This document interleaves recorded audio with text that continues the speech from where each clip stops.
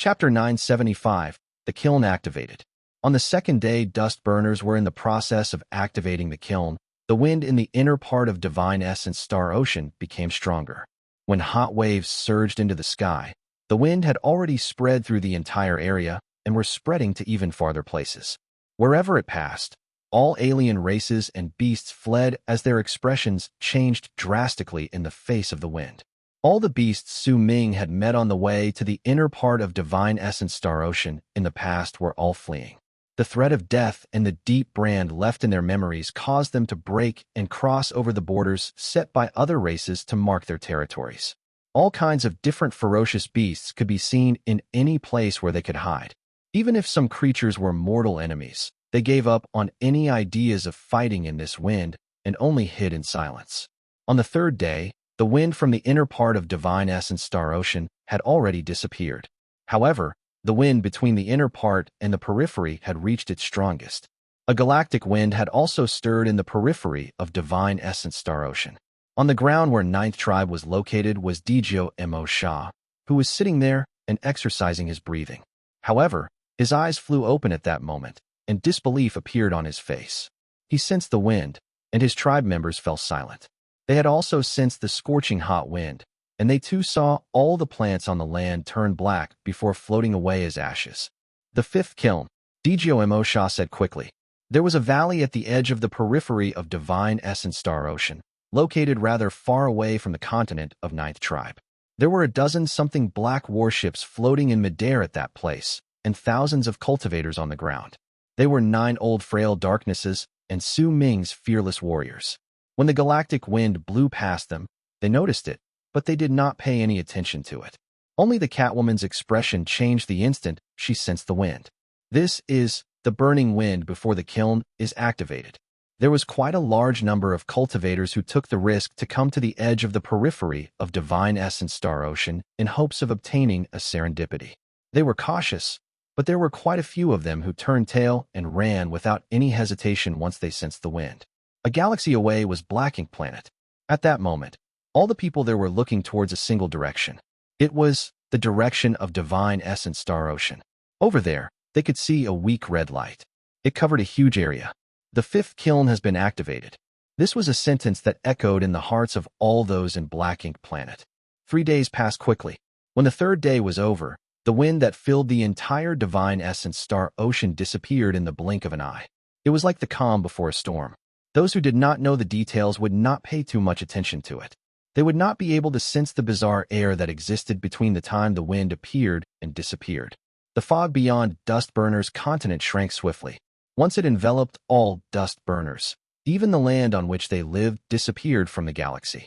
By then, most of the living beings in Divine Essence Star Ocean had already found a place to hide. As they shuddered, they hoped that they would be able to avoid the kiln's fire. However, there were also some ferocious beasts and madmen whose expressions were filled with greed and madness when the wind from the kiln disappeared. All of these beings were existences who believed that they were worthy of entering the fifth kiln. To them, the activation of the fifth kiln was a disaster, but there was definitely a great serendipity waiting within it. The fifth kiln was a place which caused great fear among a lot of people, but it was also a place which some people desired to enter. There were plenty of rumors regarding the fifth kiln. Even though there were few who could enter and leave it alive, it did not stop plenty of people from trying to enter. The greatest of the desires was to obtain the fifth kiln. The second greatest was to obtain a serendipity in the fifth kiln.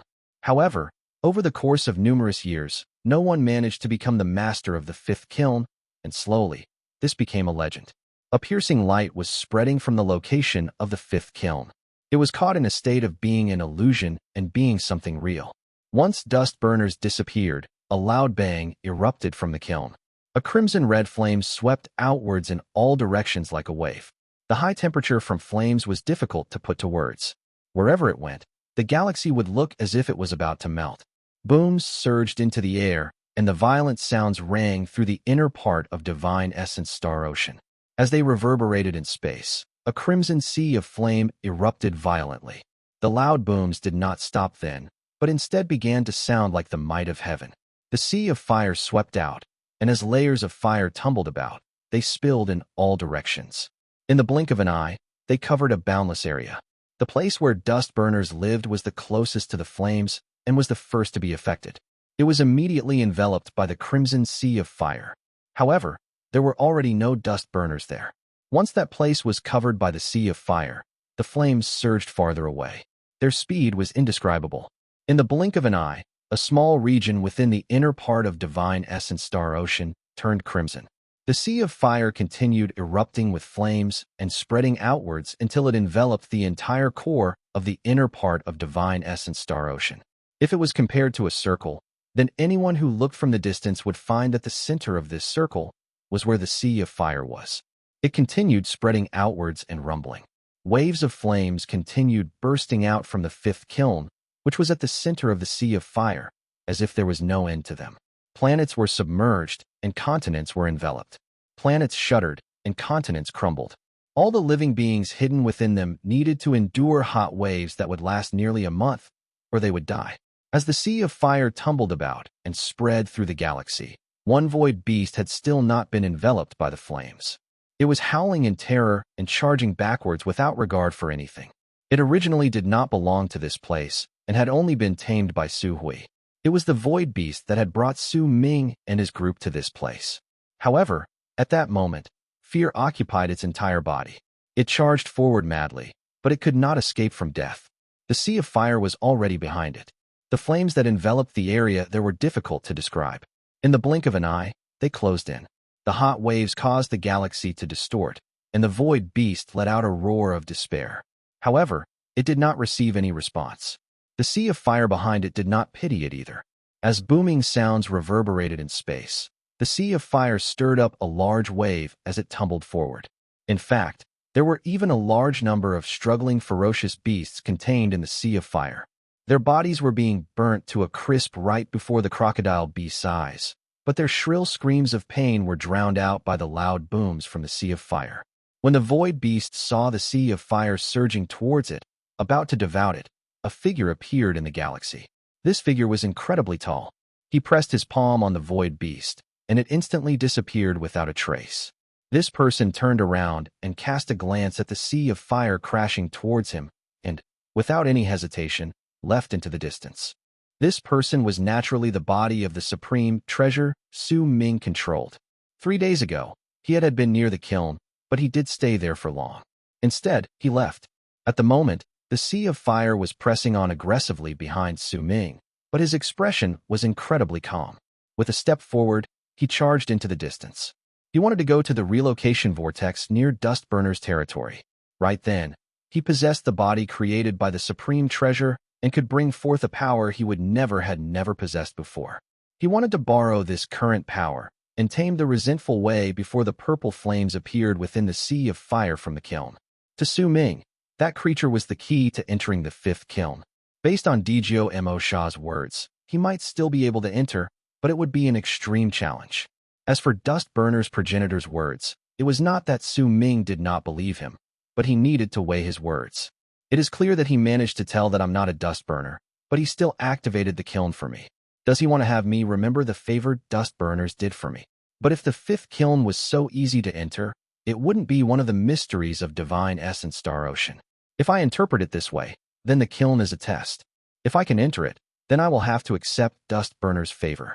If I cannot enter and die in the flames, then it has nothing to do with Dustburners. As Su Ming charged forward, a pensive look appeared in his eyes. But after a long time, resolve began to shine on his expression. Oh well, I won't ask Dustburners to pay the price for chasing after my master's life in the past. Su Ming shook his head and no longer thought about this. Instead, as the sea of fire behind him became increasingly more violent while surging forward, he shifted to the area beyond Dustburner's territory, to the place of the relocation vortex. He landed next to it, and a brilliant light shone in his eyes. He hesitated for a moment, which was a rare thing on him. However, in an instant, the uncertainty disappeared. If I want to enter the fifth kiln, I need a fire beast like that one. Su Ming took a huge stride forward and stepped into the relocation vortex. In the span of a breath, his figure disappeared without a trace. 5 breaths later, booming sounds echoed in space. The heinous sea of fire instantly covered the vortex, then went past it with a loud bang. On the first day the flames erupted from the kiln, All the regions within the inner part of Divine Essence Star Ocean turned into a sea. However, this sea was not formed by planets or water, but thick waves of fierce fire. The palm that was formed by Heaven Traverser's progenitor protected his people in the sea of fire. Virtue Rooter's tribe was covered by layers of snake fins. They covered all of the tribe's territories and stopped the sea of fire from spreading outwards. When the second day arrived, the region between the inner part and the periphery of Divine Essence Star Ocean turned into a world of flames. The galaxy burned. The distortions formed under the high temperature turned into reality, as if it could distort all dimensions. A disaster that had not been seen for years descended upon Divine Essence Star Ocean once more. Flames continued spreading. While most living beings hid, several long arcs headed towards the inner part of Divine Essence Star Ocean at full speed. With the sea of fire right before them, they charged forward. Their goal was the fifth kiln. Chapter 976, Reverend Zilong. The sea of fire continued raging. The crimson flames continued spreading outwards from the core of the inner part of Divine Essence Star Ocean. Soon, it filled up the entire area between the inner part and the periphery of Divine Essence Star Ocean. High temperature covered the entire galaxy. Wherever the sea of fire passed, loud booming sounds would surge up. This would last for nearly a month. During that time, the sea of fire would stretch to the periphery of Divine Essence Star Ocean. It would envelop the entire place, so the cultivators of Black Ink Planet will be able to clearly see the galaxy burning. At that moment, Ming was not within the galaxy that belonged to Divine Essence Star Ocean. Through the relocation vortex, he had already stepped into one of the mysteries in Divine Essence Star Ocean, the world in the vortex. No one knew where it led. It was dark down there, as if there was no end to it. If anyone dared to open their eyes to look, they would be unable to help but feel as if they were immersed in eternal darkness. Even Ming still had that feeling rise in him after looking at the darkness in the lower part of the world in the vortex. He did not know how many years and secrets were buried down there. He did not know how many spirits and bodies of those who tried to lift the veil of this darkness had fallen. The endless darkness underneath formed a stark contrast with the many colorful, jellyfish-like creatures above. Ming remained silent. Within the semi-transparent tunnel of the two connected vortices, he could not keep his body from floating forward. He knew that the sea of fire was raging in the world outside, for the fifth kiln had already been activated. Whether or not he would be able to get the fifth stone, and whether or not he would be able to get into the fifth true world would depend entirely on whether he would be able to step into the fifth kiln. Even if based on the words of Dustburner's progenitor, there was a high possibility that Ming was the new master of the fifth kiln, the prerequisite was that Ming was the son of Xian Yi and his wife. This was something Ming did not want to think about.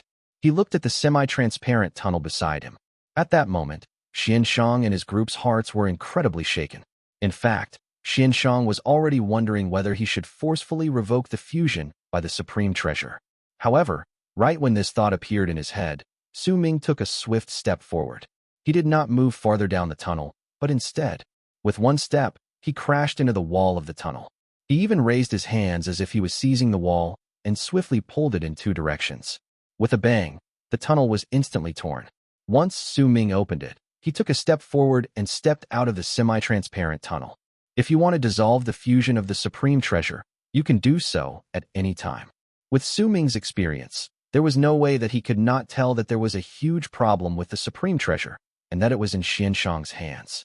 He might not be able to become a main soul to control the body formed by the Supreme Treasure, but he could make it disassemble, forcing all the people to walk out. Xianshang had originally thought to do this, but he had hesitated because he was worried he would provoke Ming to anger. However, if they did run into a life-threatening danger, he would naturally attack with everything he had, but Ming had acted too quickly. Once he walked out of the semi-transparent tunnel, the tunnel fused together once more. Ming had brought the group out of the tunnel's pull and protection, and from then on they were completely situated inside the world of the vortex. If Xianshang dissolved the transformation at that moment, what would await him would be only even greater danger. In anguish, Xianshang sighed in his heart and did not speak. He knew that Ming was not a fool and would not look for death without reason. If he did not have reason for confidence, he would not have done this sort of thing. Since the start, Hui remained silent. She would support all of Ming's actions.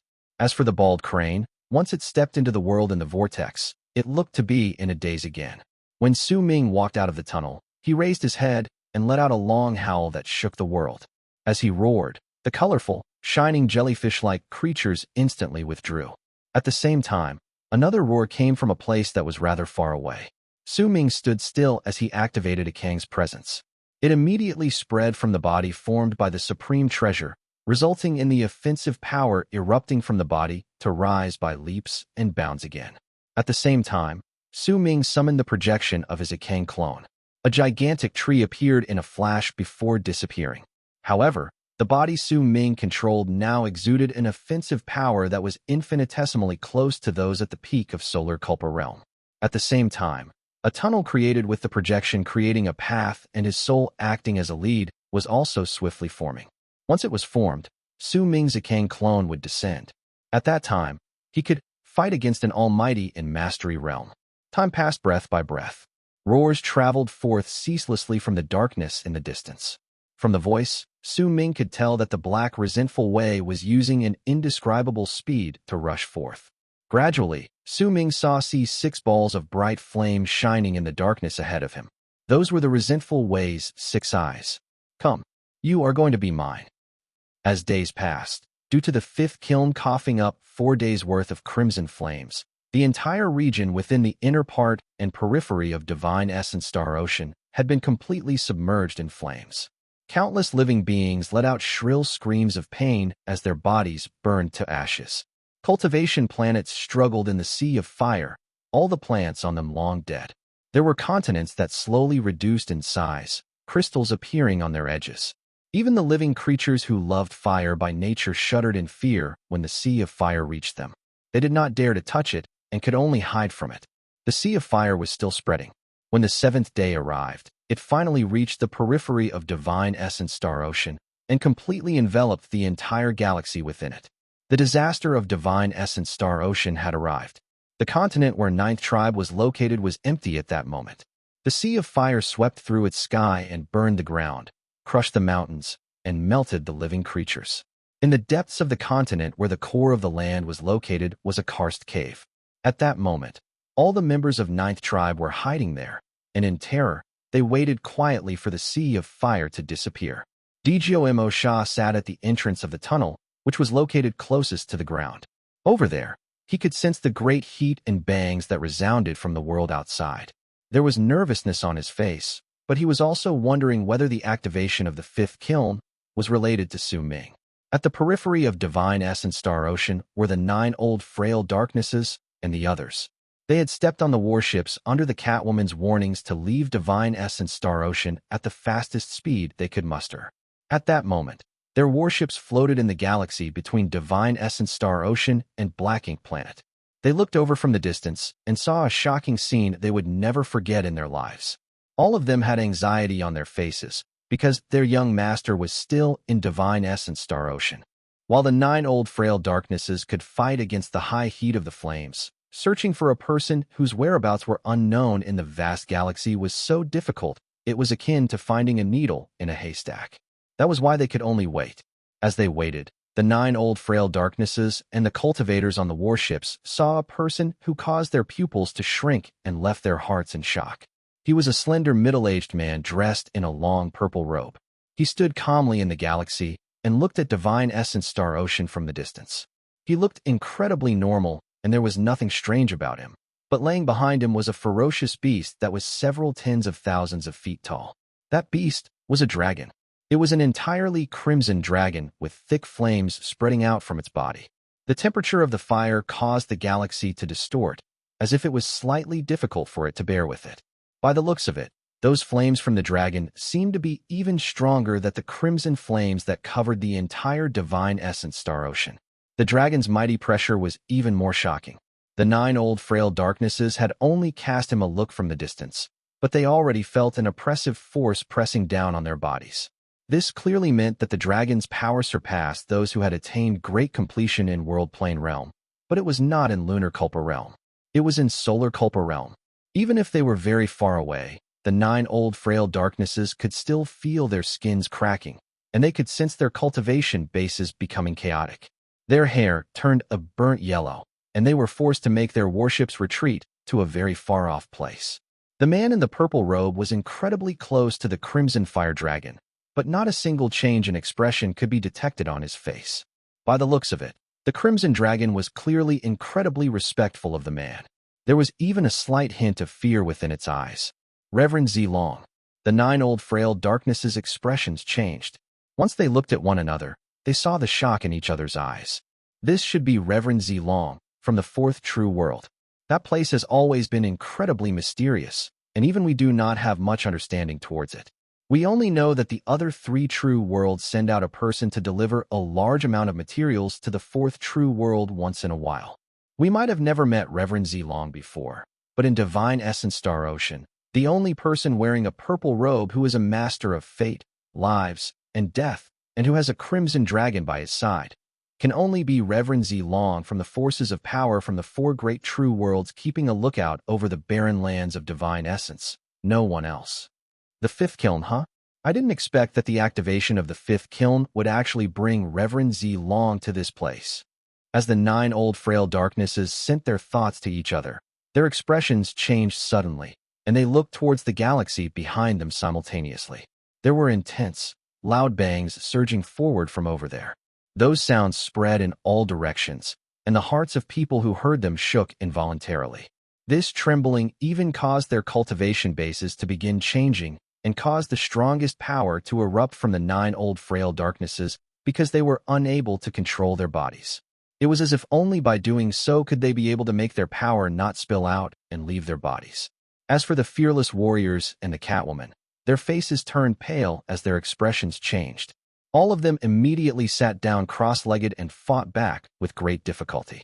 The booming sounds came even closer, and everyone saw the shape of a huge centipede in the galaxy. It had turned into a long arc while heading over at an incredible speed. That centipede was purplish-black and looked incredibly hideous. There was not a single person on it. This was a ferocious beast moving by itself. It moved incredibly fast and closed in on the place within an instant. Waves of mighty pressure spread out into the area. It caused the crimson dragon beside the purple-robed man to continuously let out low growls. It's been a long while. Zilong looks like this time. You and I are the only ones who did not enter isolation to train. A hoarse voice that sounded like metal chafing against metal echoed in space. Chapter 977, Resentful Wei. As the voice echoed in space, the 9 old frail darknesses immediately saw the 100,000 feet long centipede shrink. Within an instant, a purplish-black light spread out. The centipede then turned into a teenage boy dressed in a white robe. The teenager might have been dressed in a white robe, but the marks of a centipede clearly covered his face, causing him to look incredibly ferocious. Anyone who saw him would be incredibly shocked. Judging by how he acted, he seemed to know Reverend Zilong. Can you even be considered a person? The man in purple robes turned his head around and cast the teenager a flat glance. Reverend Zilong was incredibly handsome, and there was an indescribable temperament contained in his expression. Haha, it doesn't matter whether I am a person, but this time, it's just you and me. I wonder how many among those in the galaxy have awakened. Whether or not we will work together will depend on just one sentence from you.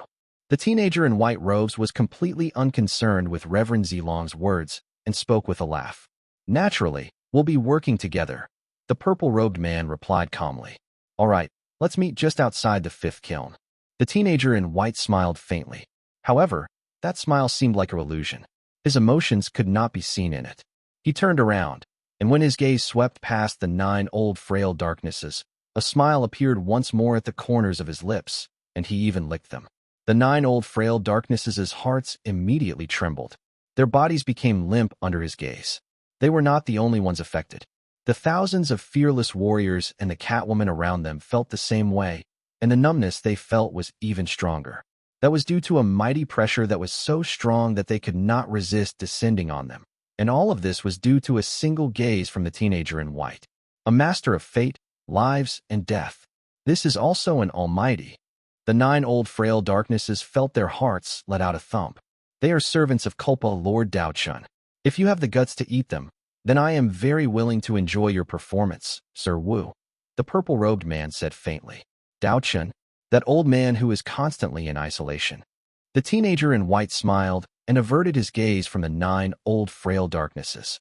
Instead, he lifted his right hand, and with a hook, the pale Catwoman was immediately surrounded by a force and shifted in front of the white-robed teenager, in a manner completely out of her control. "You look pretty good. I lack a servant girl on my trip here. I'll take you," the teenager said with a smile after sniffing the Catwoman. He had still listened to Reverend Zilong's words, though Dao Chun might have been in isolation for many years, but he was a Culpa Lord, and he was someone that a person in Mastery Realm like him could not provoke. That was why he treated these people as if they did not exist in his eyes, but Catwoman's presence was somewhat beneficial to him. He turned this matter over in his head and believed that with his status, even if he kidnapped the woman, Dao Chin would not egress and come to him to bring trouble. The Catwoman shuddered. Terror appeared in her eyes and on her face, and she instinctively spoke with a quiver in her voice. My master is. I don't care who your master is." The teenager swung his arm, and impatience appeared on his face. At that moment, a row of sharp teeth was revealed in his mouth. The color of those teeth was black. Then, the teenager rushed into Divine Essence Star Ocean within an instant. In the blink of an eye, he disappeared without a trace. The purple-robed man did not bother with all this. He had said those words earlier because of the patronage true Morning Dao world provided to the fourth true world over the years. As for the other matters, he would not interfere in them. Zilong did not find anything strange about the white-robed teenager's actions. There was a savageness to this person's origins and status, so he would naturally not control himself like other cultivators. When Zilong saw that the white-robed teenager had stepped into the galaxy, he fell into a period of contemplative silence before he, too, took a step into the galaxy. With just 3 steps, he had already shifted and covered an endless distance, disappearing from the limits of the 9 old frail darknesses' vision. Once the entire Divine Essence Star Ocean was enveloped by crimson flames, and Reverend Zilong, as well as the white-robed teenager appeared beyond the galaxy, strange changes occurred in 3 spots within the galaxy. The first change came from Flame Fiends' planet.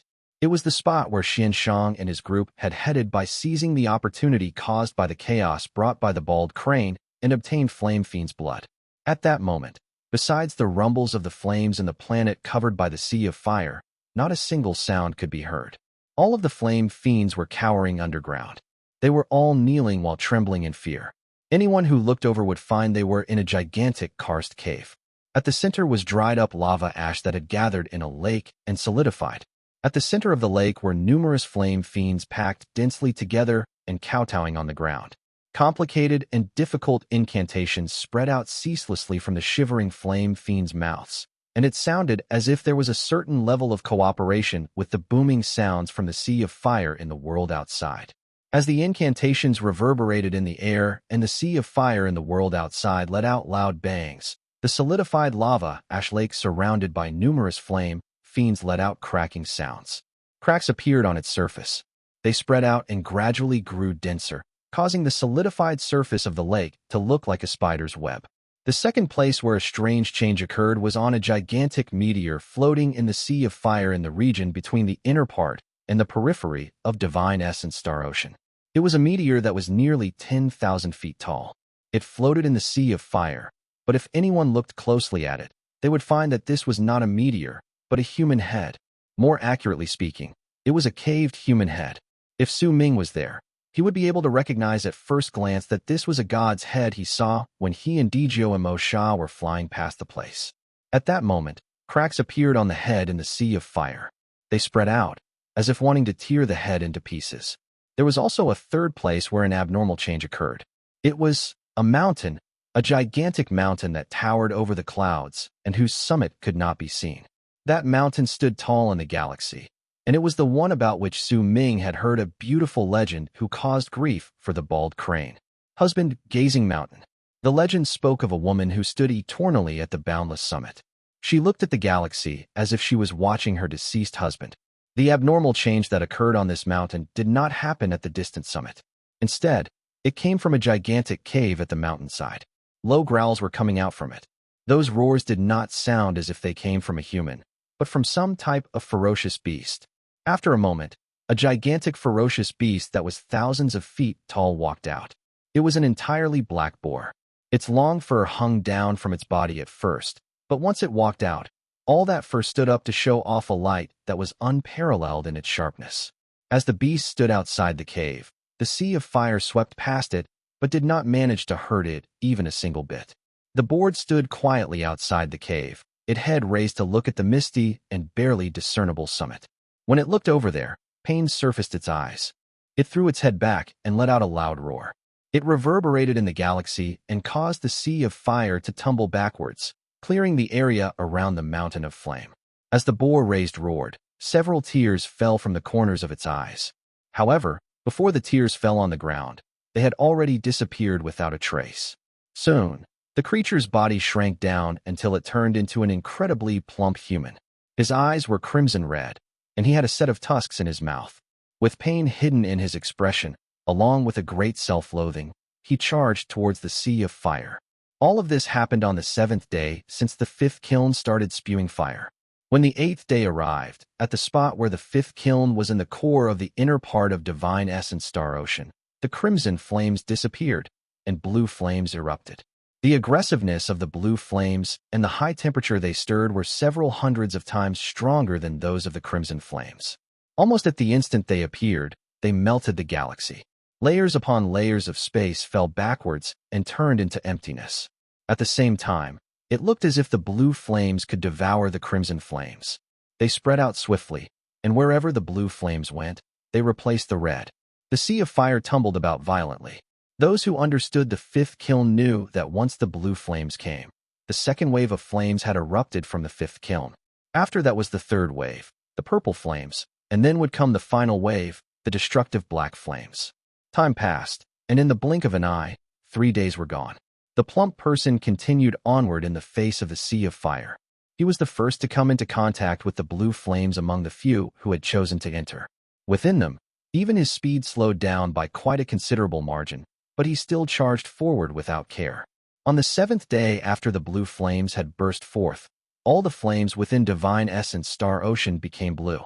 The high temperature spreading out from the blue sea of flame killed many living creatures, and it also caused the 9 old frail darknesses to retreat once again while watching the distance with shock. Black Ink Planet was now swathed in dead silence.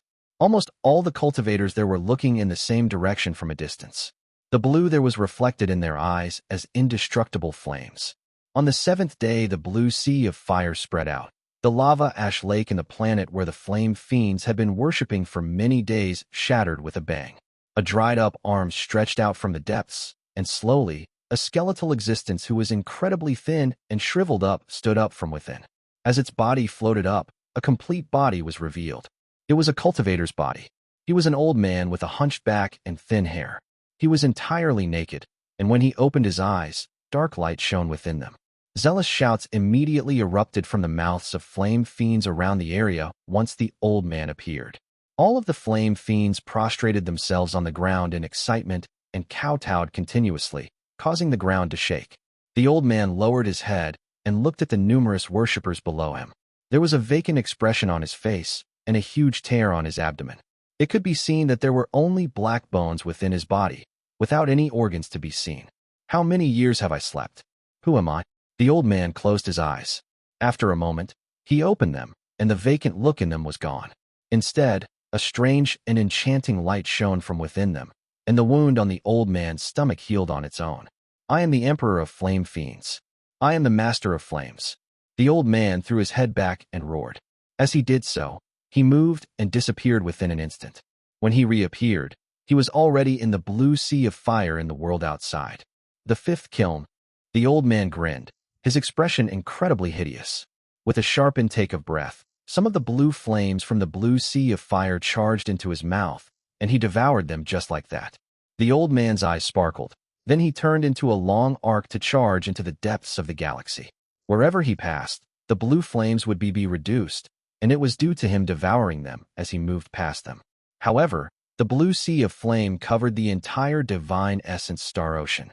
Compared to it, the portion the old man devoured was insignificant. However, the terrifying aspects of the old man could be seen based on this. On that same 7th day, since the blue sea of flames had spread out, more cracks appeared on the head of the statue in blue flames. Eventually, it shattered with a bang. As the numerous shattered stones fell backwards, a huge man carrying a gourd behind his back walked out. He was dressed in hides, and his expression was filled with a stern, awe-inspiring air, especially his brows. They were yellow, giving his entire person a strange air. The ancestral spirit's brain doesn't taste bad at all, but the tasted was somewhat weird once I roasted it well. The temperature of the fire might have been wrong. That's right, I'll go get more fire clay next time. As the man mumbled to himself, he licked his fingers, and as if he felt that the taste was not bad, he decided that he might as well put his whole thumb in his mouth. Looking like he was sucking on it, he cast a glance at the blue flames around him, and then, completely unbothered by them, walked towards the depths of the galaxy. He did not move quickly, but with each step he took, he would make the blue flames seethe. He stepped into the sea of fire while still sucking on his thumb and gradually left into the distance. While all of this was happening, in the inner part of Divine Essence Star Ocean was a place that originally had a relocation vortex but was now submerged in a sea of fire. A roar rang out there, and the blue flames stilled under it. The still blue flames formed a stark contrast with the tumbling sea of fire around them. As the roar echoed, more flames became still, and the area grew quiet. In the blink of an eye, all the flames in a circular area of 100,000 feet in the galaxy became still. As they did so, a black horse with 2 dragon heads rushed out of the relocation vortex, covered by flames, while their roars shook the galaxy. That horse was several thousands of feet tall. Once it appeared, the color of the still sea of fire that stretched of 100,000 feet turned entirely black, and the flames surged at the horse to surround it. If anyone saw this from above, this would definitely have a strong premonition regarding this. The 100,000 feet wide area of sea of fire seemed to be rejoicing and worshipping the horse as if it had met its king. The black horse lifted its head and once again let out a shocking roar. There was an incredibly great pride in its roar, along with an indescribable grudge against all the living. Its back was not empty, though. There was a person sitting on it. Naturally, this was the body of the supreme treasure Ming controlled. There was fatigue on his face, but his eyes were shining brightly, with great confidence and vigor. Resentful Wei, from now on, I will kill all living beings who want to kill you. This is the promise I made with you, and it is a promise to the entire universe. The black horse fell silent. Then a moment later, resolve appeared in its eyes, and it roared again, as if it was responding to Ming's oath, but also like it was swearing its own oath. Chapter 978. All the old monsters have come. Amid Resentful Wei's roars, the 100,000 feet wide sea of fire surrounding the black horse turned into a gigantic vortex that seemed to stir up an unprecedented circle in Divine Essence Star Ocean. Ming closed his tired eyes. The scenes of the trip to the world in the vortex rose in his head. After some time, when he opened his eyes, a brilliant glint shone in them. We will head to the 5th kiln. Ming had the body he controlled raise its right hand and caress Resentful Wei's fur as he sent his thought to it. The black horse's 2 dragon heads rose swiftly, and as a roar reverberated in space, Resentful Wei charged forward with a dash. It was so quick that within an instant, it already closed a distance of 100,000 feet.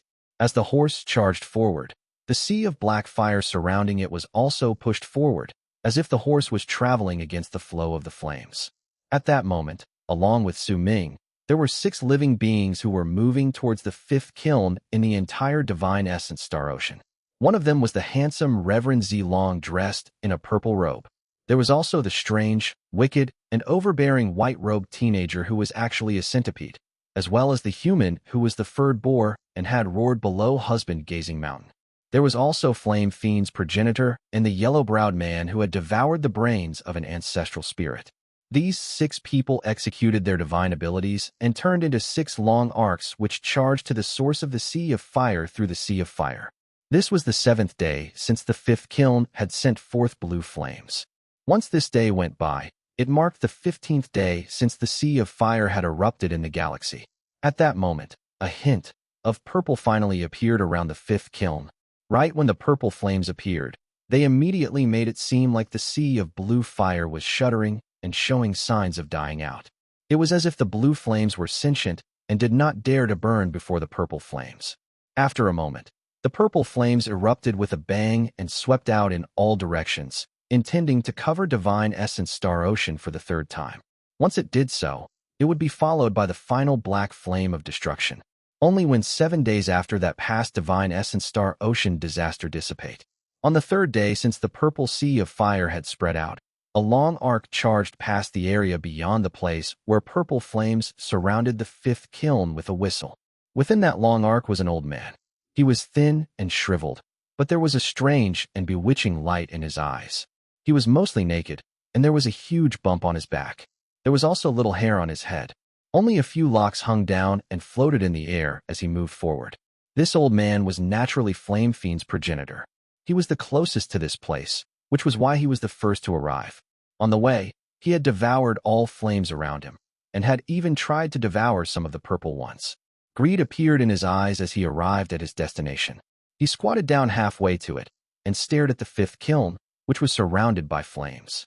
The spot in which he stayed might have seemed as if it was incredibly close to the fifth kiln, but in truth, there was still some distance between them. It's not time yet. The purple flames in this place are still rife. I'll have to wait for it to dissipate slightly. Only during the instant the black flames of destruction are about to erupt will I have the chance to rush in. A contemplative look appeared in the thin old man's face. After a moment, he let out a few cold chuckles before deciding that he might as well crouch down in the sea of fire and wait for the instant the purple flames dissipated and the black flames were about to erupt forth. The old man's body was thin and shriveled, but his head was not small. His body looked incredibly discordant, and most of his skin was filled with wrinkles. If anyone saw him, they would be unable to help the disgust that would rise within them. The old man crouched there, and perhaps since he had been waiting for quite a long time, he started humming a song that was unique to his people, the Flame Fiends. Ding dong ding, dong ding dong, jiru waha wah. His voice reverberated in the sea of flame, possessing an incredibly bizarre rhythm. As he crouched with his head lowered, he moved his fingers around and swung them continuously. His originally bizarre figure coupled with that strange song caused him to exude a presence that could make a person's skin crawl. He hummed the song filled with a gloomy air, and on the fourth day since the purple sea of fire had spread out, another long arc suddenly charged over from the area beyond the fifth kiln. That long arc was so quick that it was practically shooting through space. After a moment, it closed in and turned into an incredibly plump person. When he approached the area, the sea of fire let out an intense bang. A mighty pressure that could make a person suffocate swiftly spread out of the plump person's body. Even though he was out in the galaxy, he was still panting for breath. As he did so, it sounded like a boar was snorting. He strode forward with large strides. Once he stopped beyond the fifth kiln, he stared at it. A crimson glare shone in his eyes, and as he panted, he revealed a set of tusks. Zhu You Cai, waha waha. Zhu You Cai. A piercing voice reverberated in space. Flame Fiend's progenitor swayed and lifted his head to look at the plump person. Others gaze at their husbands, and you too bring good fortune to your husband. Ding dong ding. Others whine, and you too suffer from the brunt of other people's grudges. One. When Flame Fiend's progenitor spoke in a piercing voice, there was still that bizarre rhythm to his speech as if he was not speaking, but singing. The plump person looked towards the Flame Fiend's progenitor with a cold stare. You just woke up and haven't eaten to your fill, right? He asked coldly. This question was incredibly abrupt, stunning the thin old man to be momentarily. At the moment he saw that the old man was stunned, the plump person known as Zhu You Cai rushed forward towards him. Wherever he went, the sea of fire would surge up and surround him. In an instant, he looked as if he had turned into a gigantic ball of flames. He crashed into the thin and shriveled old man. With it, the galaxy trembled, and the sea of fire tumbled backwards in all directions, as if a huge wave had been stirred up. The thin and shriveled old man tumbled backwards as well. When he was forced 10,000 feet back, he raised his head, opened his mouth, and revealed a mouthful of blackish yellow teeth.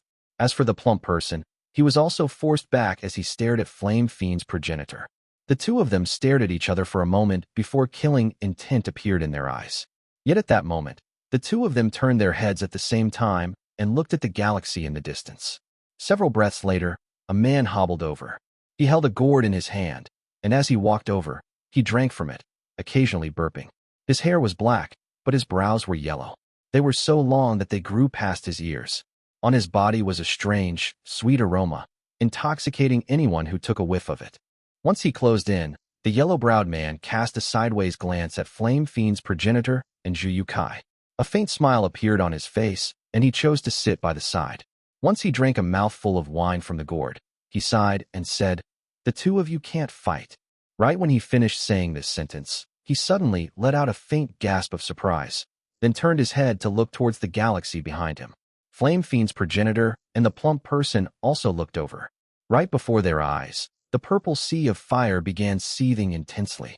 As it tumbled about, a gigantic vortex spread out with a bang. From it, black flames that were starkly different from the purple flames tumbled out. At the instant the trio in the area saw the black flames, their eyes gained a focused glint. The three of them knew each other, and they did not find it odd that they met in this place. Yet now, the black flames spreading out from the vortex in the galaxy gave them an incredibly unfamiliar feeling. After a moment, the black flames from the vortex in the galaxy came charging towards them with a bang.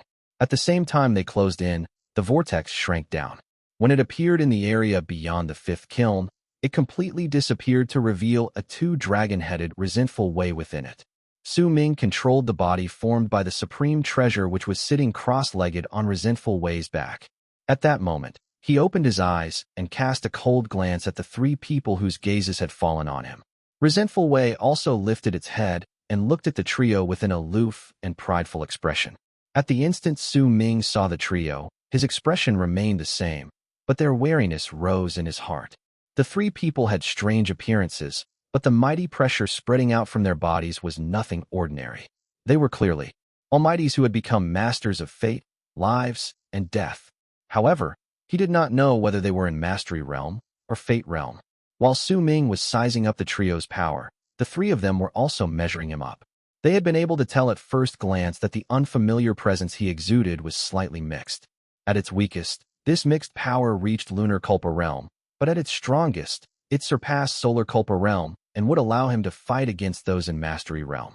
Besides, the black horse under Ming's body also caused the three people to focus their gazes. The mighty pressure spreading out from the horse belonged to those in Mastery Realm. Clearly, this creature was incredibly extraordinary. Furthermore, the three of them saw that once the horse appeared, the purple sea of fire around them started changing in color. It looked as if it would no longer remain purple, but would change to black. This phenomenon caused the trio's hearts to still, and all of them gave up on the thought of testing this newcomer. After all, there was not a single weakling who would be able to come here while facing the purple flames. Ming averted his gaze and did not say a single word. He continued to sit cross-legged on the Resentful Wei, just closed his eyes, and began circulating his cultivation base to rest. The three might be almighties, but there was nothing about them that Ming should fear. It did not matter whether it was the power of the Resentful Wei or the offensive power provided to him by the body formed from the supreme treasure. Ming had enough confidence to stand up against them. Besides, he still had 2 times he could tell the sand spirit to attack. All of these were key to Ming's confidence in obtaining the 5th stone, which had led to him to this place. *****. Translator's note. 1. Others gaze at their husbands, and you too. Bring good fortune to your partner. Ding dong ding. Others whine, and you too suffer from the brunt of other people's grudges. Let's look at pair 1 - gaze at their husbands plus bring good fortune to your partner equals the first is Wang Fu 1, and the second is also Wang Fu 1. If you notice it, the pronunciation is the same, but the characters are different. Pair 2 - whine plus suffer from the brunt of other people's grudges equals an AI 14 yuan and an AI 14 yuan. The same thing. If you noticed it, then you will find that in the first half of both pairs, the subject is the doer, and in the second half, the subject mentioned is the receiver. So the old man is basically mocking Zhu You Cai that he gets the brunt of things. Chapter 979, Enter the Kiln. Ming's arrival might have attracted the trio's attention, but this didn't last for long. For these 3 old monsters with mysterious pasts, the level of threat Ming brought to them was not great. However, those who can survive to their age are naturally all far-sighted and scheming foxes. The faces might not reveal anything, but they all had different thoughts in their hearts. Yet those who could come to this place with the purple flames charging towards them would never be seeking death. If someone came, they had to have some hidden methods, and because of that, the trio would not provoke Ming too much. After all, the group had not entered the 5th kiln, and the instant when the purple flames disappeared and the black flames erupted would only last for the blink of an eye. It was still uncertain whether they could enter the fifth kiln, so there was no need to attack at full strength and instead give others the chance to enter.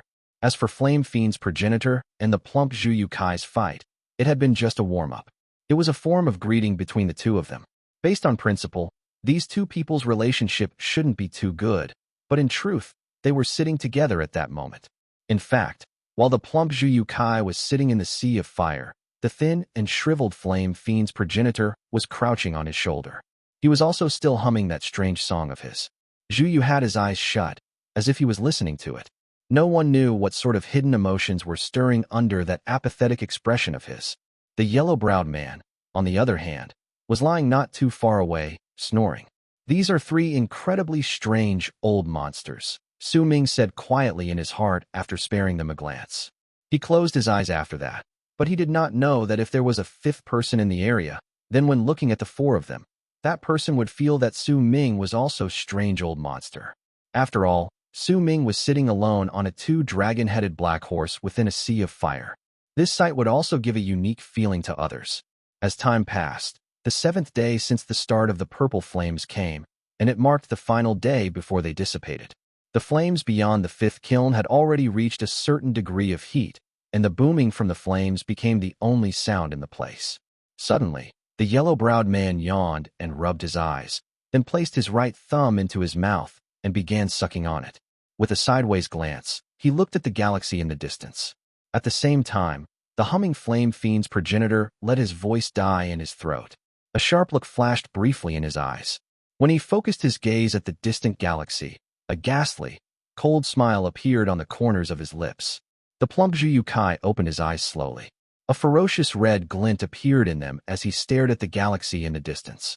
After a moment, a piercing whistle spread through the area and drowned out the booming sounds of the sea of fire. When Ming opened his eyes to look over, he saw a centipede that was several tens of thousands of feet long moving towards them. The centipede's 1,000 feet moved together, making its speed surpass even that of lighting. At a glance, the creature was still in the distance, but in the blink of an eye, it closed in on the group. The centipede with 1,000 feet stopped abruptly. Its body shrank and turned into a teenager dressed in white. There was a woman beside him, and needless to say, it was the Catwoman. At that moment, her face was pale and her eyes were without focus. There were 2 black holes on her throat, as if she had been bitten by poisonous fangs. "Oh ho, it sure is lively here." The white-robed teenager smiled faintly. His face was beaming. He swept his gaze past the 3 old monsters, then shifted to Ming. It stopped on him for a moment. Ming also looked at the white-robed teenager, remaining as calm as ever. Not a single hint of emotion could be seen on his face, but the white-robed teenager naturally did not know that when Ming saw the Catwoman, a wave of killing intent had already risen in his heart. This killing intent was not targeted towards the Catwoman, but the white-robed teenager.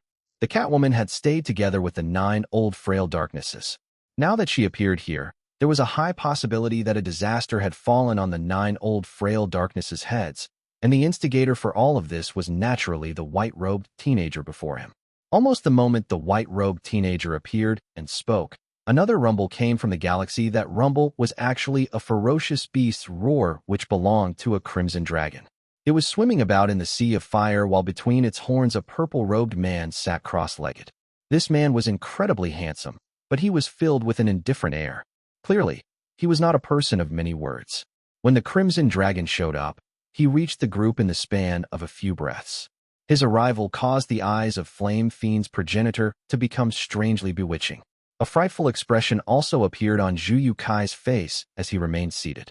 Only the yellow-browed man continued sucking on his thumb after he cast a sideways glance at them. Outsiders could not tell that he had already become incredibly wary in his heart. He sensed an incredibly great danger from the purple-robed man, and it was the greatest in this area. As for the second, it did not come from Zhu You Cai or Flame Fiend's progenitor, and neither did it come from the white-robed teenager that was the centipede with 1,000 feet. Instead, it came from Ming. While the yellow-browed man felt wary, the crimson dragon the purple-robed man sat upon suddenly raised its head, and an incredibly nervous expression appeared on its face. With an incredibly great hostility, it looked at the resentful Wei Ming sat upon. The resentful Wei raised its head coldly and looked towards the crimson dragon. Its expression was one of pride, and a hint of derision also appeared on its face. As if it had been provoked by this derision, the crimson dragon immediately opened its mouth and let out a swift roar. But right when this roar reverberated in the sea of fire, the four eyes from Resentful Wei's two dragon heads shone with a cold glare at the same time, and they let out low growls. The purple-robed man was naturally Reverend Zilong. His gaze fell on the Resentful Wei, and then he looked at Su Ming. Without any expression on his face, he patted the crimson dragon's horn. The dragon immediately lowered its head, moved, and brought Reverend Zilong to the side. Once it did so, Zilong closed his eyes and appeared to completely ignore the people around him. The white-robed teenager that was the centipede with 1,000 feet smiled at that moment, then walked towards Zilong. He sat down not too far away, and the Catwoman behind him followed after him with a glazed look. Su Ming swept his gaze across the area, already able to tell quite a number of things. There were 2 or 3 camps. One of them was the purple-robed man and the white-robed teenager. These two were the last to arrive, making it clear that they had been quite a long distance away. With the addition of the Catwoman, Su Ming could tell that these two should have come from an area beyond Divine Essence Star Ocean. The purple-robed man is Reverend Zilong. He is an almighty master of fate, lives, and death from the forces of power. The second camp was Flame Fiend's progenitor and Zhu You Cai, who had fought against each other just a few days ago. As for the yellow-browed man, he seemed normal, but from his location alone, Su Ming could tell that he did not want to be too close to either side. Yet it could be vaguely seen that both sides did not want to get too close to him either. This relationship was incredibly subtle. Anyone without sufficient experience would find it difficult to notice the details and discover these clues. When Su Ming understood all this, a barely noticeable smile appeared on the corners of his lips. The power between the 3 camps was clearly not balanced, and the strongest camp should be Reverend Zilong and the white-robed teenager. The second strongest should be the camp formed by Flame Fiend's progenitor and Zhu You Cai, whose power should be on equal grounds with that of the yellow-browed man. Because of that, the yellow-browed man naturally became an important point. If he helped Flame Fiend's side, then they would be able to overcome Zilong and the white-robed teenager. And even if he continued working alone, he would still be able to obtain some benefits. After all, both sides would not want to pressure the other too much. Su Ming could also obtain some benefits in this complicated relationship. After all, his existence became another important point in other people's eyes. However, the degree of this importance would depend on Su Ming's offensive ability shown later on. When the 7th day was about to end, no one else came. Su Ming knew that there was a high possibility that along with him, these were the only people who would enter the 5th kiln. As the purple sea of fire vanished, besides the yellow-browed man and Reverend Zilong, whose expressions remained the same, all the other people spotted changes. Flame Fiend's progenitor stared in the direction of the 5th kiln, while Zhu You Cai's expression turned grim. The white-robed teenager became fierce. They were all waiting for the instant the purple flames vanished and the black flames erupted. Besides the booming sounds of the flames, the place was quiet. In this comparative silence, Su Ming stared intently at the 5th kiln 100,000 feet away. Even though everything that he saw at that moment were purple flames, they started showing signs of diminishing with the passage of minutes. After the time it takes for an incense stick to burn, Su Ming saw the purple flames beyond the 5th kiln disappear. At the instant this happened, he saw an incomparably large kiln. This kiln was green, and Su Ming did not know what sort of metal had been used to make it. It exuded a mighty pressure that caused people's hearts to shudder. Almost at the instant the purple flames disappeared, the yellow-browed man took a step forward. He was so quick that he charged towards the 5th kiln in an instant. When he moved forward, his brows danced in space. They transformed into 2 yellow dragons and surrounded his body, causing his presence to reach a shocking, monstrous degree. The second to move was Zilong. He patted the crimson dragon with his right hand, and the dragon disappeared. As it moved forward, a strange roar came from its body. It turned into a long arc, changing into a purple dragon. With a presence that caused the galaxy around it to shudder, it rushed forward with a bang. They were followed by the 3 people, with Su Ming being the last. The Resentful Wei beneath him let out a roar. As the sea of fire tumbled around, they turned into a powerful grudge that could not be forced out of existence. The black did not signify destruction, but resentment. Chapter 980, Gamble. Su Ming stared at the 5th kiln 100,000 feet away. At first glance, the kiln seemed like it was made of bronze, and it exuded an ancient and primitive presence. But at the same time, when he looked closely at it, he could see layers of blood. The blood-stained appearance seemed to bear witness to how this item had traveled through space to come to this place from the fifth true world. The process had to have been filled with horrors, and it was likely that Xuan Yi and his wife had forced their way out thought one encirclement after another. Numerous months had passed since then, and plenty of things had disappeared in the long river of history. However, the blood on the fifth kiln surpassed the power of time and continued telling its tale, causing all those who saw it for the first time to shudder. At that moment, once the purple flames disappeared, a short period of tranquility appeared around the fifth kiln.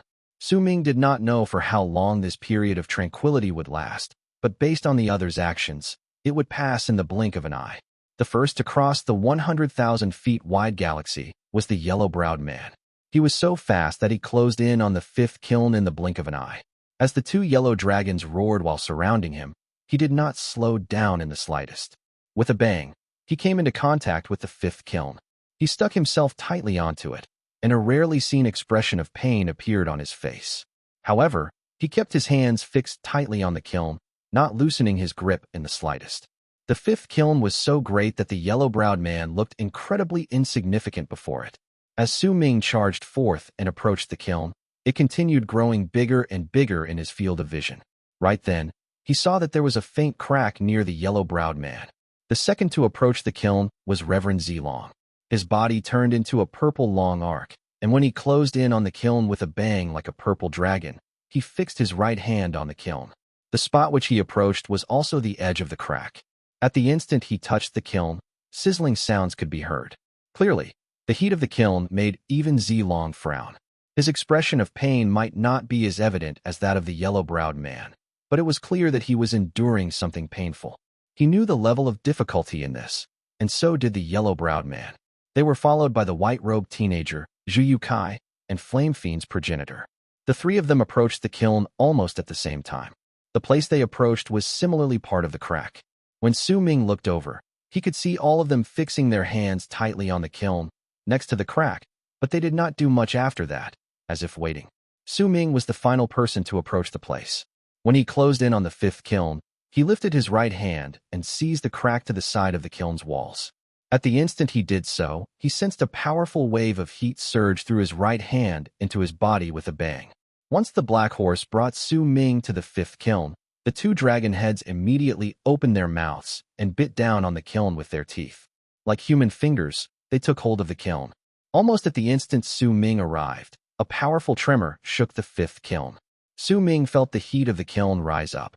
Almost in the blink of an eye, he reached the limit of what his current body could endure, but it was also the moment that the black flames of destruction erupted with loud bangs from within the crack. The flames of destruction spread out from the kiln. At that moment, Ming saw endless cracks on the fifth kiln. Those flames came out from them and swept through the entire divine essence star ocean. At the instant the black flames of destruction erupted forth, the yellow-browed man let out a low roar and let go, then lifted his hands to provide protection in front of himself. With large strides, he brought forth a wave of impact that shook the surrounding air, and with a single move, he rushed inside the crack through which the black flames were gushing forth. Once he rushed in, the black flames of destruction instantly submerged him, but it could be seen that there was a gigantic ball of fire that was charging forth with an incredibly speed within them. The yellow-browed man was naturally in that ball of fire. The two yellow dragons around him were rotating swiftly, forming a tight defense and allowing him to rush into the distance. He disappeared without a trace. Reverend Zilong flew up almost at the same time. With an expressionless face, he released his grip on the kiln. He then turned into a dragon to charge forward, allowing himself to be devoured by the black flames. Yet those flames could not make him falter for even a single moment. In the blink of an eye, he disappeared into the black flames. There was no sky and earth in the fifth kiln. There was only a platform that was about 10,000 feet tall. This platform was made of bronze, and there was an incredibly great heat spreading out from it. Everywhere around the platform was endless space that was filled with a boundless sea of fire tumbling about. It exuded an incredibly dense heat. The flames there would sometimes be red, sometimes blue, at other times purple, and once in a while black. There were even times when these flames mixed together to form a multicolored sea of fire. As it tumbled about, some flames suddenly seethed and let out booming sounds. The yellow-browed man rushed out from the sea of fire. His entire body was like a burning ball of fire. When he landed on the platform, he stomped his feet, and the flames on his body were immediately extinguished. Only then did he let out a sigh of relief. He lowered his head and looked at his body, noticing that the corners of his sleeves had turned into ashes. His expression immediately turned slightly sour. When he raised his head, an expression of lingering fear appeared briefly on his face. The flames of destruction are so powerful. I've only been here for a small amount of time, and they've already burned my sleeves. If I remain for a while longer, even my life might be in danger. It's a pity that the period of time when the purple flames disappear and the black flames erupt is the moment when the barrier is at its weakest, or else it would have been great if I could have stepped in when the flames were purple. The man shook his head. When he sighed, the sea of fire above him suddenly tumbled furiously once more, and a purple figure rushed out. That purple figure was so quick that it instantly landed on the platform. When the flames were extinguished, the long arc turned into Reverend Zhu Long. There were a few strands of his hair that had turned into ashes and scattered into the air the moment he stepped on the platform. The yellow-browed man looked at Zhu Long, and Zhu Long looked back at him. Their gazes met for a moment before they both averted them. Yet even so, they had once again made a general guess towards the other's level of cultivation. Fellow Taoist Zhu Long, I am Huang Mei. I've heard of your great name a long time ago. Now that I met you today, it's just as the rumors say, your power is extraordinary. You are already half a step away from Fate Realm. The yellow-browed man let out a loud bark of laughter, then wrapped his fist in his palm towards Reverend Zhu Long. Fellow Taoist Huang Mei, you have a similarly great reputation in Divine Essence Star Ocean. Even if I am from the galaxy beyond this place, I've also heard about your liking for the bodies of ancestral spirits. Compared to me, who is half a step away from Fate Realm, you might already be close to attaining completion of Mastery Realm, Zhu Long said faintly. When he turned his body towards Huang Mei, he swept his gaze across the gourd behind his back in a seemingly casual manner, then wrapped his fist in his palm to return the greeting. Haha, fellow Taoist Zhu Long, you are too polite. I wonder what sort of treasure are you aiming for by coming here this time? Huang Mei asked while smiling. I don't have anything that I am set on getting. I'll just leave it to chance. I'm more curious at the moment about who will be the third person who will step out of the black flames, Zhu Long said while lifting his head to look at the sea of fire above him. Huang Mei's expression remained calm. When he looked towards the flames above his head, he asked with a smile, Oh, fellow Taoist Zhu Long, would you like to make a bet? What's the bet? Zhu Long averted his gaze and looked at Huang Mei. His previous words were precisely so that he could bring up the issue of a gamble. The both of them were scheming and far-sighted people. They were both slightly wary of each other and needed to find a solution to resolve the effect and threat the other would bring. Almighties who had reached their level always found it best to not attack if they could choose to not attack. Let's make the bet on one-time abnegation, Huang Mei immediately said. The person who loses will have to choose to give up on a piece of treasure the winner wants. Very well. Zhu Long nodded. All right, then I will choose first. I choose Flame Fiend's progenitor. I wonder who you will choose, fellow Taoist Zhu Long. Is it Sir Wu? A glint appeared in Huang Mei's eyes while he spoke with a smile. Reverend Zhu Long fell into a period of contemplative silence before he suddenly said, I will choose the cultivator riding that black horse. Huang Mei's gaze focused. He did not expect that he would choose the person on the black horse. In his eyes, that man was the weakest among them. The black horse of his was slightly strange, but from his previous performance, he was still the weakest among them. All right, then let's see who among the people we chose will be the third to show up. Huang Mei pondered it over for a moment, then lifted his head and looked at the sea of fire in space. With a glint in his eyes, he started waiting. Within the sea of fire in the fifth kiln were Zhu You Cai and Flame Fiend's progenitor. At that moment, both of them were charging forward. The power of the black flames was incredibly terrifying. Even if the both of them were almighties and Old Flame Fiend identified himself as the Emperor of Flames, he still felt a powerful sense of danger. This pushed them to be even faster. Next to them was the teenager in white. His body had already changed. While he retained the upper half of the human, the lower half of his body had become that of a centipede, and he was so quick that his speed was on equal grounds with that of Zhu You Cai and the Flame Fiend's progenitor. Behind them was Ming sitting cross-legged on the Resentful Wei's body. With a will screaming to destroy all lives, the black flames burned in all directions. The resentful Wei could withstand it, but Su Ming's heart faced the fear from Xianshang, Yunyu, Nianin, and Huayu. The black flames would cause people to feel as if they were placed in the kiln of the universe. Their whole bodies would burn in their minds. And in fact, even their cultivation bases would seem to melt in these flames. Su Ming's hair was burning. The brows of the body he controlled had already turned into ashes. In fact, he even had a feeling that the body he controlled was about to melt. Since the four of you dared to place your ambitions on the fifth kiln, then hurry up and bring out the methods you've hidden for this purpose. Su Ming immediately ordered them by sending his thought to their minds. Since Xianshang and his group had been planning for this for years, it was impossible for them to not have prepared anything. Chapter 981. Su Ming was naturally not so considerate as to do all the work himself and let others enjoy the benefits. Xianshang and his group might not be the main souls, but under the black flame, all of the pain the body suffered would be divided by everyone inside. Because of that, the four of them would sense the pain incredibly well. That pain of their bodies and cultivation bases burning prevented the four of them from having any room to refuse Su Ming's order. A moment later, Su Ming lifted his right hand while sitting cross-legged on the resentful Wei and struck his own body. With it, a black medicinal core appeared on his palm. This medicinal core was not something to be consumed, but was a fire-warding core. It was made of many precious materials and was something created only after Xianshang and his group had spent many years in collecting the materials required for it. Su Ming immediately crushed the core before flinging it away. With it, the flames before him started letting out loud booms, and during them, the flame's temperature was reduced slightly. At the instant this happened, the resentful Wei let out a roar, and its speed increased exponentially. As Su Ming circulated his cultivation base, he resisted the burns brought by the black flames. His hair and eyebrows had already disappeared, and there were many signs of destruction on his body. Even if it was formed by the supreme treasure, it could not last for long under the destructive flames. Besides, the faster a person traveled through the sea of fire, the worse the burns Wei suffered. But if they did not travel quickly and remained in place for a time, it would also become progressively worse for them. In fact, once the black flames erupted in a greater magnitude, then not only would the person be unable to step into the fifth kiln, even their life would be threatened. As Su Ming moved forward and the body showed even more signs of falling apart, he sent another thought to the group. One isn't enough. Bring them all out.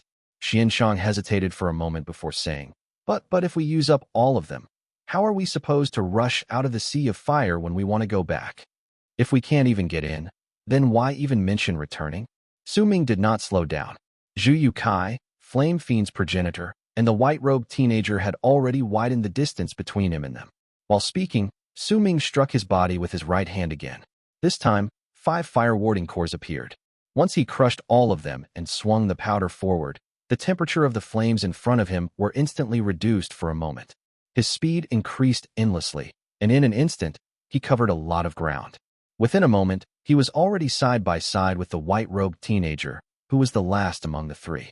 The white-robed teenager looked at Su Ming, and a flash of surprise appeared on his face. He did not expect that Su Ming would be able to catch up. I don't have any more. There were only 6. Xianshang immediately sent this thought forward with anxiety in his voice. Clearly, even if he did not tell the truth, he would only have at most about 1 or 2 of those cores left. Su Ming did not pressure him too much. He did not speak, but as a brilliant sparkle shone in his eyes, a resolute look appeared on his face. He could not stay for much longer in the sea of fire, or else his body created by the supreme treasure would shatter. Resentful Wei, move at full speed, don't bother about me. Once he sent this thought to the black horse, all 6 of the resentful Wei's eyes shone at the same time, and they let out a roar together. This roar caused the expression of the white-robed teenager to change, and even Zhu You Cai and Flame Fiend's progenitor were not unaffected. At that instant, the black horse's speed increased without comparison right before their eyes. As it rushed forward, it surpassed the white-robed teenager in the blink of an eye, and then passed Zhu You Cai and Flame Fiend's progenitor. As for Su Ming, a feeling of being burned instantly drowned all of his senses. With it, intense pain shot through him. That pain of being burned was immediately split into 6 parts.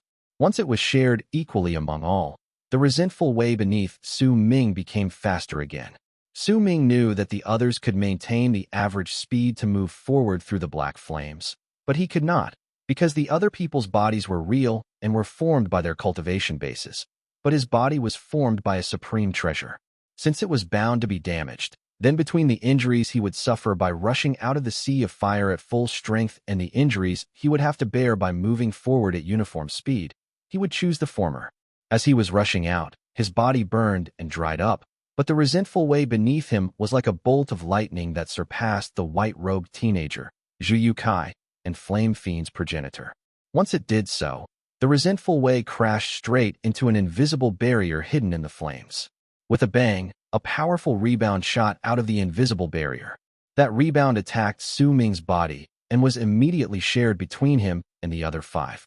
At that moment, he activated Akang's presence in his body and even summoned his Akang clone to fuse together with him, making the body's power reach its absolute peak.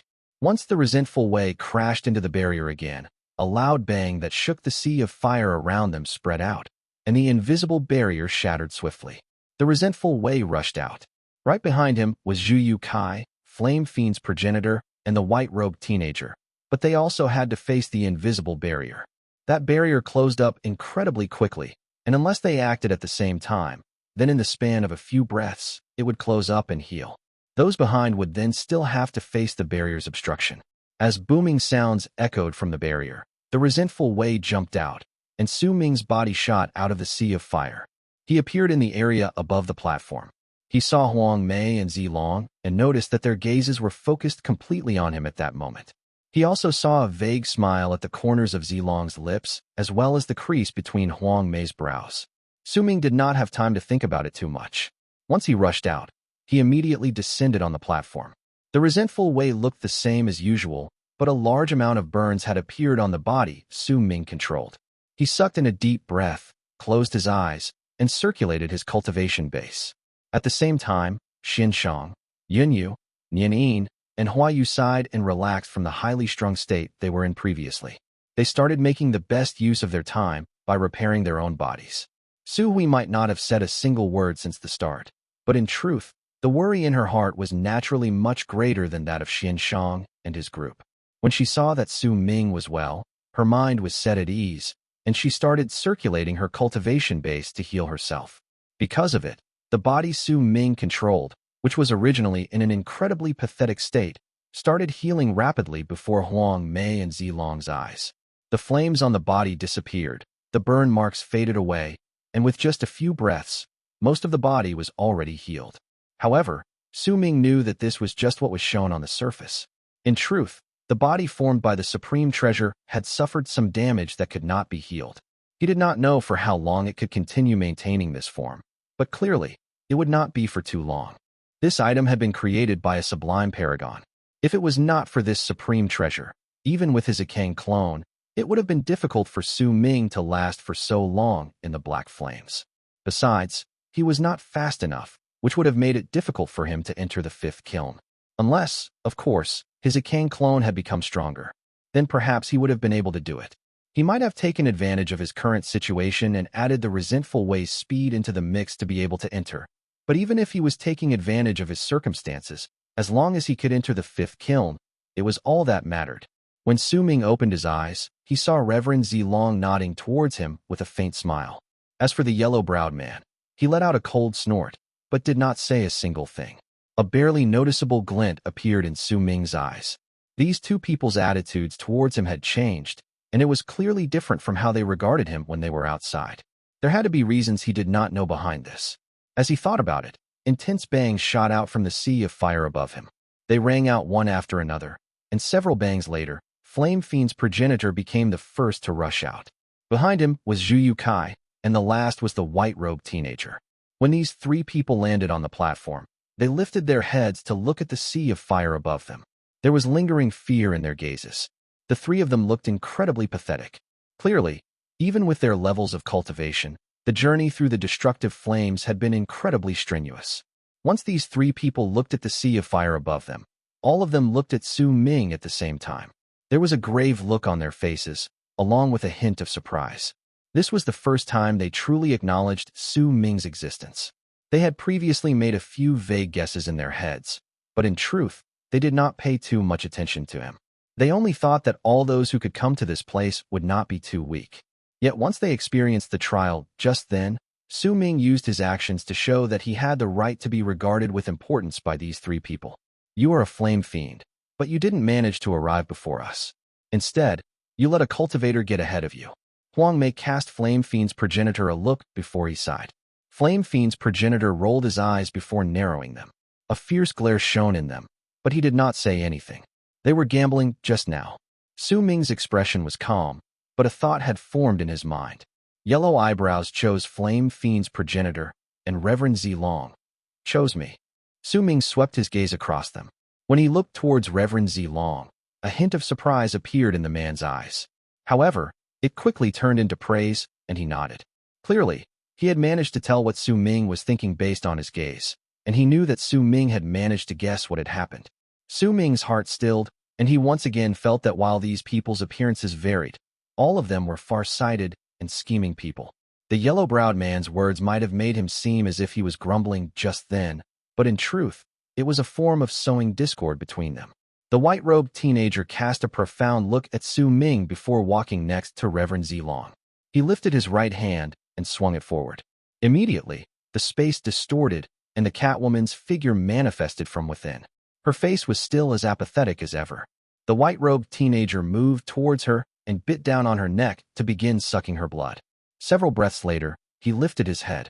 There was still blood at the corners of his lips, but the injuries on his body had healed slightly during that short moment. He then put away the Catwoman.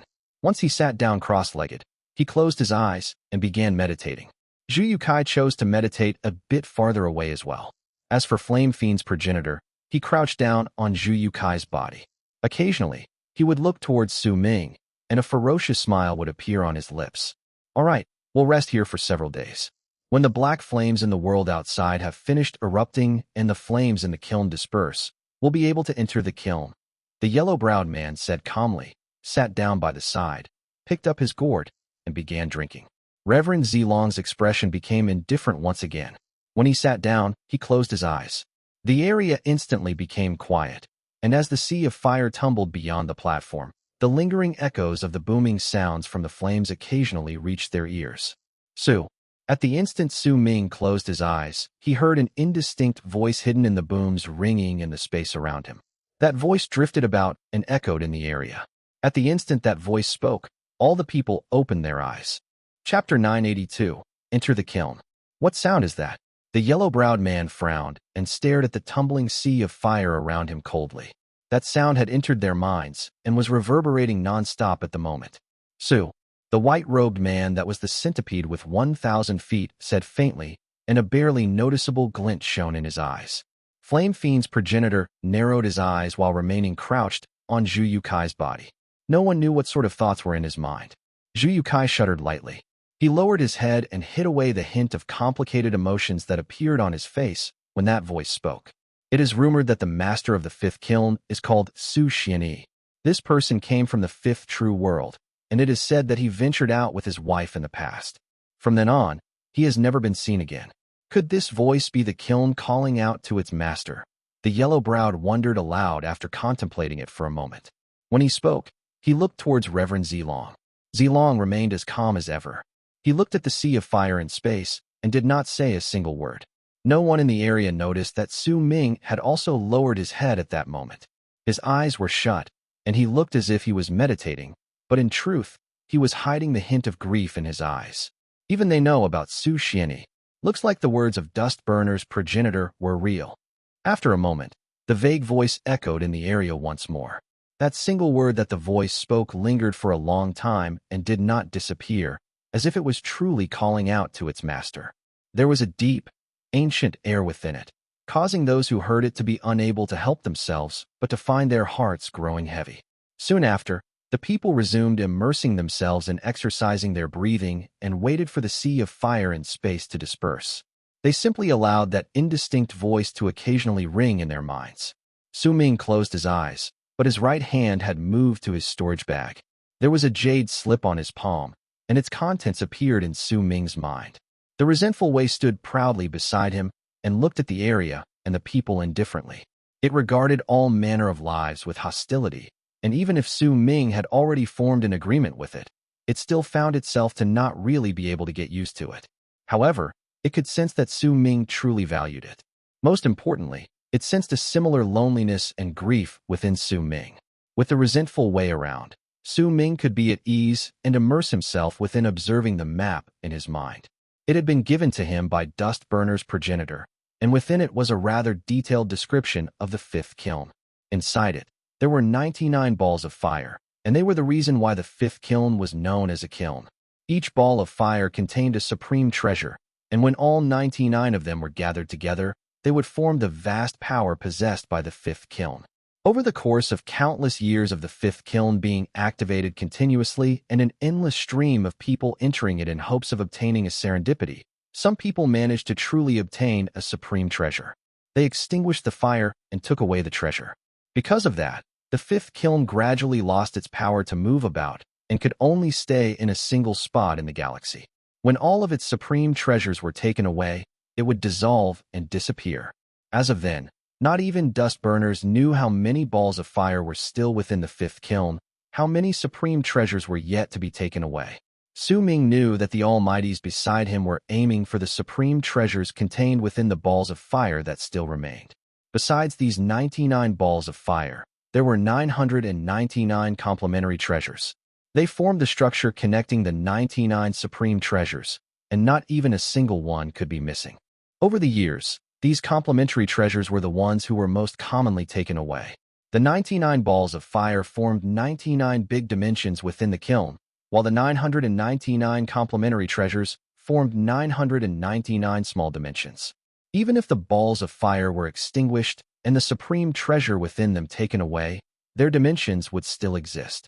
Each dimension was a world, and there were ferocious beasts within them to protect the treasure. These ferocious spirits varied in strength, and it was often based on the might of the treasure itself. A cultivator in Solar Culpa realm might be able to win against the spirit protecting an ordinary complementary treasure and obtain it, but if there was an incredibly powerful complementary treasure, the ferocious spirits within its dimension would also be stronger. If the treasure in the dimension was taken away, the dimension would remain, and so the ferocious spirits within it would also continue to exist. On top of that, because they had lost their treasure, they would become even more ruthless. They would not stop until they killed all life forms that entered their dimension. It was even more so for the beasts defending the supreme treasures. The balls of fire in the dimensions with supreme treasures could not be extinguished by those who were not in Mastery Realm or Fate Realm. Furthermore, these supreme treasures were categorized in different levels.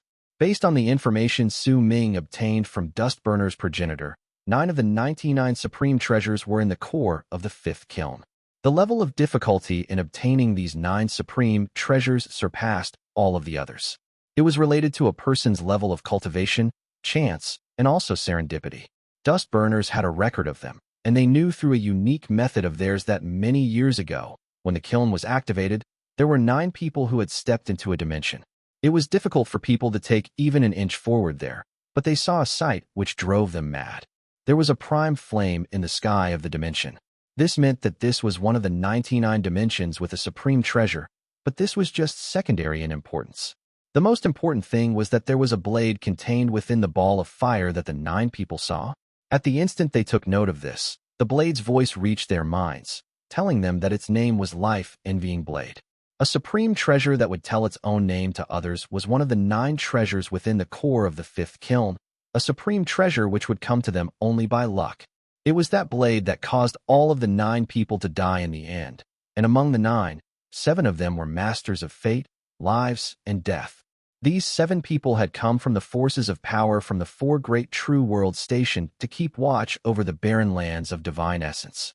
It was also due to the deaths of these 7 people that the 4 great true worlds gave up on their plan to occupy the divine essence star ocean in one go, which they had been preparing for at that time. Instead, they simply decided to keep watch over it. It could be seen from this alone that the 9 supreme treasures in the core contained incredible temptation and power. When Su Ming saw this, questions rose in his heart. Why did Su Xian not take the fifth kiln with him when he ventured out in the past? If he had taken it, then perhaps he would not have suffered such a tragic fate in true Morning Dao world. Su Ming could not understand this. It caused him to be momentarily silent before continued to read through the introductions in the map in regards to the fifth kiln. There were life forms existing in the space between the many dimensions in the fifth kiln, and they were known as fire spirits. They were created by abyss builders and given the task of refining the supreme treasures as well as protecting the kiln. Over the course of countless years, intelligence was born within some of them, and they chose to leave to become dust burners. However, the price for leaving was the loss of the powerful offensive power they possessed as fire spirits. There were quite a large number of fire spirits who chose freedom despite that, but many chose to stay even if intelligence had been born within them. Instead, they continued carrying out their mission within the fifth kiln. There were also plenty of fire spirits who did not possess intelligence and just drifted in a daze between the dimensions of the fifth kiln. They killed all life forms which did not belong to the place and maintained the normal operations of the fifth kiln. Time slowly passed as Ming investigated the information regarding the fifth kiln. When the seventh day of the black flames of destruction erupting passed, the heinous sea of fire that had lasted for nearly a month within Divine Essence Star Ocean disappeared in an instant. Not a single flame could be seen any longer. Only ruins were left behind, as well as worlds that no longer had any traces of green within them. Far too many planets were reduced to ashes by the sea of fire, and far too many floating continents had disappeared along with it. None of them would exist in Divine Essence Star Ocean any longer. There were also far too many ferocious beasts who had died in the sea of fire. The ones remaining would exist in a period of emptiness within Divine Essence Star Ocean. But even so, the hidden forces would remain strong. If powerful ferocious beasts and various races could survive here, then they naturally find ways to avoid the sea of fire until they even got used to the eruptions from the fifth kiln. Their existences were the foundation of Divine Essence Star Ocean. When the sea of fire in the world outside disappeared, the flames that existed in space in the area around the group on the platform started dimming one by one. Yet as they became dimmer, all the people, including Ming, instantly saw figures that had their eyes closed and were sleeping in the extinguished flames. They were fire spirits. When the sea of fire from the fifth kiln erupted, they fell asleep, but when it disappeared, they would gradually wake up and carry out their mission, to kill all those who did not belong in this place. At the instant Huang Mei and Reverend Zilong saw the fire spirits, their faces turned grim. They did not say a single word, because there were far too many fire spirits around. They were so densely packed together that their numbers could not be counted. They might be sleeping, but the mighty pressure spreading out from their bodies was enough to make all people's skin crawl. These fire spirits' levels of cultivation varied, but even the weakest among them were at Lunar Culpa realm. The strongest among them were existences akin to masters of fate, lives, and death. However, they had not reached that realm and were just exuding the mighty pressure and offensive power that belonged to those in that realm. Thankfully, most of them did not possess intelligence. However, it could be seen that some of their eyelids were shuddering, as if they were about to wake up, and it gave a sense of oppression to people. Fellow Taoists, if you could come to this place, then you must surely have your own understanding regarding the fifth kiln. There are 6 of us here. If all goes well, we can occupy 6 spirit trudging platforms. At that time, the yellow-browed man lifted his head to look at the fire spirits. Right at the instant he finished speaking, 9 huge light screens appeared around the platform on which they stood. At the instant light shone from them, piercing roars reverberated through the kiln. Those shrill cries came from the fire spirits who had opened their eyes from their deep slumber and let out that sound once they saw the 6 intruders. Chapter 983, Splitting Up. Once the continuous string of shrill sounds traveled outwards, the fire spirits who had awakened rushed towards the platform at an incredible speed. Due to the noise, even more fire spirits woke up, and their piercing screeches shook the entire kiln for a time. It sounded as if it would not stop until all of the intruders were killed. While they screeched, they rushed to the platform. The hot wave that came with them swiftly rose to an apprehensive degree. At that moment, the yellow-browed man rushed into one of the light screens. He was so quick that he disappeared in an instant. Reverend Zilong reacted at almost the same time and stepped into another light screen, disappearing. As for the white-robed teenager, Zhu You Cai, and Flame Fiend's progenitor, they spread out and rushed towards different light screens. Flame Fiend's progenitor cast Ming a seemingly casual glance on his way. A glint flashed past his eyes, and an unknown thought formed in his heart. However, Plenty of fire spirits were coming towards them at that moment, and he did not have much time to think about it. He could only move towards the closest light screen, and in an instant, he stepped into it. Zhu Ming moved swiftly as well. With one step, he landed on the Resentful Wei. Its speed surpassed Zhu Ming's own, which was why borrowing the Resentful Wei's power at that moment was the best choice. The Resentful Wei could sense the mighty pressure brought by the shrill voices from the space above it. With a single move, it charged towards another light screen like a bolt of lightning. Zhu Ming did not know whether it was just a figment of his imagination, but before he stepped onto the Resentful Wei, the fire spirits seemed to be surging towards them from all directions. Their shrill voices echoed in his ears, but they did not seem to be focusing on him. Yet when he got onto the Resentful Wei, they immediately charged towards them. Zhu Ming did not have time to think too much into it.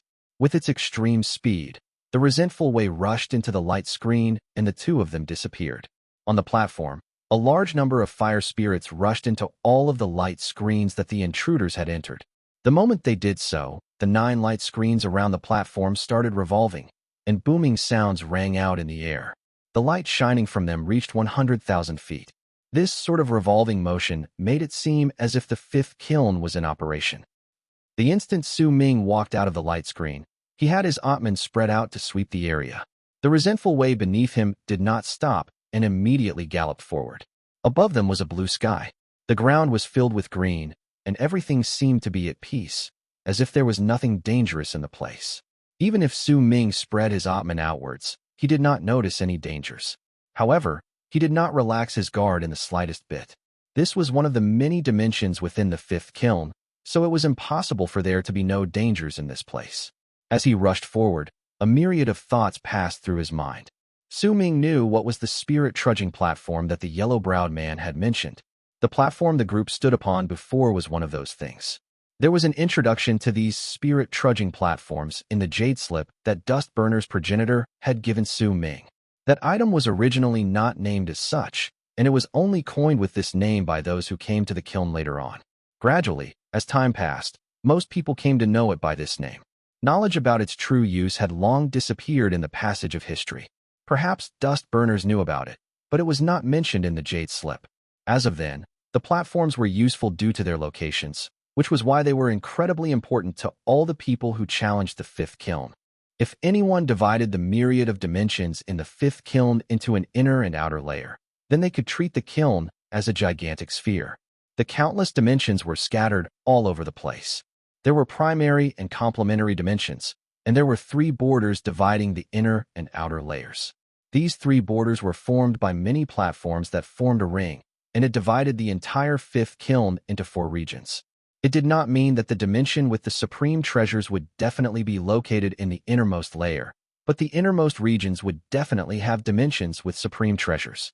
The yellow-browed man was clearly talking about the first border just now.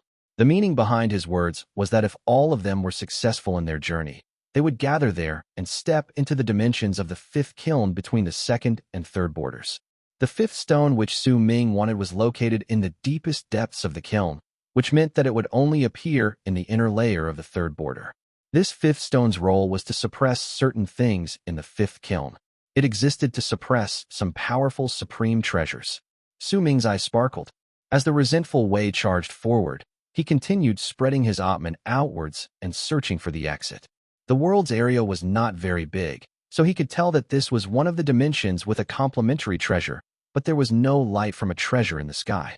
Clearly, the complementary treasure in this place had already been taken away many years ago by someone else. These sorts of places were the most dangerous. It would have been better had the treasure still been around. As long as a person was not dead set on obtaining the treasure, then the ferocious spirits in the place would most often not take the initiative to attack. However, in places where the treasure had been taken away a long time ago, the ferocious beasts would kill all those who came to the dimension. Zhu Ming was alert. When he moved forward, he did not forget to observe the area behind him. In just about a dozen breaths, his expression changed swiftly. He noticed that 3 fire spirits had rushed into the region he was relocated, and they were chasing after him. He frowned. These 3 fire spirits were not especially powerful. 2 among them possessed offensive power comparable to those in Solar Culpa realm, while the final one was slightly weaker. It only possessed a mighty pressure that was equivalent to those in Lunar Culpa realm. Compared to them, Su Ming was more concerned about what sort of ferocious spirits existed in this seemingly peaceful world. The most important thing for him to do right then was not to chase away the fire spirits behind him, but to leave this dimension as quickly as possible. His eyes sparkled. The resentful Wei beneath Su Ming could notice his thoughts. It became even faster, and Su Ming sent out a divine thought to Xian Shang and his group, who were still excited about being able to enter the fifth kiln. He also sent one to Su Hui. Soon, the divine senses from Xian Shang, Yun Yu, Nian Yin, Hua Yu, and Su Hui gathered on Su Ming's body, and under his control, they spread outward swiftly. Then in the blink of an eye, the entire land was enveloped in their divine senses. Where is it? Su Ming's eyes focused, and he immediately noticed a faint distortion in the space in a region in the distance. That distortion looked ripples on a calm surface of water. Clearly, there was some form of relocation force there. It's just as Dust Burner's progenitor said. If there is an entrance to a dimension, then there will definitely be an exit. This is an unchanging law that will last forever. The resentful Wei beneath Su Ming became even faster and turned into a long arc that could not be seen clearly. In an instant, it disappeared. When it reappeared, it was already beside the distorted region. Just as it was about to step in, Su Ming's pupils suddenly shrank. Something's not right. This dimension is a little too simple. Without any hesitation, Su Ming stopped. He lifted his right hand, sending out a wisp of Yun Yu's divine sense. This was his ability as the main soul, and Yun Yu could not refuse it. That divine sense disappeared into the distorted region, but soon, Su Ming's expression changed. He heard a pained scream from Yun Yu echoing in his mind. His divine sense had been devoured. Su Ming immediately moved back, but the instant he did so, he saw violent ripples coming out from the distorted region, and it turned into a gaping mouth.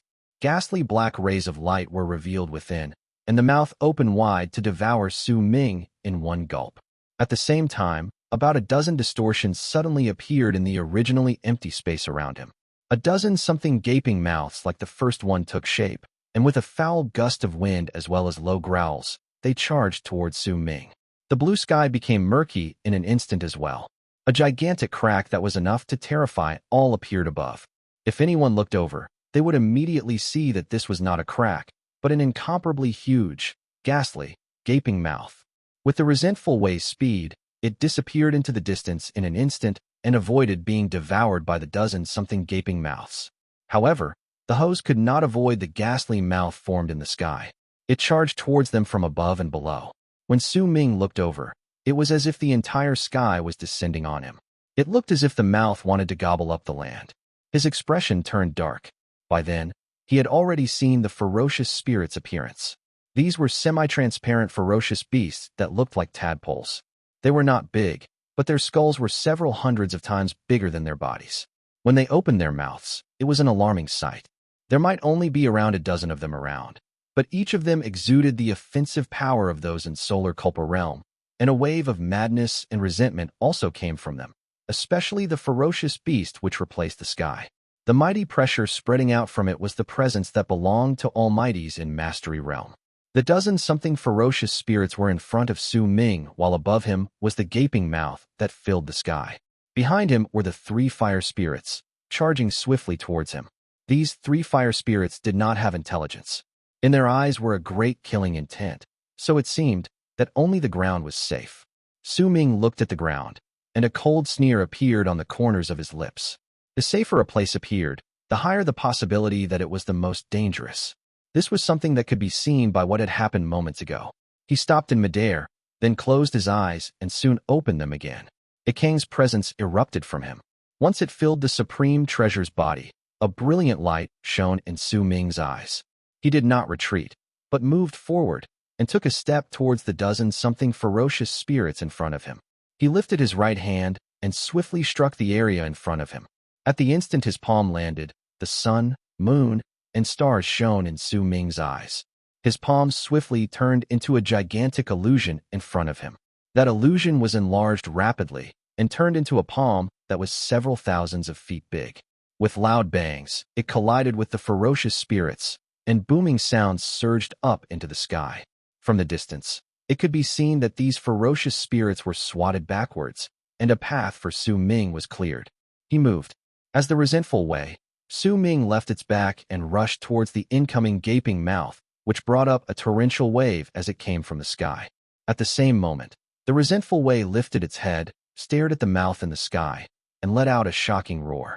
Once it roared, infinite black flames instantly erupted from its hooves. Endless resentment was contained in those flames, and they filled the place in all directions, forming a gigantic black ball of fire that swept up the Resentful Wei and charged towards the gaping mouth in the sky. Su Ming and the Resentful Wei rushed forward from two directions. In just the span of a few breaths, they crashed into the gaping mouth one after another. Booming sounds and roars reverberated in the air, and the entire sky tumbled backwards. The gigantic ferocious spirit was clearly not an opponent when Su Ming and the Resentful Wei worked together. As it retreated continuously, the true sky was revealed. It was fragmented, with countless cracks in it. Su Ming's eyes sparkled, and without any hesitation, he charged towards one of the cracks with a long whistle. The Resentful Wei was even faster. As it charged forward, it met up with Su Ming, then in the blink of an eye, rushed into a crack and disappeared without a trace. Chapter 984, located in the origin of heaven. The clouds and smoke swam forth swiftly before Su Ming's eyes, as if 1,000 years were going past. It only lasted for an instant, but the length of that instant seemed to be continuously lengthened, which would cause most people to be at a loss at what to do. It lasted only for the blink of an eye, but that action itself seemed to carry fatigue, and it brought with it the powerlessness of struggling against the passage of time. This was what Su Ming felt once he walked out of the crack in the sky from the first dimension.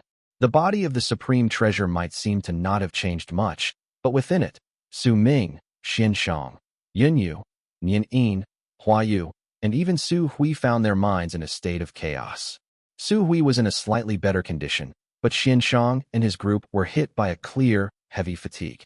I lost about 100 years of my life. It's the same for me. I lost nearly 150 years. The voices from Xin Shang and his group echoed in Su Ming's mind. Su Ming's fatigue was even greater because he was the main soul. The life force he lost was about 300 years. If he added the years of life they lost together, it would amount to a total of 1,000 years. Every single time they moved through a dimension, 1,000 years of life would be taken away from them. This was something the jade slip from Dustburner's progenitor had not mentioned. Su Ming stayed silent. Xin Shang and his group remained silent as well. Thankfully, those 1,000 years of life were divided among us. This is also our strength. We can move even further than others, so why did you fall silent? Su Hui's voice traveled faintly into the group's minds. Since we're already here, there's nothing we can't afford to lose. Now, even more so, we cannot split up, or else each of us will have to bear the burden of having 1,000 years of life flowing out from us. With just a few times, we might end up dying in the 5th kiln. No wonder those old monsters who could clearly withstand fire did not come, and only the Almighties who are masters of fate, lives, and death stepped into the 5th kiln. The main reason might be because the loss of life force every single time they move through dimensions. That's right. Even if we are in the later stage of World Plane Realm, fellow Taoist Su is in Lunar Culpa Realm, and even if you are in Solar Culpa Realm, Senior, there is still a limit to our life force. We aren't like the Almighties who are masters of fate, lives, and death and have nearly eternal life. They can afford the loss. Sighs filled with various emotions from the group traveled into Su Ming's mind. A barely noticeable glint shone briefly in his eyes. He knew that even Almighties who were masters of fate, lives, and death would not have eternal lifespans. They would eventually have their health fall into decline, and the loss of life force would cause this period of decline to arrive quicker. A freezing glare shone in Su Ming's eyes as he asked faintly, "Then where did the life force that was absorbed by the 5th kiln go?" After he asked this question, the voices of the people in his mind instantly fell silent. All of them began pondering. We waste our life force when we move through the dimensions here. Do dust burners know about this, or do they not? Su Ming's eyes shone as he looked at the area around him. He was clearly in another dimension at that moment. The sky in this place was gray and dull, as if there was endless dust in it. The land was not silent, with occasional howls ringing in the air. Those howls were like shrill wails, so anyone who heard them might be shocked. But compared to the tranquility in the previous dimension, Su Ming liked this place more. Being able to see and hear was better than not being able to see and hear. He did not immediately act rashly, but instead started thinking. It's highly impossible that they did not know about this. Only dust burners can activate the fifth kiln, so why do they do it once in a while? A glint appeared in Su Ming's eyes again. He had a vague feeling that he caught onto some form of clue. Judging from an analysis based on what I've seen so far, dust burners use the activation of the fifth kiln to help the fire spirits who possess intelligence to choose whether they want to leave or stay. This is method to increase the number of their people besides newborns. Dust burners' progenitor might not have told me this in a straightforward manner, but the underlying meaning is clearly this. It's the first reason a person would think of when they ponder about this. But there might be other reasons behind it. The glare in Su Ming's eyes became sharper. Could it be that the fifth kiln is in truth a trap? Su Ming's pupils shrank when this thought surfaced in his mind. Dust burners intentionally activate the kiln once in a while. With the supreme treasures as well as the complementary treasures, they attract powerful warriors to the fifth kiln, and while the powerful warriors move through the dimensions, they have their life force continuously sucked away. But the temptation of the treasures make them persist in continuing onwards even if their life force continues to flow away. Then, if I am right about this, why do dust burners do this? Where does the life force the people lose go? Su Ming's breathing quickened slightly. There are still two questions to this. Did dust burners set this trap for their own needs, or did someone else ask them to do it? Su Ming sensed the veils of mystery surrounding the fifth kiln. At that moment, he was peeling off those veils layer by layer, about to reveal the truth. If it is the race's needs, then it's much simpler. It would simply be because they want to become the masters of the fifth kiln and make their own race stronger. But if it isn't because of their personal needs, and actually because someone told them to do so, then there is a great secret contained within this. If there is someone controlling them, then besides Su Xianyi, who else could it be? A brilliant light shone in Su Ming's eyes. A thought that even he thought was impossible formed in his head again. Could it be that Su Xianyi hasn't died? Su Ming's expression was incredibly complicated. Once this thought took shape in his head, it refused to leave and disappear. It lingered in his mind until it was deeply ingrained there. If he hasn't died, then where is he? Could he be in the fifth kiln? Su Ming remained silent. After a long while, a lost look appeared in his eyes, and he sighed softly. There was melancholy contained in that sigh, along with an emotion that even he could not identify well. Su Ming sucked in a deep breath, then forced down those complicated feelings in his heart. He looked at the area around him, then sat down on the Resentful Wei's back. The two dragon-headed horse quietly moved forward, then turned into a long arc and galloped into the distance. Su Ming spread his Atman outwards to search for the exit in the area. With that one scan, he saw a mountain in front of him. At the center of that mountain was a cave. The air in the cave distorted, as if there were some cracks in there. Waves of aura that did not belong to this place spread out from those cracks, making it obvious that this was the exit out of this dimension. However, with his experience in the previous dimension, Su Ming did not immediately move there. Instead, he observed the area carefully and saw several living beings that were half the size of an average man. Their appearances were indistinct for surrounding them. They drifted over the ground in a daze, as if they were searching for something. They did not seem to notice Su Ming's Atman at all, and continued drifting about mindlessly. After observing them for a moment, Su Ming narrowed his eyes. The Resentful Wei beneath him rushed forward and disappeared from the spot to appear beside the mountain. Based on what he did previously, Su Ming sent out one of the divine senses from Xianshang's group. Once it fused into the mountain cave, it did not disappear. In fact, based on what he could sense in his mind, Su Ming saw the exit to the place through the distortions in the mountain cave. The power of time that absorbed life force was also contained there. A resolute look appeared in Su Ming's eyes. The Resentful Wei beneath him rushed forward again. This time, it charged towards the mountain cave. But right at the instant Su Ming entered it, a muffled voice echoed in the world in an indistinct manner. Su. Once it spoke, Su Ming's mind immediately shuddered. This voice might be echoing in the world outside, but it managed to surge up into the depths of his heart. The drifting, indistinct figures stopped at once, lifted their heads to look at the sky collectively, and let out roars that surged into the sky. Their roars connected and turned into waves of sound that resulted in a single word, Su. Soon after, a powerful call rose in Su Ming's mind. He could clearly sense that there seemed to be a will that was unfamiliar yet familiar summoning him through countless dimensions, as if it had noticed him. As this call spread through his body, a shudder ran through the bald crane while it was within the body of the supreme treasure Ming controlled. It was as if that voice had a strange power over it, causing a cold look to immediately appear in its eyes, though there was also a look of struggle within them as well. While that sound spread out, the resentful Wei beneath Ming paused for a moment, then instantly charged forward again. In the blink of an eye, it rushed into the distortions in the mountain cave and disappeared without a trace. Another 1,000 years flowed away from everyone's bodies. Soon after, the third dimension appeared in front of Ming's eyes. At that time, an ancient air surrounded the body of the supreme treasure he controlled. The people in the body were swathed in fatigue, once again having felt the terror of having their life force flow away as they moved through the dimensions. Almost the moment Ming walked out, the voice that brought an unfamiliar yet familiar feeling to him spoke in his head again. That voice seemed to have traveled through time and was slowly closing in on him at that moment. Before Ming could do anything else, Xin Shang, Yin Yu, Nian Yin, Hua Yu, and Su Hui's expressions changed, because at that moment, all of them noticed the drastic change in the bald crane and heard its shrill scream of pain. Go away, go away. You are you and I am me. We aren't one. You are me and I am you. You were created to fulfill the mission. I am not. I am the bald crane. I like crystals. You are not. You are Kong Mo. You are the Kong Mo from St. Defire's camp. You forgot your mission. Wake up, Kong Mo. Kill the person behind that voice who confused your mind. Kill him. Use his blood to dye your soul red. Awaken to my existence, which lies in the depths of your memories. Get lost. I'm not Kong Mo. I'm Ming's bald crane. I have been injured thrice badly, and your will was split up from mine. You should not exist.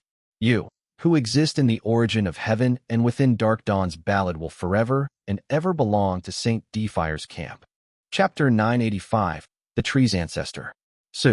When that unfamiliar yet familiar voice spoke again, it had intended to only call out to Ming, and there was a feeling within that call that Ming could not describe. He could sense that there was not a single hint of ill will in that voice towards him. Instead, it radiated warmth that caused Ming's heart to tremble. That warmth gave him a feeling that he had been searching for it for a long time, and he wanted to keep it forever by his side. However, Ming did not expect that the voice would cause such a drastic change in the bald crane, and it was to a degree that Ming had never seen before. It had never happened before. The two voices belonged to the bald crane, both of them being spoken by it. Yet while one of them sounded like the bald crane Ming was used to, the other had a wild tone and gave off a cold and arrogant feeling of those who considered themselves superior to others. It was completely different from the bald crane Ming was familiar with, even though their voices were the same. Kong Mo. This was not the first time Ming had heard of this name. He knew that a long time ago the bald crane had been known as Kong Mo. This was before it had lost its memories. When he heard the words the bald crane shouted, which sounded as if there were two wills within the bald crane's body fighting for supremacy, a loud bang suddenly erupted in his mind, especially when he heard the voice mentioning St. Defire's camp. He understood what was going on in an instant, as if a diaphragm had been torn apart. He understood why Kangswell had called the bald crane a traitor in the past with an enraged roar when it saw it. He also understood that Old Man Extermination did not belong to the arid triad expanse cosmos. Instead, he belonged to one of the camps from the 180 expanse cosmoses in Dark Dawn. He could already imagine it. An unknown amount of years ago, Old Man Extermination sat on an ancient ship and came to the arid triad expanse cosmos. Over there, he created a ballad. Within it were 9 living beings and 4 races, to whom he granted eternal life. Within that ballad was a Kang, and also the bald crane. However, perhaps not even Old Man Extermination had managed to see through the bald crane's real identity. It did not belong to the arid triad expanse cosmos. It was Kong Mo, and it belonged to one of the camps in the 180 expanse cosmoses of St. Defire. Hence, it can call him a traitor. Perhaps, Old Man Extermination's death and plenty of other deeper secrets came from it being a traitor. Origin of heaven. Is the arid triad expanse cosmos known as the origin of heaven? Because this is an expanse cosmos, the camps from Dark Dawn and St. Defire were fighting for it. If Dark Dawn had one expanse cosmos less, then St. Defire could launch a preemptive strike, or vice versa. Whoever took control of the origin of heaven first could wage war first. That's why to snatch the arid triad expanse cosmos, Dark Dawn and Saint Defire both executed their own methods. Dark Dawn's camp sent Old Man Extermination, and Saint Defire's camp created Kong Mo. From this, it can be seen that neither Dark Dawn nor Saint Defire could take the initiative to attack the arid triad expanse cosmos. There had to be some sort of prohibition behind this. Also, the disappearance of Ancient Wei, one of the three great ancient kingdoms. There has to be some connection between them. Su Ming's heart roared. Everything about this had only existed as scattered hints in his mind. But now, with the bald crane's changes and the two wills fight, Su Ming came to an understanding. Kong Mo became the traitor in a Kang's eyes.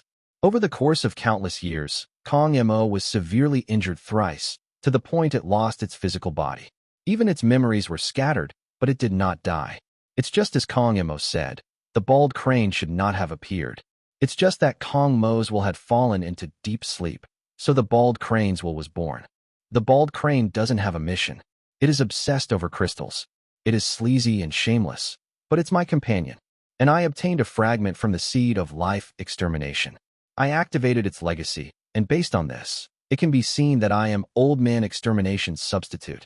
I became part of Dark Dawn's camp, and I became an emissary in the arid triad expanse cosmos. Then, Xiao Hong gave me the seed of life extermination's fragment in the past. Was Xiao Hong truly a fire ape, or? Su Ming's breathing quickened. His trip into the fifth kiln this time gave him too much to think about. There's also Berserker's supreme treasure, the Barren Cauldron. I once suspected that the seed of life extermination's fragment was a fragment from the Barren Cauldron, but now, I'm thrown off again. Just what sort of secret is contained here? What sort of existence is in Death Region? What sort of connection is there between the Barren Cauldron and the seed of life extermination? And what sort of connection does it have with Dao Chun? After all, that Barren Cauldron once belonged to Dao Chun. Various thoughts fleeted instantly past Su Ming's mind. He understood many things, but as he understood them, many other thoughts formed in his head. As they became mixed together, it looked as if they turned into a gigantic net in front of his eyes, woven so tightly that it covered the truth. Su. When that voice spoke again, the struggle on the bald crane's expression became even more prominent. Killing intent and madness appeared in its eyes. A glint shone in Su Ming's eyes. The resentful Wei beneath him rushed forward. Su Ming could not even spare a single glance at the area around him. He knew that Kong Mo's awakening was definitely caused by some connection to the voice that reached their ears. The voice had incited Kong Mo's killing intent in the bald crane's body, and because of the stimulation from it, Kong Mo began to show signs of awakening. It intended to destroy the bald crane and once again become Kong Mo. It was difficult for others to help in this. The key lay in whether the bald crane could fight back. At the moment, the best thing to do was to leave the voice behind so that Kong Mo would fall asleep once more. Su Ming could not make the voice disappear, but after he moved between dimensions, it had clearly become weaker. It could be seen that if they continued moving farther in, the voice would become increasingly weaker until it disappeared. Perhaps it would reach them again later on, but they would still have bought the bald crane some time. The resentful Wei was so quick that it covered an incredible distance in an instant. With its natural instinct and Su Ming's Atman, it immediately found the exit and shot through it. They moved between dimensions time and again, rushing through all of them. During this, they ran into several worlds filled with ferocious spirits. However, under Su Ming and the resentful Wei's cooperation, who both did not have the heart to fight against the spirits there, they passed through some 20 dimensions after experiencing several dangerous situations. Only then did the voice completely disappear.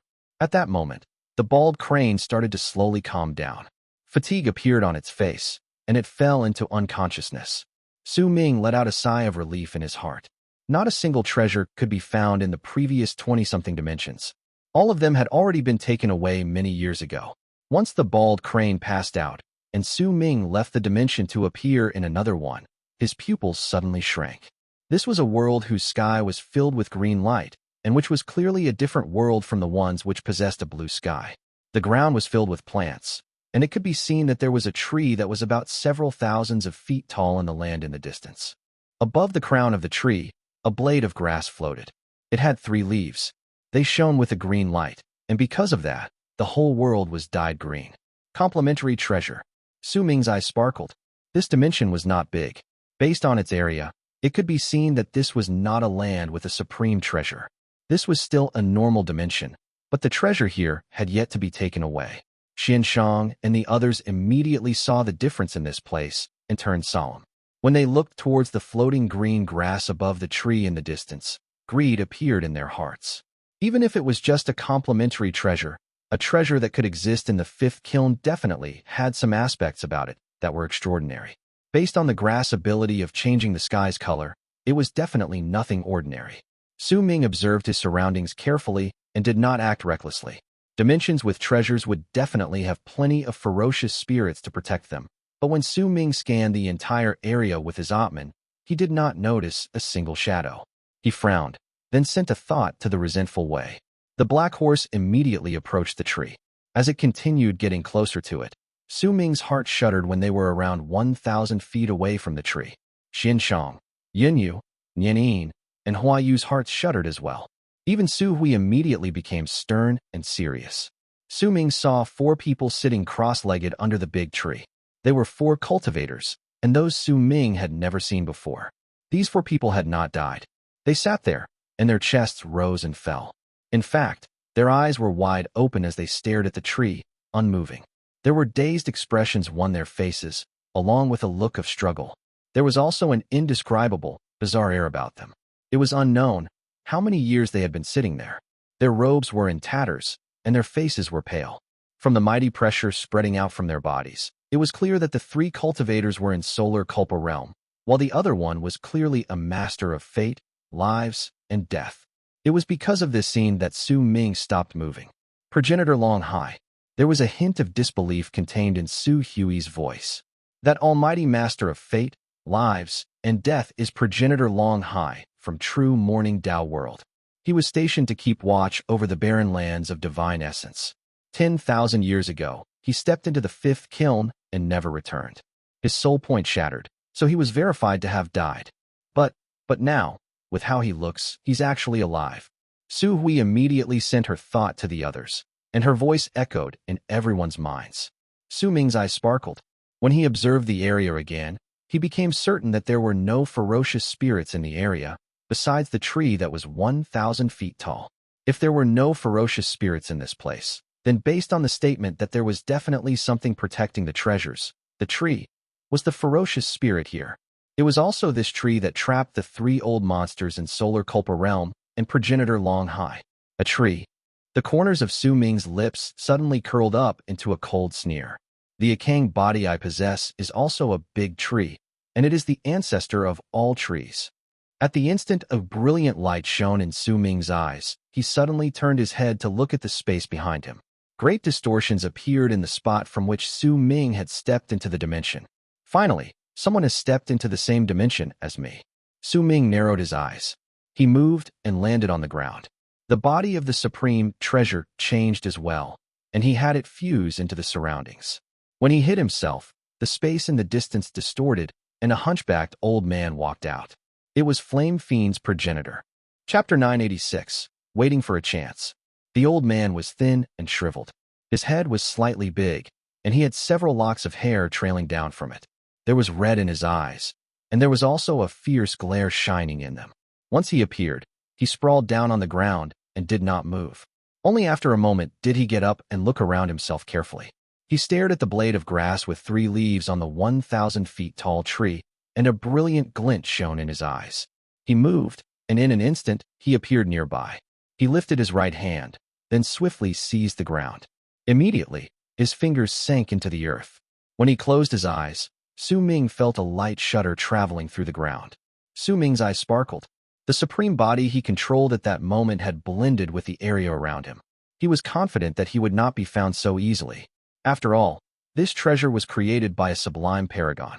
It was not something that could be seen through by a normal master of fate, lives, and death. After a moment, when the tremors in the ground became weaker then completely subsided, Flame Fiend's progenitor lifted his fingers from the ground.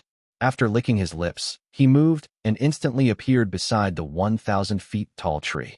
He shifted his gaze from the blade of grass with 3 leaves above the tree's crown to the 4 people sitting and meditating below, the spot in which Su Ming had allowed him to see Flame Fiend's progenitor. He noticed that when the old man swept his gaze past the four people, he placed his attention on Long Hai. The old man licked his lips, and a hint of greed appeared in his eyes. What a great body that has been nourished for 10,000 years by the spirit of the tree. The value of this body is even greater than the flower above it. Flame Fiend's progenitor mumbled to himself softly, especially since their souls and their cultivation bases are still around. The eyes of Flame Fiend's progenitor grew brighter. He closed in on the cultivators, but the moment he approached them, the 1,000 feet tall tree suddenly swayed. The world immediately roared. The sky turned from light green to dark green. The change was especially prominent on the ground, which filled with endless blades of grass. At the instant they sprung up, they charged towards Flame Fiend's progenitor, as if they wanted to surround him and wrap him up like strands of hair. Flame Fiend's progenitor grinned. The moment he was surrounded by those blades of grass, he stretched his arms out, and immediately, a purple sea of fire erupted from his thin and shriveled body. The sea of fire instantly spread out, and once it crashed into the incoming blades of grass, violent booms rang out. It stirred up a wave of impact that swept outwards. Ming remained still not too far away, watching the actions of Flame Fiend's progenitor. He saw the old man rush to one of the cultivators in Solar Culpa Realm right when the purple flames from his body crashed into the grass. The Solar Culpa Realm cultivator had his shoulder seized by Flame Fiend's progenitor, and in a flash, Flame Fiend's progenitor bit into his neck. With one vicious suck, the cultivator's body started trembling violently, a telling sign that he was in intense pain, but his expression remained numb, and his eyes were still dazed. His body started withering away right before their eyes. After a moment, he was reduced to only skin and bones. A large amount of black spots also appeared on his body. These black spots spread out rapidly, and judging by the looks of it, he was not rotting away. Instead, it seemed like a brand left on him after fire had eroded his body. All of this happened in the span of a few breaths. When Flame Fiend's progenitor lifted his head from the Solar Culpa Realm cultivator's neck, blood still trickled down the corners of his lips, and there was excitement as well as an expression of being revitalized on his face. As for that cultivator in Solar Culpa Realm, his entire body was covered in black spots. It had turned black like charcoal. When Flame Fiend's progenitor swung his right hand, the cultivator turned into powder. At that moment, the 1,000 feet tall tree seemed to have become angry. It swayed again, and quite a large number of tree leaves fell off to turn into talismans. They shone with a dense, green light and charged towards Flame Fiend's progenitor. The eyes of the old man sparkled. He rushed to another cultivator in Solar Culpa Realm, and almost at the same time he closed in on him, the talismans reached him. Flame Fiend's progenitor lifted his right hand and pushed his palm straight at them. Loud bangs shot up in the world. A gigantic palm appeared in front of Flame Fiend's progenitor. It charged towards those talismans, and at the instant they crashed into each other, booming sounds reverberated in the air. Flame Fiend's progenitor used that time to reach another Solar Culpa Realm cultivator. This time, he did not bite down on his neck. Instead, at the instant he closed in, he seized the cultivator's chest with his left hand, and what Ming saw caused his pupils to shrink. He saw with his own eyes that the chest of Flame Fiend's progenitor tore itself open. It was like a gaping mouth that was filled with flames. With this appearance, he pounced on that cultivator in Solar Culpa Realm. From the distance, it was as if he was using that mouth on his chest to devour that cultivator. With just one bite, the head was devoured, and with another bite, the whole body disappeared from the spot. The cultivator was completely eaten by Flame Fiend's progenitor. It was difficult to imagine the thin and shriveled Flame Fiend's progenitor to be able to swallow a cultivator whose body was much bigger than his, but it was what had happened. As Ming's eyes sparkled, he watched Flame Fiend's progenitor fighting against the tree. After a moment of hesitation, he decided to give up on attacking. If this tree was only this powerful, it'd have been impossible for it to trap an almighty like progenitor Long Hai. Judging by the looks of it, the tree has yet to execute its full strength. Then the reason why it did this. Ming's eyes focused, and he cast Flame Fiend's progenitor a glance. Clearly, if he could think about this, it was impossible that the old man did not guess it as well. That's why he chose those 3 cultivators in Solar Culpa Realm. The 1,000 feet tall tree swayed furiously. A large amount of leaves fell off, and as they floated down, they turned into talismans to charge towards Flame Fiend's progenitor, who laughed loudly and moved. He did not bother himself with the arrival of those talismans and pounced on the last remaining cultivator in Solar Culpa realm. The talismans were so quick that they touched the old man's body the moment he pounced on the last Solar Culpa realm cultivator. As booming sounds rose in the air again, the last of the trio died in Flame Fiend's progenitor's mouth. As for the old man, he swayed and was forced back a few steps, but a cold glare appeared in his eyes. At that moment, a pair of eyes suddenly appeared on the tree's trunk. Those eyes were yellow. They shone with a merciless light and were staring at the Flame Fiend coldly. "Are you done eating them?" A loud, buzzing sound came from the tree and echoed in the world, turning into booms which sounded like thunder. They swept through the land in all directions. "I'd have to thank you for intentionally letting me devour those 3 cultivators. Now, I just lack one more," Flame Fiend's progenitor said in a ghastly manner while laughing and licking his lips.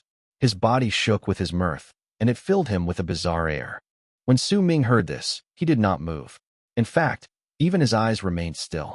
Everything was just as he had guessed previously. The tree was the only ferocious spirit in this land. Everything just then might have made the situation seem intense, but in truth, it was just for show. The tree had intentionally let Flame Fiend's progenitor devour the 3 cultivators.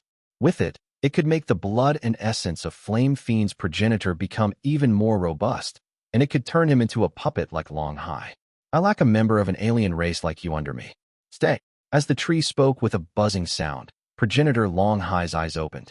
A sharp and fierce glare appeared in his eyes, and at the same time, he stood up slowly. His body started floating. It could be seen clearly that branches which had crawled out from the ground had fused into Long Hai's feet, making him look like a puppet which was held up by strings. The moment the tree finished speaking, Long Hai's eyes shone. He lifted his right hand, and the shadow of a green dragon appeared on his palm. That green dragon threw its head back and roared, then rushed towards Flame Fiend's progenitor. At the same time, Long Hai flew forward as well. The 1,000 feet tall tree swayed, and cracking sounds rang out. 1,000 leaves fell off and turned into 1,000 talismans. Then, another 1,000 leaves went down. When they did, they began burning on their own. As they did so, there was no smoke, but a thick wave of resentment rose up. When it spread out, another 1,000 leaves drifted down. They turned into human faces that belonged to all sorts of living beings. Piercing roars reverberated in the air, and the 3,000 leaves rushed towards Flame Fiend's progenitor. "I am the ancestor of all trees. I have existed since the world was created. These 3,000 leaves and the 3,000 great Daos in the world. How dare you still not submit to me?" That buzzing sound was like thunder. The 3,000 leaves turned into a gigantic battle axe in midair and swung down at Flame Fiend's progenitor. When he saw this, a hint of surprise appeared on his face. He sensed the mighty pressure of those in Mastery Realm from the tree, but if it could trap an Almighty in Mastery Realm, so it was clearly impossible for it to be weak. When Flame Fiend's progenitor saw the attacks, his pupils contracted, but not a single hint of fear could be detected on him. Instead, he grinned. Without even looking at the incoming Long Hai and the axe formed by the 3,000 tree leaves, he pushed his hands against the ground. After that, he lifted his head and let out a shrill roar towards the sky. A purple sea of fire that surged into the sky instantly erupted from the Flame Fiend's body and rushed down into the ground through his arms. So what if you can trap an Almighty in Mastery Realm? If you were a person, I might be wary of you, but you are a tree, and trees are dependent on the ground. I will burn the ground which serves as your foundation and turn this world into nothingness. I'd like to see how exactly you will make things hard for me when your foundation is gone." As the Flame Fiend shouted, the ground burned, and a dense sea of fire filled the entire world. While the ground burned, it started disappearing swiftly. The layers in the sky turned into nothingness. Flame Fiend's progenitor's flames were his origin flames. He was a life form different from dust burners, but like them, he had emerged from flames as well. In the blink of an eye, the earth turned into ashes and disappeared. The sky was devoured by emptiness. Within an instant, there was no longer a sky or earth in the world, only a tree that was 1,000 feet tall floating around. The tree had countless roots. Due to the lack of soil, they all started twisting. Chapter 987 now. Progenitor Long Hai's green dragon rushed out from the flames and closed in on the Flame Fiend's progenitor in the blink of an eye. As the old man laughed ferociously, he lifted his right hand and struck the center of his brows. When he opened his mouth, he coughed up a mouthful of fresh black blood. It seemed to contain the power of searing heat, as well as some sort of strange life. It charged towards the green dragon, and the instant they collided, no bangs shot up. Instead, the black blood seemed to have fused into the green dragon's body. Countless lumps appeared on its skin. Those lumps burst and turned into human faces with black patches. Those faces matched one of the 3 cultivators in Solar Culpa realm, whom Flame Fiend's progenitor devoured just then. They spread out and filled the entire body of the green dragon, reducing it to ashes. You're just a tree that no longer has a foundation. How dare you fight against me? As the Flame Fiend laughed ferociously, he looked as if he was about to rush over. But right in front of him, the battle axe formed by 3,000 leaves closed in with a bang. Once it swung down, Flame Fiend's progenitor did not bother dodging, but instead opened his mouth wide and coughed up a mouthful of blood again. That black blood burned in midair and turned into another human face. That person was also one of the 3 cultivators in Solar Culpa realm. At that moment, with a ferocious expression, he charged at the battle axe formed by the 3,000 leaves. With a loud bang, the human face shattered, but the battle axe also shattered with it. For a time, Flame Fiend's progenitor enjoyed unlimited splendor. His tactic was incredibly successful. He first pretended to have fallen for the tree's plan and devoured the 3 cultivators in Solar Culpa realm, but in truth, he did not fuse with them. Instead, he gathered the power in their bodies and turned it into his own power. Then, he burned the ground and the sky in one go. Ming remembered Flame Fiend's progenitor previously seizing the ground with his right hand, and perhaps this was the reason why he could burn the entire world so quickly. Clearly, Flame Fiend's progenitor had started making preparations right from the start, and even Ming had to be wary of him. He had not been able to see through the old man's actions. With the act of instantly burning the world, the Flame Fiend destroyed the tree's foundation in one go. Because of it, he seized the upper hand in the battle. Flame Fiend's progenitor had only spent a short amount of time thinking about it, and had already brought it to action, causing all of this to happen. Based on this, it could be seen that those who had become almighties were so calculative and intelligent, so quick with their schemes, that it was not something an ordinary person could think match. If things continued progressing in this manner, then there was an incredibly high chance that Flame Fiend's progenitor would obtain the treasure in this place and even devour Long Hai. If that was the case, Ming would not choose to walk out. He would choose to wait. If no opportunity presented itself for him to attack, then he would have no problems with giving up on the treasure. As the 3,000 leaves shattered, Flame Fiend's progenitor laughed ferociously and charged towards the tree.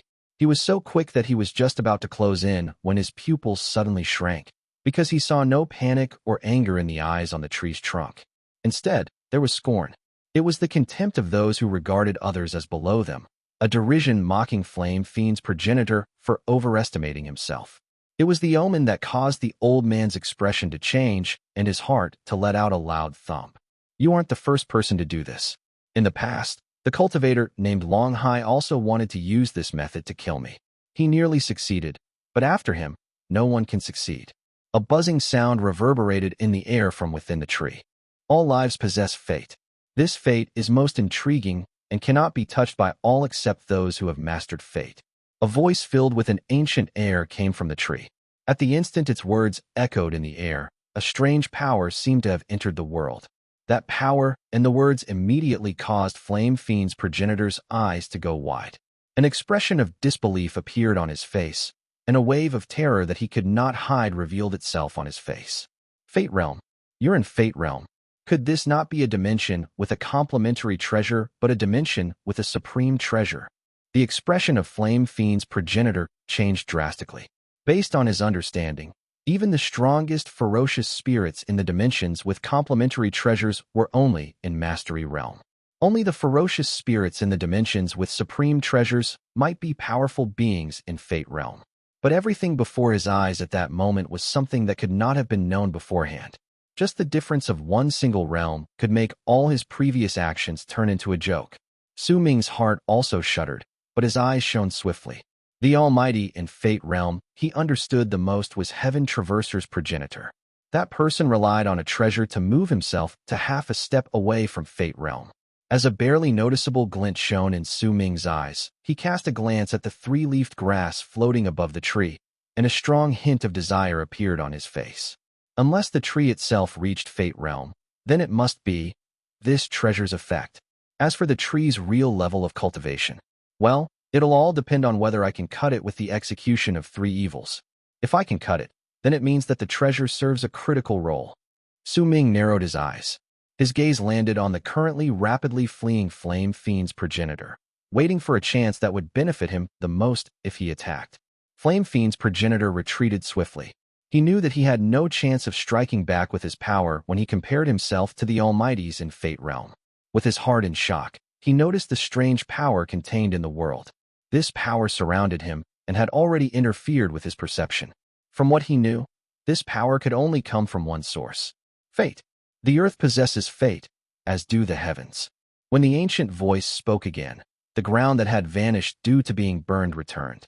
It buried the roots of the tree, and a green tint reappeared in the formerly empty sky. Everything returned to how it had been before. Thy fate shall end. At the instant the face on the tree's trunk said those words in a cold voice, Flame Fiend's progenitor let out a shrill scream of pain.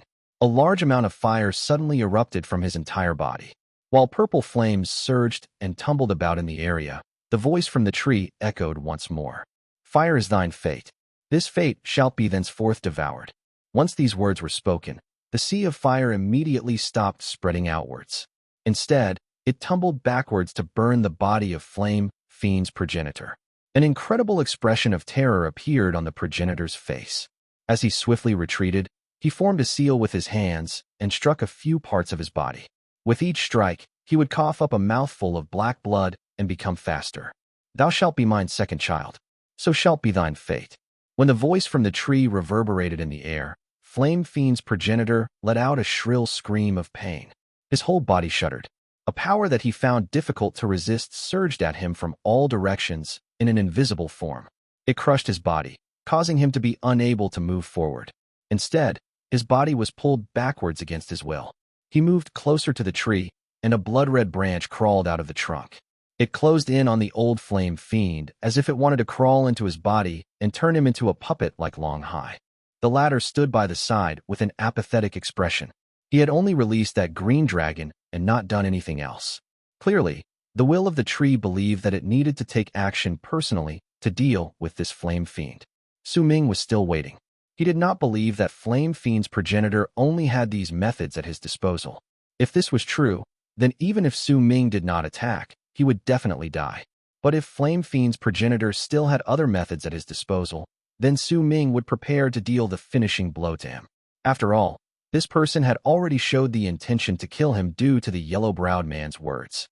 Ming could sense the killing intent, and he naturally did not feel any pity for the progenitor.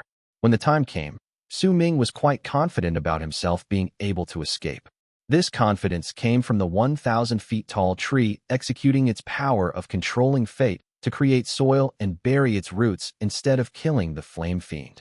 This matter might seem small, but if the tree could control its own fate, then it would naturally not need its foundation.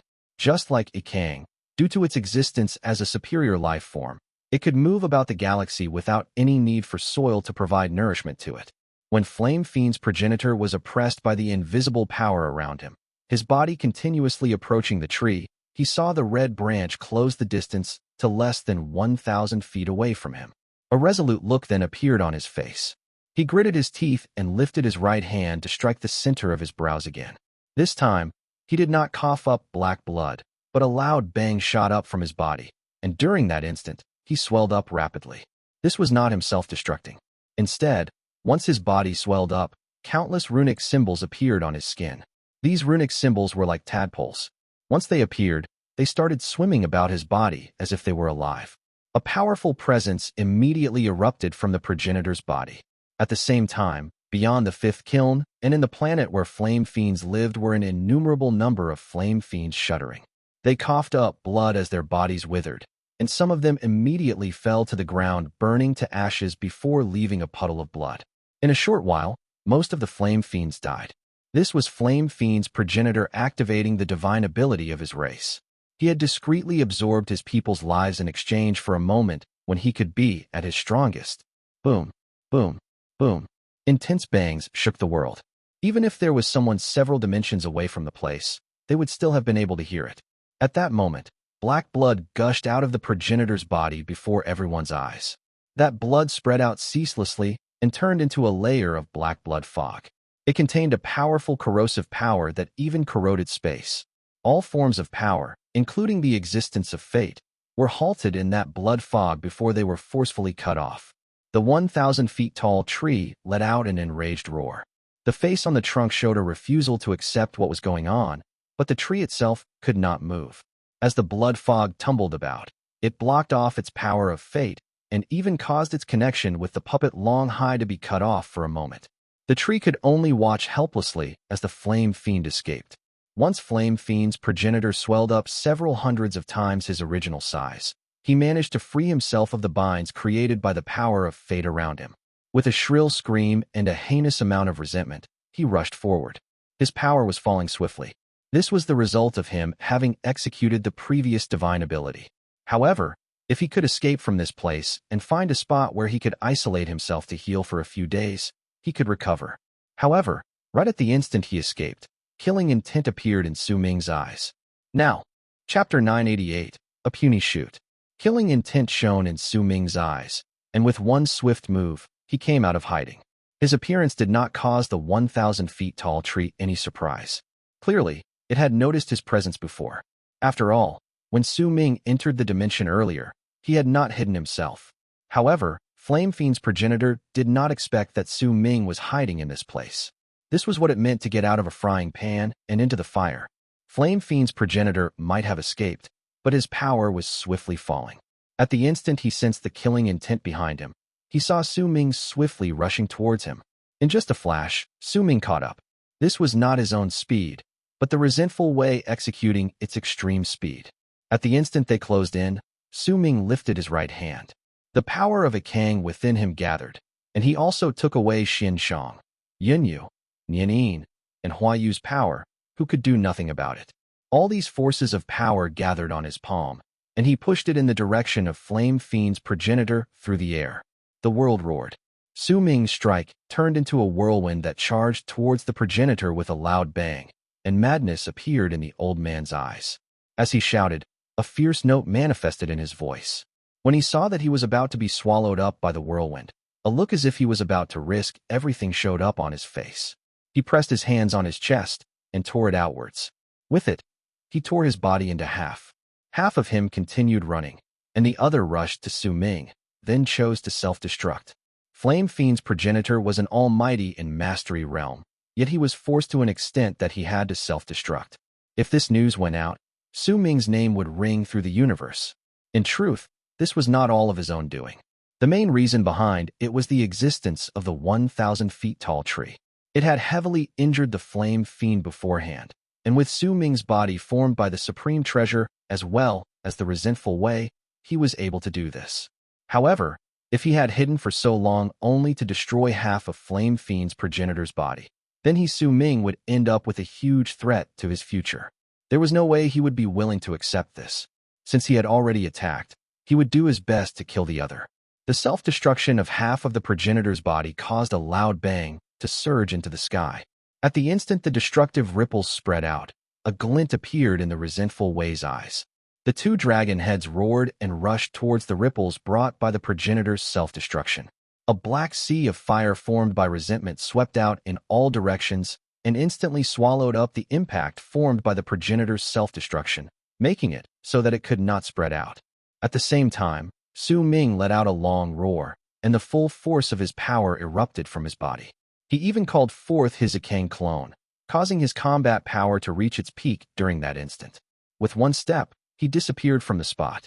During the instant the explosive power was halted, Su Ming's foot landed on air, and he left the area of the explosion to appear behind Flame Fiend's progenitor, who now only had half his body and was already far into the distance. He had already found the exit and was about to enter it. Stay here. Killing intent shone in Su Ming's eyes. As he spoke, he lifted his right hand, then seized the air in the direction of Flame Fiend's progenitor, who was just about to leave. With it, the body of Flame Fiend's progenitor trembled. When he whipped his head around, strong resentment and wariness appeared in his eyes as he looked at Su Ming. He knew that if he did not discard his body, then it would be impossible for him to leave this place on this day. Compared to his life, everything else was nothing. Without any hesitation, Flame Fiend's progenitor threw his head back and roared. A red spot appeared at the center of his brows. It went backwards and shot through the progenitor's skull, then flew out of the back of his head. It showed up to be a red jade. That jade only appeared for a moment before it turned into a semi-transparent shadow. Naturally, that shadow was in the image of Flame Fiend's progenitor. This was clearly his nascent divinity. His nascent divinity had left his body. At that moment, the remaining half of his body exploded with a bang. This was Flame Fiend's progenitor sparing no pains in having and getting injured to block Su Ming with the power of the self-destruction, and at the same time, having his nascent divinity borrow the impact from the explosion to be pushed into the exit. This act of discarding the body and the resolution within caused Su Ming's pupils to shrink. As a booming sound surged into the sky, his right hand crashed into the explosion brought by the remaining half of the progenitor's body. Su Ming staggered a few steps back. When he lifted his head, he saw the nascent divinity's almost crumbling form disappear in the distortions which formed the exit of the dimension. What welcomed him there was the loss of 1,000 years while he was moving through the dimensions. He, who only had his nascent divinity left, would definitely be injured badly when those 1,000 years flowed away. Since he no longer had a body and life force to be absorbed, then what would be absorbed would be the essence in his nascent divinity. If he was lucky enough to survive this encounter, he would no longer be Flame Fiend's progenitor of before, but would be incredibly weakened. The gaps between the dimensions were endless and insubstantial, and they might not even lead into the same region. Because of it, the thought of chasing after the progenitor only appeared briefly in Su Ming's mind before he gave up on it. He swung his arm to wave away the smoke, and only then did he see a red beast skin pouch where the remainder of the progenitor's body had self-destructed. He seized the air with his right hand, and the beast skin pouch immediately flew to him. Once Su Ming caught it, he turned his head around and looked at the tree and the Resentful Wei. The explosion where the Resentful Wei was had already ended. The horse moved and appeared beside Su Ming. It looked slightly tired, but it was not injured. At that moment, Su Ming stood beside the dimension's exit. It could be said that he had seized the initiative in his hand. Even if he wanted to leave, with just one step, he could do so. He stared at the 1,000 feet tall tree in the distance, and the tree was also staring at Su Ming through the gradually dissipating blood fog.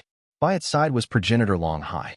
At the instant Su Ming met the tree's stare and then averted his gaze to look at progenitor Long Hai, a faint voice suddenly reaching his heart.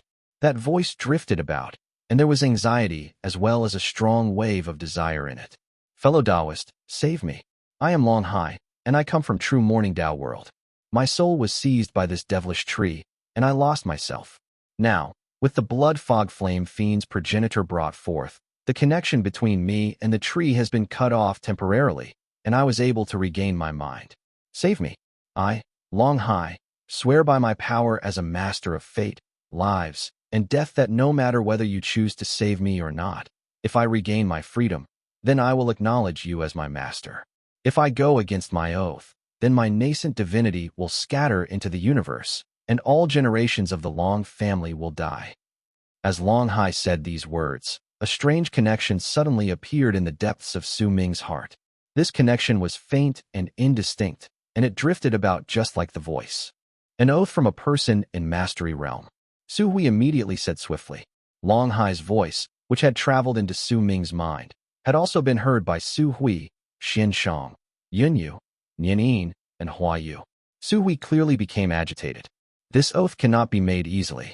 Not only did he swear it, he even activated the indistinct fate lingering all around us. It has already been branded in the universe and has turned into a promise. Progenitor Long Hai, what resolute courage. As Su Hui spoke, Su Ming narrowed his eyes into slits. A brilliant light shone within them. It was just as Su Hui said, this progenitor Long Hai was indeed incredibly courageous. This was clearly a rare moment when he could be conscious, which was why he seized it. And without even waiting to see whether Su Ming would agree to his request, he handed Su Ming everything about himself and swore the oath. This was him using the fastest time and the shortest amount of words necessary to show his greatest sincerity. He was clearly worried that Su Ming would not believe in his words and he would miss this opportunity, which was why he decided to spare no pains and give up everything about himself. Because of it, he could instantly obtain Su Ming's trust, causing his request for help to turn into a temptation. This temptation was the thought of having a master of fate, lives, and death serving as a guard from then on. It also caused the matter of saving Long Hai to turn from being important to only Long Hai to become equally important to Su Ming. The change in his thoughts, the appearance of these words, and the swearing of this oath made it clear that progenitor Long Hai was indeed an almighty in mastery realm. If it had been anyone else, they might have spent a long amount of time in obtaining each other's trust, and since this had nothing to do with Su Ming, there was a high possibility that he would have just turned around and left. Even if he attacked, he would feel as if he was doing it for someone else, so once any danger appeared, he would immediately give up. But now, it was completely different. Su Ming pondered over it quietly for a moment before a cold sneer appeared on his lips. He swiftly appeared beside the 1,000 feet tall tree and took a step forward. Before he could close in, the 1,000 feet tall tree swayed, and the eyes on the trunk stared at Su Ming with a dark light. You didn't choose to leave? Then stay. Buzzing sounds reverberated in the air. The 1,000-foot tall tree started swaying intensely, and numerous leaves floated into the air. There were 3,000 of them, and they were gathering together to form a long sword. As they charged forward, they moved away from the disappearing blood fog and straight at Su Ming.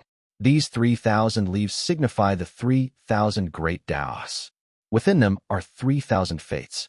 This fate is too intriguing and mysterious for words, and this fate is how I, the ancestor of all trees, will bring about the rise and fall of fate. The buzzing from the 1,000 feet tall tree reverberated in the air, and the long sword formed by the 3,000 leaves immediately appeared in front of Su Ming as if it had sliced through space. A piercingly cold glare appeared in Su Ming's eyes. You are just an impostor who pretends to be in Fate Realm. How dare you say you're in the realm of the rise and fall of fate? Su Ming let out a cold snort. At the instant the long sword formed by leaves closed in on him, he lifted his right hand and slashed down with it. The execution of 3 evils. The entire world looked as if it had been cut by a sharp blade before Su Ming. The slash landed on the incoming sword made of leaves. With a bang, a loud bang surged into the sky, and the sword formed by leaves crumbled. The eyes on the tree focused, and at the same time, with a proud air as if he was looking down at the world, Su Ming's voice echoed in the world. You puny shoot! How dare you call yourself ancestor before me? As Su Ming's words echoed in the air, the full force of a Kang's presence erupted from the body of the supreme treasure Su Ming controlled, without a single hint of it being held back. The appearance of a Kang's presence swept up the sky, the air, and caused the world to look as if it had been overturned. His presence was filled with an untamed, arrogant, domineering air, along with a madness that said he looked down on all lives, as well as an indescribable malice. The tree's expression instantly changed drastically. Chapter 989. Isn't dead? At that moment, Xian Shang, Yun Yu, Nian Yin, and Hua Yu, who were in the body of the supreme treasure Su Ming controlled, felt shock in their hearts. They could vaguely sense a presence that suffocated them rising from Su Ming. This presence caused them to feel that their hearts and minds had been greatly limited, as if 10,000 mountains had fallen on their heads, as if it had become difficult for even form any thoughts in their heads. This was not the first time they sensed this. In truth, when the sea of fire had erupted beyond the 5th kiln, and Su Ming was in the process of taming the resentful Wei in the vortex in the world, they had sensed the same thing. However, the feeling at that time was much more inferior to the one they felt now. At this moment, the madness, dominance, wildness, and the endless malice spreading out from Su Ming's body caused Xian Shang, Yin Yu, Nian Yin, and Hua Yu's minds to tremble. Their souls were greatly suppressed. In fact, they had a feeling in them that refused to disappear. If Su Ming wanted to destroy them, they would have no way of fighting back at all. They would be instantly devoured. This was a form of powerlessness akin to them running into their mortal enemy, as if they had become ants before Su Ming, and he was a universe that devoured ants to live.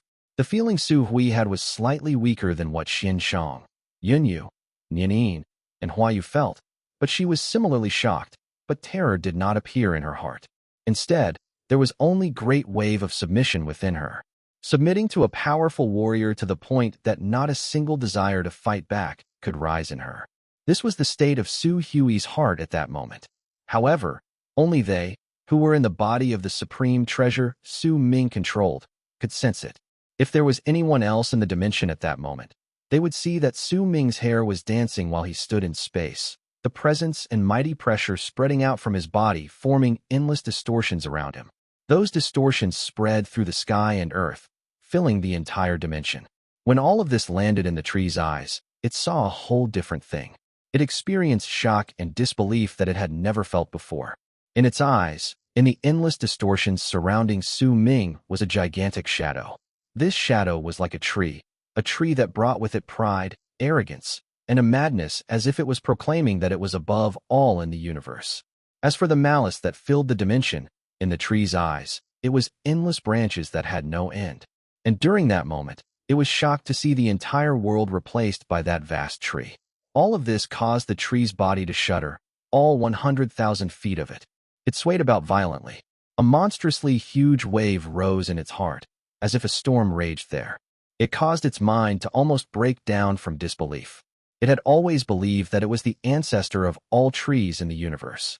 This was something it believed without a doubt, but in the depths of its heart, it knew that if there was a tree that could surpass it in the universe, it was an existence that it longed to become, and it was the legendary, true ancestor of all trees, and also the only existence that could call it a shoot. Ikang. The shocked voice from the 100,000 feet tall tree instantly reverberated in all directions. Its body swayed, and the leaves on its crown drifted down as, "How dare you act presumptuously?" Ming took another step forward.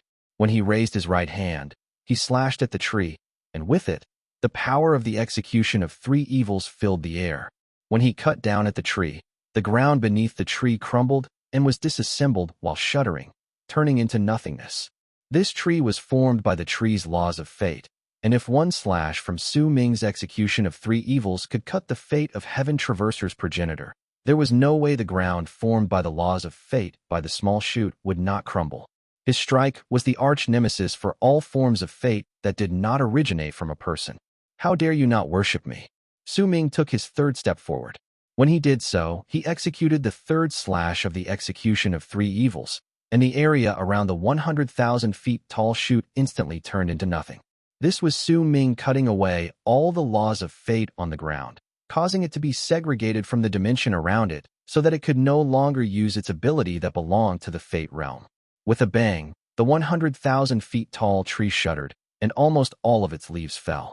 It also looked as if its whole body was about to explode. This was because it had its fate cut off when Ming forcefully suppressed it. This was not a suppression on its power. This was a suppression on its soul and its presence, based on a suppression from similar life forms, trees. If it was any other cultivator, then only if their power was greater than this tree would they be able to use this method to suppress the tree. If they did not have a greater level of cultivation than the tree, they would definitely be unable to suppress it till it was trembling, even if they were at the same level of cultivation. However, Ming was different. He was not suppressing the tree's power, but was using his Ikang clone's presence, life form status, and might as the ancestor of all trees, which would make all trees in the universe shudder and obey him. Compared to Ming's Ikang clone, the 100,000 feet tall tree was just a small shoot. As it trembled, Ming closed in on it with 3 steps, and the 100,000 feet tall tree gave up on all forms of resistance. It had to give up. All the laws of fate had already been cut off. The suppression on its soul caused it to be unable to struggle and fight back, and the respect it harbored in its heart towards a legendary existence like Ikang caused its mind to almost break down. It did not expect that it would run into the true ancestor of trees as well as the existence it longed the most to become, Ikang. It was like a cat had thought itself to have become a tiger, but when it ran into a real tiger, it would lose all of its will to fight back due to the great shock. Tranta Luo Greet. Progenitor Ikang. All the leaves from the 100,000 feet tall tree fell off. Only the 3-leafed grass remained on the tree's crown. At the same time it shone with a green light, the branches from the 100,000 feet tree twisted about and slanted downwards. A red branch also swiftly crawled out from the trunk. This branch stretched out, and a red leaf quickly grew on it. This could be said to be the highest form of worship for a trant. The fall of leaves symbolized the tree prostrating itself and showing complete submission. The trunk bending over symbolized an unparalleled respect, and that red branch that stretched out was the manifestation of the tree's soul. As for the red tree leaf that grew out of the branch, that was the true form of the tree's soul. It brought its soul out, and it even lifted up the red leaf before Xu Ming. From the distance, if anyone likened this tree to a person, then it would like a man kneeling down in front of Xu Ming respectfully, his right hand lifted while he lowered his head. His palm was facing upwards, as if this was a strange ceremony and he was waiting for something. Xu Ming's expression was calm. He could sense the tree's submission. This was the embodiment of being suppressed by a Kang. When he walked closer, the will from his Akang clone and the ancient memories existing in Akang's soul caused him to instantly understand what the 100,000 feet tall tree was waiting for with this ceremony. He lifted his right hand and placed it gently on the red leaf. At the instant he touched it, Xu Ming sensed the tree's soul, and the tree's soul also sensed the pure Akang presence from Xu Ming. It also sensed a ripple of power hidden under the presence that caused its expression to change drastically. It was this ripple that made the 100,000 feet tree shudder again. It straightened its trunk swiftly, and when it looked at Xu Ming, there was a great wave of terror and a shock that surpassed what it had previously revealed in its eyes. You. While the 100,000 feet tall tree shuddered, its trunk quickly twisted and started changing ceaselessly in front of Xu Ming. In the blink of an eye, it turned into a man and bowed deeply at Xu Ming. He raised his hands and brought up the three-leafed grass to respectfully hand it over to him. I, Trant Ta Luo, have been protecting this treasure for ages, and I have been waiting for your arrival. You have finally come. I will obey the will of the fifth kiln's previous master, and whatever your will shall be, it will be the driving force for our lives. A glint shone in Xu Ming's eyes, and he stared at the man formed by the chute in front of him coldly. What have you noticed? Xu Ming asked faintly. You are progenitor Akang, but you are also not progenitor Akang. You are the master of the fifth kiln. Terror appeared on the man's face, but there was also zealousness. His gaze made it seem as if with just one sentence from Xu Ming, he could be driven into a frenzy. The words he said caused the brilliant light in Xu Ming's eyes to become even brighter. Even though he was already prepared for it, he still lifted his head and looked up. Echoing in his mind were the words from Dust Burner's progenitor. Xu Xian Yi was the previous master of the fifth kiln, and only his cursed son would have the right to become the new master of the fifth kiln. Xu Ming stared at the air in silence for a long time, then sighed in his heart. But soon, once he sighed, his eyes focused. Once he pondered over the man's words carefully, a fierce look appeared in his eyes. Did you just say that you have been waiting for me, and I have finally come? It is not just me. All the living creatures in the fifth kiln have been waiting for you, for the scion of the previous master to become the new master of the fifth kiln. The man lifted his head and looked at Xu Ming with fervent zeal. Who told you that I would come? Xu Ming asked calmly, but in that calm voice was a thought that had never appeared before in his head. This thought caused his breathing to quicken, and he seemed to have understood everything within an instant. When our old master came to the kiln the final time, fatigued, he delivered his will to all the existences in the kiln and told us to continue waiting. His child will come to the fifth kiln many years later. A loud bang rang out in Xu Ming's head. His body trembled faintly, and his eyes sparkled. He isn't dead? That thought that caused his breathing to quicken formed into 3 words when the bang rumbled in his head, and those words echoed ceaselessly in his mind. Chapter 990. Xu Ming's Nervousness. Xu Ming remained silent for a time, then looked at the man in front of him and lifted his right hand to take the 3-leaved grass that was shining with a thick green hue. He did not even have the urge to check the treasure, and with an apathetic expression put it away. Release Long Hai's soul, Xu Ming said faintly. Without any hesitation, the man that was the 1,000 feet tall tree closed his eyes and then reopened them. Immediately, a crack appeared at the center of his brows. Everything within it was dark, before a ball of dark light flew out. That was a nascent divinity. Once it left the crack between the center of the man's brows, it immediately turned into an old man. The old man's face was filled with excitement. His nascent divinity shuddered, and his thoughts surged up in his head like waves. For a moment, all the things it went through for the past 10,000 years flashed through his mind. He once thought that he would live the rest of his life as a puppet. In fact, while he lived without any freedom, he was not even be able to control his own death. He could only wait for a long period of time. This pain was enough to make a person break down, and his experience was not like those shared by the people who were in Kang's foreign land. After all, they had their memories accompanying them and had hope placed before them. However, the old man had nothing. If he was not an almighty who was a master of fate, lives, and death and had a willpower that normal people would not possess, then during those 10,000 years, he would have lost himself a long time ago. Fulfill the promise you have not completed fully. Su Ming's voice interrupted the thoughts in the old man's heart. His nascent divinity floated in front of Su Ming, and when he heard it, he looked over. Then after remaining silent for about the span of 2 breaths, he wrapped his fist in his palm and bowed deeply to Su Ming.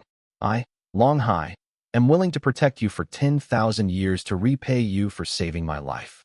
My words are my oath, and now that I have said it, I will definitely fulfill my words.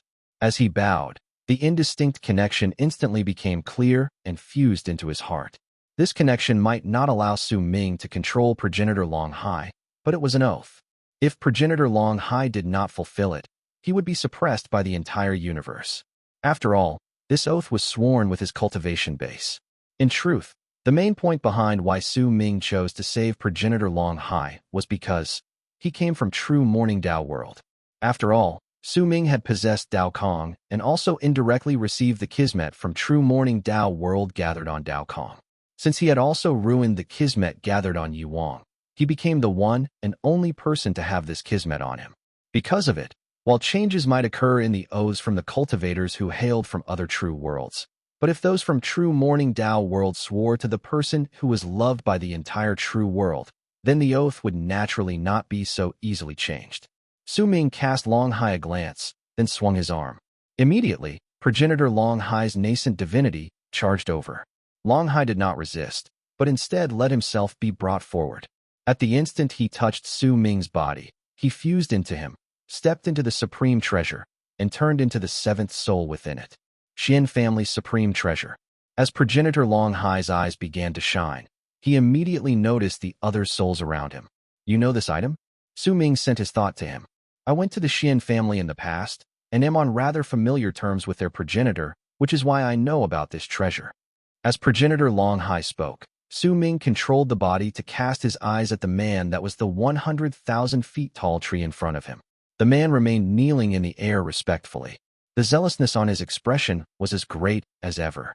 Su Ming remained silent for some time before asking calmly, "Can you leave this dimension?" "I can't leave. Unless you step into the core of the 5th kiln and truly become the 5th kiln's master, and also repair the 5th kiln. Only then will we be able to venture out," the man immediately replied. Su Ming fell silent again for a moment before he nodded towards the man. Under his respectful gaze, Su Ming turned around and walked into the distance. With one step, he arrived near the exit of the dimension, but then, his footsteps came to a halt. However, he did not turn his head around. After a slight pause, he took a step into the exit and walked into the crack in the dimension before he disappeared from the place. This time, Su Ming did not pay any attention to the loss of 1,000 years. Once he stepped into the crack, he closed his eyes. When he did so, the voice from Dust Burner's progenitor echoed in his head again. The baby in his wife's stomach was cursed. Su Xian used all his divine abilities, but he could only make it so that the curse would not worsen. He could not dispel it. Until one day, he took his wife and left the place. We don't know where he went. The 5th kiln has 2 masters. Su Xian is the second one, but in truth, there is a 3rd master. That is his son, but that person has still not arrived. Su Ming moved about in the dimension's crack. His expression remained the same as ever, but his shut eyes hid the complicated emotions in his heart, which were born from his thoughts. They also hid the words the man that was the 1,000 feet tall tree had said just then. When our old master came to the kiln the final time, fatigued, he delivered his will to all the existences in the kiln and told us to continue waiting. His child will come to the 5th kiln many years later. With a complicated expression on his face, Su Ming opened his eyes and looked at the time flowing away. He did not bother about the loss of years. Understanding appeared in his eyes, but the complicated emotions that accompanied this understanding were filled with grief that no one could understand. He seemed to be able to vaguely envision Su Xian taking his wife and borrowing the 5th kiln's power in dismay, then leaving the 5th true world when it was destroyed by the 4 great true worlds working together. In divine essence star ocean, He saw the baby in his wife's body continuously tortured by the curse and watched his wife gradually becoming thinner and weaker, and his heart was filled with grief, but he could do nothing about it. He had used every method that he could and every divine ability he possessed, but he still could not neutralize the curse from which his child suffered. Many years later, he took his wife and left. He should have found a method that could make the curse on the baby disappear, and with excitement, as well as hope, he walked out of Divine Essence Star Ocean. However, complications happened during the process. When they were passing by True Morning Dao World, a great change occurred. Dao Chen's greed and the chase by the entire Morning Dao sect caused him, who had continuously given up his cultivation base and other sort of things over the years for his wife and his son, to be incredibly tired, and to protect his wife and son, he could not bring out his true power. During that battle, his wife died. In extreme grief, he went mad and let out a long string of shrill laughter towards the heavens.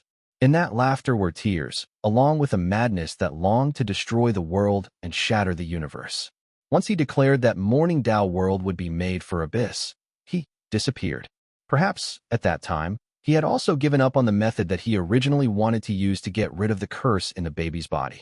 Instead, he chose another path.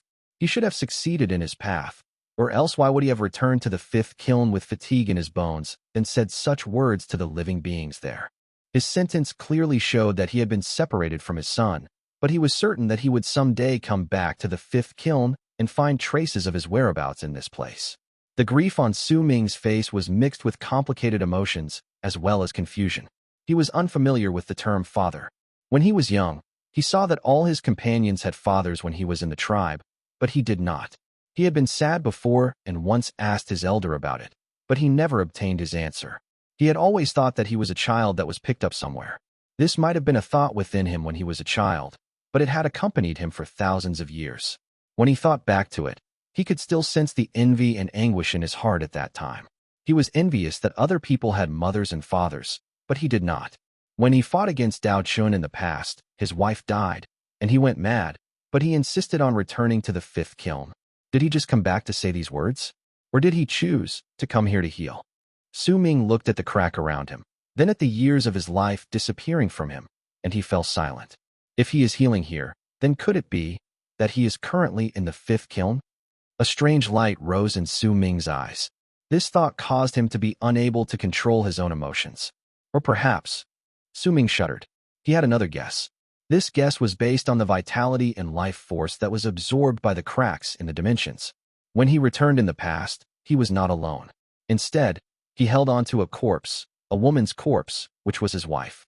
He returned to the fifth kiln and placed his wife at the core, then changed the structure inside the fifth kiln. He had dust burners execute a plan that would last for ages, causing the fifth kiln to be activated often, and he used the supreme treasures in this land to attract numerous powerful warriors. He made them fight over the supreme treasures and move through the dimensions while they offered up a large amount of their life, and he used it to revive his wife. Su Ming trembled. This thought continuously spun in his head until it became everything in his mind. Which of these guesses is real? Su Ming closed his eyes. After a long time, when he walked out of the crack and stepped into another dimension, he opened his eyes. The complicated emotions remained on his face, but the lost look in his eyes was now mixed with a nervousness that came from his heart. This nervousness was not due to excitement or fear, but because he had remembered the woman who held him in her arms when he was still an infant. She had appeared in the illusion dug out from the depths of his memories when he was in Western Ring, Nebula's foreign land. That unfamiliar but warm feeling, as well as the insistence of protecting the child, even in death, was branded into Su Ming's life and became a mark that would not fade away. That unfamiliarity and warmth turned into a faint murmur by Su Ming's ears at that moment. Su Ming shuddered and lifted his head. He did not look at the world in the dimension, but at the universe. Is it you? He mumbled. Chapter 991, Killing Intent. Within the many dimensions in the fifth kiln were 3 borders. They were like boundary lines that divided the fifth kiln into 4 regions. These borders were formed by a ring of floating platforms, and each one of them was known as Spirit Trudging Platform. At that moment, there were 6 platforms shining with a faint light. They were connected together and could be seen from the distance. As for the other platforms, they were shrouded by a layer of fog. making it so people would be unable to see them clearly and tell what precisely was on them. 6 shining spirit trudging platforms meant that there were 6 people who had stepped into the 5th kiln. If more people arrived, then more spirit trudging platforms would be revealed from their indistinct state. This was the curious aspect about the 5th kiln. It seemed to possess life and could sense the number of people who stepped in it, then use spirit trudging platforms by the 3 borders to show their number. If anyone died, their spirit trudging platform would disappear. At that moment, there were 2 people who were sitting and meditating on 2 of the 6 spirit trudging platforms. Needless to say, they were Reverend Zilong and the yellow-browed man. Their levels of cultivation were the highest, which was why they were the faster to move through the dimensions in the outer layer and arrive at the 3rd level's border. They had been waiting in this place for a long time. The 2 of them did not choose to continue moving forward, but chose to wait for the others. To them, the dimensions beyond the 3rd level's border might be mixed up, but as long as their luck was not too bad, then with their power, they should not die. At most, they would spend different amounts of time to reach this place. Based on their speculations, with just one more day, the others should be able to arrive one after another. But just then, while the yellow-browed man and Reverend Zilong were meditating with their eyes closed and not speaking to each other, because of which the area was in a state of silence, light started to shine around the 3rd platform. The flashing light instantly caused the space around them to brighten up, and it made Reverend Zilong to open his eyes with a hint of surprise within them. The yellow-browed man on the other platform also opened his eyes. His gaze fell on the flashing platform, and though his expression remained the same, his heart was also filled with curiosity. He wondered who would be the 3rd after him and Zilong to arrive in this place, and who was clearly slightly earlier from their estimated time.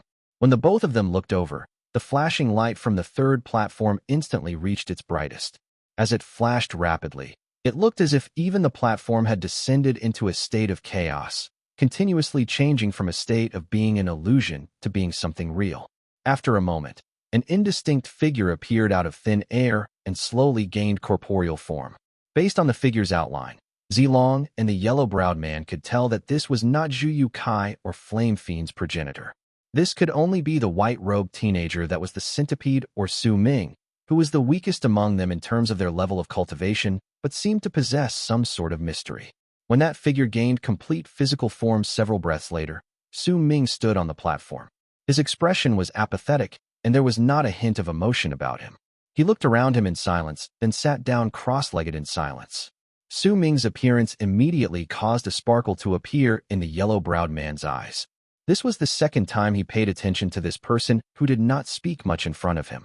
The first time was during the previous gamble, but compared to this time, the attention he paid to him during the previous gamble was somewhat insignificant. The yellow-browed man cast Ming a deep glance. He knew that if luck could be used to explain why Ming arrived earlier during the gamble, then when he became the 3rd person to walk out this time, it was enough to prove his strength. For all people with power, no matter where they were, they could receive respect. The yellow-browed man fell into contemplative silence for a moment before he swept his gaze past Ming's body, and some thoughts formed in his head. Once Zilong saw that the person who walked out was Ming, his eyes instantly focused, but he did not say anything. Instead, he closed his eyes again and began meditating. It was very quiet. Ming and the other 2 were all sitting cross-legged. None of them spoke. Ming lifted his head to look at the air.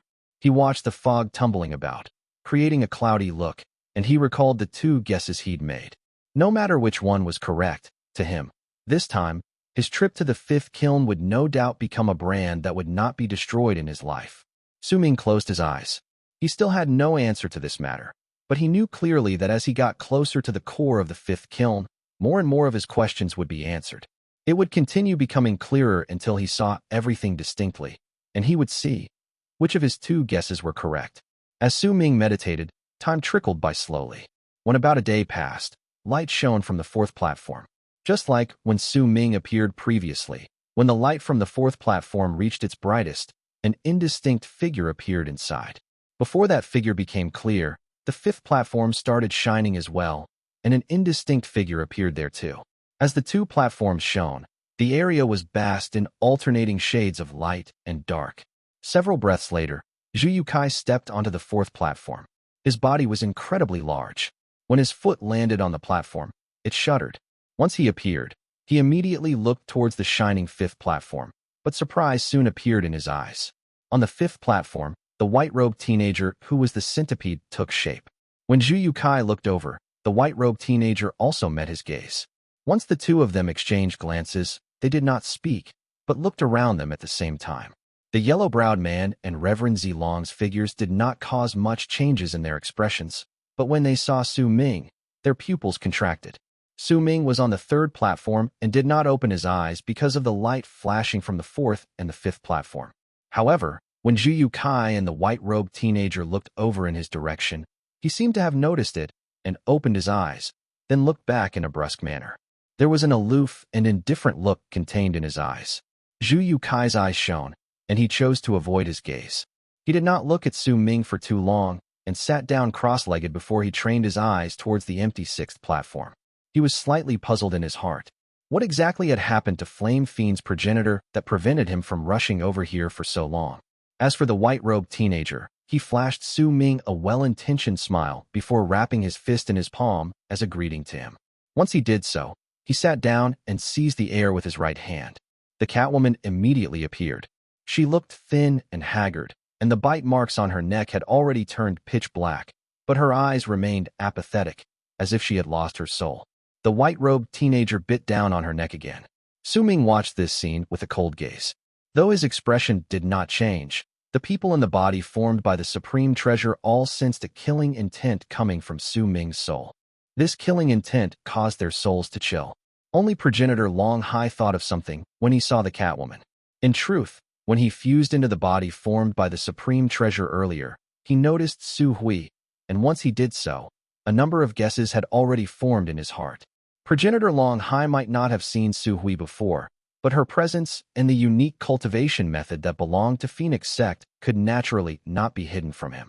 Phoenix Sect's Sacred Lady, supreme treasure from the Xian family, and this Catwoman who has clearly been struck by Phoenix Sect's transformation curse, and he could even make that damn tree worship him. Just who is this person? Progenitor Long Hai's expression remained as impassive as ever, but he was already beginning to guess Su Ming's status. Su Ming watched the white-robed teenager absorb the Catwoman's blood and essence.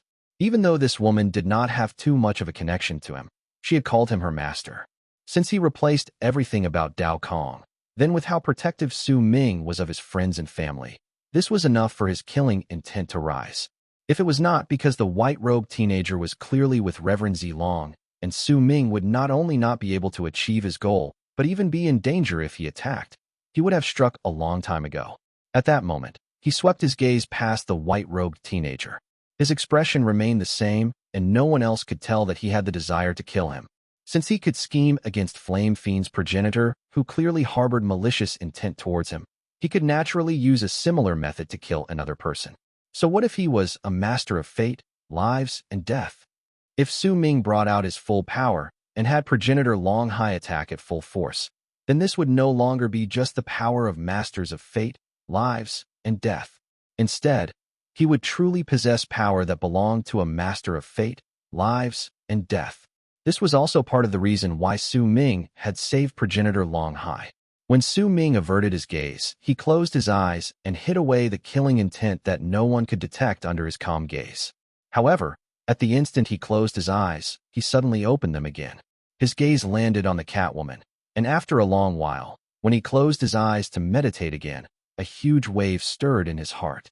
During that instant just then, Su Ming had suddenly thought of something. He had replaced Dao Kong and was in control of everything about him, and the main reason behind it was that he was an abyss builder. He had the innate ability to possess others. Then with the high level of cultivation Su Xian Yi possessed, how powerful would be his innate ability to possess others? If Su Ming could possess a king, then could Su Xianyi have? After his fight against Dao Chen, this sudden thought caused Su Ming's breathing to quicken. He remembered Dao Chun entering isolation, remembered how he had met Dao Kong when he came to Divine Essence Star Ocean. If all of this is the embodiment of his will, then could it be his arrangement that Dao Kong appeared here? And Su Hui was also sent here together. As Su Ming's thoughts changed, the sixth spirit trudging platform suddenly shone with a powerful light. The only person who could walk out of the sixth spirit trudging platform was Flame Fiend's progenitor, who lost his physical body and now only had his nascent divinity left. When Su Ming lifted his head to look over, a piercing cold glare shone in his eyes. He wanted to see what Flame Fiend's progenitor would say and what expression he would have once he saw Su Ming after he lost his physical body. Chapter 992. Shifting the Direction of the Disaster. Su Ming was not the only one who shifted his gaze to the sixth platform. The other four people also looked over, especially Zhu You Cai. There was even a hint of hesitation on his face. He was incredibly puzzled as to what reason could have made Flame Fiend's progenitor be the last one to arrive. As for the white-robed teenager who was the centipede, a dark light shone in his eyes, and when he looked towards the sixth platform, a speculative look appeared on his face. It could be said that Su Ming's expression was the most normal among the group. He watched the sixth platform shine and waited for Flame Fiend's progenitor to arrive. He wanted to see whether the progenitor would dare tell the truth. The sixth platform shone even brighter, and after a moment, an indistinct figure manifested on the platform. The instant that figure appeared, the yellow-browed man and Reverend Zilong let out faint gasps of surprise. Zilong's eyes focused on the indistinct figure on the sixth platform before he stood up slowly. With surprise in his eyes, he looked towards the white-robed teenager. His act of getting up and his gaze instantly caused the white-robed teenager to be stunned, and the surprise in Zilong's eyes especially puzzled him. He could not understand why Zilong would do such a thing, because to him, the sixth platform did not seem to have anything special. Zilong saw the stunned expression on the white-robed teenager's face, then frowned before looking towards Zhu You Cai, but he soon averted his gaze. His eyes lingered hesitantly on Su Ming for a moment before he looked towards the yellow-browed man. At that moment, the yellow-browed man also rose up. His expression turned incomparably grim while he stared intently at the sixth platform. His eyes shone for a few times, and then he also looked first towards the white-robed teenager who was the centipede before he swept his gaze past Zhu You Cai and Su Ming. In the end, he looked at Zilong, and their gazes met. Su Ming watched all of this from the platform in the distance, and while his expression was calm, his heart had already become wary. He had been able to tell earlier that Zilong and Huang Mei were the strongest. Judging by what happened at that moment, the depth of their power was not in Mastery Realm, but the laws of fate, or else it would have been quite impossible for them to see the change in power in the indistinct Flame Fiend's progenitor who appeared while the sixth platform shone when the white-robed teenager, Zhu You Cai, and even Su Ming himself were unable to see it. The two of them first suspected the white-robed teenager attacking in the dark, making it clear that he is not as he seems. Perhaps it should be said that this person has a trump card that can make both Zilong and Yellow Brows regard him seriously. Then it was Zhu You Cai, and the last one is me. But it seems that the two of them aren't certain of who it was. In fact, they are even suspecting each other. Su Ming saw all of this clearly. At that moment, his expression was not his usual calm look, but a shocked expression he put on while he looked at the sixth platform. Of course, this shocked expression was an act, or else the perpetrator would be a little too obvious. Zilong and Huang Mei's unusual behavior also caused Zhu You Cai to stand up. He had a vague feeling that something bad had happened. Almost at the instant this feeling appeared, his expression changed drastically, because at that moment, even he had finally sensed that something was wrong about Flame Fiend's progenitor, who had now appeared on the sixth platform. He lost his physical body, Zhu You Cai said in a low tone, his expression changing. The white-robed teenager from the other platform had already noticed this. His expression then changed as well. Clearly, he now knew why Reverend Zilong's expression was so grim, why he looked towards him, and why the yellow-browed man also fixed his gaze on him. After all, even if the fifth kiln was dangerous, to them, even though there were things that could endanger their lives in the area beyond the third level's border, these dangers were rare and few in between. The real dangers would usually appear more frequently the closer they got to the core. Even though based on their experiences there were indeed cultivators who disappeared or died in the area beyond the third level's border, there were only one or two who died among those who had truly become almighties in Mastery Realm. No one knew the reason behind why those people had died. There was a possibility that they were ambushed and died, and it was also possible that they ran into the rare, dangerous dimensions and died within them. That was why when they noticed that Flame Fiend's progenitor did not possess a physical body, their first reaction was that he was ambushed, but there was also a possibility that he ran into one of the rare, dangerous dimensions, which was why he was in such a pathetic state. In fact, They could already imagine that if Flame Fiend's progenitor hadn't resolutely given up on his physical body, then he would have definitely ended up having his body and soul destroyed. Was Flame Fiend's progenitor ambushed, or did he run into a dangerous dimension that forced him to become like this? This was the thought that appeared in all the people's hearts except Su Ming's during that moment. Several breaths later, the light around the sixth platform reached its brightest. When it reached a piercing degree, it swiftly darkened, and the exhausted nascent divinity of Flame Fiend's progenitor appeared before the people's eyes. Huang Mei and Zilong stared intently at him with a fierce gaze. As for Zhu You Cai, he sighed in his heart and looked at Flame Fiend's progenitor with an expression full of emotion. The white-robed teenager narrowed his eyes, and a faint glint shone within them. Even though it might seem normal, those who understood him would definitely be able to see the darkness in his eyes, along with the hint of greed within there. It was very quiet in the area. Everyone looked towards Flame Fiend's progenitor. Su Ming narrowed his eyes slightly, but the calmness and indifference in them didn't allow people to tell what he was thinking. With the dead silence came an indistinct mighty pressure. It enveloped Flame Fiend's progenitor, but it did not cause his expression to change. Clearly, from the moment he decided to walk out, he had already thought of all the things he might encounter. He thought about his companion's greed and the dangers he would have to face after he lost his physical body and his power fell. After all, not only did his power fall, he also only had his nascent divinity left. A nascent divinity that belonged to an almighty and mastery realm was a great supplement for some cultivators. They could also turn it into the best vessel spirit for a supreme treasure. In fact, there were other uses as well, such as turning it into a puppet or a medicinal core. There were plenty of uses for him, and the level of misery in it was enough to make people regret why they had not died right away. Everyone was silent. Flame Fiend's progenitor was also silent. While standing on the sixth platform, he lifted his head to look around him coldly. At that moment, under everyone's gazes, the first one he looked towards was not Su Ming, but the white-robed teenager. When he looked towards him, a powerful resentment appeared in his eyes. That resentment was so strong and distinct that it was immediately noticed by the others. The white-robed teenager was first stunned. Then his expression changed drastically, because not only did Reverend Zilong look towards him, even Huang Mei and Zhu You Cai turned their gazes towards him. "It's not me." The white-robed teenager immediately shouted and glared at Flame Fiend's progenitor. "You old fool, what's the meaning of this? Do you want your entire race to die?" Su Ming saw this, and his eyes flashed slightly. A barely noticeable smile appeared on his lips. "What a diabolical and scheming man you are, Flame Fiend's progenitor." Su Ming's smile gradually grew cold. He knew that he would definitely be targeted by others as a nascent divinity, but he doesn't want to die.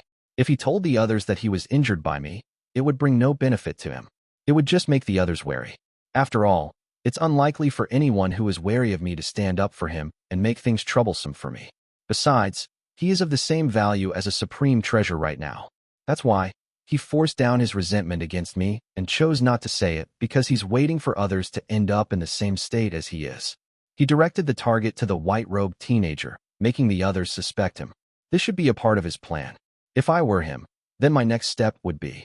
When Su Ming looked towards Flame Fiend's progenitor, he saw the progenitor move, and with an incredibly quick speed, he rushed out of the sixth platform as a nascent divinity to instantly appear on Su Ming's platform.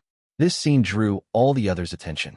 "Fellow Taoist, if you ensure my safety, then I am willing to give you the planet my race calls its home as a price, and I have a deep understanding towards the fifth kiln. I can help you avoid detours. I wonder what you think about it." Flame Fiend's progenitor wrapped his fist in his palm towards Su Ming while he stood on his platform. The others might not know about this, but Su Ming knew about it. The bitterness and grievances in Flame Fiend's progenitor's heart had to be monstrous while he bowed to him. He's shifting the direction of the disaster. Su Ming's expression remained the same, but he started laughing coldly in his heart. Flame Fiend's progenitor had to have a good relationship with Zhu You Cai, which was why he did not want to drag Zhu You Cai into this mess. The one he hated the most was Su Ming, which was why as long as he stayed by his side, the disaster would be brought to him. The progenitor himself would be a bait to draw the other people's greed to him. Before he came over, though, he first provoked the white-robed teenager, and it could be said that the person who would definitely not let him go easily would be the white-robed teenager. The actions might have seemed sudden, but when Su Ming thought about them carefully, this was very logical.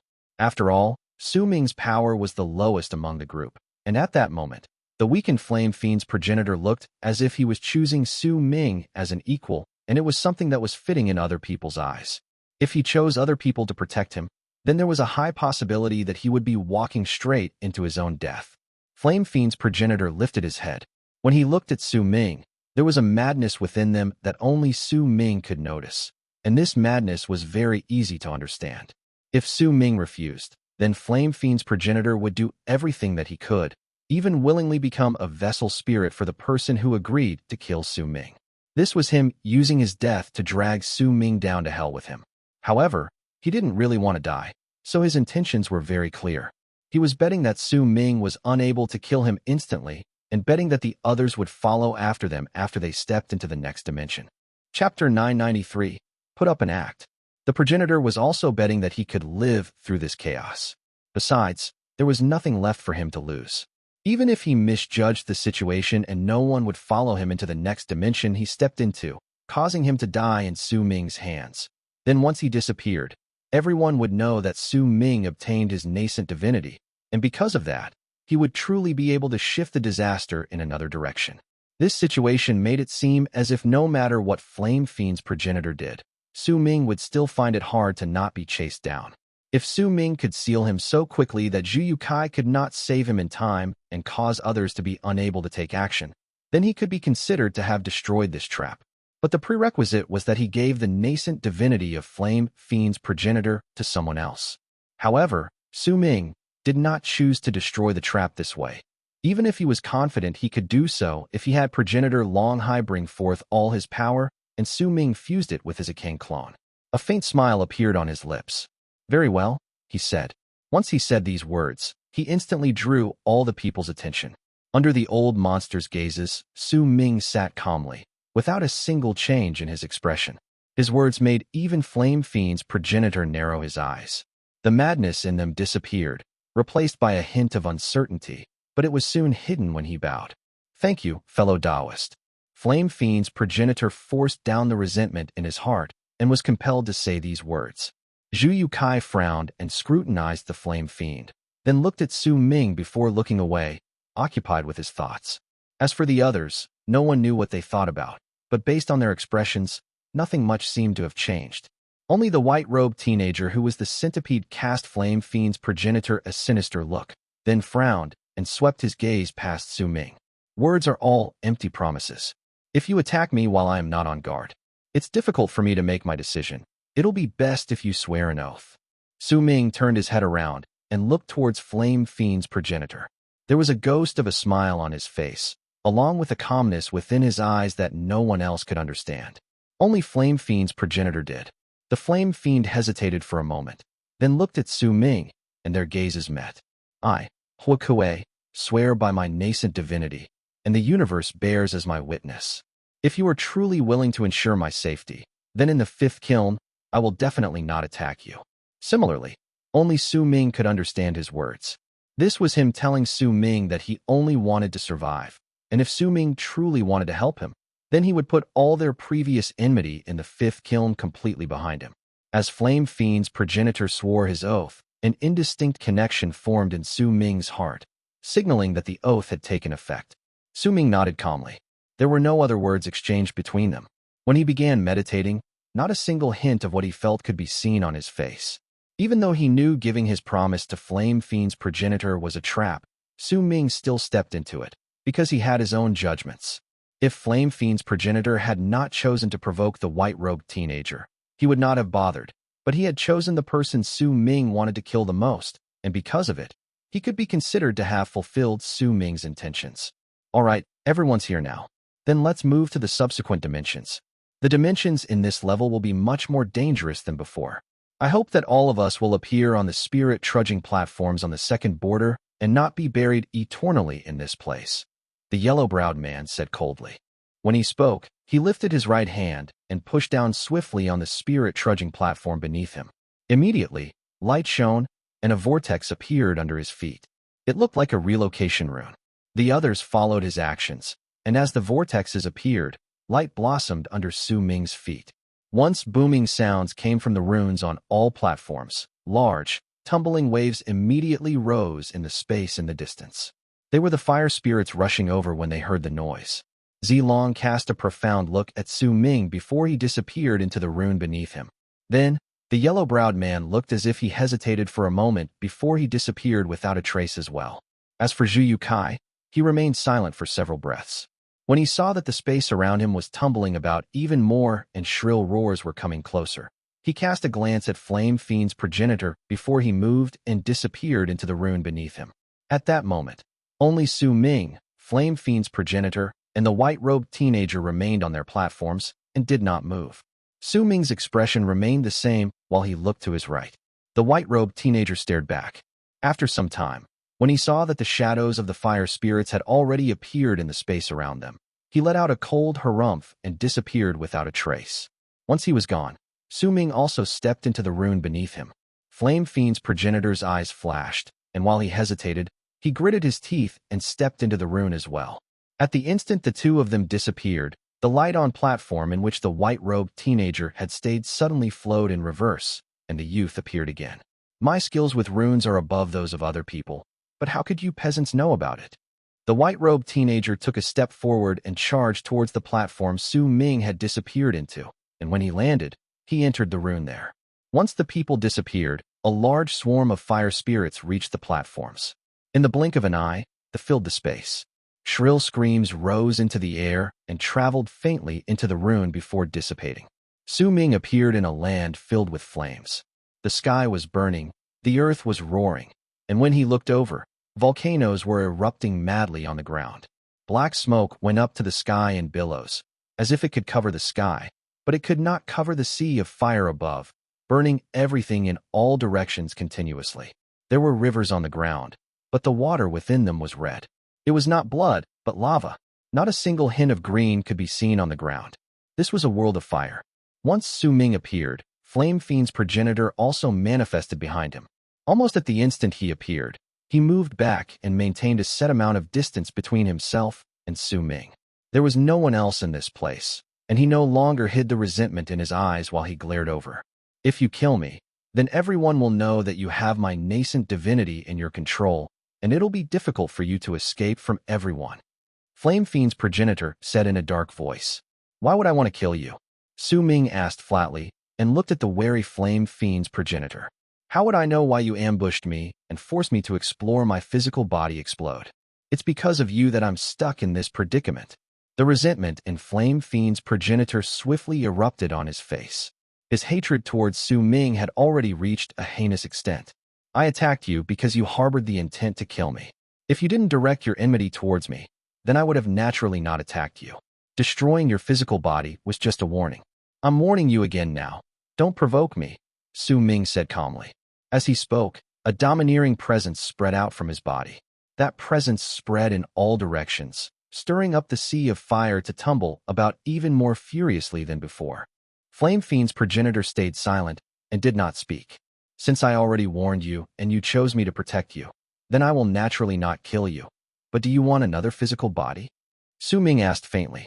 The choice of a physical body for us Flame Fiends is extremely important.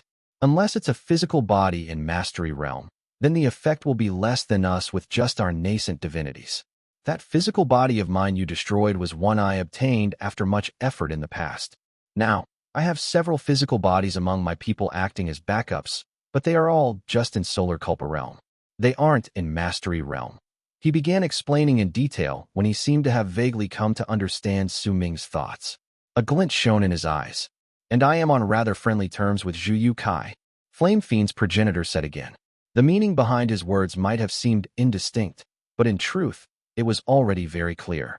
You will soon have a new physical body, Su Ming stated slowly. In truth, progenitor Long Hai also needed a physical body, but Su Ming did not fancy giving him the white-robed teenager's physical body. Huang Mei and Zilong are equal in terms of their levels of cultivation, and since they are both wary of each other, they are held back by each other. Neither of them will attack so easily, but the youth also has extraordinary power. He is also a manifestation of the heavenly centipede. I heard that he has the blood of ancient Wu, which hails from the world beyond the four great true worlds. Once he activates his blood, he can activate the channel guiding ancient Wu to him, and turn into the ancient power.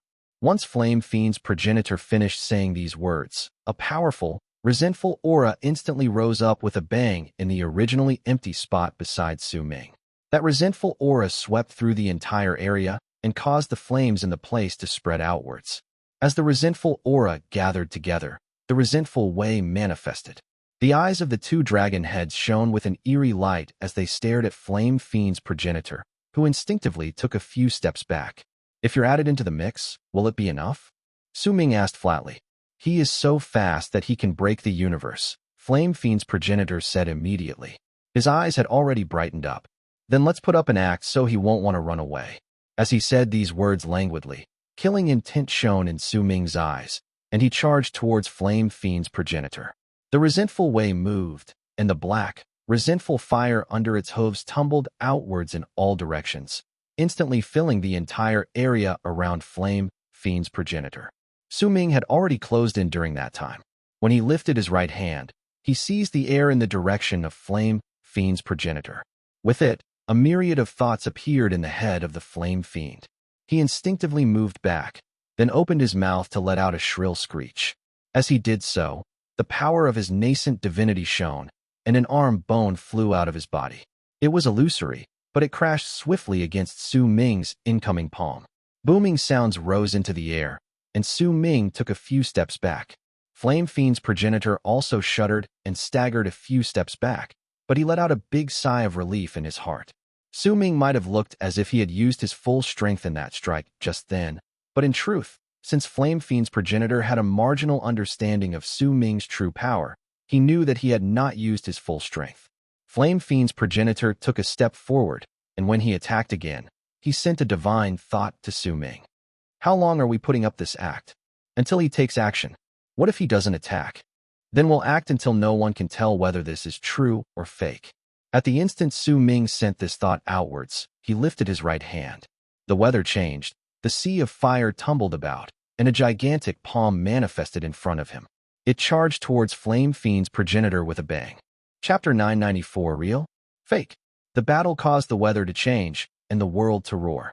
The sea of fire in the sky continuously tumbled about and fell backwards. The fire on the ground spread due to the impact, causing the lava to flow backwards, the air to sparkle in a dazzling manner, the sky to look as if black, resentful flames had sealed off all directions, and Flame Fiend's progenitor to look as if he could not escape. As loud, booming sounds spread out, Su Ming executed a myriad of divine abilities, and a different atmosphere gradually appeared as Flame Fiend's progenitor continued acting in this farce of a fight. He harbored a grudge towards Su Ming since the start, and no matter how many explanations Su Ming provided, it would be difficult to dispel that grudge. Originally, he had it suppressed, but at that moment, as they attacked, this resentment could no longer be suppressed. It fused into his attacks, causing the world to tremble in the mid of the booming sounds brought about as they fought. As time trickled by, the two of them did not fight in one area, but instead continued moving forward as they battled in the sky. Yet no matter how much Flame Fiend's progenitor attacked, he was still surrounded by the black, resentful flames, and that sea of fire was continuously shrinking. Each time it shrank to the greatest limit, it would force Flame Fiend's progenitor to use his divine abilities to strike it, and only then could he send the resentful flames back once more.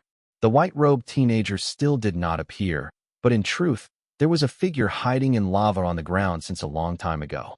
This figure was not big, only the size of a finger. It was a red centipede. It was in the lava and did not stand out. No one would be able to notice its existence.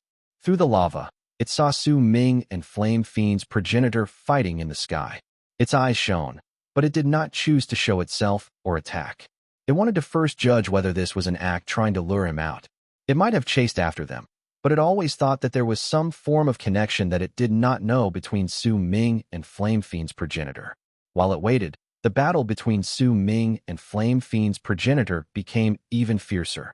In fact, there were a few times that flames from the Resentful Wei almost caused the nascent divinity of Flame Fiend's progenitor to be destroyed. However, the centipede still did not attack. Instead, there was a cold look in its eyes, along with a hint of derision. What a fake act, and they have managed to act till now. The Black Horse only traps him and does not join the battle. There's something off about this. It's certain that they're trying to lure me out. The centipede who was the white-robed teenager thought like this as he let out a cold harumph.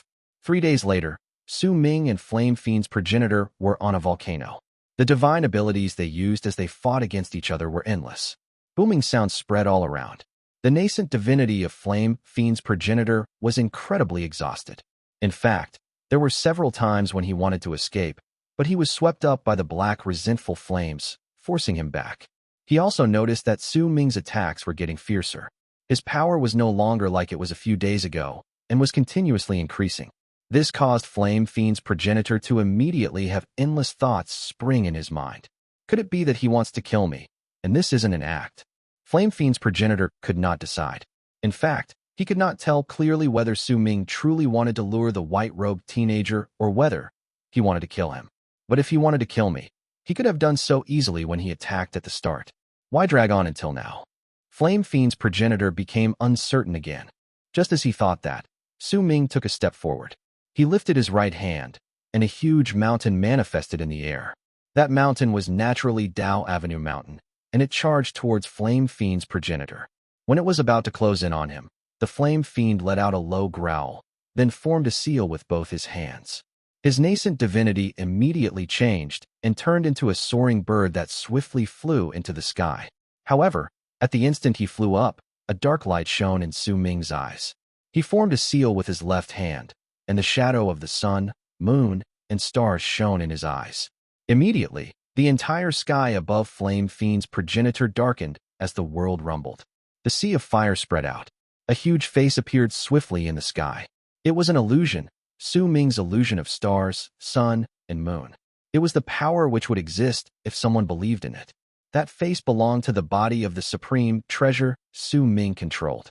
Once it appeared, it opened its mouth wide and sucked in a sharp breath in the direction of Flame Fiend's progenitor. The expression of the old man changed drastically. When he moved back, he spread his arms outwards, and immediately, his nascent divinity changed again into a gigantic python. The python hissed, then curled up into a rune. But at the instant he formed the snake rune, the resentful Wei around it formed a sea of fire that tumbled backwards swiftly. The black flames, along with Dao Avenue Mountain as well as the gigantic face in the sky rushed towards Flame Fiend's progenitor. The expression of Flame Fiend's progenitor changed again. He could sense a powerful killing intent, and it caused his nascent divinity to tremble. At that moment, he had no time to think about whether this was an act. The giant python he turned into immediately spread out and crashed into the incoming resentful flames with a bang. As the resentful flames spread out, Ming's Dao Avenue Mountain closed in. The giant face in the sky pushed down, and Flame Fiend's progenitor let out a roar that shook the sky. His nascent divinity shrank and turned into a huge ball of light. When they crashed into each other, the ball of light spread out rapidly. This was Flame Fiend's progenitor using the essence within his nascent divinity. It was the first time during these 3 days that he did not hesitate to use his own nascent divinity to fight against Ming. Booming sounds surged into the sky, causing cracks to appear in the sky and the ground to shatter. Amid these loud bangs, the face in the sky shattered, Dao Avenue Mountain collapsed, and Ming froze for a moment in midair. Flame Fiend's progenitor retreated swiftly and turned back to human form. His nascent divinity had become incredibly dull. "What are you doing?" Flame Fiend's progenitor had a dark expression on his face, but he did not say these words outright. Instead, he sent his divine thought to Ming while he retreated swiftly. However, at the instant he retreated, the sea of fire formed by the resentful Wei swept up and prevented him from leaving. Killing intent also spread out from those resentful flames. It and the obstruction formed by the flames immediately let Flame Fiend's progenitor realize that he could truly no longer escape from the ring of flames formed by this resentful aura. After all, Flame Fiend's progenitor had intentionally made it seem that he could not escape the previous few times. If he truly wanted to leave, he could have done so by sacrificing some of his essence, but now he realized in shock that he truly could not escape. This realization also allowed him to see that this was not an act they put to lure the white-robed teenager to attack. This was Ming wanting to kill him. As for why he had not immediately attacked a few days ago, it was because he could still make his nascent divinity self-destruct. Once he self-destructed, Su Ming would not be able to get anything, yet the others would have the mistaken notion that he was hiding the nascent divinity of Flame Fiend's progenitor. That was why Su Ming had used his words to deceive him. With this method and with the excuse of luring the white-robed teenager to attack, he slowly made him waste away his essence and gradually lose his power to self-destruct. At that moment when he could no longer self-destruct, he was so exhausted that he even lost the right to self-destruct. Who are you? There is no way for you to be an unknown person when you're so diabolical. Flame Fiend's progenitor roared as madness appeared in his eyes. He gathered his essence without stop, but to his grief realized that he had really wasted most of his essence during the past few days. You destroyed my physical body, then lied to me saying that you wanted to lure the heavenly centipede here, yet your true goal was always my nascent divinity. That heavenly centipede didn't even come here. Su Ming looked at Flame Fiend's progenitor without speaking. Then his attacks became even fiercer. The speed and rate of burning of the resentful flames around him also became much greater. This scene was seen by the white-robed teenager hiding in the lava. He was at first uncertain, but that uncertainty was soon followed by a smile. At that moment, greed appeared in his eyes. What a diabolical person. He actually used this method to prevent Flame Fiend's progenitor from self-destructing before he could obtain his nascent divinity. This method is incredibly sinister and vicious, but I like it. Looks like this isn't a trap. It seems like I've been overthinking it. If that's the case, then I'll let you know that the words you used to lie to Flame Fiend's progenitor are actually real. The white-robed teenager's eyes flashed, but he soon forced down the greed in his heart and continued observing them. He was a skeptical person, and unless he was completely certain, he would not appear. Flame Fiend's progenitor had anger raging within him, but there was also despair along with it. His madness reached its peak, but by then, he had even lost his right to self-destruct. He knew that if he tried to self-destruct, he would not be able to succeed, but he still wanted to try. Even if I die, I still won't become a vessel spirit under your control. As Flame Fiend's progenitor roared, all his essence swiftly started boiling, and the explosive presence of self-destruction spread out from his body. But right at the instant it happened, Su Ming's eyes shone. With a step forward, his power instantly rose, and he fused with his Ikang clone, but he did not have Long Hai offer his power. Yet even so, it was enough to overpower Flame Fiend's progenitor, who had lost his physical body. The resentful flames formed by the Resentful Wei around the area also tumbled back. If anyone looked from the ground, it could be seen that when the resentful fire in the sky tumbled backwards, there were countless shadows of resentful Weiss in them, as if there were endless horses galloping about. In the blink of an eye, they swept towards the self-destructing Flame Fiend's progenitor. With a bang, the self-destruction of Flame Fiend's progenitor and the resentful flames crashed into each other. Then he froze. To his grief and despair, he realized that his nascent divinity was filled with resentful aura. It came from the charges from the resentful flames during the past few days. The instant the self-destruction of his nascent divinity came to a halt, his body was occupied by the resentful aura. The resentful flames around him surrounded and trapped him in layers, like a seal, and Su Ming closed in on him with a step. He lifted his right hand, and a dazzling light shone in his palm. It was the light from the soul-sealing art, the one that belonged to Hua Yu from Xianshang's group. The palm was about to land. Once it did, Flame Fiend's progenitor would lose his consciousness, and perhaps he would never wake up again. Despair, grief, and madness turned into his last thoughts. At the instant Su Ming's palm was about to land, a mighty power erupted from the ground. An array of white light instantly shot out. It was a centipede that was completely white, and this time, in contrast to the previous black centipede, it exuded a mighty power. That centipede was so quick that it instantly rushed into the resentful flames. As a long string of laughter echoed in the air, he charged towards Flame Fiend's progenitor in front of Su Ming and instantly pounced on him. Needless to say, that centipede was the white-robed teenager. At that moment, he was completely certain that he did not fall into a trap. But did he truly not fall into a trap? Su Ming's lips curled up into a faint smile the moment the white-robed teenager stepped into the resentful flames. Chapter 995, Peak of Mastery Realm. Fellow Taoist, please don't bear a grudge against me for this. I'll be kindly accepting this old man's nascent divinity. A long string of laughter echoed in the air. The white centipede instantly appeared in front of Su Ming, and he was so quick that it seemed as if while his words were still in the distance, his body had already arrived like an afterimage. He opened his mouth in a hideous fashion to bite into the extremely exhausted flame fiend's progenitor, whose nascent divinity's essence had already been mostly wasted away.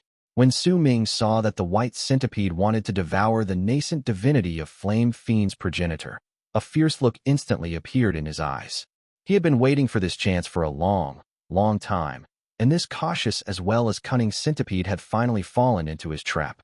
This was truly him using flame fiend's progenitor as bait to lure him forward. So how could he let that centipede just devour him? At the instant the piercing cold light shone in Su Ming's eyes, his power erupted in a frenzy. This was the power after Su Ming had his Akang clone fuse completely with the Supreme Treasure's body. Under Su Ming's will, Progenitor Long Hai also brought forth all of his power and fused it in, creating the most powerful force Su Ming could muster at that moment. He was no longer infinitesimally close to the power that belonged to masters of fate, lives, and death. This was the true power of Mastery Realm, and he was not just a normal almighty in Mastery Realm. Instead, he had already reached the terrifying power of those at the peak of Mastery Realm. After all, Progenitor Long Hai was an almighty who was already near the peak of Mastery Realm. Because of it, when all the other people's power was added into the mix, they could bring forth the peak of Mastery Realm.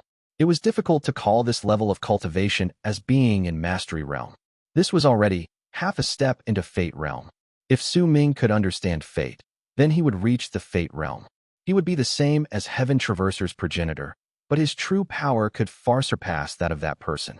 As for fate, even if Su Ming did not understand it himself, he still had the three-leaf grass, and since this item could let the 1,000 feet tree execute the power of fate, then it was naturally the rare type of treasure which had the same effect as Heaven Traverser's legacy treasure. The body created by Xian family's supreme treasure, this extremely powerful, law-defying treasure forced Su Ming to admit that he was tempted. He was not just slightly tempted, but incredibly tempted to obtain it. The offensive power at the peak of Mastery Realm turned into a mighty pressure, and at the moment it erupted from the body of the supreme treasure Su Ming controlled. Wind rose, clouds surged, weather changed, and even the sea of fire that surrounded this world tumbled backwards. A shocking scene appeared in the sky. The sea of fire tumbled about as if there was an invisible hand that swept it aside, as if the fire in the sky had turned into a veil, and when that hand lifted it, it revealed the sky after the flames had burned it. The ground trembled furiously. Cracks appeared as it shattered. Booming sounds reverberated ceaselessly in the air, and a large number of volcanoes instantly collapsed. Lava flowed through the land while roaring, but an invisible gust of wind blew past it, and it instantly froze. It was as if the world, the sky, and the earth had frozen up under the mighty pressure from the power brought by the peak of Mastery Realm that belonged to the body of the supreme treasure Su Ming controlled. Almost at the instant that power erupted from Su Ming, the white centipede who intended to devour Flame Fiend's progenitor had a swift and drastic change in his expression. Disbelief and shock appeared on his face. Even though Flame Fiend's progenitor was by his mouth, he instantly felt chilled. A trap. This is a trap. The centipede was screaming at that moment, but he did not have time to think about it. With one move, he let go of Flame Fiend's progenitor's nascent divinity, which was already by his mouth. Instead, he moved, about to use the speed it was proud of, and which even the Almighties in Mastery Realm would have a headache with to instantly escape. But Su Ming had taken precautions against this. It could be said that the real goal of his trap was to suppress the centipede's speed. How could Su Ming let him escape? Almost the instant the centipede was about to flee, the black resentful flames in the area tumbled backwards with a bang, and Flame Fiend's progenitor also let out a furious roar to rush towards the white centipede.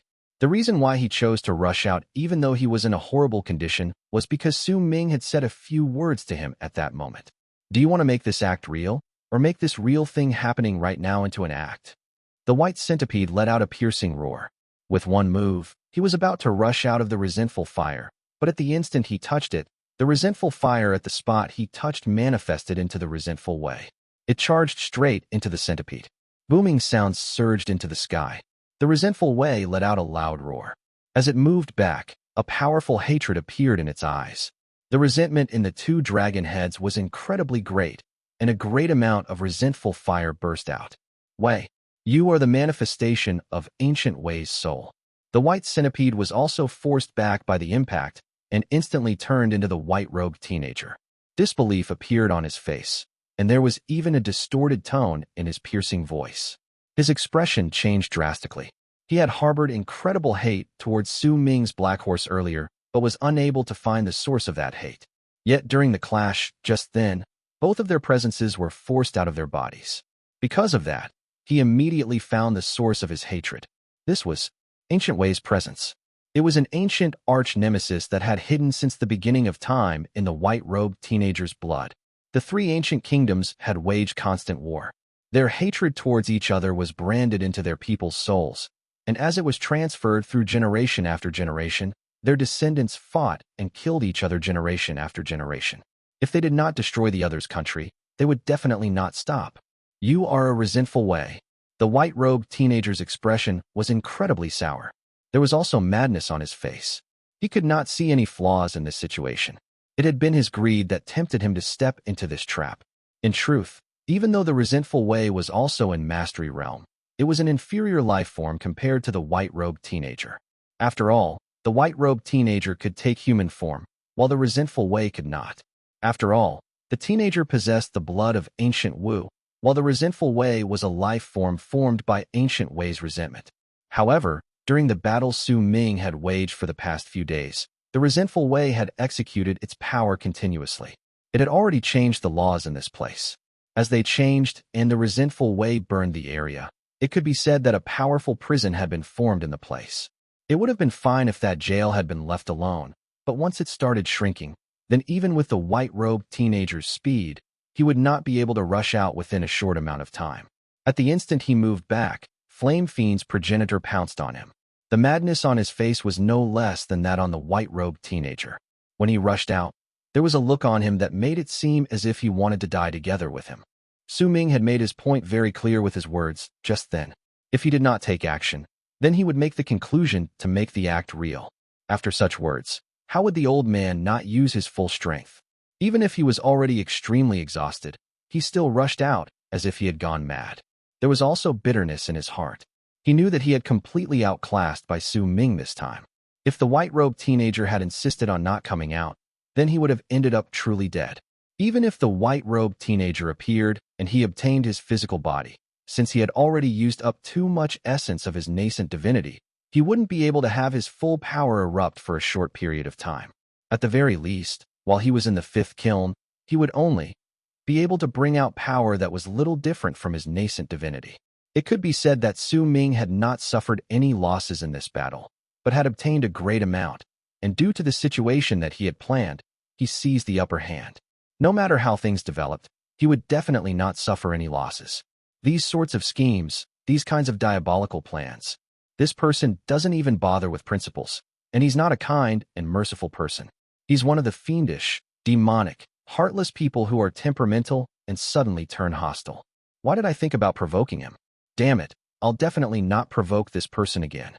In bitterness, wariness rose in Flame Fiend's progenitor towards Su Ming. It even surpassed what he felt when Su Ming had destroyed his physical body. That wariness and respect that came from his heart and soul made him unable to harbor any intentions to exact revenge on Su Ming at all. He did not dare. The madness within Flame Fiend's progenitor and his desperation caused the white-robed teenager to be unable to help but freeze for a moment. If that was just this, then it would not have been able to make the white-robed teenager to descend into frenzy, but Su Ming exuded power that belonged to those in the peak of Mastery Realm at that moment, and it was enough to make the white-robed teenager break down in this situation. At the instant he was held back by Flame Fiend's progenitor, Su Ming lifted his right hand and threw a simple punch forward, but that punch was a punch that belonged to those in the peak of Mastery Realm. The world crumbled, and all things in the world roared. The volcanoes on the ground shattered. The vortices in the sky looked as if space had been shattered. At the instant the punch was hurled forward, it brought about a great sense of danger to the white-robed teenager. He wanted to dodge, but Flame Fiend's progenitor held him back in a frenzy, and the resentful fire from the resentful Wei shrank and closed in while tumbling about and surging into the sky. The loud bangs caused the white-robed teenager to let out an indignant roar in despair. Su Ming's punch landed on the air in front of the white-robed teenager. As the air distorted, the youth coughed up a large mouthful of blood, and as his body tumbled backwards, Flame Fiend's progenitor remained stuck to him. He instantly burned up. The resentful Wei closed in, its resentment surrounding the youth like venom, and it corroded his body, inside and out. Fellow Taoist, please forgive me. I've been reckless in this, but I only wanted to kill this damn Flame Fiend's progenitor. I didn't have any form of hostility towards you. Fellow Taoist, could you let me go this once? I'll remember this for the rest of my life and will definitely repay you. The white-robed teenage said swiftly with a pleading look in his eyes as he moved back in a disheveled state. His whole body was enveloped in flames and resentful aura. His skin withered, and black spots appeared on it. What answered him were not words. Instead, with an aloof expression, Su Ming took a step forward, then lifted his right hand and struck with his palm to deliver an attack that caused the world to roar as if it was going to crumble. A strike, in Mastery Realm. It was a palm that covered the entire sky and earth. It manifested in front of Su Ming, then swept through the sky as well as the ground. With a presence that could destroy everything, it aimed to destroy the world. There's no enmity between us, yet you really intend to kill me? The white-robed teenager retreated swiftly, but he could not escape from Flame Fiend's progenitor's frenzied pursuit and the attacks from the resentful fire behind him. No enmity, killing intent shone in Su Ming's eyes, and his right hand swung down. Chapter 996. Ancient Wu shocks the world. You're pushing this too far. Once the white-robed teenager heard Su Ming's words, he was momentarily stunned. Then he lifted his hands to strike his chest while roaring madly. This strike caused his bones to let out cracking sounds. Blood of ancient Wu, I call upon the spirits of my ancestors to descend on me, and I will burn my blood to inscribe the will of Wu on me. The white-robed teenager threw his head back and roared. At the instant he did so, the sky became cloudy. Tumbling fog could be faintly seen above. It spun around in the mid of loud booms, until it turned into a gigantic vortex that replaced the sky. It didn't stop spinning then, and a vast, mighty pressure descended on the ground. Soon, a gigantic golden pillar of light that was thousands of feet wide and born in an unknown place came out of the vortex. It descended on the ground to envelop the white-robed teenager. At the same time, Flame Fiend's progenitor let out a shrill scream of pain. His body started tumbling backwards as if it was evaporating. Only when he retreated thousands of feet back did he stop disintegrating. Fear appeared on his face. It was a look of pure terror. He could clearly feel that there was a horrifying power within the golden light that appeared just then, and it was a power that could even kill masters of fate, lives, and death. Thankfully, its area of effect was not big, or else Flame Fiend's progenitor would have definitely died. As for the resentful Wei, under that golden light, a large amount of black smoke started spreading out from its body. Once the smoke distorted, it turned into indistinct figures. They lifted their heads and let out soundless screams towards that golden light. The figures might look indistinct, but the hatred in them was obvious at first glance, as well as the golden light's disgust and madness. The hatred was especially deep in the resentful Wei. It roared towards the golden light and looked like it wanted to crush whatever was at its end. Su Ming shuddered. When the golden light enveloped him, a cold chill filled his heart. That chill came from the golden light and seemed to be able to seal even a soul. However, Su Ming's current body possessed the offensive powers of those in the peak of Mastery Realm. He retreated 1,000 feet away. But even if he retreated, shrill screams of pain from Xianshang and his group rang out within the body of the Supreme Treasure. Just being enveloped by the golden light for a moment had severely injured their hearts and souls. Brilliant light shone in Su Ming's eyes. He lifted his head and looked at the foggy vortex in the sky, from which the golden light was coming. I burn my blood and borrow the power of the ancient kingdom. Spirit of Wu, descend on me. As the white-robed teenager in the golden light roared madly, his body started withering swiftly while numerous veins popped up on his skin. Bumps swam about within them. It was all the blood in his body tumbling about, as he was swiftly turning gold. In a dimension at the third border within the fifth kiln was Reverend Zhi Long sitting cross-legged on a meadow.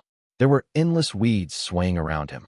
The sky was black, but it was this black sky that caused the weeds to exude a boundless, bizarre air amid the rustling sounds. Reverend Zhi Long's expression was calm. The moment the golden light appeared, the black sky was replaced by gold. It illuminated most of the land. Shrill screams of pain instantly rang out in the air, and it could be seen that there were spiders the size of a fist in the weeds. They disintegrated under the golden light. Screams of pain reverberated in the air, but it did not attract any attention from Reverend Zilong. He stared at the sky. He had already stood up, and as the emotions in his eyes changed swiftly, he sucked in a deep breath. The power of ancient Wu, who forced fellow Taoist Wu into such a pathetic state that he would spare no pains in burning his soul to borrow the power of the spirits of ancient Wu. At the same time, but in a different dimension, the yellow-browed man was striding forward on the ground. A large number of ferocious beasts in the shape of bears were in front of him, but the man was not bothered by them. Wherever he went, the skulls of the ferocious beasts would be crushed. Their brains would gush out and fly towards the man. When he sucked in a breath, their brains would all be sucked into his mouth. He was chewing when the sky suddenly brightened and a piercing golden light swiftly covered it. This golden light was very distinct and did not dissipate. The yellow-browed man's footsteps came to a swift halt, and when he lifted his head, his expression instantly turned incomparably grim. The power of ancient Wu. At the same time, Zhu You Cai was about to step out of a dimension through the exit when his gaze was attracted by the golden light that suddenly appeared in the sky. When he looked at it, his body swiftly came to a halt. His expression changed constantly, and he fell silent without saying a word. If this was just a drastic change in the fifth kiln, it would not have caught others' attention, but now, a powerful golden light had completely enveloped the fifth kiln. That golden light that was sent into the kiln had come this way. The direction from which the golden light came was not the depths of the galaxy, but from above it. It came from above the endless galaxy. Because of it, it wasn't just a few people who saw the golden light. Even though dust burners had disappeared from the galaxy, they were still around.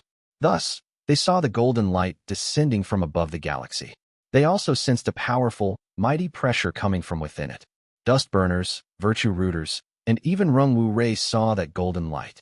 Deeper into the inner part of Divine Essence Star Ocean were countless ferocious beasts. They were hiding from the sea of fire formed by the fifth kiln, but the instant they saw the golden light in the galaxy, their hearts were in shock. Those in the region between the inner part and the periphery of Divine Essence Star Ocean also saw it. In fact, the tribe members of Ninth Tribe also saw the golden light while they were in the region in the periphery. It was a pillar of light swiftly descending from above the galaxy, like a straight line. In fact, those in Black Ink Planet could also see it clearly. Even the forces of power from the four great true worlds keeping watch over the barren lands of divine essence could see it. Within the forces of power from the four great true worlds were the Almighties who were in isolation all year long.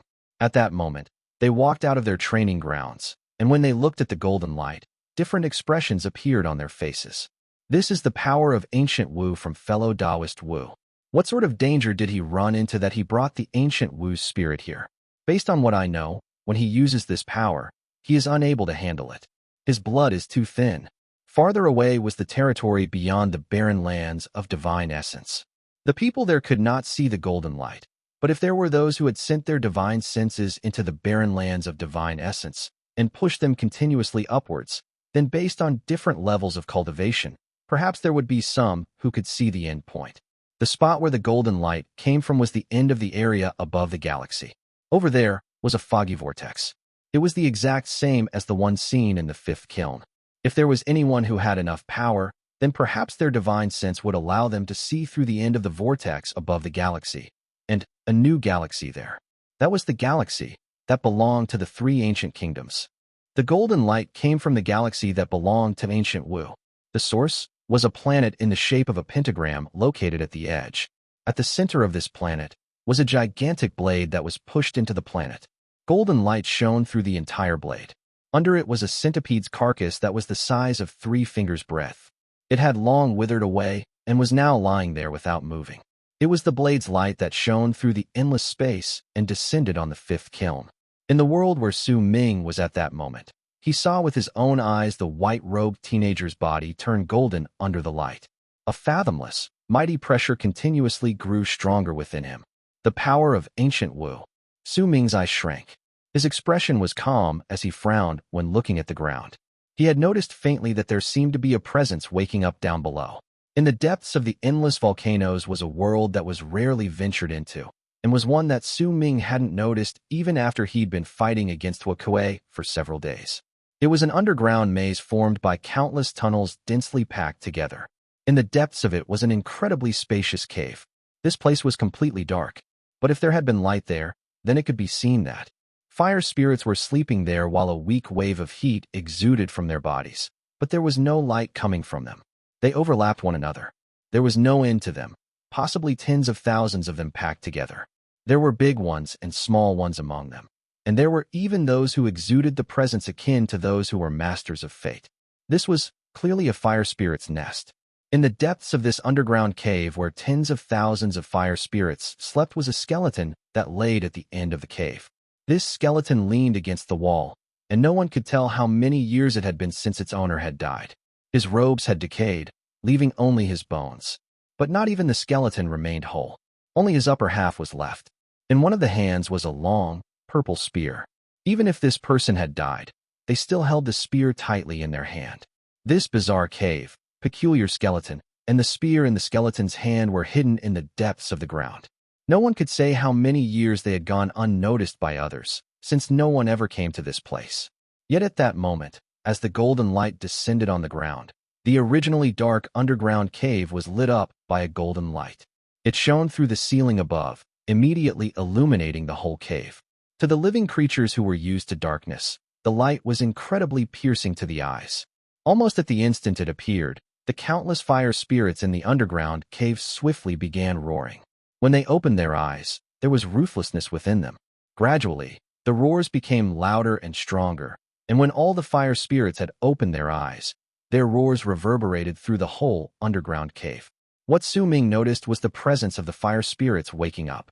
Almost at the instant that happened, the expression of the white-robed teenager that was enveloped in golden light in front of Su Ming twisted. Unbearable pain appeared on his face. 7/10 of his body had turned gold, and even his eyes gained that shade. At the moment, he was glaring at Su Ming with madness shining in his gaze. He lifted his right hand and seized the air in the direction of the golden light above him. Lend me the ancient power to crack the heavens and split the earth. Chapter 997.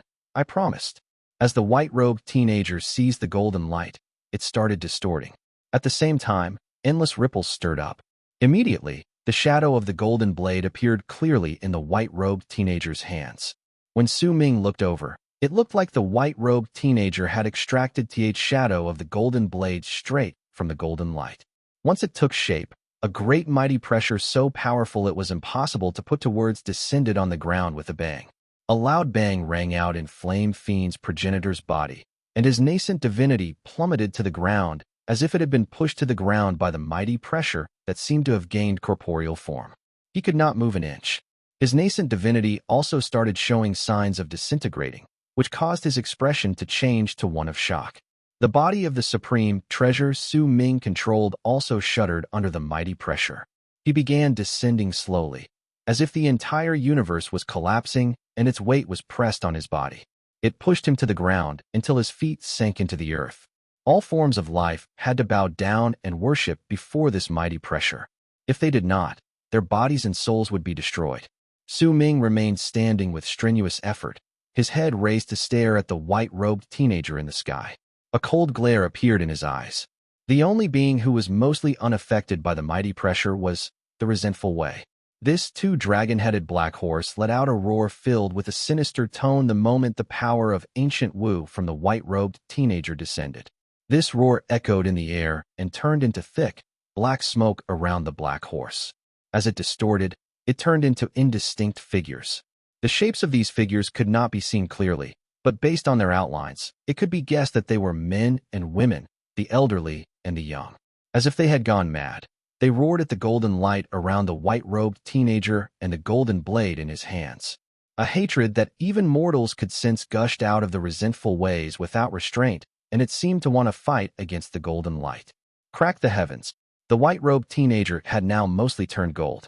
He lifted the golden blade in his hands with much difficulty and cut down at the ground. It could be seen that this slash put a huge strain on him.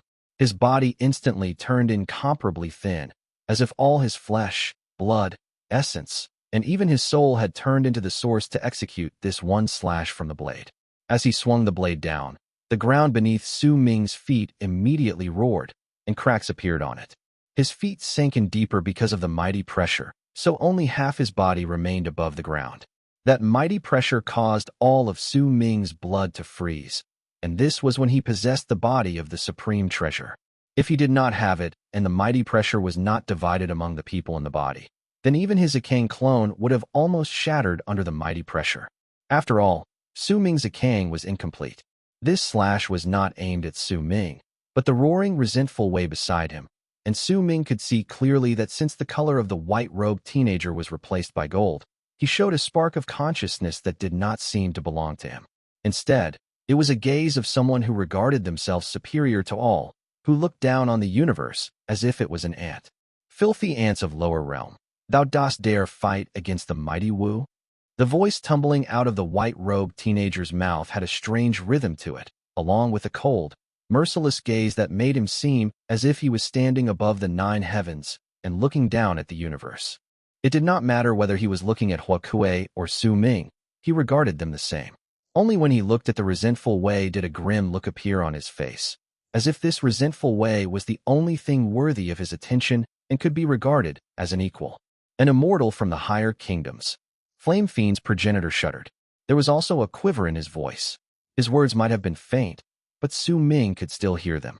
At the instant he did so, the freezing glare in his eyes became even colder. The people from the 3 ancient kingdoms were indeed known as immortals from the higher kingdoms in the eyes of the people from the 4 great true worlds. With one slash, the youth cut through the sky, and the slash turned into a dazzling ray of golden light. There was an indescribable ray contained within it. This light was as breathtaking as the light that split apart space when the universe was born. It was the divine ability, crack the heavens. That one slash contained the power to tear open the chaos in space, to turn the heavy parts into the earth and the light parts into the power of the sky. Even though the white-robed teenager could not bring forth the full power of the slash, but by activating the power of ancient Wu within his blood, he still managed to bring forth a certain amount of power from the blade. This was a divine ability that the white-robed teenager had to cast with his life. He could only burn his blood once in his life, so once he died, he would definitely die. But even if he died, he still wanted to burn his blood and reach his peak, to activate the pride of ancient Wu in his blood. With one slash, the weather changed. The dimension where Su Ming was instantly fell silent. Flame Fiend's progenitor shuddered. The ruthless and rampaging fire spirits in the ground also fell silent at that instant. It was not just them. All the living beings in the 5th kiln, even the 1,000 feet tall tree, sensed the might of ancient Wu cracking the heavens. Reverend Zilong's expression turned dark. He still stood on the meadow and looked at the sky. His expression continued changing, but after a long while, he sighed. He knew that the white-robed teenager would definitely die. It's a pity that we didn't manage to go through with our alliance. If that's the case, I might really have to work together with Huang Mei for the supreme treasures later. Zilong shook his head. In another dimension, the yellow-browed man frowned. When he looked at the gold hue in the sky, a hint of wariness shone in his eyes. I didn't expect that the fellow with the blood of ancient Wu would be able to bring forth such offensive power. Su Ming stared intently at the slash the white-robed teenager executed. His body was forcefully suppressed by the mighty pressure, which enveloped him in a way that he was unable to move even a single inch. He could only watch helplessly as the golden blade went charging at the resentful Wei. As for the black horse, as it roared, the black smoke around its body started spinning. It turned into a vortex that looked like a black hole. In the face of the incoming slash that cracked the heavens, the resentful Wei did not retreat. Instead, it charged forward. Resentful Wei, from now on, I will kill all living beings who want to kill you. This is the promise I made with you, and it is my promise to the whole universe. My promise. The red deepened in Su Ming's eyes. His heart was trembling, his soul boiling, and all the willpower in his body fighting furiously against the mighty pressure that came from the outer world. At that moment, a violent bang rang out in the world, as if it wanted to separate the world again. It reverberated through the area, and it was the sound of the golden blade that could crack the heavens crashing against the black shooting star that was the resentful Wei. As booming sounds echoed in the air, the resentful Wei fell backwards. Its body was forcefully sliced apart in midair, and amid the loud bangs, it turned into black smoke. Quite a large part of it instantly dissipated, while the remaining part gathered together to turn into the Resentful Wei. Its body was filled with injuries, and it was a startling sight to behold. The presence spreading out from it was also incredibly faint and weak. A thick aura of death surrounded the black horse. As for the golden blade, it paused for a moment in midair. The golden light became weaker, but its attack did now slow down. With the white-robed teenager holding onto it, it slashed down at the Resentful Wei again. Su Ming's body trembled furiously. A low roar came from his mouth, and it was as loud as a clap of thunder. He had made a promise with the Resentful Wei, and he would fulfill that promise, even if the price was too great. But since he made that promise, he could not just let the Resentful Wei bear the attack executed by the white-robed teenager when he was in no danger. After all, the white-robed teenager would die soon after, and Su Ming would win just like that. However, while other people might hesitate before they chose to interfere with this, Su Ming would definitely not do so. He could not rush out with the body of the supreme treasure under the mighty pressure, but he still had his methods. At the instant the slash that cracked heaven from the golden blade charged with its remaining might towards the nearly dead Resentful Wei, Su Ming sent forth a thought to Xin Shang, one so firm that it allowed no one to refuse him. Open the body of the supreme treasure. I want to go out. Almost at the instant Su Ming mentioned that, a huge force erupted with a bang from his soul within the body of the supreme treasure, causing Xin Shang's mind to tremble and immediately choose to obey him. However, he did not dissolve the body of the supreme treasure. He only nullified the connection between Su Ming and the body. At the moment he did so, a powerful light suddenly flashed between the brows of the body formed by the supreme treasure. As it shone, overlapping shadows immediately appeared. Su Ming's real body stepped out of them in one step. At the instant he walked out, the mighty pressure descended on him with a bang. Su Ming lifted his right hand and clenched his fist. Within it, there was a certain creature. It was the poisonous wasp that contained the God Ascension nectar. The stinger from the wasp was already out. When Su Ming clenched his fist, no one noticed anything unusual about it. But right then, the stinger pierced his palm. Poison that was fused with the God Ascension nectar instantly surged into his body. Su Ming felt as if his heart was going to burst. During that instant, as a loud bang rang out in his mind, the blood in his body started boiling. As the God Ascension nectar swam through his blood, veins popped up on Su Ming's face while he fought against the mighty pressure from the sky. Chapter 998. Stand till the end. As Su Ming resisted it, intense pain shot through his body. That indescribable pain came from his body being crushed and his soul tearing under the pressure. There were certain times when pain was the source of a person's madness, and it was the case for Su Ming at that moment. The more pain he felt, the more bloodshot his eyes became, and the more the God Ascension nectar in his body fused with his blood. At that moment, Su Ming no longer cared about whether he would expose himself. He had made a promise with the Resentful Wei, and he would definitely deliver on it. When Su Ming said the word, his Ikang clone let out a projection with a bang, and under it, Su Ming rushed forward swiftly. With it, he crashed into the mighty pressure. With a bang, Su Ming coughed up blood. The Ikang projection that appeared behind him crumbled, but this collapse completed the arrival of the Ikang clone. Once it appeared and fused with Su Ming, his strongest offensive power erupted from his body, and he took a step forward again. This step immediately caused cracks to appear on his body. Blood covered every inch of him, but as he threw his head back to laugh, he did not bother to wipe away the blood at the corners of his mouth. Instead, he summoned the clone that practiced the art of swallowing hollow shadows whole. When it fused with him, Su Ming's physical strength reached its strongest. When he took a step forward again, the sky roared. He coughed up a large mouthful of blood, and his vision became blurry. By then, he had already turned into a blood-soaked person. A thick fragrance from the God Ascension nectar spread out. Under the stimulation provided by the nectar in his broken body, he started rapidly recovering. An abundance of life force filled him. It felt as if even if he was a dead person, this life force would bring him back. The God Ascension nectar, his Ikang clone, and his clone that practiced the art of swallowing hollow shadows whole, allowed Su Ming to take his fourth step forward. All of this might seem to have happened over a long period of time, but in truth, only a few breaths had passed since the moment Su Ming appeared to the instant he took his fourth step. At that moment, when the fourth step landed, he appeared right in front of the incredibly exhausted and nearly dead Resentful Wei. Su Ming stood by it while drenched in blood.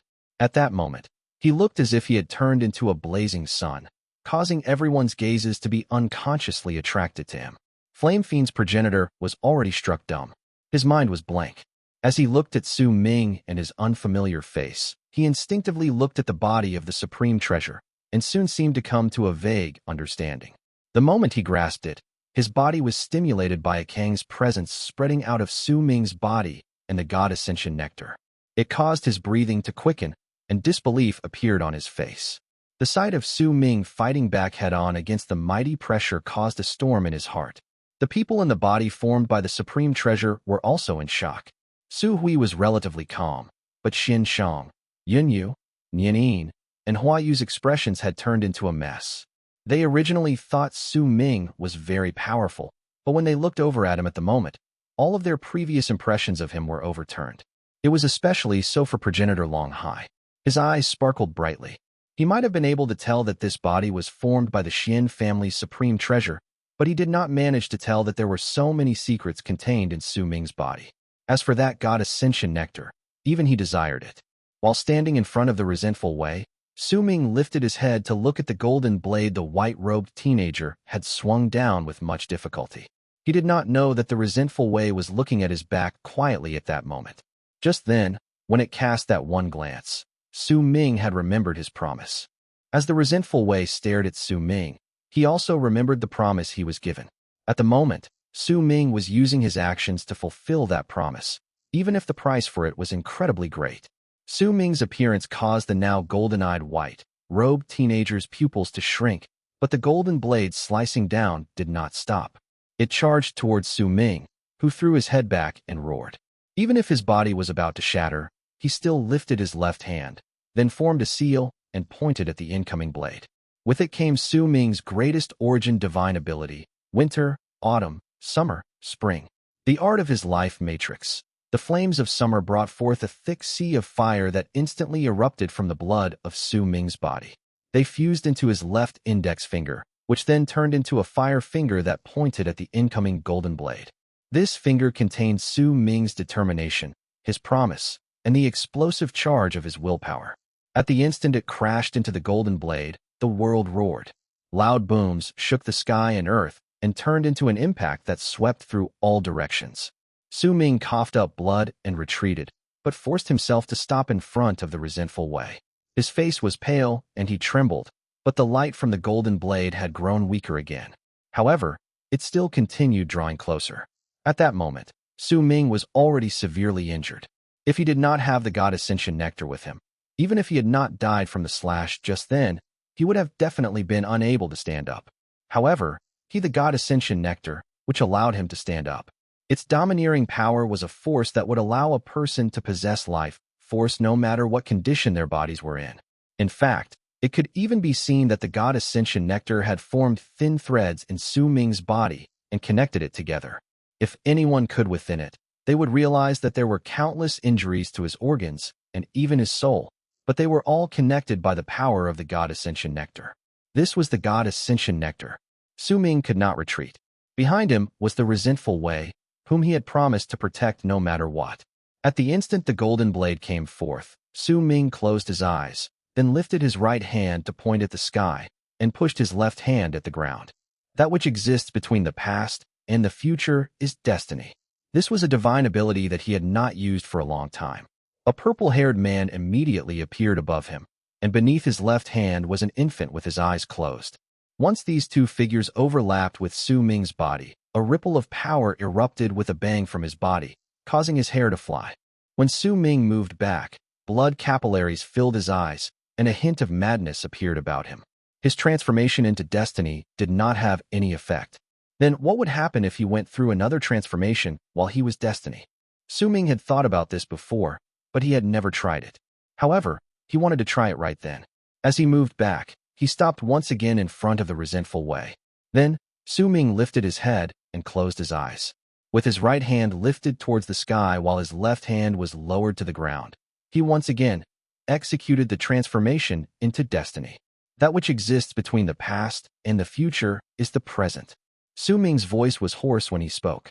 The moment his body went through the transformation into destiny again, Pain that surpassed what Su Ming had ever experienced was suddenly reflected on his face, and he threw his head back to roar. As he did so, a large part of his skin cracked. Fresh blood gushed out of his body, but a presence that had never come from Su Ming's body erupted. The explosive charge of this presence caused Su Ming's hair to instantly turn white. As his face charged, he turned into a teenager of about 13 to 14 years old from a child of 7 to 8 years old. The powerful presence about him lashed against the world. When Su Ming opened his eyes, there was an aloof look within them. 3 breaths. At the instant Su Ming went through the second transformation of destiny, he immediately gained an epiphany. He knew that he only had 3 breaths in the second transformation. However, within these 3 breaths, the offensive power he could bring forth was no longer below Mastery Realm. He could execute the power of Mastery Realm. When Su Ming moved forward, he instantly closed in on the white-robed teenager, and booming sounds instantly echoed in the air. 2 breaths later, when the 2 of them fell backwards, Su Ming stopped once more in front of the Resentful Wei. A decaying presence spread out of his body, and his appearance instantly changed. When he turned into his original self, his body trembled, and he coughed up blood as if he was about to fall over. When he looked at the white-robed teenager, he saw that when he was forced back, he also coughed up blood. The golden hue on his body was disappearing right before his eyes. The golden blade in his hand was also turning into golden light. By the looks of it, it was about to dissipate. As the youth laughed brokenly, a bit of the white-robed teenager's consciousness seemed to have returned to him. The golden hue in his eyes had already become so faint that it could barely be seen. The burning of his blood had reached its end. I still have 1 skill left. Split the earth. The white-robed teenager swung the golden blade that was about to dissipate, having forced himself to gather up his final strength. Su Ming's pupils shrank. When he sucked in a deep breath, he prepared himself to summon the Sand Spirit. He could still summon the Sand Spirit twice. Su Ming did not want to use it so easily. If he could afford not to use it, he intended not to use it. Yet if the white-robed teenager still had strength in him to fight, Su Ming would have to summon the Sand Spirit. But the moment the white-robed teenager lifted the blade, it suddenly disintegrated. A confused look appeared on the youth's face. His body trembled, and his presence disappeared without a trace. He plummeted to the ground. He had already burned all of his blood. As he plummeted, the golden light within his body completely disappeared. Even what was beyond the 5th kiln in the world outside had also vanished completely. The battle ended with the white-robed teenager burning all his blood.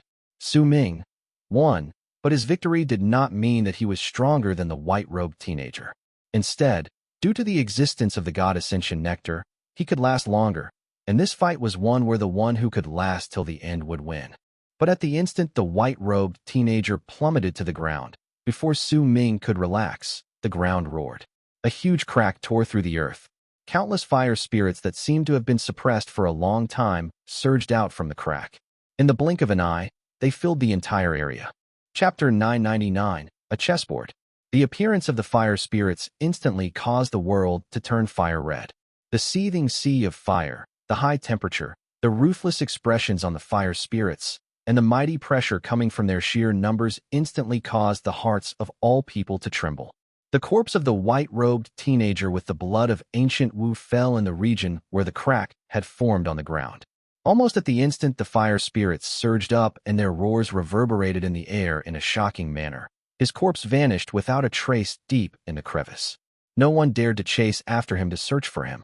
Even the expression Flame Fiend's progenitor changed the instant he saw that large number of fire spirits. Since he longed greatly for the white-robed teenager's corpse, he would have gone right after if the fire spirits were just normal ones. But among them, there were around a dozen who were nearly almighties in Mastery Realm. They were the reason why everyone's expressions changed. Roars echoed in the air. Flame Fiend's progenitor had his nascent divinity shrink. A large amount of flames instantly shot out from it. They enveloped his entire body, and he did not dare move a single inch. Based on his experience, this method was not really effective when there was no one else around him.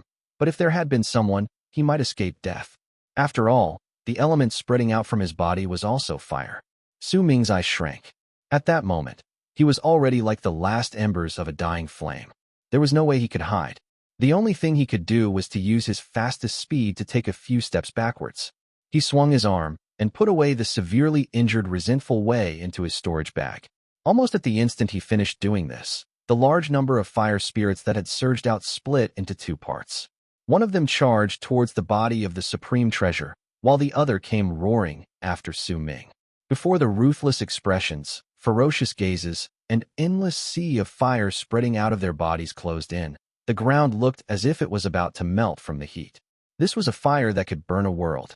During that moment of danger, after Su Ming gritted his teeth and put away the Resentful Wei, he prepared himself to summon the sand spirit to neutralize this impending disaster. But suddenly, he saw a scene that caused his gaze to focus and a strange expression to instantly appear on his face. The fire spirits who were charging towards him came to an abrupt halt in midair once he put away the Resentful Wei, as if they had charged towards him because of the black horse. Right then, no traces of the Resentful Wei could be found, so as if they could not see Su Ming, they turned there to look around. Then their expressions regained their ruthlessness. As they roared, they rushed towards Flame Fiend's progenitor who was enveloped in flames in hopes to pass off as a ball of fire. The pupils of Flame Fiend's progenitor shrank, and he immediately began cursing. He had used this method many times to lie his way through disasters, but this time, much to his grievance, he realized that even though Su Ming was standing in midair, those fire spirits did not even spare him a glance. This matter caused Flame Fiend's progenitor to feel aggrieved, but at the same time, he did not have time to think too much about it. In a flash, he turned into a long arc that escaped into the distance. There was the sound of air being sliced, and a large number of fire spirits rushed madly after Flame Fiend's progenitor. After Su Ming had left the body of the supreme treasure, Xianshang had become the main soul once more. When the fire spirits closed in on him, his heart shuddered, and he instantly had the body of the supreme body to shoot up from the ground. He turned into a long arc and fled into the distance. Like before, a portion of the fire spirits split up to chase after him like a swarm of bees. Su Ming was momentarily stunned, because all of that had happened in the span of a few breaths. The fire spirits had surged into the sky and filled it in the start, but in an instant, the land became empty. All the fire spirits had split up to chase after Flame Fiend's progenitor and the body of the supreme treasure, but they did not come after Su Ming, as if they didn't care for him at all. Su Ming blinked. He remembered his previous assumption. It seemed like the fire spirits in this land did not harbor any hostility towards him. A faint glint shone in his eyes. Then he looked towards the crack in the distance. He did not act rashly, but instead sat down cross-legged and began circulating his cultivation base to swiftly heal himself. After the time it takes for an incense stick to burn, Su Ming opened his eyes. He managed to suppress some of the injuries in his body, and without any hesitation, he charged into the crack on the ground. He did not care about the white-robed teenager's corpse, but he cared about his storage bag, because the Catwoman was clearly in it. The reason behind why the situation in which either he or the white-robed teenager had to die was in truth caused by the Catwoman. Even though she did not have much of a connection with Su Ming, but he had taken over everything that belonged to Dao Kong, and that Catwoman had thus become one of his subordinates. Because of that, there was no way he would allow her to be used as a blood source. The crack was very big, and it was dark inside. The area was incredibly spacious. At full speed, Su Ming charged into the depths.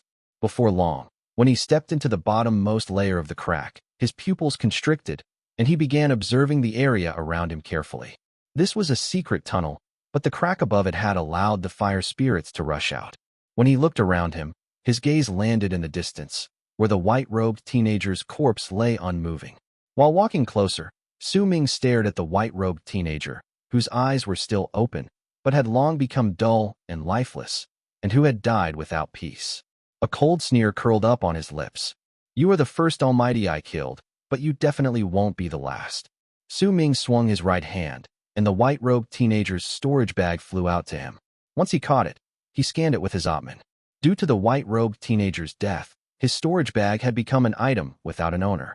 With his Atman, Su Ming immediately saw the Catwoman sealed inside. She was unconscious at the moment. There was a mark of a centipede at the center of her brows, which was slowly fading away. Su Ming stared at it, then his eyes shone suddenly. Without batting an eyelid, he patted the white-robed teenager's corpse with his right hand, and immediately, he put away his corpse. Only once he finished doing this did he stand up. Almost at the instant he did that, His left index finger pointed behind him as his body moved. However, the gust of wind from his finger formed by his divine ability did not shoot outwards. Not too far away behind him was a fire spirit that was clearly a baby. It had its eyes wide open and was gawking at Su Ming. This fire spirit was very small and did not even reach Su Ming's knees. It was crouching on the ground, without a hint of malice on its face. Instead, it was filled with curiosity. When Su Ming looked towards it, the baby fire spirit looked as if it had been scared by him and immediately took a few steps back. At the same time, interest appeared on its face. This hen caused it to move forward slightly. When it looked at Su Ming, its expression gradually grew gentle. There was no fear on it, only a look of ease and comfort. This comfortable feeling allowed it to get closer to Su Ming. When it was only dozens of feet away, it moved in a flash and charged towards Su Ming. A fierce look appeared in Su Ming's eyes, but he did not dodge. He wanted to verify his guess, and so allowed the fire spirit to come towards him. When he saw the small fire spirit lying by his feet with a delighted expression on its face while hugging onto his calf and refusing to let go, a thought rose in his heart. Could it be that the fire spirits are also like the 1,000 feet tall tree? As Su Ming contemplated it, he moved, intending to leave the crack, but the moment he moved, the baby fire spirit let go and swiftly returned to the spot it had been crouching in earlier. Then once it beckoned for Su Ming to come over, it moved in a flash and disappeared without a trace into the tunnel. A pensive look appeared in Su Ming's eyes. The meaning behind the young fire spirit's actions was clear. It wanted him to enter the tunnel. After he pondered over it silently for a moment, Su Ming took a step forward and walked into the tunnel. When he stepped inside, he saw the small fire spirit waiting for him at a fork in the distance. When it saw him following, it immediately grinned and ran forward again. Like this, Su Ming followed after the baby fire spirit in a place that was filled with tunnels, which created a complicated maze. He continued moving as time trickled by.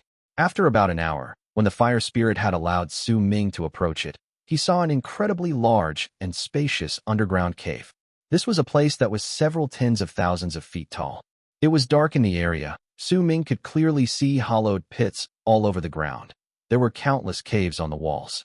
If he was to describe this underground world as a maze, then this was surely its core. In silence, Su Ming stared at a skeleton leaning against the wall of the cave on the ground beneath him. Only half of that skeleton remained, but Su Ming saw a long spear that the skeleton held in its hand.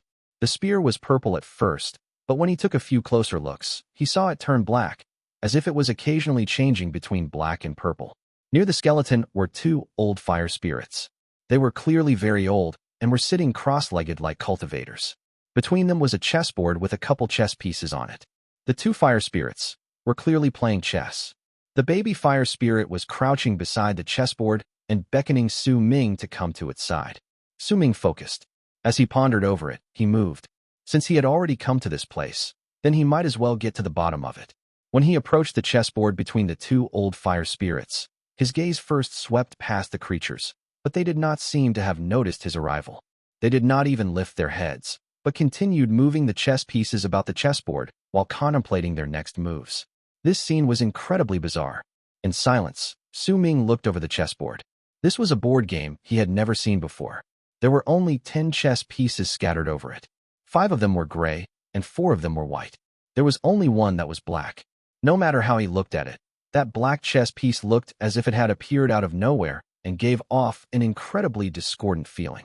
After all, 9 was the peak of all numbers, so the additional black piece gave the entire chessboard a feeling as if a powerful sense of slaughter was contained within it. For white chess pieces looked as if they had surrounded the black piece so that they could kill it in order to restore harmony to the chessboard. Su Ming stared at it. When his gaze landed on the black piece, he frowned.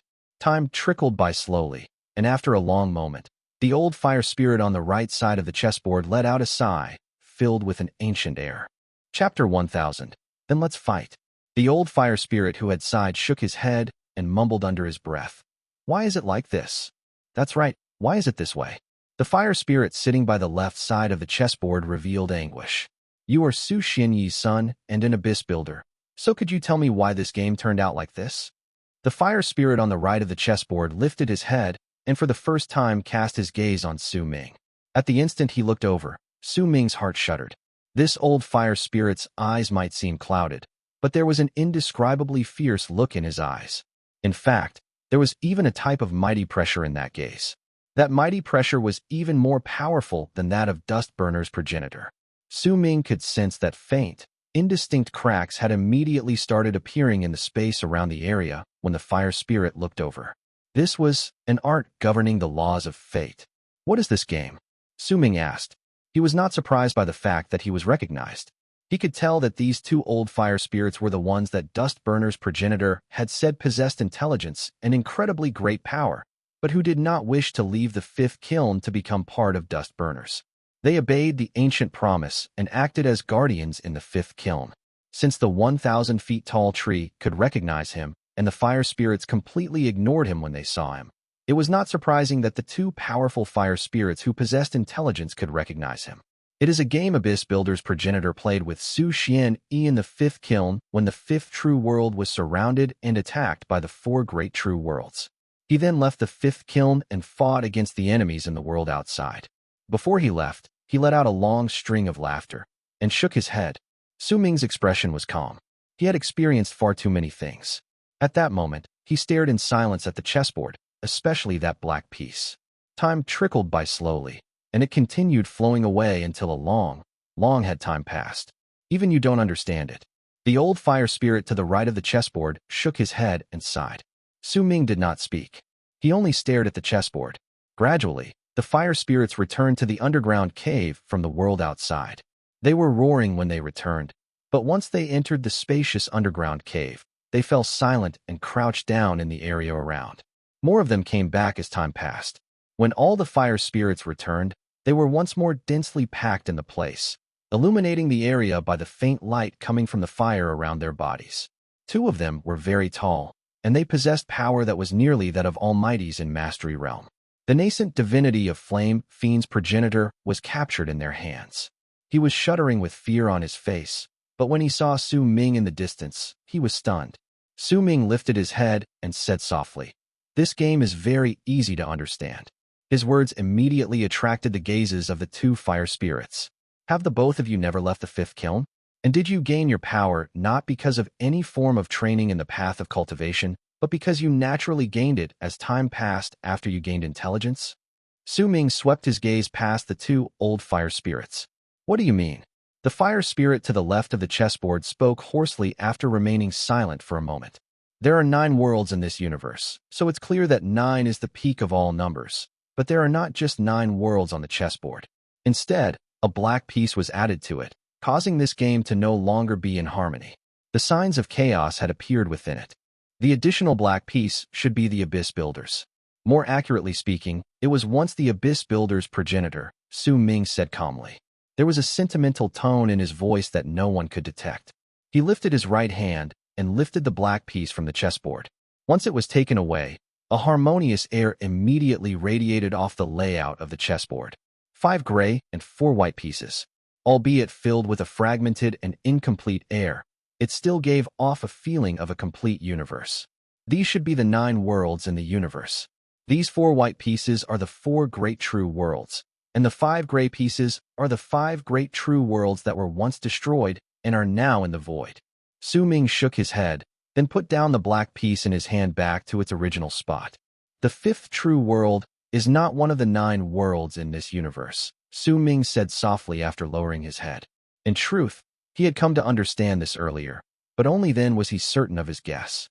The 5th true world was the 5th and also the 10th. This game is the epiphany of Abyss Builder's progenitor. He laughed because he was proud of himself, and he shook his head because he was filled with regret. He was proud that he disturbed the game, and regretful because he did not manage to complete it. He left this game for Xuan because he wanted Xuan to continue and finish the game. Ming stated calmly, his expression not changing. Then what did you see? The old fire spirit to the right of the chessboard suddenly asked. Ming stayed silent. After a long while, he sighed. He wants me to complete the game. The secrets of the 5th true world were revealed before his eyes when he least expected it. When he thought about it carefully, if he connected all the clues he discovered in the past, then the outline of the string would form a secret that no longer was something complicated. There was nothing worth hiding about this secret either. The 4 great true worlds surrounding and attacking the fifth true world in the past had always been a fact. Perhaps these two old fire spirits truly did not understand it, but there was also a possibility that they understood it. If they really did not understand it, then it would be because they had never walked out of the fifth kiln. Perhaps they did not know that there were worlds and disasters existing in the cultivation worlds outside. Worlds possessed sources of worlds. It could make a limited number of cultivators become lords of world planes. It could be described as a place with only a certain amount of fixed spots. Once they were occupied, other people could either leave to search for other worlds to obtain their acknowledgement or kill the current holders and snatch their spots. Beside these, there were no other options. Unless they could endure having their cultivation base eternally remain at one level, they had to choose one of the two options. As they trained and obtained the acknowledgement of 10,000 sources of worlds, they could reach Plane Culpa Realm. Once they surpassed this realm, they would reach Lunar Culpa Realm, and as they continued gathering their power, they would reach Solar Culpa Realm.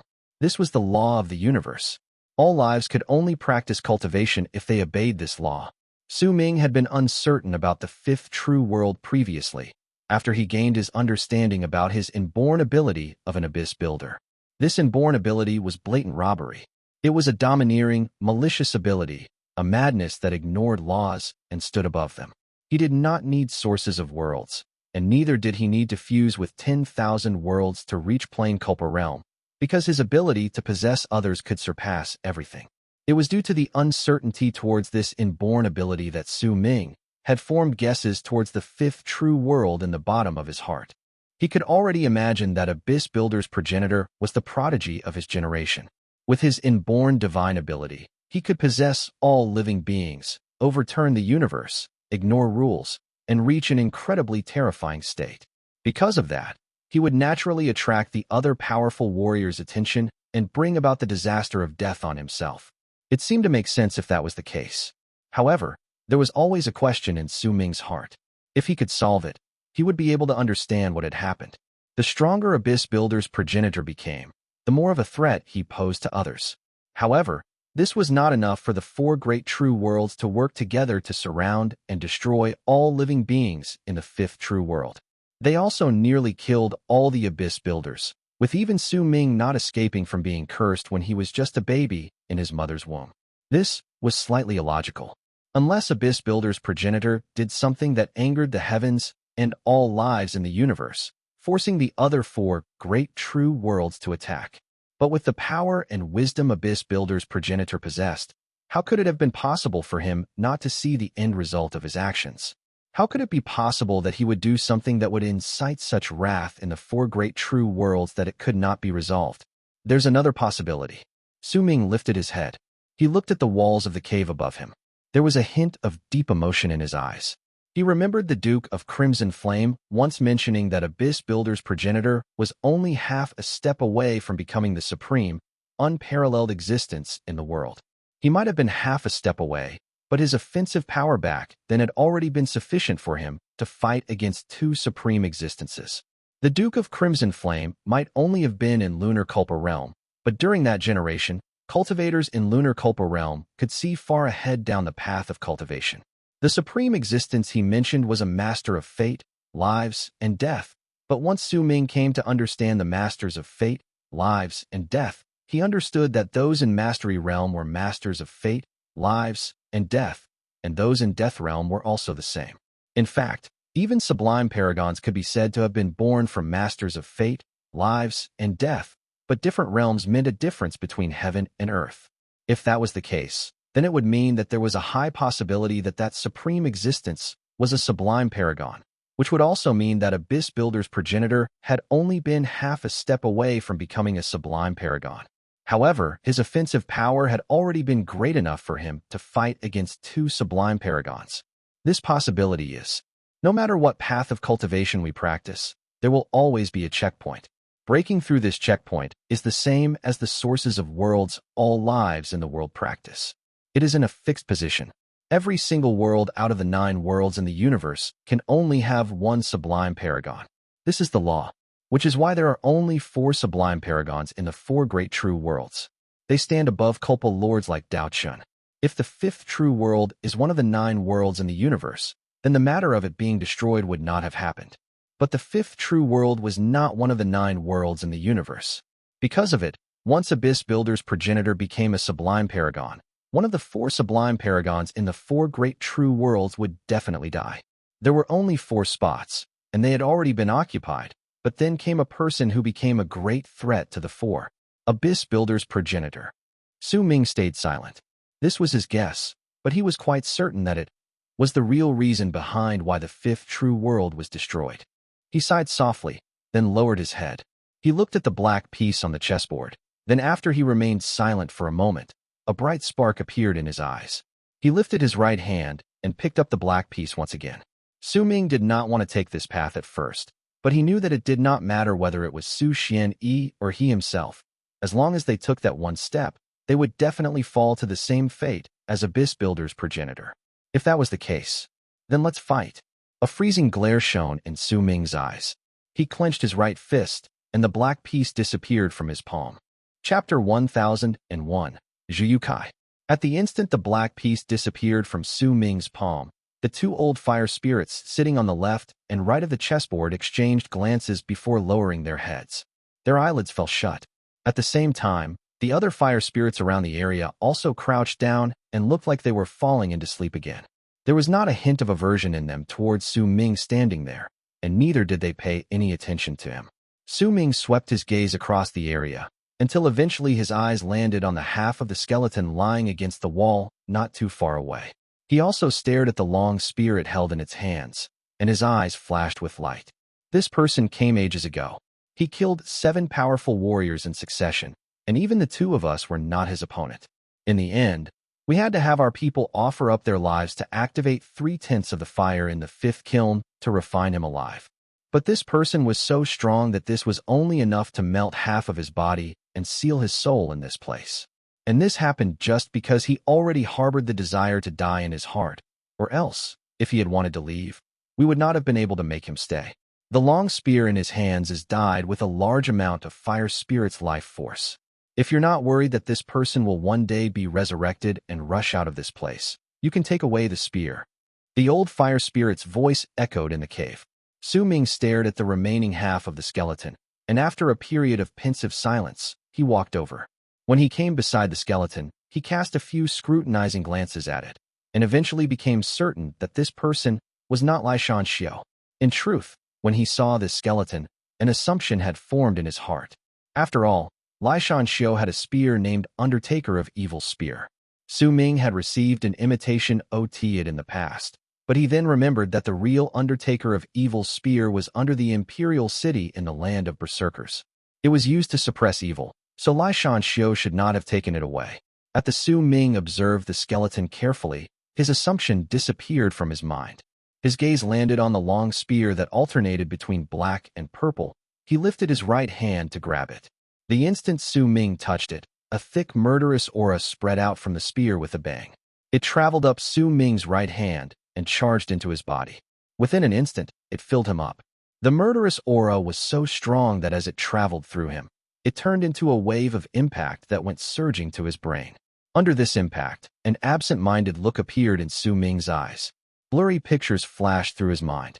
Those pictures seemed to be the spear's memories, and they were all revealed before Ming's eyes. Within one picture was a middle-aged man dressed in black with a long spear in his hand. The place where he stood was the underground cave. There was no expression on the man's face, but there was no longer any attachment towards life in his eyes, either. There were countless fire spirits surrounding him, and there were 9 huge fire spirits exuding the presence of masters of fate, lives, and death fighting against him. There was no expression on his face, but with each spear thrust, the earth would move, and the mountains would tremble. As the fire spirits died one by one, they began to chat. Before the man's eyes, the spirits began aging, and as the ground rumbled under his feet, an endless sea of fire gushed out of the land. That sea of fire instantly submerged the middle-aged man. The picture changed. The middle-aged man appeared in a world where the sky was blue, but once he pierced through it, it turned black. The hundreds of living creatures on the ground collapsed and died. It could be seen that the world where he was located was still a dimension in the 5th kiln. A third picture appeared, and it portrayed a galaxy. Ming could see that before the middle-aged man was an endless sea of fire gushing out of the 5th kiln. Clearly, this time, the memory he saw was the one before the middle-aged man had stepped into the fifth kiln. These pictures were flashbacks that were sketching out the man's memories. They were a recollection kept by the spear. A fourth picture appeared in Su Ming's mind. It was set within the barren lands of divine essence. It was the galaxy in which the four great true worlds used to keep watch over the barren lands. Even though Su Ming did not know to which true world the man belonged, he saw five-colored light on the middle-aged man's hands turn into a rope that bound his hands. There were nearly 100 runic symbols surrounding him, as if they were sealing him. Behind him were 7 old men. They looked at the bound man with complicated expressions on their faces, their heads lowered to bow to him. The man turned around. There was a hint of a defeat and grief on his face. He lowered his head to look at his bound hands. When he relaxed them slightly, Su Ming saw that there was a faint red medicinal core between them. The middle-aged man clenched his fists tightly, then walked into the distance. The fifth picture allowed Su Ming to see a galaxy with which he was incredibly familiar. The color of that galaxy was not black, but red. The middle-aged man held the long spear in this galaxy. Soon, he let out a string of shrill and forlorn-sounding laughter before he rushed towards a bald teenager ahead of him. This teenager was dressed in a blood-red long robe. He did not seem old, but there was an indescribable ancient air about him. He stared at the middle-aged man coldly. After just a lift of his right hand, the middle-aged man coughed up blood as he tumbled back. "Are you done fooling around?" The teenager's voice was calm, and there was a dignified air within it that signified someone who regarded himself as a supreme entity. "I'd rather not learn the extermination Tao and enter Death Realm." The middle-aged man roared and charged forward in a mad dash again. The picture changed, the sixth picture appearing in Su Ming's mind. And it was a cultivation planet. The sky was still red, but the middle-aged man was now on the ground. In his arms was a woman's corpse. Tears trickled down his cheeks as he roared at the sky. The woman's corpse slowly disintegrated until she turned into a faint red medicinal core. At the same time, the teenager in red walked calmly into the picture. He picked up the medicinal core and handed it to the middle-aged man. "Eat it. When you do, you can practice Sacred Yin's extermination Tao. Once I take that one step forward, it does not matter whether I'll succeed or not. You will still become the next Culpa Lord of Sacred Yin World." When Su Ming heard this, his entire body shuddered, but he did not let go of the spear in his hand. Instead, he gripped it tighter before slowly lifting it up, slowly extracting it from the skeleton's palm. Immediately after, the picture in his mind changed again, and the seventh picture appeared. This time, the teenager in red stood in a world with birds chirping and flowers blooming. Before him was a child of about 8 or 9 years old. That boy knelt under the teenager's feet, and with his young voice, he said, "Master." Su Ming opened his eyes swiftly and looked at the half of the skeleton before slowly bringing the spear in his hand before him. The hand which the skeleton used to hold the spear was lifted up high as well when Su Ming raised the spear. If anyone saw this, it would seem as if the skeleton himself had lifted his hand to give Su Ming the spear in his hand. When the skeleton let go of his grip and Su Ming held the purplish-black long spear completely by himself, it shone and disappeared into his hand. However, a purple and black ring appeared on Su Ming's right index finger. With a swing of his arm, that ring immediately disappeared, hidden away. After a period of silence, Su Ming took a few steps back, wrapped his fist in his palm, then bowed deeply towards the skeleton. He knew the reason behind why this person longed for death, which was mentioned by the fire spirits just then. He was the sovereign of true Sacred Yin world and was the disciple of Sacred Yin's Culpa Lord. If everything had went smoothly, this person would have become the next Sacred Yin's Culpa Lord. But during this process, an accident happened. His wife passed away, and it was due to the master he idolized since he was young. His body was exiled to the barren lands of divine essence, but his soul had already died a long time ago when the woman in his arms closed her eyes. Su Ming looked at the skeleton in front of him. He did not even know his name, but he knew that a person who could enter Death Realm through the extermination Tao was definitely an almighty in Life Realm. This sort of powerful warrior was surely a shocking person whose name rang through the galaxy. There was practically no force in the universe that could make a person who reached Life Realm die. Even if there was, it was definitely rare and hard to find. That was why he was still alive, even if there was only half of his skeleton remaining. However, Su Ming did not sense this person's soul from the skeleton or the long spear in his hand. The memories he saw just then were only some residual ones left behind in the spear. When it disappeared into Su Ming's hand, the residual memories also vanished. After bowing once, Su Ming lifted his head, then turned around to walk towards the exit. The fire spirits continued crouching in the area, their eyes closing slowly, as if they wanted to fall asleep again. Su Ming took a few steps forward, and after a pause, he looked at Flame Fiend's progenitor, who was looking at him anxiously. "That nascent divinity is mine," Su Ming said calmly. When he said these words, the fire spirit holding onto the nascent divinity of Flame Fiend's progenitor let go of it. Flame Fiend's progenitor immediately flew to Su Ming's side, who lifted his feet and turned into a long arc that charged towards the exit. Flame Fiend's progenitor followed after him closely. At that moment, there was no longer any hint of hostility in him towards Su Ming. The two of them moved through the tunnels underground extremely quickly. After some time, Su Ming rushed out of the crack in the ground. Flame Fiend's progenitor followed behind him. Once he rushed out, he looked at the crack in the ground with lingering fear in his eyes, then looked at Su Ming. He wrapped his fist in his palm and bowed to him. "Thank you, fellow Taoist." Su Ming turned around and cast Flame Fiend's progenitor a look.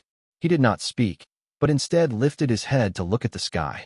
He scanned the area with his Atman and found that he could not find the body of the supreme treasure in this world.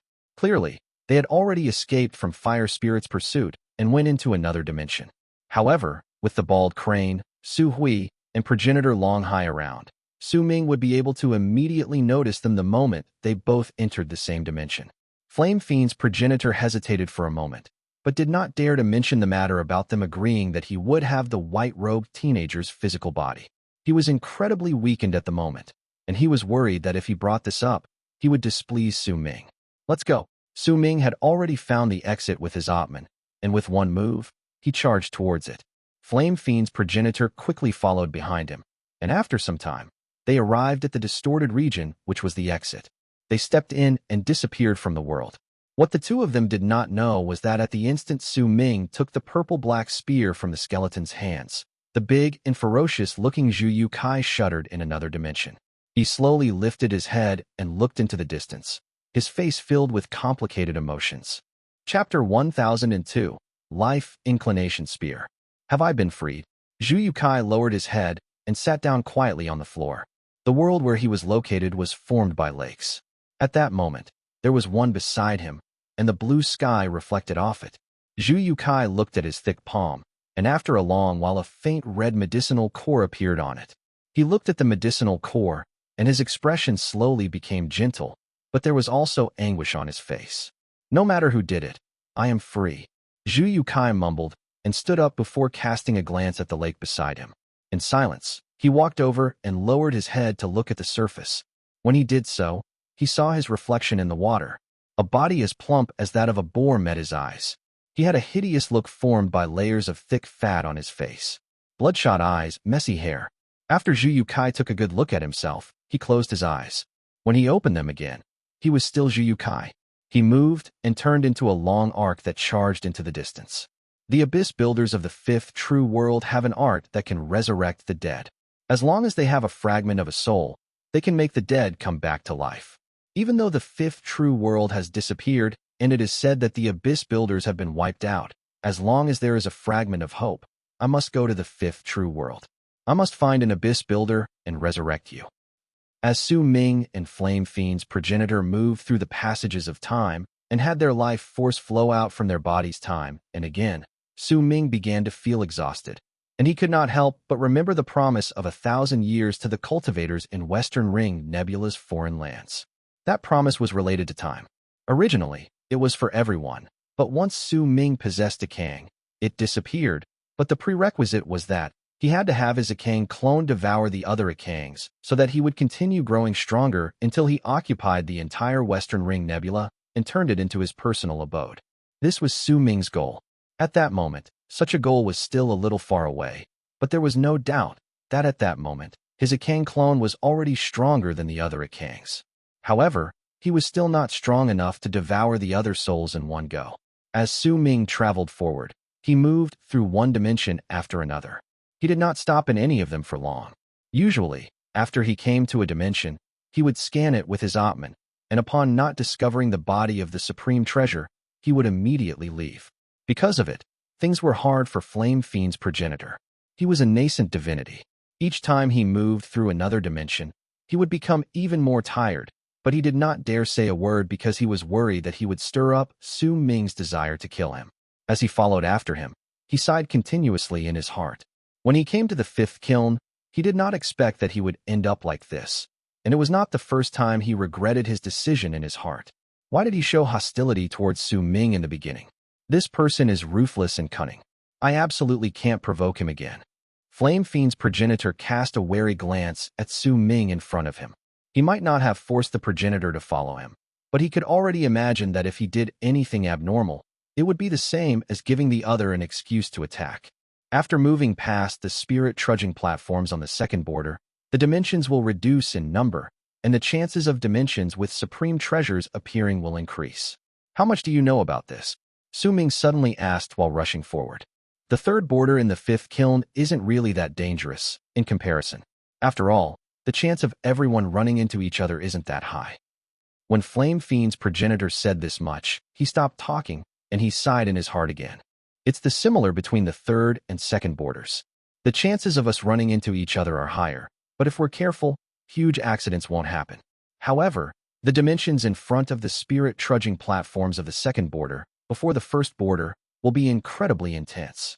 There aren't many dimensions there to begin with, so when several people appear in a dimension and there is a supreme treasure in there, Flame Fiend's progenitor cast a glance at Su Ming. They'll be engaged in a battle to the death. I've come to the 5th kiln several times before. Each time, there will be powerful warriors who will die between the 2nd and 1st borders. Once the remaining few people step onto the spirit trudging platforms of the 1st border, the place they will want to go to would be the core of the 5th kiln. Over there, their fights will reach their most intense state, because when they are there, the 9 greatest supreme treasures will appear, and that temptation is not something a normal person can resist. But during the past few times, I would at most go to the area between the 2nd and 1st border. I chose to leave before I stepped into the core, which is why I'm still alive, Flame Fiend's progenitor said in a low tone. Su Ming's expression remained calm, but several thoughts had emerged in his head. As he moved forward, he walked out of a crack of a dimension and stepped into a new one. This was already the umpteenth dimension he had moved through, and based on his calculations, he should soon be arriving at the spirit trudging platforms at the end of the 2nd border. Almost at the instant Su Ming took a step in the dimension, his expression changed. At the same time, the eyes of Flame Fiend's progenitor by his side lit up with delighted surprise. Right before their eyes, an intense battle was being waged in the sky. Booming sounds reverberated in the air, stirring up many waves of impact that swept through the area. They created violent gusts of wind that threatened to collapse the sky and shatter the earth. The two sides fighting were Zhu You Cai and the body of the supreme treasure of Xinshang, Su Hui, and the others. The bottom half of the dimension was a blue ocean. Huge waves were swept up by the wind, caused by the battle in the sky. The waves roared, causing a huge whirlpool to appear on the entire surface of the ocean. As this whirlpool rotated ceaselessly, it allowed all people to see the bottom of the ocean. There was a statue over there. It was a strange, with 3 heads. Its entire body shone with a white light that illuminated the sky, and it looked like a piece that was placed as a garrison at the bottom of the ocean. Near the whirlpool, there were nearly 100 ferocious sea dragons. They were swimming around, occasionally lifting their heads to roar at the sky, but they did not dare to get close to the white statue. A supreme treasure, Flame Fiend's progenitor immediately exclaimed. This was the first time Su Ming entered a dimension with a supreme treasure. The ripples of power and the presence spreading out from the treasure were clearly stronger than from a complementary treasure. It was enough for all people to be able to tell how different and unique it was at first glance. The statue had 3 heads. One of them was crying, the other smiling, and the last one raging. 3 heads and 1 body. The statue stood at the bottom of the ocean, tempting all those who saw it, but at the same time, they would be unable to help themselves but find that there was something bizarre about that treasure. Flame Fiend's progenitor and Su Ming's appearance immediately caught the attention of the parties fighting in the sky. The body of the supreme treasure had a calm expression on its face, but the hearts of Xinshang and his group trembled. Su Hui was very calm. She knew that Su Ming would definitely be able to catch up, hence when she saw him at that moment, She was not surprised. Progenitor Long Hai was the same.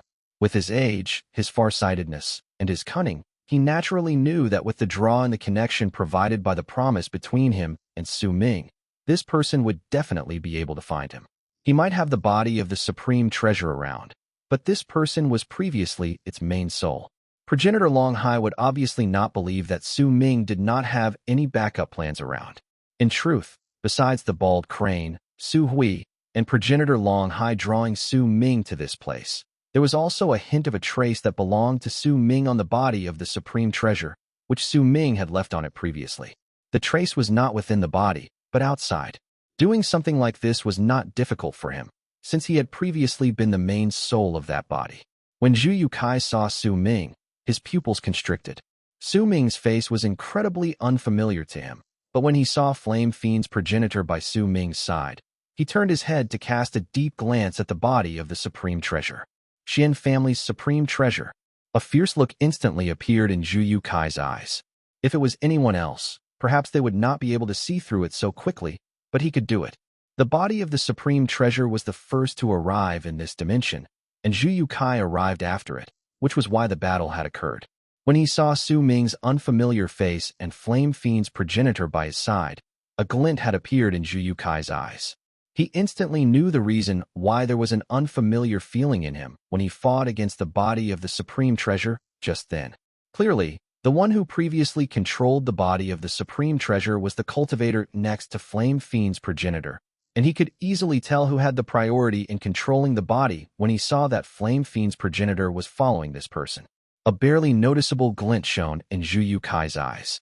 Almost at the instant he understood the connection between Su Ming and the body of the supreme treasure, he moved and charged at the whirlpool in the ocean. Judging by the direction he was going, he was heading straight for the three-headed statue, and he was so fast that he closed in on it within an instant. As Zhu You Cai took action, the expression of the body of the supreme treasure changed. Just as the group was about to chase after Zhu You Cai, a brilliant light shone in Su Ming's eyes. When he lifted his right hand, a ring instantly appeared on his thumb. At the instant the purple-black ring shone, a purple-black long spear appeared in Su Ming's hands. When he lifted it, he threw it without any hesitation at Zhu You Cai's charging figure. With a screech, it sliced through the air. The sharp sound was akin to a woman's forlorn wail. As it reverberated in the air, the body of the supreme treasure froze in midair. Xin Shang, Nian Yin, Yun Yu, and Hua Yu let out screams of pain within it. Their minds and souls had been directly attacked by this sound. Life, Inclination Spear. It's actually here. As Xin Shang screamed in pain, an expression of disbelief appeared on his face. In fact, even Su Hui's mind was reduced to a mess, and her consciousness instantly turned blank. If that was all, it would have been nothing, but even progenitor Long Hai's nascent divinity began showing signs of instability at the instant the piercing sound appeared. His emotions changed drastically. Life, Inclination Spear, the weapon that belonged to War Immortal Chang He of true, sacred Yin world. Zhu You Cai was originally charging at the three-headed statue, but at the instant the piercing screech rang in the air, his body shuddered, and he came to an abrupt halt in midair. When he turned his head back, he stared at the incoming long spear with a dumbfounded gaze, then looked at Su Ming, who stood in the distance with his long hair dancing behind him. Dressed in black, Su Ming dazed Zhu You Cai. He seemed to be able to see a vague shadow of a middle-aged man, one who with grief, gratitude, and hatred for his master in him, with his loss and regret for his lover, in desolation, scattered his soul in the barren lands of divine essence. He saw himself. So it's him. Chapter 1003. Inequity, not Inclination 1. Zhu You Cai stared at the long spear, letting out the sound that was akin to a woman's wails echoing in all directions while it charged towards him. With an extreme speed, the spear sliced through the air and closed in to arrive in the blink of an eye right in front of him. Zhu You Cai fell silent. His body stopped in midair, and at the instant the spear approached him, he lifted his right hand to form a seal. When he did so, the act was very choppy, but it still gave off a feeling as if he was incredibly familiar with it. These two feelings that should not coexist were mixed together in Zhu You Cai's lifted right hand. It appeared in a flash, and the shrill screeches from the life inclination spear went silent. The spear appeared swiftly in Zhu You Cai's hand. Once he seized it, he gave it a simple swing in front of himself, and the screech immediately rang out again. It stirred up a loud bang as if air had been sliced apart, and an even stronger screech echoed in the air. This scene caused the incoming body of the supreme treasure to freeze in midair while disbelief appeared on its face. By Su Ming's side, Flame Fiend's progenitor also widened his eyes. He had known Zhu You Cai for thousands of years, but this was the first time he saw such a presence about him. This presence was formed from a will which made it seem as if he was looking down on the entire universe naturally erupting from his body once he held the life inclination spear. It was as if at that instant, Zhu You Cai had turned into another person. He was somebody whose ugly appearance could be ignored, whose gigantic size could be ignored. He became a person about whom the only thing that mattered was his shocking ability when holding the spear. The shock was especially felt by Su Ming. As he stared at Zhu You Cai, the astonishment in his heart was difficult to describe with words.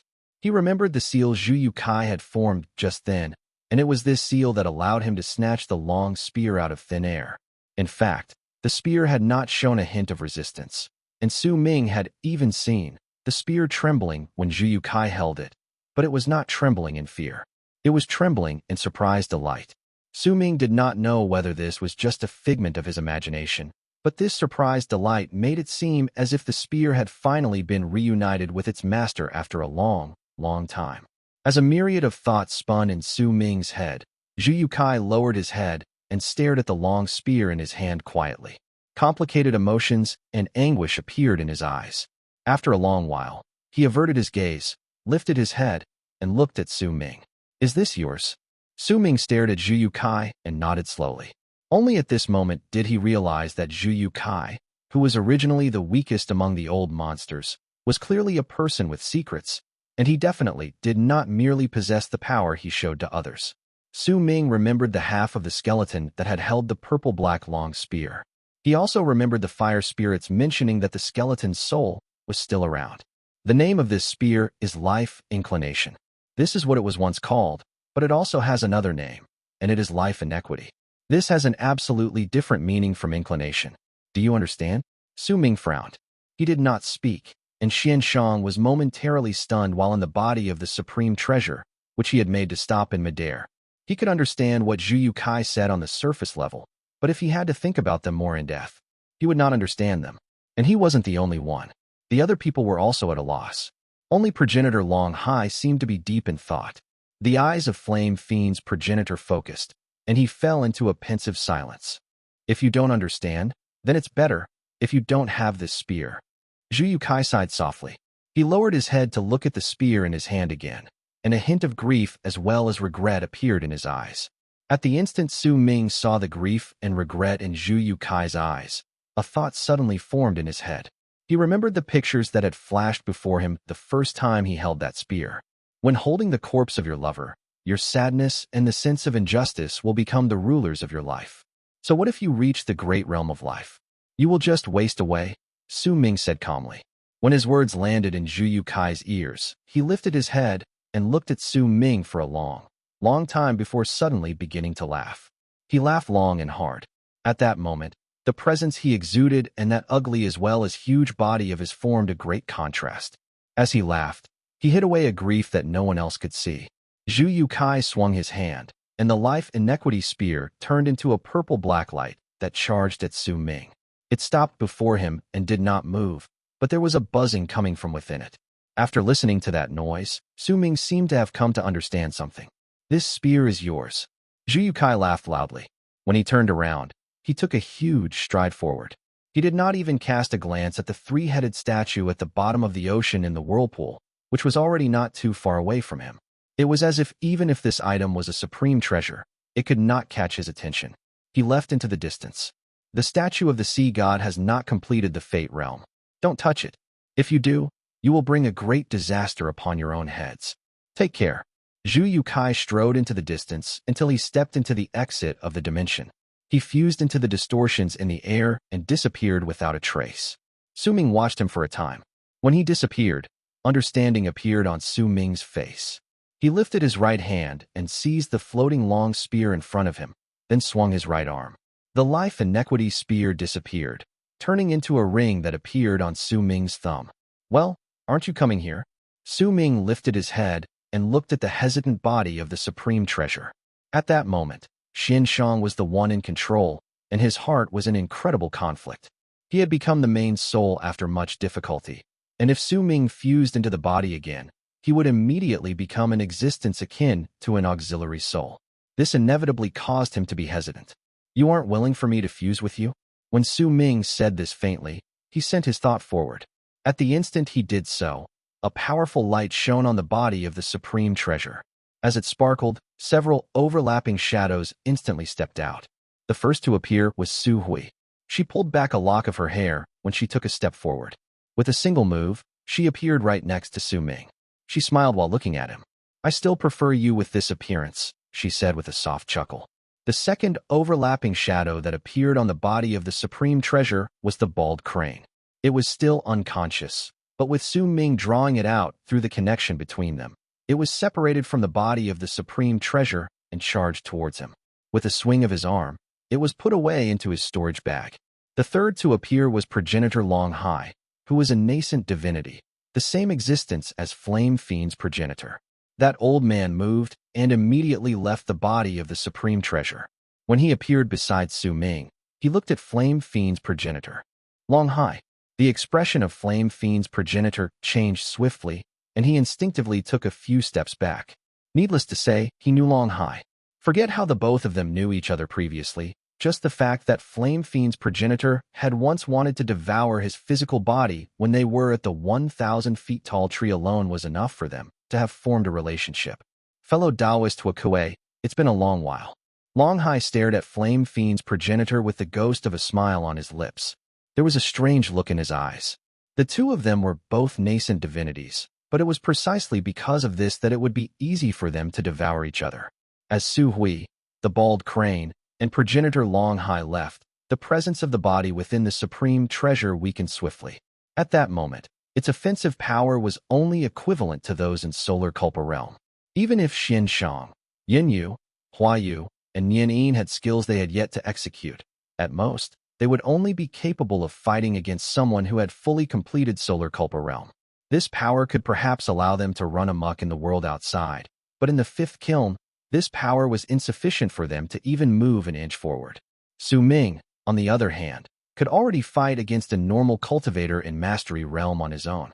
With progenitor Long Hai and even a bit of power from Flame Fiend's progenitor, as well as the 2 chances he still had for Sand Earthling's progenitor to attack along with the God Ascension Nectar, not forgetting the 3-leaf grass that allowed him to control the laws of fate too, his power was not that much different from before.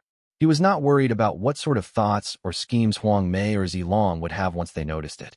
He did not even cast a glance at the body of the supreme treasure, whose expression had changed drastically at that moment. Su Ming turned around and moved to the exit of the dimension. The people beside him immediately followed at. The group turned into a long arc and left into the distance, with Su Ming not paying any attention to the 3-headed statue at the bottom of the ocean in the whirlpool. He had instinctively chosen to believe in Zhu You Cai regarding this. Besides, the entire 5th kiln would definitely belong to him in the future. Unless he ran into a treasure that he was incredibly anxious to get right then and there, he would not be in a hurry to obtain it. This was something that was completely different about Su Ming compared to the others. When Xianshang, Yinyu, Nianyin, and Huayu saw that Su Ming was leaving into the distance, they immediately panicked inside the body of the supreme treasure, especially Xianshang. At that moment, he came to a realization that Su Ming did indeed need the body of the supreme treasure, but the 4 of them needed Su Ming even more. They were lucky that it was Su Ming. If it had been anyone else, they would have been killed a long time ago and their treasure snatched away. However, this was also in part because Su Ming did not believe that there was a necessity for it.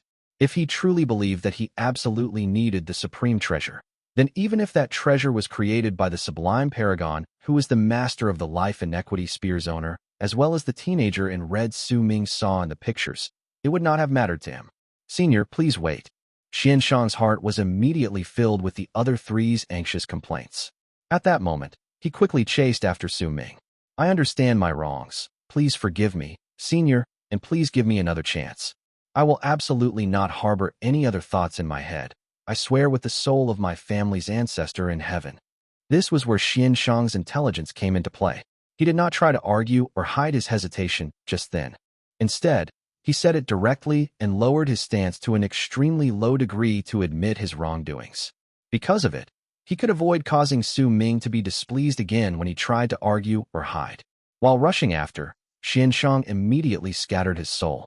Once he showed his stance, Su Ming paused and turned his head around to look at the body of the supreme treasure, which had lost its main soul. I will allow this just this once. Do not let this happen again.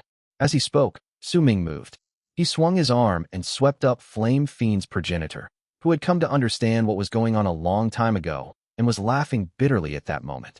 Then, with the others, he charged into the body of the supreme treasure.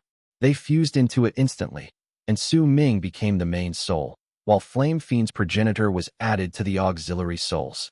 This was also part of the reason why Su Ming did not kill Flame Fiend's progenitor. In truth, he had come up with a different plan at the start, but he gave up on it midway. That plan was to have Flame Fiend's progenitor possess the white-robed teenager and cause Huang Mei as well as Zi Long to misunderstand him, thereby shifting most of their attention to Flame Fiend's progenitor.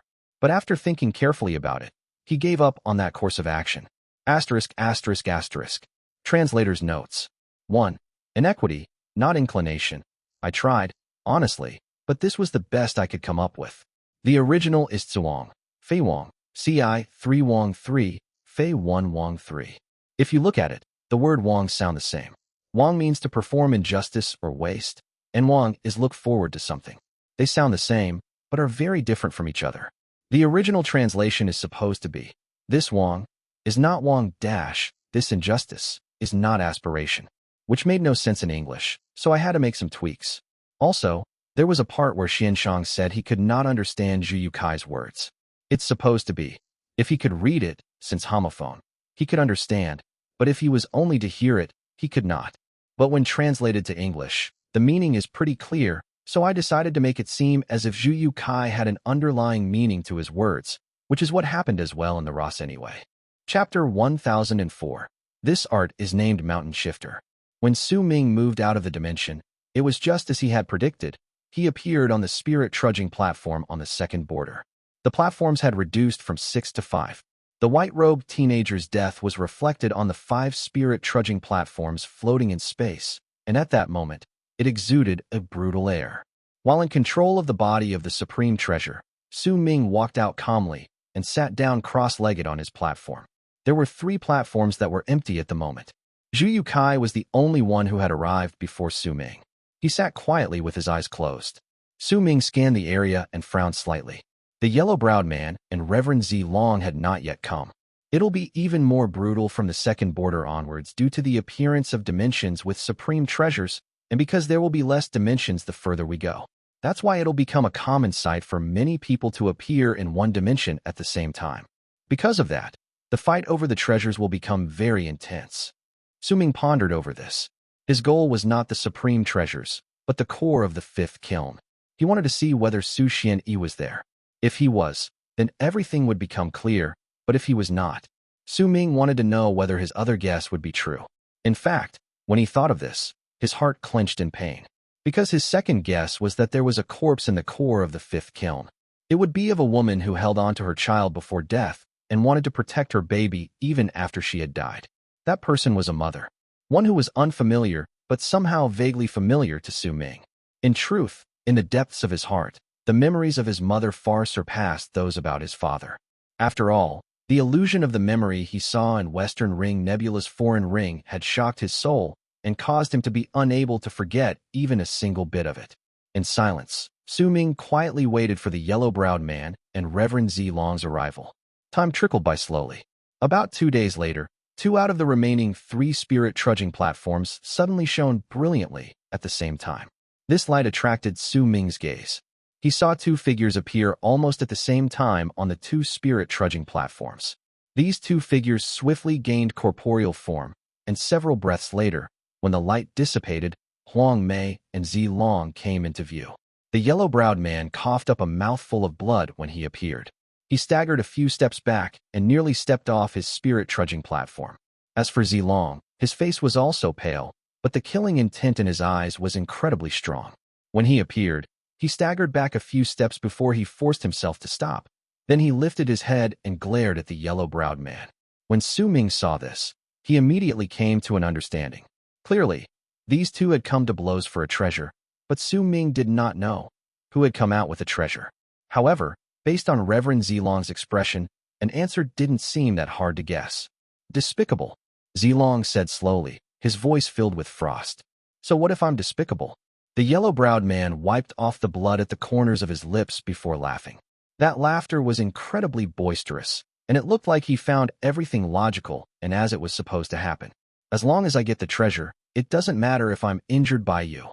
As he spoke, the yellow-browed man lifted his right hand, and a jade bracelet appeared on his palm. It was emerald green. Countless runic symbols were on it like small bumps. They surrounded the bracelet and spun around it, making the bracelet shine with a brilliant light. There was a powerful and mighty pressure that radiated off the treasure, and the others could not help but squint at it. When Zilong saw the bracelet, his expression turned even darker. He glared at the yellow-browed man coldly, but did not say another word. Instead, he sat down, closed his eyes, and exercised his breathing. The yellow-browed man smiled and put away the bracelet. When he swept his gaze across the area, he ignored Zhu You Cai and looked at Su Ming. An amiable expression appeared on his face before he nodded with a smile. He did not even bother asking about Flame Fiend's progenitor. He's searching for an ally. Su Ming knew this in his heart. If the yellow-browed man was not injured, he would definitely not let Su Ming off so easily for not having Flame Fiend's progenitor by his side. But since he was injured, he avoided this and expressed amiability towards Su Ming with the intention to work together with him. As for Zhu You Cai, he was clearly ignored by the yellow-browed man, making it clear that he had misjudged the situation. Su Ming cast a glance at Zhu You Cai and discovered that this person had opened his eyes at some unknown point of time and was daydreaming while staring into space. His appearance and the power he exuded made it understandable why others would not value him highly. However, after witnessing the scene in the dimension just then, Su Ming would definitely not underestimate him. If my guess is correct, then among these people, the most frightening of them all is not Yellow Brows or Zilong, but this Zhu You Cai. In truth, among the three, Zhu You Cai's attitude was pretty unclear, but Su Ming was about 8/10 certain that his guess was true. This person definitely had some form of connection with Chang He, the owner of Life Inequity Spear, but he did not know how great was that connection. As for Zilong and Huang Mei, Su Ming leaned more towards Zilong. The yellow-browed man might seem frank and straightforward, but Su Ming could sense an indistinct, sinister air about him. As Su Ming was immersed in his thoughts, Reverend Zilong opened his eyes and stood up. Once he swept his gaze across the area, he lifted his right foot and stepped near the edge of the spirit trudging platform. A bang shot into the air, and it instantly echoed in all directions. Once that sound rang out, the yellow-browed man's expression changed. All of us are already here, so why waste any more time lingering around this place? Let's head to the dimensions between the second and first borders. When Zilong said these words, the space in front of him distorted, and a huge vortex appeared before him. This vortex was naturally the tunnel leading to the dimensions between the second and first borders. Almost the instant the spirit trudging platform under Zilong's feet let out that loud bang, fire spirits roared in the space all around them, coming from afar. Clearly, the loud bang in the area had attracted their attention, and they were rushing over. The roars drifted about, but there were only two explanations to the appearance of this sound within the spacious and empty space.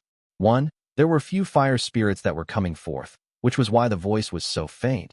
But the other possibility was that they were so large in number that their roars had begun echoing already, which was why this sound had formed. You were saying that I was despicable, but your action right now is the same as cutting down the time we use to regulate our breathing. If you're just targeting me, you could have just said a word. Why did you have to trouble this fellow Taoist and fellow Taoist Jew? You must know that the dimensions between the second and first borders are incredibly dangerous, and each additional breath we have to rest is incredibly rare. The yellow-browed man said in a ghastly manner after letting out a cold harumph. Zilong looked over coldly. You talk too much. If you want to stay, then stay. The one who doesn't have time to regulate their breathing isn't them, but you. A fierce glare shone in Reverend Zilong's eyes, and he turned around to walk towards the vortex that had appeared beside his spirit-trudging platform. A barely noticeable glint shone in Su Ming's eyes. He did not feel any form of aversion to Zilong's actions. If Su Ming was in his place, he would have definitely done the same thing. Zilong's injuries were lighter when compared to those of Huang Mei, which was why he could heal most of his injuries after just regulating his breathing for a few moments. As for Huang Mei, the most important thing for him was time, and he needed quite a bit of it to be able to recover. Zilong's action of walking out of the spirit trudging platform early and stirring up such a loud bang cut down on the time Huang Mei needed. This was a blatant plot against him, and it was done in an incredibly straightforward manner. Once Zilong left, Zhu You Cai also stood up slowly. After a single step, booming sounds came from the spirit trudging platform where he stood. Once a vortex manifested beside him, he did not even spare a glance at Huang Mei before stepping in and disappearing without a trace. Fire spirits' roars echoed in the air, and they were getting stronger. They arrived in no time, and it could be seen that the air around them was tumbling rapidly, exuding a presence that made it seem as if it wanted to devour the sky and earth. Su Ming looked at the sullen-looking yellow-browed man and put on an apologetic expression. He wrapped his fist in his palm towards Huang Mei and opened his mouth as if he wanted to say something, but in the end, it only turned into a sigh. Huang Mei frowned, but he still nodded towards Su Ming. After all, he had already offended Zilong from the four of them here. As for Zhu You Cai, he completely ignored him. If Su Ming had not expressed goodwill to him, he would have just started plotting on how to kill him so that he could prevent him from working together with Zilong. However, when he saw Su Ming's expression, he forced down the other thoughts in his head. The idea of getting closer to Su Ming and forming an alliance rushed to the forefront. Once Su Ming bowed to Huang Mei, he lifted his foot and stomped on the spirit trudging platform. When a booming sound traveled through the air, a vortex appeared beside him. Su Ming cast an apologetic look at Huang Mei again, then stepped into the vortex and disappeared. When the yellow-browed man could no longer see him, the apologetic look on his face disappeared, replaced by an aloof expression. Since everyone was scheming against each other, Su Ming would naturally not face them head-on. The apologetic look just then was completely fake, since his goal was to have the yellow-browed man attempt to draw him to his side. Because of that, Su Ming's existence would become incredibly important to Zilong and Huang Mei. Besides, since Su Ming knew some details about Zhu You Cai and they had interacted in the previous dimension, Zhu You Cai was at the very least much better than Huang Mei and Zilong. Su Ming chose to stand in a spot where he would not lose. How could he dance around in circles among these powerful warriors and obtain the greatest benefits? With Su Ming's intelligence, he could stand on equal grounds when in a fight against the scheming, calculative, and far-sighted people. We're already very close to the core of the fifth kiln. Su Ming felt his life force flowing away in the vortex and looked at the chaotic state within it while resolve and a wave of longing rose in his heart.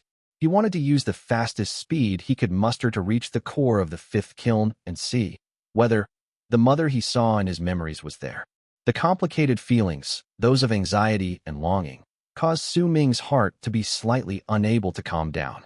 When Su Ming stepped out of the vortex with these thoughts and moved into a new dimension, they were all chased away from his heart by the sight before him.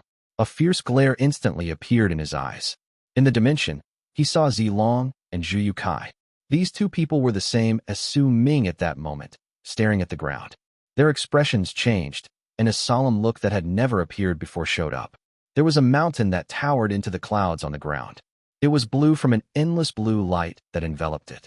On the mountain, there was a stone platform that was about several dozens of feet big and held an iron scroll.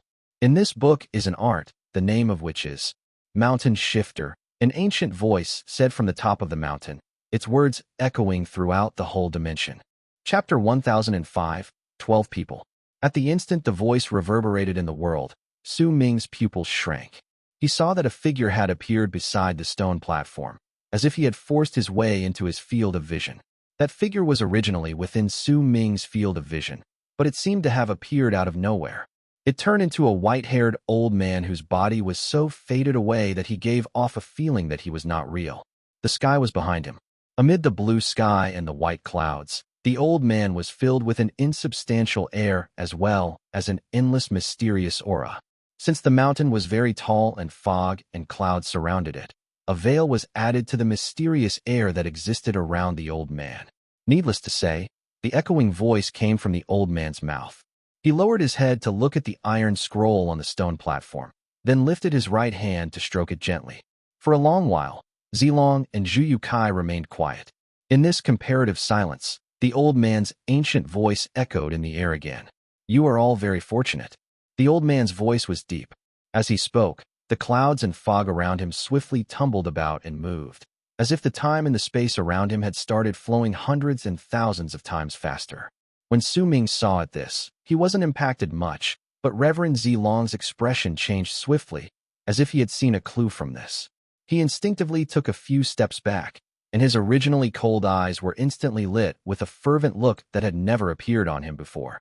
The pupils of Zhu You Cai also shrank viciously. He stared at the time flowing by in the space around the old man, and his breathing quickened in a barely noticeable manner. He could see much more than Zilong, and it was precisely because of this that the changes in his heart were so great that others would find it difficult to understand even a single bit of it. A thought appeared in Ming's heart. He did not speak, but only continued listening to the old man's voice. In all the times that the fifth kiln was activated, no one had managed to step into this dimension of mine. All of you are the first batch. The old man turned his head and cast his eyes on the ground before he swept his gaze across Ming, Zilong, and Zhu You Cai. The fifth kiln is the supreme treasure of the Abyss Builders, form the fifth true world. I am old friends with the Abyss Builder's progenitor and once borrowed his kiln to refine a treasure, but I had to pay a certain price for it. I branded the first of my 7 ultimate arts here, and I intend to give it to the person who is fated to get it. I've already left the arid triad expanse cosmos and headed to the war between the two camps. Right now, the one you see in this land is a projection. If my real self is yet to die, then the person who will learn the mountain shifter art might be fated to meet me someday. If my real self has died, then this mountain shifter art will be the final art you will learn from me, the white-haired old man said flatly. As his words echoed in the air, the feeling of time flowing away from the space around him became stronger. His words caused the light in Reverend Zilong's eyes to become brighter. This attracted a high amount of attention from Ming. He could tell that Zilong was not like this before.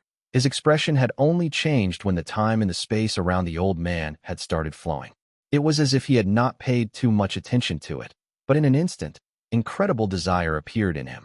This change was because of the flow of time in the space around the old man. Could it be that once your level of cultivation reaches a certain extent, you will naturally be able to change the space around you, and then form a type of mighty pressure? Or perhaps this is a change that appeared after he practiced some form of divine ability, and through this change, he got to know of the old man's identity. A glint appeared in Ming's eyes, and all sorts of guesses formed in his head. Mountain Shifter is the first style in my ultimate art, but even the first style is already powerful enough to kill all those in Mastery Realm, shocking the laws of fate. Once you understand it, you can move all the mountains in the universe and make them come to the place where you want them to be. This is Mountain Shifter. Once someone understands my art, my projection will dissipate, and the dimension I had opened up on my own will crumble. At that time, I will use the power that caused the destruction of this dimension to send the fated person who understood my art to the fifth kiln's first border so that he would have the chance to step straight into the core. If you give up, I can also instantly send you out of the fifth kiln, the man on the mountaintop said flatly. Suddenly, the space behind Ming and the others distorted, and the yellow-browed man stepped into the dimension. At the instant he walked in and saw the mountain as well as the old man on it, his expression changed, and he stared intently at time flowing away at the space around the old man. His breathing instantly quickened intensely. At the same time he appeared, the old man at the summit lifted his right hand and pointed at him. With it, Ming instantly felt as if the sky had crumbled and the earth had shattered, as if the universe was replaced by that one finger. This finger was an indescribable oppression and a vast force that simply could not be fought against. It was also at that instant that Ming found himself completely unable to determine the old man's level of cultivation. This person was just a projection, but even by itself it was already much stronger than all the powerful warriors Ming had seen in his life. If he really had to pick someone from his memories who could fight against him, then perhaps it would only be true Sacred World's sublime paragon, whom Ming had seen in the pictures provided by the Life Inequity Spear. Is he in Death Realm, or is he a sublime paragon? As Ming's heart trembled, he saw that the space around the yellow-browed man had started showing signs of having time flow away once the old man pointed at it. The yellow-browed man's expression changed again. When his body shuddered, The flow of time around him disappeared, and excitement appeared in his eyes. During that instant, not only did Su Ming understand what was going on, even Zilong and Zhu You Cai had all seen it. The yellow-browed man was someone who had arrived late. He did not know what the old man had said previously, but the old man decided to change some of the flow of time around him, so he would get caught up to date. He might have seemed to have arrived late, but after the flow of time around him had changed, he had arrived in the dimension with Su Ming and the rest. He also naturally knew all that the old man had said previously. All of this was incredibly abstruse. It looked as if it was quite difficult to puzzle out, but if they thought about it carefully, they would be able to understand it. However, as they gained an epiphany about it, inevitably, a great amount of respect rose in them towards the old man. He was strong, and his power in changing the flow of time caused Zilong and Huang Mei's hearts to tremble. Zhu You Cai's eyes sparkled, though no one knew what was going on in his mind. However, compared to these three, Su Ming's shock was the greatest, because while others might not know much about the power to change the flow of time, there was no way he would not know about it, since this was one of the Abyss Builder's inborn abilities. The fates of the 12 of you had led you here. There is only one method to obtain this art. No matter what method you use, be it enchanted treasures, your cultivation bases, or physical bodies, the first person who places his or her hand on the iron scroll on the stone platform before me will obtain it. I've left a brand on the iron scroll. The first person to touch it will definitely gain an epiphany and learn it. The old man swung his arm, and the world roared. The sky turned into a gigantic vortex that rotated with loud, booming sounds. The ground trembled as well, and the mountain, which was tall to begin with, shot up considerably higher, until it went straight into the clouds. No one could see the summit with their naked eye any longer. The legacy begins. At the instant the old man's voice came from the summit, Zilong moved. He might have been uncertain about what the old man meant by 12 people being in this place, but this was not the time to think. His body turned into a long arc that charged at the summit. Killing intent shone in the eyes of the yellow-browed man, and without any hesitation, he rushed over as well. Zhu You Cai frowned. He did not even bother looking at Zilong and Huang Mei, who had rushed out, but instead stared at the summit and took a few steps forward while seemingly deep in thought. Almost at the instant, Reverend Zilong and Huang Mei turned into long arcs that rushed to the peak. Their expressions changed drastically. The first to react was Huang Mei, whose body shuddered before he plunged down. With a loud bang, he crashed to the ground. Trembling, he stood up and lifted his head to look at the mountain, and fear appeared on his face. At the instant he flew up, he sensed all of his cultivation base disappear. He had never had this sort of experience before. It was as if he had been reduced from an immortal to a mortal. This unfamiliar feeling of weakness all over his body sowed a seed of fear within him. Immediately after, Reverend Zilong also plunged to the ground. Once he fell with a bang. His face became incredibly sullen, but as his eyes sparkled, he hid that deep wave of wariness which had risen within him. He also noticed the weakness in his body, and it was a feeling he had not experienced in a long, long time. It was as if even a small creature could tear him apart right then. He lifted his head to look at the towering mountain, then gritted his teeth and started walking with strenuous effort. Compared to Zilong and Huang Mei, Zhu You Cai was much more relaxed. He had not flown up just then, but chosen to stride forward instead. It was just as difficult, but he was in a much better condition compared to Zilong and Huang Mei. All of this landed in Su Ming's eyes. If he still had not figured out what was going on, then he would not have been able to live up to this point nor obtain such great power, much less entered the 5th kiln. There's a seal in this place. A glint appeared in Su Ming's eyes, but he was not thinking about it at the moment. His mind was focused on the old man saying that there were 12 people. Zilong, Huang Mei, Zhu You Cai, Flame Fiend's progenitor, Progenitor Long Hai, Xin Shang, Yinyu, Ninin, Huayu, and Su Hui only number to 10 people. Even if I'm added in, there are only 11 people. Who is the 12th? Is he talking about the bald crane, or is he? As Su Ming pondered over it, he took a step towards the summit, but the moment his foot landed, his expression changed. A feeling of weakness instantly surged up Su Ming's body, but he did not find this feeling surprising. After all, he had seen hints about it earlier. What caused his expression to change, though, was the quiet appearance of overlapping shadows on the body of the supreme treasure where he was at the instant that feeling appeared. This was the sign that the body of the supreme treasure was about to split up, and the surprised cries from Xin Shang and his group rang out in his mind. While their voices were still resounding in Su Ming's ears, the overlapping shadows grew in number, and in the end, with a loud bang, the body of the supreme treasure shattered. Chapter 1006. One person died. As the body of the supreme treasure was torn apart, Progenitor Long Hai and Flame Fiend's progenitor became the first to be forced out. They turned into two long arcs that landed by the side, and when they fell on the ground, their expressions turned incredibly dark. Then it was Su Hui's turn. She was also flung out in an incredibly pathetic manner. She was followed by Xianshang and his group. When they appeared one by one in the area, Su Ming was also forced out of the supreme body. The next moment, the body of the supreme treasure melted into a palm-sized red jade that floated in midair and did not move. Xianshang's face immediately turned pale. He realized that he had lost the connection between him and the body of the supreme treasure, which meant that during that instant, for some unknown reason, the supreme treasure became an item without a master. If he could notice this, the other people could naturally notice it as well. When the body of the supreme treasure began to be torn apart, Zilong and Huang Mei turned their heads around to look. They trained their gazes on the numerous people that had appeared seemingly out of nowhere. Zilong did not speak. He turned around and continued moving to the summit. Huang Mei's expression changed, and the ghost of a smile appeared on his lips, along with a hint of derision and anger. I see. So it's a treasure you managed to obtain somewhere. The lot of you grouped together, and only then did you manage to get into the 5th kiln. I've been fooled by all of you for a long time. I wonder who among you was the main soul of the supreme treasure. There was panic on Xianshang and his group's faces at that moment. Everything had happened too suddenly, so they did not have the time to prepare themselves. When they heard Huang Mei's words, their hearts trembled, and either intentionally or instinctively, they cast their gazes towards the calm Su Ming.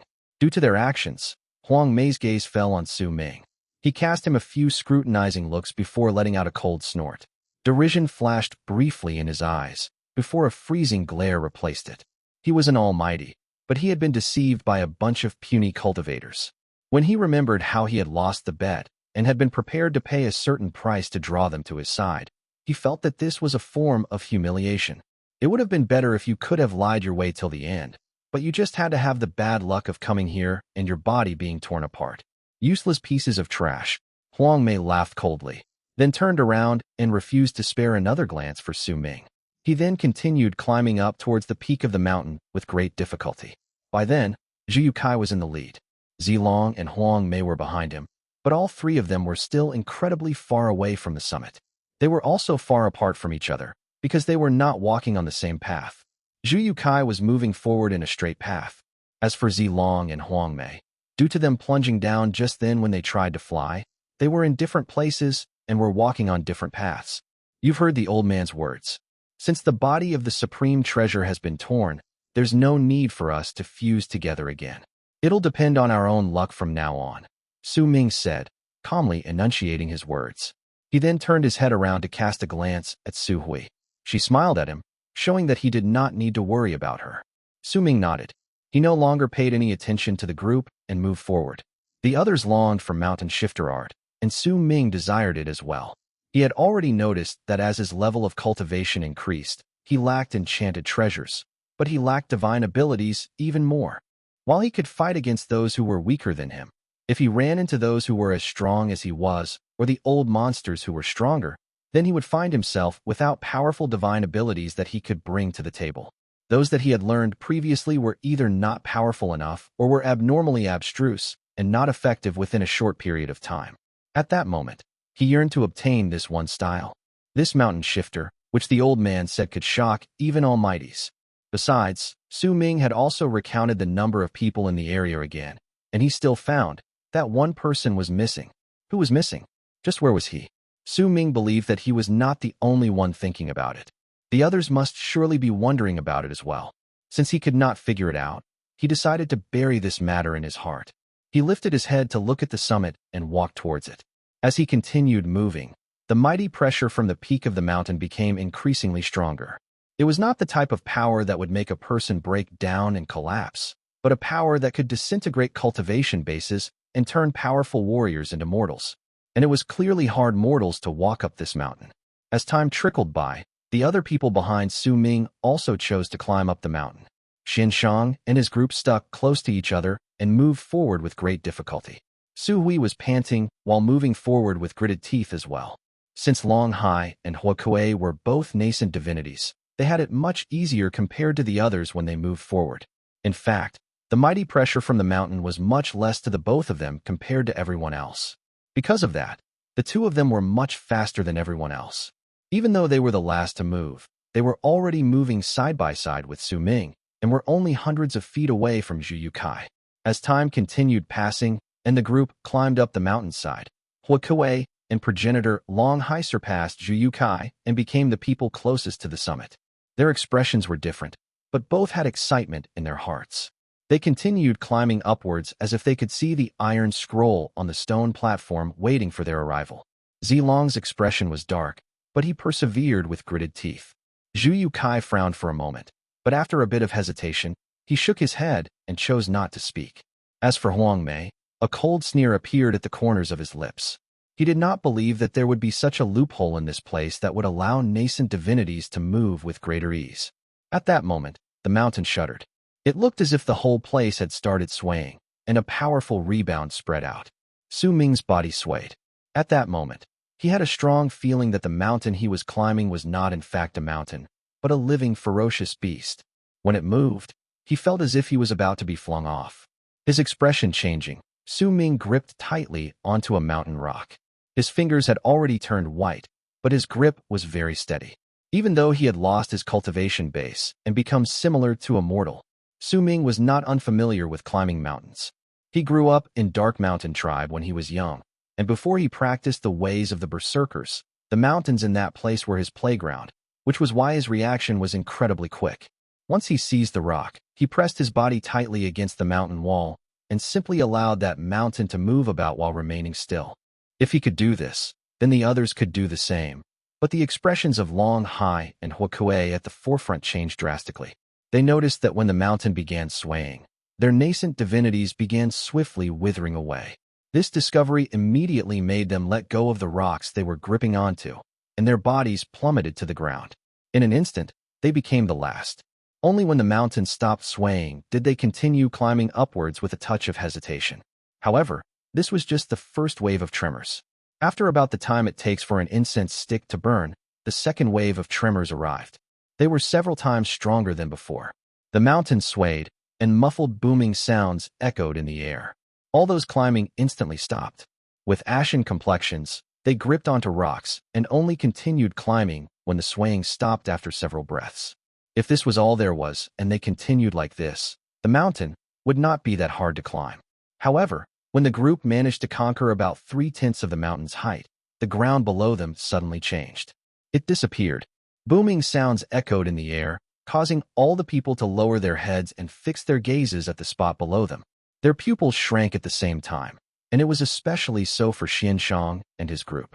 Their expressions changed drastically. There was no longer any land beneath them, only a pitch-black canyon, which was filled with the aura of death. There was also a vortex that rotated with loud, booming sounds.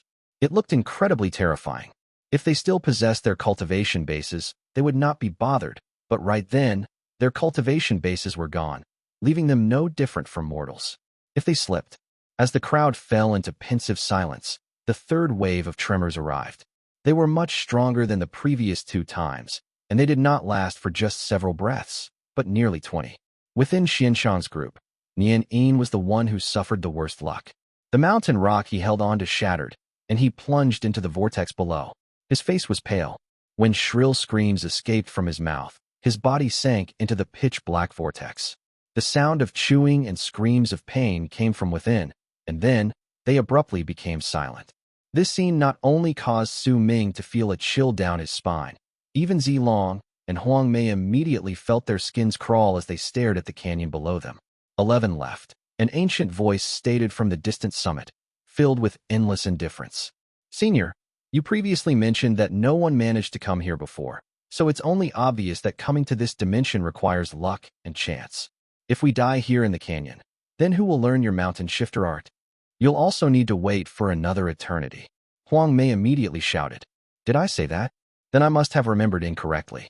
Before you, There were also some others who came to this place, but they were not fated for this art, the old man said calmly from the summit. Huang Mei found himself speechless for a long period of time after that.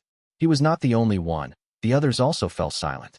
The old man's words and a cultivator's death all turned into a dark shadow that loomed over the entire mountain and shrouded each of their hearts. In silence, Zhu You Cai quietly lifted his hand and continued climbing. Zilong and Huang Mei also continued heading towards the peak in silence. This was their only goal. At that moment, Su Hui was already ahead of Xian Shang and his group. With gritted teeth, she continued moving upwards bit by bit. The disappearance of her cultivation base and the feeling of becoming mortal made her remember all that had happened to her during her childhood. Suddenly, the fourth wave of tremors arrived with a bang and an intensity that far surpassed the previous few waves. It was also at that instant that Su Hui had lifted her right hand in preparation to grab a mountain rock ahead of herself. However, the swaying of the mountain caused her to seize empty air, and her body was flung outwards, into the vortex below her that had caught Nian Yin as well. Below her were Xian Shang, Hua Yu, and Yun Yu. If Xian Shang extended his hand, he would have had the chance of catching her, but he hesitated for a moment, and Su Hui passed by him. Her expression was calm. She looked at Su Ming on the mountain, sighed softly, then closed her eyes. Chapter 1007 I Won't Die? Su Hui did not make a single sound. At the moment she closed her eyes, she saw Su Ming lift his hand to continue climbing. She could call for help, but she did not. In this perilous mountain where no one possessed any sort of power any longer, what would Su Ming choose if she cried out for help? If he ignored her, then her heart would hurt badly. That pain would be mixed with bitterness, along with a deep wave of disappointment and sadness. However, if Su Ming chose to save her, she believed that there would only be death waiting for him. If he was to die like this, then Su Hui would rather he chose to ignore her. That was why she did not call out. At the moment she closed her eyes, she also tightly shut her mouth. Vaguely, Su Hui seemed to be able to see the darkness of twilight closing in on her, and in the mid of it all, a lone ship swaying about. A thin moon was fading away. Petals were scattered on the ground. The man left into the distance, leaving only the image of his back for her. Past the wind and past the mountain, she watched his lone back gradually leave into the distance. Partings always came suddenly and made others unable to find the time to get used to and accept it, though in the end, they had to accept it. On the three-life stone, one was a beautiful but morose flower of reincarnation, and whoever passed, it would reach the spirit's nirvana. The desolate and drawn-out wails from the river of forgotten love, too, symbolized reaching the end of the world, and it was the place where all relationships would come to an end. Su Hui's body plunged down. At the instant she closed her eyes, for some unknown reason, Su Ming's heart trembled. He did not notice Su Hui falling, because the swaying in the mountain caused him to be unable to think about anything else. The reason his heart trembled was because Zhu You Cai had turned his head back at that moment, and he sighed. This sigh seemed to have fused together with the sigh from below him, and during that instant, it moved Su Ming's soul and caused him to lower his head with a trembling heart. He saw her with her eyes closed, her mouth shut. She was a petite figure by then akin to a kite, with its string snapped, plunging into the canyon. If Su Ming still had his cultivation base with him, he would use his power to save Su Hui. Even if he did not have it, but still had his inborn ability, he would change the flow of time so that she would stop falling. But he no longer had his cultivation base with him, and neither did he have his inborn ability. At that moment, Su Ming was like a normal person, a mortal. That was why he let go. He did not let go of his grip over Su Hui in his heart, but the grip he had on the mountain rock. At the instant he did so, his body plunged down into the canyon below him. It was just like when he had wanted to capture Yu Xian's unconscious body when she fell in the distance in the land of berserkers, and how when he wanted to capture Bai Su's body while she dissipated with a sad but beautiful smile. Yet in the end, he had only been left with a lock of hair fluttering in his hand. One to his left, one to his right. One in front of him, one behind him. In the end, he did not manage to catch a single one of them. What he seized was just the endless pain in the depths of his heart. That was why he did not think nor hesitate this time. There were certain things that one might lose the courage to do once they thought about it, and once they hesitated, they might come to regret it for the rest of their life. Sometimes, one had to move based on instinct and walk down a path where one would not regret anything, and it would be enough. If you can close your eyes and shut your mouth to not cry out for help so as not to affect me, are willing to fall into the depths of hell alone, parting with me, and can even sigh in such a light manner after that, still unwilling to let me notice you, then I can lower the hand reaching for heaven. If I can't capture you, then I will fall to hell together with you. The release of Xu Ming's grip on the stone and his subsequent fall was so sudden that the other people were left stunned. When they lowered their heads, they saw the shadow of Xu Hui being devoured by the vortex in the canyon. Xu Ming watched her falling body come closer to him. To fall faster, he used his dexterity to catch a protruding piece of mountain rock to use it to provide a boost to his speed. As the mountain swayed, Xu Ming used the force of it to push his body forward, thereby becoming even faster. At that speed, he almost instantly reached the vortex in the canyon. This was a place filled with fog and muffled bangs. When Xu Ming saw the falling Xu Hui, he stomped fiercely on the wall beside him, becoming so fast that he closed in on her with a loud whoosh and caught her in his arms. The two of them fell together into the seemingly endless canyon. At the instant Xu Hui was held, the familiar presence and warmth beside her caused her to open her eyes and look at Xu Ming. He was also looking at her. The two of them stared into each other's eyes while they fell amid the moaning wind. There were people in the world who would never voice their affections, but the affection that lay in the depths of their hearts was such that if one understood it, they would be able to smile for the rest of their lives. There were also people who always smiled. The mature charm of it might make one look like an elder sibling, but one should not be fooled by the gentleness. What was hidden behind that gentle demeanor was the other side of the personality. Yet no matter which side was shown, both of them would choose to adhere to the resolve in the heart and walk to the end of their path with unrelenting determination. If you go to the sky, then I will stay by your side right before everyone's eyes. If you go to hell, then I will stay by your side and sink with you. If you are white, then I am willing to make myself white. If you choose black, then I will be the same as you. I will become the darkness in the sky. You saved me again. This time, I saw your face clearly. A beautiful smile blossomed on Xu Hui's face. Why didn't you call out to me? Xu Ming asked softly. I was the one who didn't manage to hang on to the mountain rock, not you. Xu Hui also wrapped her arms around Xu Ming. Her hair danced in the air as the wind swept them up. They surrounded Xu Ming's face and covered his eyes. While tightly holding on to him, Xu Hui buried her head into his shoulder before closing her eyes. As a faint smile appeared on her lips, there was also anguish within her that Xu Ming could not see. At that moment, a low growl that was very close to them reached their ears. A gigantic head suddenly emerged from the obscure fog around them. It was black and covered in boils. Judging by looks, they could tell that this was Nian, the cultivator who had fallen into the vortex previously. However, his body had grown several times larger. Just his head alone was 10 feet big. His entire person floated in the fog, and he was grinning hideously at Xu Ming and Xu Hui. The fog dissipated over there, and Nian Yin's body, which was around 100 feet tall, was completely revealed before their eyes. Xu Ming saw countless boils covering his skin.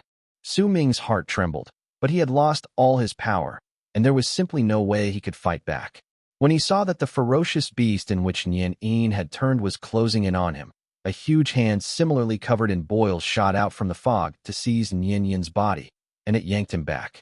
Nian Yin's 100-something feet tall body tumbled backwards swiftly. Once he was flung away, a ferocious beast that was several hundreds of feet tall and much bigger than Nian Yin appeared from the fog. This creature had also once been a cultivator, but he was even bigger. There were countless boils on his body, as well as veins popping up on his skin. As he roared, his eyes turned bloodshot. He glared at Xu Ming with madness and pain in his eyes. You are mine, he shouted out and rushed at Xu Ming. At that instant, Xu Ming saw around a dozen-something of these ferocious beasts that were originally cultivators coming out from the fog.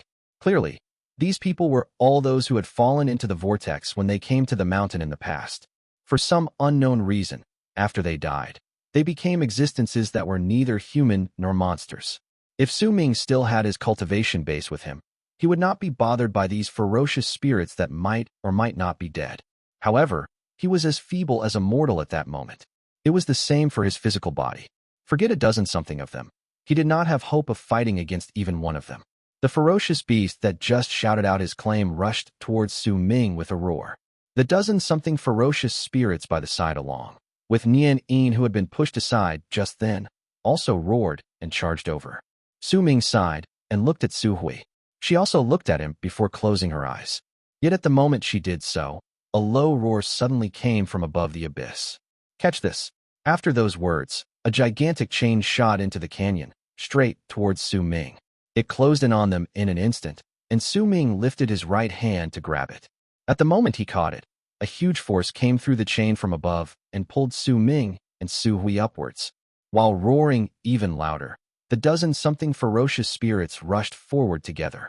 If they continued with this pace, then as the chain continued pulling them upwards at that swift speed, Su Ming and Su Hui would have a certain amount of chance of rushing out of the canyon. But the moment the chain started moving faster, it suddenly paused for a moment. Huang Mei, what's the meaning of this? An enraged voice came from above again. It was the same voice as before, but this time, it was much clearer. It was Zhu You Cai's voice. Due to the chain freezing, the ferocious spirits' roars closed in. Just when they were about to pounce on them, Su Hui opened her eyes and cast a deep look at Su Ming before shoving him away so that she would leave his embrace and die in the ferocious beasts' mouths. Then, Su Ming would have a chance of leaving the place with the chain. This was her choice. Su Ming's heart trembled. When he saw that Su Hui's body had left his arms, he moved while still holding tightly onto the chain with his left hand and caught her shoulder with his right hand. Without any hesitation, he pulled Su Hui back before binding her body with the chain in his left hand and tying a knot around her. Wait for me up there. This is my kiln. I won't die. Once Su Ming finished saying this, he used every ounce of his strength to shove Su Hui, whose face was filled with anxiety, upwards. *****. Translator's notes. 1. 3-life stone. A crimson stone located at the end of Naiha Bridge/Helpless Bridge. The 3 lives are a person's 3 lives, his past life, his present life, and his future life. When people die, they walk past this stone, and if they carve their name on it with someone else at the same time, they will be together in their future life/next life. So if lovers carve their names on the stone together, they will still be together in their next lives. 2. The River of Forgotten Love. In the Chinese version of Hell, the Naiha Bridge/Helpless Bridge is set over the River of Forgetfulness. All people who die have to cross it to head to their next lives. Chapter 1008. The Gate to Enter the Earth. Pull the chain. Su Ming roared. At the same time he pushed Su Hui upwards, he let go of his grip on the chain, and his body plunged down again. Within an instant, the ferocious spirits rushed towards Su Ming at the same time and submerged his figure in the canyon. The chain was pulled upwards swiftly, while Su Hui simply allowed the chain to rise with a stupefied expression on her face. There were no tears in her eyes, but there was a blank look that made it seem like she no longer had a soul. The chain whistled as it moved up. Without the ferocious spirits chasing after, it swiftly moved through the layers of fog in the vortex. When it was yanked out of the canyon, Su Hui saw the sky, the mountain, and also Zhu You Cai holding the other end of the chain. There was also Huang Mei standing by the side with a dark expression on his face, along with a trickle of blood at the corners of his lips. A black dagger was in his hand. That dagger should have been something that he had on his person and not in his storage bag, or else he would not have been able to take it out. When the chain was brought up, Su Hui seized a mountain rock and dipped her head down quietly. When she looked down, Zhu You Cai sighed, and he did not finish his sentence. He won't die. After some time, Su Hui whispered a few words as if she was answering Zhu You Cai, but it also seemed like she was saying those words to herself. A barely noticeable glint shone in progenitor Long Hai's eyes. He could have taken action before, but he did not. After all, even though he owed Su Ming a big favor for saving his life, the oath he swore was not something small. If the youth died like this, then it would be good for Long Hai. Flame Fiend's progenitor was also deriving pleasure from Su Ming's misfortune. A cold sneer was at the corners of his lips. Xin Shang, Yin Yu, and Hua Yu let out breaths of relief in their hearts. The mighty pressure Su Ming exerted on them had become so strong that it had reached an extent that he could control their thoughts, and it had all happened without their knowledge. Won't die? The canyon beneath the mountain is filled with a sinister aura, along with a thick aura of death. Forget him. Even if I fell in there, I would also die, Huang Mei said flatly with a cold smile. The others might not have said anything, but they agreed wholeheartedly to his words. Nian Yin and Su Ming's fall frightened them to no end. They did not know who the next one might be. Su Hui did not speak. She glanced at the canyon beneath her, watching it for a time silently. In her head were the words Su Ming had told her before he let go. She made up her mind. If Su Ming did not appear in the end, she would fall into the canyon once more. Even if she was going to become a hideous, ferocious spirit, she would still rather be with Su Ming. That was why she did not react a single bit to the other people's words. Soon, Huang Mei's expression changed. He lifted his head to stare at the distant summit above him. He was not the only one. Reverend Zilong also frowned and cast a glance at the summit before becoming absorbed in his thoughts. Zhu You Cai should have been the first to discover this abnormality. He cast a glance at Su Hui and remembered the certainty in her voice when she spoke just then. Gradually, progenitor Long Hai and Hua Kuei also revealed changes in their expressions. In the end, when even Xian Shang, Hua Yu, and Yun Yu reacted to the situation, their expressions turned dark. Because, when Nianyin plunged into the canyon, the old man at the summit mentioned that there were 11 of them left. Logically, he should have mentioned that there were 10 of them left by then. However, he did not say a single word. The meaning behind it left everyone uncertain. Time trickled by, but the old man at the summit still not say a single thing. Thus, everyone continued to climb the mountain, which occasionally swayed at a much greater intensity than before. In the canyon under the mountain, Su Ming closed his eyes. His memory was frozen at the moment he plunged down and was surrounded by a bunch of hideous, ferocious spirits. Due to intense pain, he lost his consciousness. Before that, though, he could sense that his body was being continuously torn. He had no idea how much time had passed. When he opened his eyes, he found himself lying in a puddle of murky water. Ripples would occasionally spread out on the surface, and a rotten stench would fill the area. There is truth in heaven, and there are gates to the depths of earth. You may step onto the road to heaven, and you may stare at the distant land. An old voice reverberated in all directions, causing Su Ming's mind to instantly become clear. When he struggled to stand, he discovered that his cultivation base had already recovered, but Su Ming still fell silent, because he saw that his body was covered in countless boils. He lifted his hand to touch his face, certain that he had become like the ferocious spirits he'd seen not long ago. However, Su Ming swiftly stopped thinking about his body's situation, because the voice just then brought him a familiar feeling. It was something that stemmed from an event that happened in the distant past. When he thought about it carefully, he could find the answer to the familiarity. That voice belonged to the old man on the summit, which he had heard when he was beside the mountain. Su Ming stood up, and a freezing glare appeared in his eyes. If he was in the world outside, then he would absolutely not be able to hold any advantage over the old man. However, this was the 5th kiln, and Su Ming was an abyss builder. With a cold harumph, he rose and flew in the direction from which the voice had come. When he was in midair, he cast a glance over there, and he immediately saw an old man sitting cross-legged on a black lotus atop a stone platform in the distance. There were a dozen-something ferocious spirits prostrating on the ground around him, their faces filled with pain. As they worshipped him, the old man's voice reverberated in all directions once more. The path to heaven has been shut for you, but the gate to earth has been opened. My art is split into 2 parts. One is the mountain shifter that blends with the will of the universe, and it is a gentle art. The other is the mountain shifter that overrides the will of the universe. This is the ferocious part of the art. Go. The gate to enter the earth has been opened. You can go and search for the menacing version of the mountain shifter art, the old man said flatly, then lifted his right hand to swing his arm in the air.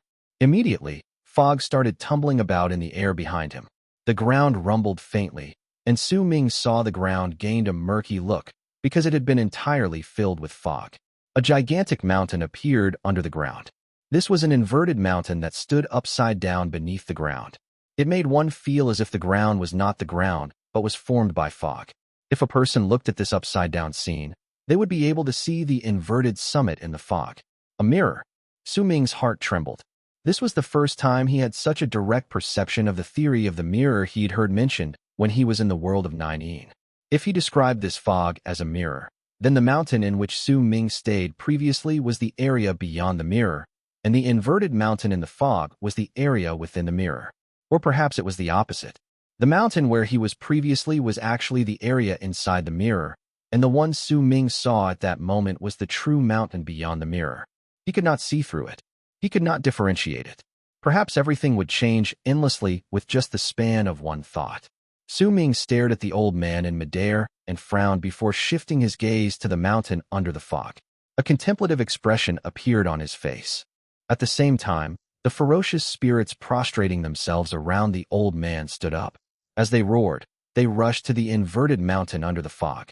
Their cultivation bases did not disappear, but as they charged forward, the mountain trembled, and 10 light circles appeared around the ferocious spirits. The ferocious spirits closed in on the regions where the light circles were at once, but there were about a dozen of the creatures, and there were only 10 of the light circles. A fight over the light circles instantly broke out, and within an instant, all the ferocious spirits beyond the light circles let out shrill screams of pain. Once their bodies disappeared, they appeared around the stone platform where the old man was while hugging their heads and wailing nonstop. It was as if there was something that they treasured being extracted from within them. That something turned into lines of various colors that fused with the old man's body. The ferocious spirits remaining on the mountain continued onward while roaring. There is a gate leading to the depths of the earth, but every single time you fail to enter it, 100 years of your memories will be taken away from you.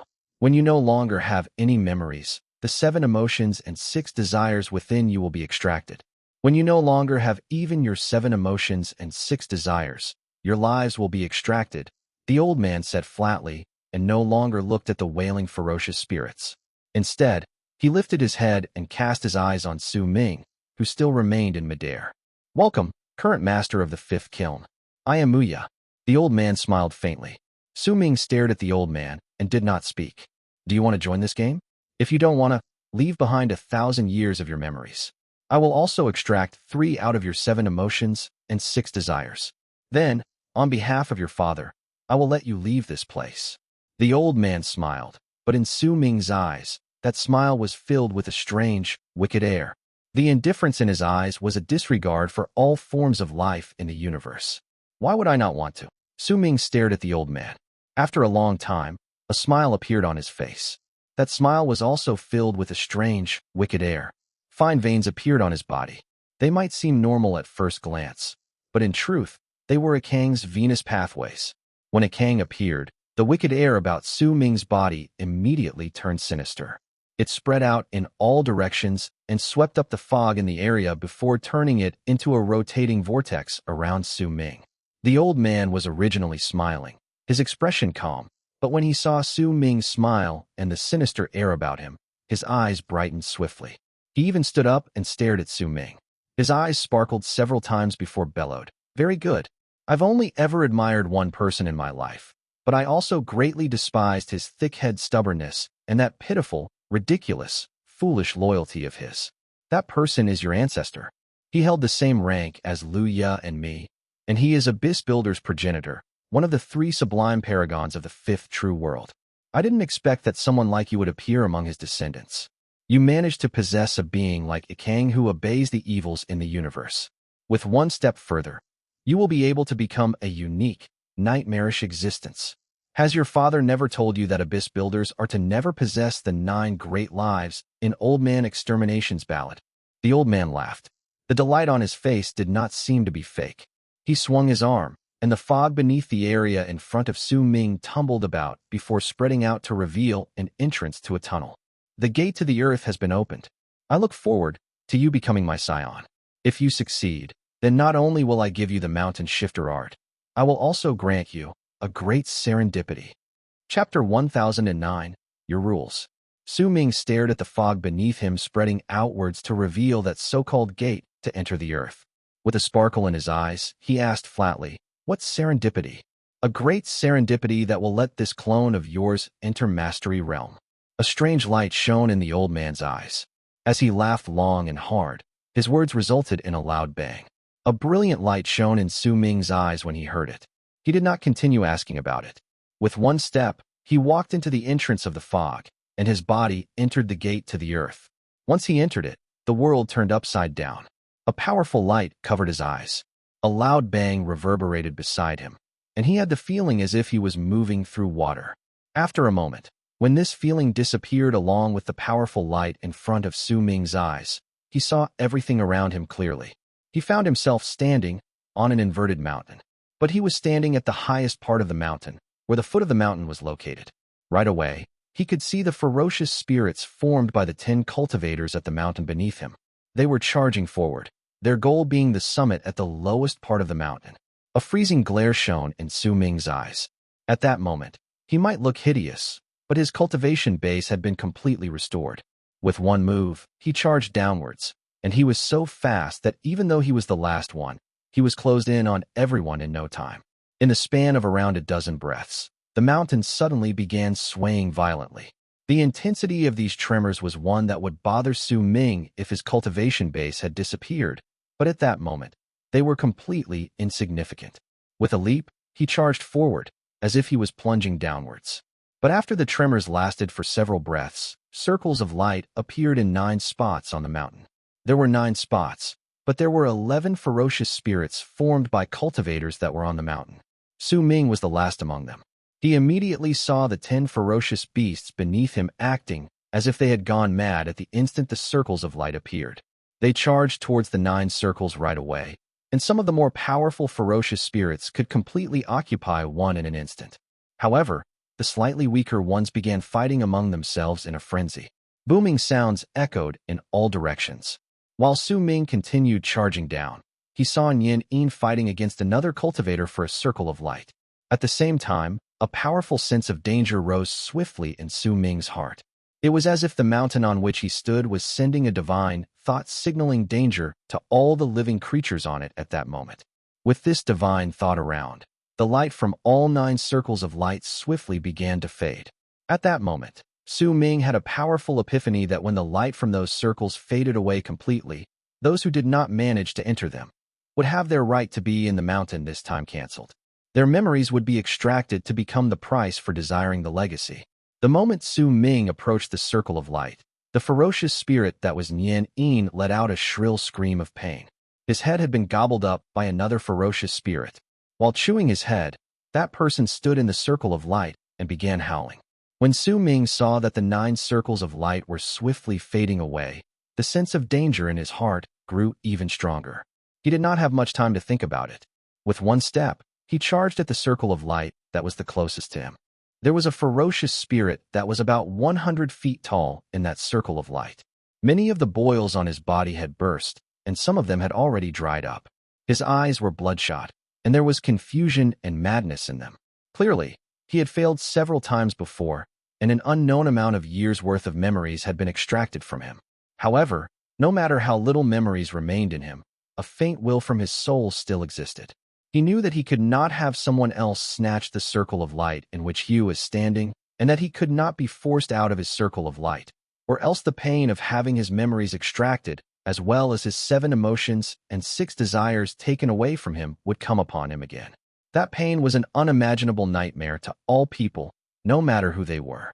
At the instant Su Ming closed in, the ferocious spirit roared. He lifted his swollen right hand and formed a seal before pointing swiftly at Su Ming. With it, the world roared, and a powerful gust of wind appeared out of thin air. It surrounded the area and gathered on the ferocious spirit's finger. Then, it turned into a long arc that seemed to be able to rip apart space and shot towards the incoming Su Ming. Killing intent shone in Su Ming's eyes. He did not move back, but instead charged forward even faster. With a leap, he headed downwards and lifted his right hand. The purple-black ring on his thumb shone, and the life Inequity spear appeared. Once Su Ming held it in his hand, and the instant the circle of light was about to completely fade away, he turned into an afterimage that crashed straight into the incoming long arc. Booming sounds echoed in the air. Su Ming shot through the long arc and stepped straight into the circle of light. He was so quick that it was impossible to describe his speed with words. When the other ferocious spirits in the area looked over, they only saw a piercing light and heard loud booms surge into the sky. When the powerful light dissipated and the loud bangs faded away, what appeared before the other ferocious spirits' eyes was Su Ming standing in the circle of light. Beyond it was a twitching corpse whose right eye had been stabbed by a long spear. With an indifferent expression, Su Ming slowly pulled out that long spear before he looked around him with a cold glare. It was at that instant that the circle of light beneath his feet disappeared, and immediately after, circles of light appeared some distance below everyone. This time, there was no longer 9, but 7 of them. Almost the instant the 7 circles of light appeared below the 8 remaining ferocious spirits, besides Su Ming rushed out at their full speed. They intended to snatch at least one spot for themselves. Su Ming did not say a single word. He did not think about snatching a circle of light from another ferocious spirit, but chose a circle and fixed his gaze on it. Whoever tried to snatch it from him, he would kill them. When the ferocious spirits were still cultivators, none of them were weaklings. They might have become even more driven by insanity after staying in this place for so many years and losing their memories as well as their 7 emotions and 6 desires through failure after failure. But their strength was definitely no longer comparable to that of their past selves. This is a game for that old Yamu. Over the years, none among these people have managed to succeed. This alone is enough proof that Yamu doesn't want anyone to succeed. So there is definitely some other form of obstruction in the final fight. A glint appeared in Su Ming's eyes. As he moved forward, he stared at the first circle of light among the 7. I'll choose that one. Roars reverberated in the air. The ferocious spirits in the mountain spread out and charged towards the 7 circles of light. After a moment, when Su Ming drew close to his target, another ferocious spirit came, having also chosen that circle. That ferocious spirit was nearly 200 feet tall. As he strode forward, he arrived almost at the same time as Su Ming. With a roar, he swung his right fist forward, stirring up a thunderous boom and sending a punch straight in Su Ming's direction. Su Ming positioned the life inequity spear horizontally in front of himself. Once he blocked the attack, booming sounds rose into the air, and he immediately pressed his left hand on his right before swiftly pushing forward. With a loud bang, Su Ming was forced back 3 steps and stopped at the edge of the circle of light. As for that ferocious spirit, it staggered back 4 steps. It stepped out of the circle of light, then opened its mouth wide to roar at Su Ming. As it did, killing intent shone in Su Ming's eyes, and before the ferocious spirit even finished opening his mouth, Su Ming roared first. This was the first time Su Ming had roared after transforming into his current hideous appearance. A murderous aura that surged into the sky erupted from his body with a bang. It swept through the area, causing the air to distort, and the ferocious spirit instinctively took a few steps back. As his pupils shrank, he moved and avoided the circle of light where Su Ming was and rushed to another one. The brutal slaughter that surrounded the 7 circles of light instantly reached its most intense state. After a moment, with the price of 2 ferocious spirits dying, 1 ferocious spirit stood in each of the 7 circles of light. What caught Su Ming's attention was a ferocious spirit that was about 70 or 80 feet tall standing in the 7th circle of light.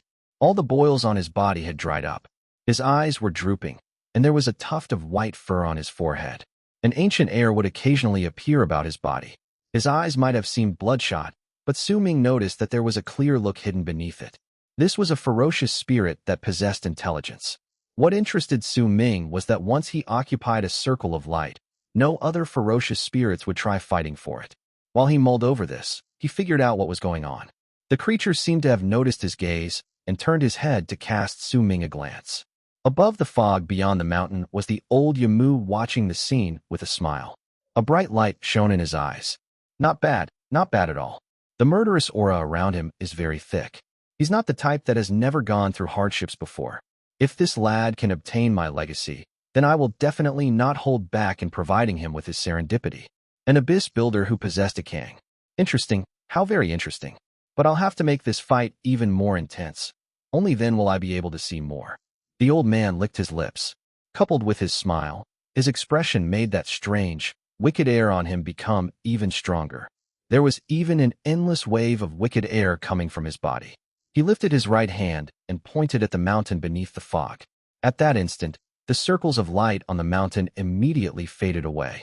Once they disappeared, new circles of light appeared further down the mountain. But this time, there were only 2.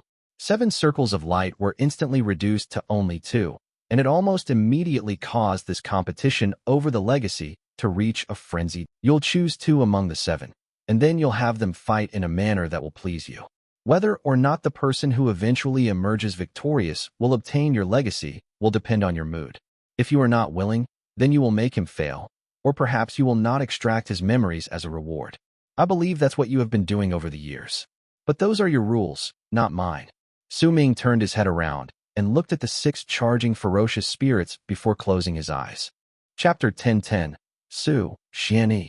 The instant Su Ming closed his eyes, countless veins appeared on his body. They filled his entire body, and a malicious as well as ancient presence erupted with a bang. This presence belonged to a king. By then, Ming had already had his Akang clone descend and fuse with him. When he opened his eyes again, the veins made it seem as if branches were growing over his body. A powerful presence spread out when Ming took a step forward. 2 circles of light. 2 slots. Then I'd like to see how you'll continue with your game when I am the only one left. When Ming walked forward, the mountain trembled. He leaped up and lifted his right hand. The life Inequity spear shone with a brilliant light, and he threw it in front of him. With a loud buzz, the spear turned into a long arc that sliced through the air. It instantly closed in on a roaring, ferocious spirit, who lifted his arms to seize the projectile. But the instant he touched the spear, his arms disintegrated. A pained scream rang out in the air. The life Inequity spear shot straight through that spirit's chest. With a bang, his body was pinned to the mountain.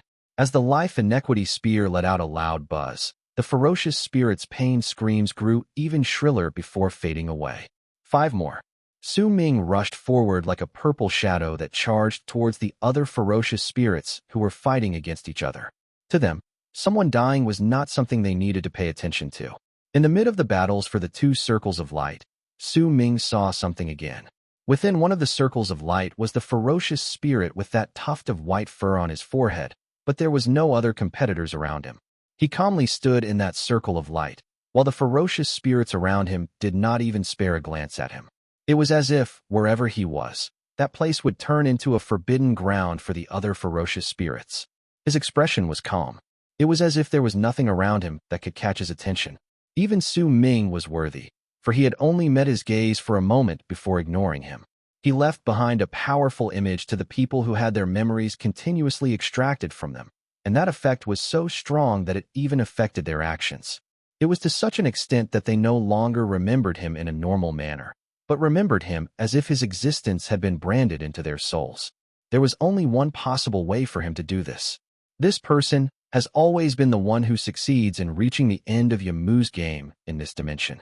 There has never been a single exception where he was not the winner. The wariness branded in these ferocious spirits' souls took form after they were killed by him numerous times.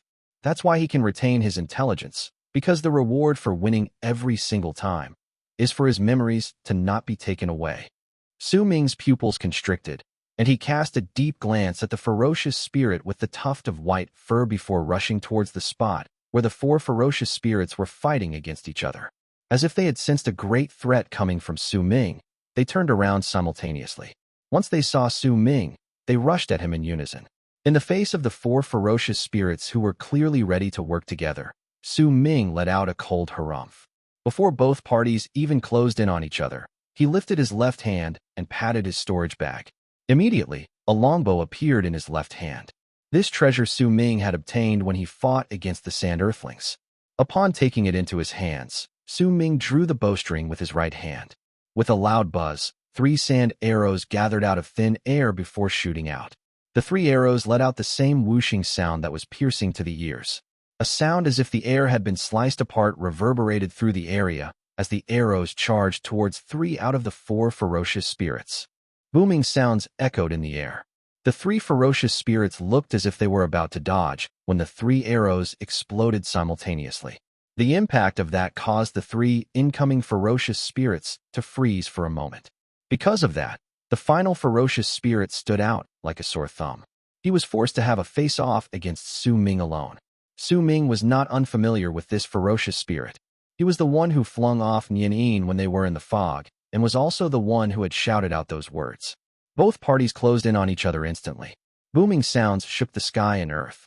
The ferocious spirit let out a shrill roar, but his body froze in midair for a moment while Ming swept past him. When Ming left into the distance, the ferocious spirit's head crumbled while still in midair. He fell onto the mountain and stopped moving. Without stopping for even a single moment, Ming rushed towards the 3 ferocious spirits who had been blocked just then by the 3 arrows. When he closed in, he clenched his right hand, and the poisonous wasp pierced him with its stinger. The God Ascension nectar was injected into his body, causing Ming to lift his head swiftly. The veins on his face grew denser, and a powerful and domineering life force ran wild through his body, filling Ming's eyes with blood. With a single step, he charged forward. An uncomfortable feeling formed in his stomach, as if he would only feel better once he threw up whatever was in his stomach. It was a feeling akin to that of the body being about to burst, and waves of unbearable pain surged through Su Ming. Under that intense pain, he felt as if his entire body was about to burst into flames. Due to the stimulation of the God Ascension nectar, the arcane clone in his body also seemed to be going through a transformation he had never expected.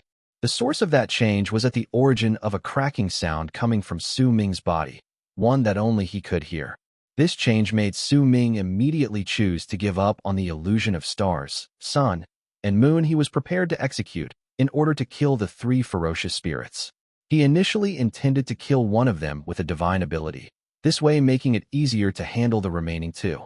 Yet the moment the arcane clone in his body changed, and the feeling as if his body was about to burst grew to its most intense state, he realized that if he did not let it out, then this time, his body would immediately crumble. This was something he had not expected. What Su Ming did not know was that when he saved the Resentful Wei, there was still a huge amount of God Ascension nectar left in his body. He might have suppressed it at the time, and if he'd had more time, he could have slowly absorbed and refined it, but only a short period of time had passed since then. When he injected more God Ascension nectar into his body, he made his body start boiling. It was this that caused his body to be in danger at that moment, and it was precisely this danger and the large amount of God Ascension nectar within him that brought about the change in the arcane clone. Su Ming did not know whether this change was good or bad. He did not have time to think about it, because as the 3 ferocious spirits roared, they had already closed in on him. Ripples of power erupted from their bodies, and they brought forth their strongest power to kill Su Ming in one go. Su Ming's eyes were bloodshot. During that moment of crisis, he hesitated no longer and acted based on the will of his arcane clone. He went along with the Kang's transformation. The instant Su Ming chose to go along with the flow, the intense pain throughout his body descended on him again. Blood gushed out from various body parts, and purplish-red branches grew out of him. In the mid of the intense pain, Su Ming discovered to his shock that his arcane clone, which had originally fused into his body in the shape of a human, had turned into a Kang's real self at that moment. The body that should be incomparably huge and could occupy the entire galaxy had now shrank numerous times to exist in Su Ming's body. This was a Kang's transformation, and it was also the first intense change that happened to Su Ming's body. The 3 ferocious spirits closed in on him, as booming sounds rose into the air. When they spread out in all directions, shrill screams of pain that were far louder than the roars from the ferocious spirits rose up madly. Just listening to those shrill and forlorn voices was enough to cause people's skin to crawl. Within those screams was indescribable pain and misery. In fact, during that instant, the pupils of the ferocious spirit that had a tuft of white fur on his forehead shrank. He was already standing in the circle of light with a calm expression on his face, as if there was nothing around him that could attract his attention, and even when it came to Su Ming, he treated him with indifference. But at that moment, he fixed his stare on Su Ming, and his breathing quickened. Disbelief appeared in his eyes. He was not the only one. The drastic change of the arcane clone in Su Ming's body, the endless branches that stretched out from him, and the booming sounds that could not drown out the shrill cries that were obviously not from Su Ming also caused old Yamu, who was sitting above the fog and watching the battle underneath with a calm and composed manner, to instantly stand up from his seat. Distortions appeared in the air around him. His hair moved without wind, and rarely seen shock appeared in his eyes. His breathing quickened, and his eyes flashed. This is... Abyss builders cannot possess the 9 great lives in Old Man Extermination's ballad. This is something prohibited for them. This child's act of possessing a Kang was already something that goes against the laws of heaven. But no matter what, that a Kang isn't complete. What he possessed is only a part of a Kang. While the act of possession itself is against the laws of heaven, it still could be accepted, but a Kang belongs to the law and definitely does not belong to this child. In the future, once a Kang becomes complete, this child will definitely have his actions limited by the laws. He will either be devoured by a Kang or will be separate from it. However, he just fused perfectly with that part of a Kang's will he possesses. It has become an even more superior life form, and with just a part of its body, it became the life form that it was when it had its complete body. From now on, these two have fused into one, and they can no longer be separated. He is a Kang, and a Kang is him. This is a fact that not even the laws can change. Even if a Kang is completed in the future, it will still be the same. While old Yamu was shocked, the dimension in the land trembled, and signs of it about to crumble appeared. In truth, those signs did not just appear in this place. The entire fifth kiln was trembling.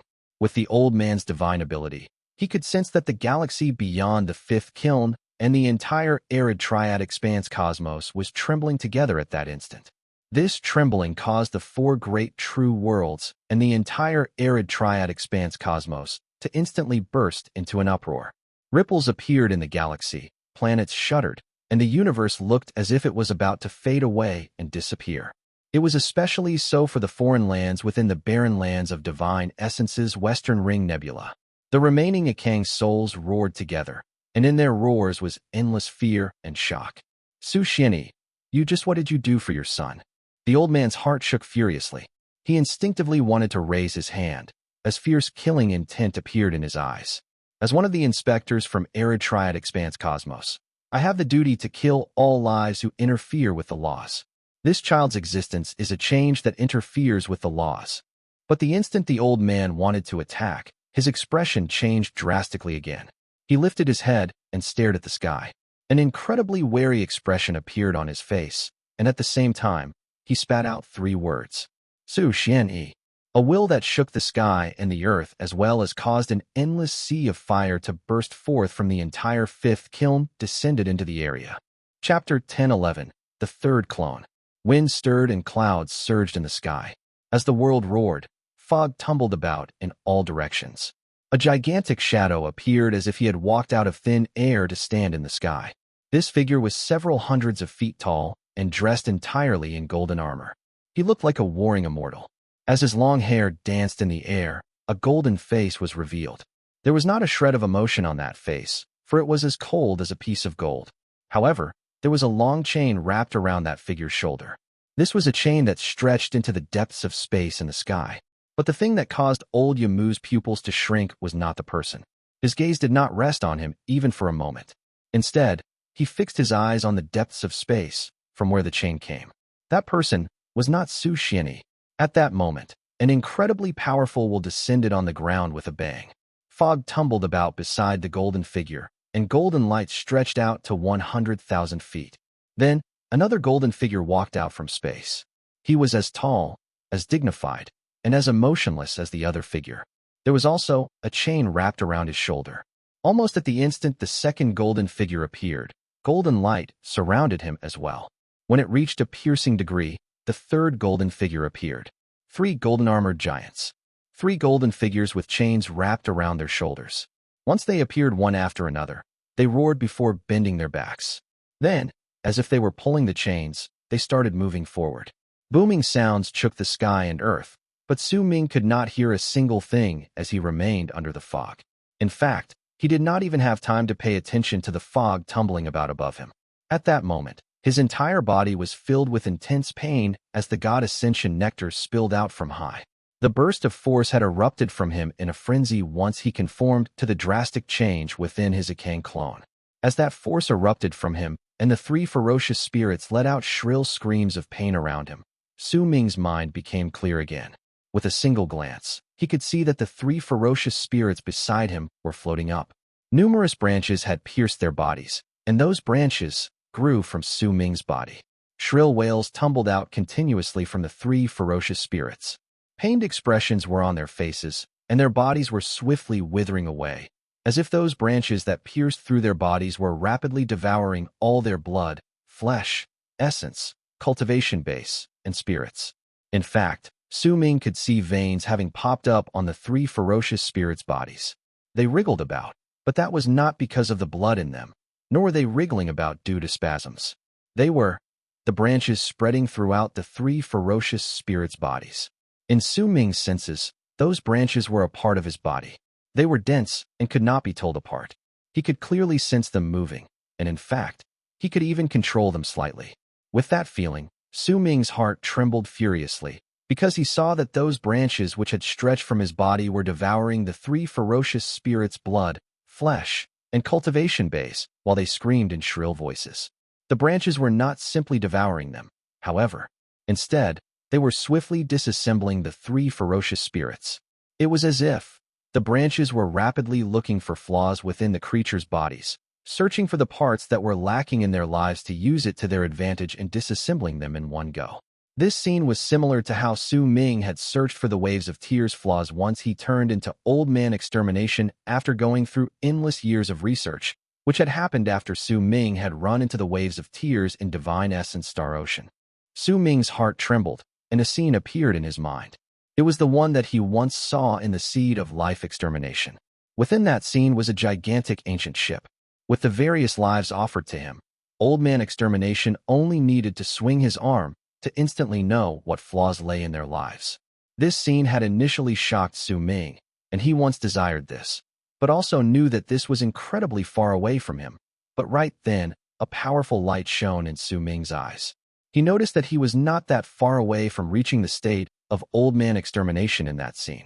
Ikang's transformation is due to the God Ascension nectar, but the bigger reason lies in the Seed of Life Extermination. Ming did not know how great of a shock he had brought to the entire Arid Triad Expanse cosmos when his Ikang clone fused perfectly with his body. He also did not know that old Yamu was looking at the space in the distance while he stood in the world beyond the fog above him. As the three golden-armored giants bent their backs and pulled the chains forward, booming sounds echoed in all directions within the space. Gradually, a gigantic outline appeared clearly in Yamu's eyes. That outline belonged to a chariot, one which was entirely gold and looked like the sun. The chariot was 1,000 feet big, and its outline alone brought about a great and mighty pressure on Yamu, causing the fifth kiln to roar and seas of fire to surge up in countless dimensions. Xiani. Old Yamu lifted his right hand and clenched it in front of himself. Immediately, black light shone in his fist. As he unfurled it and revealed his palm, a black ball of light appeared on his palm. That black ball of light looked as if it was the abyss that could devour all light in the world.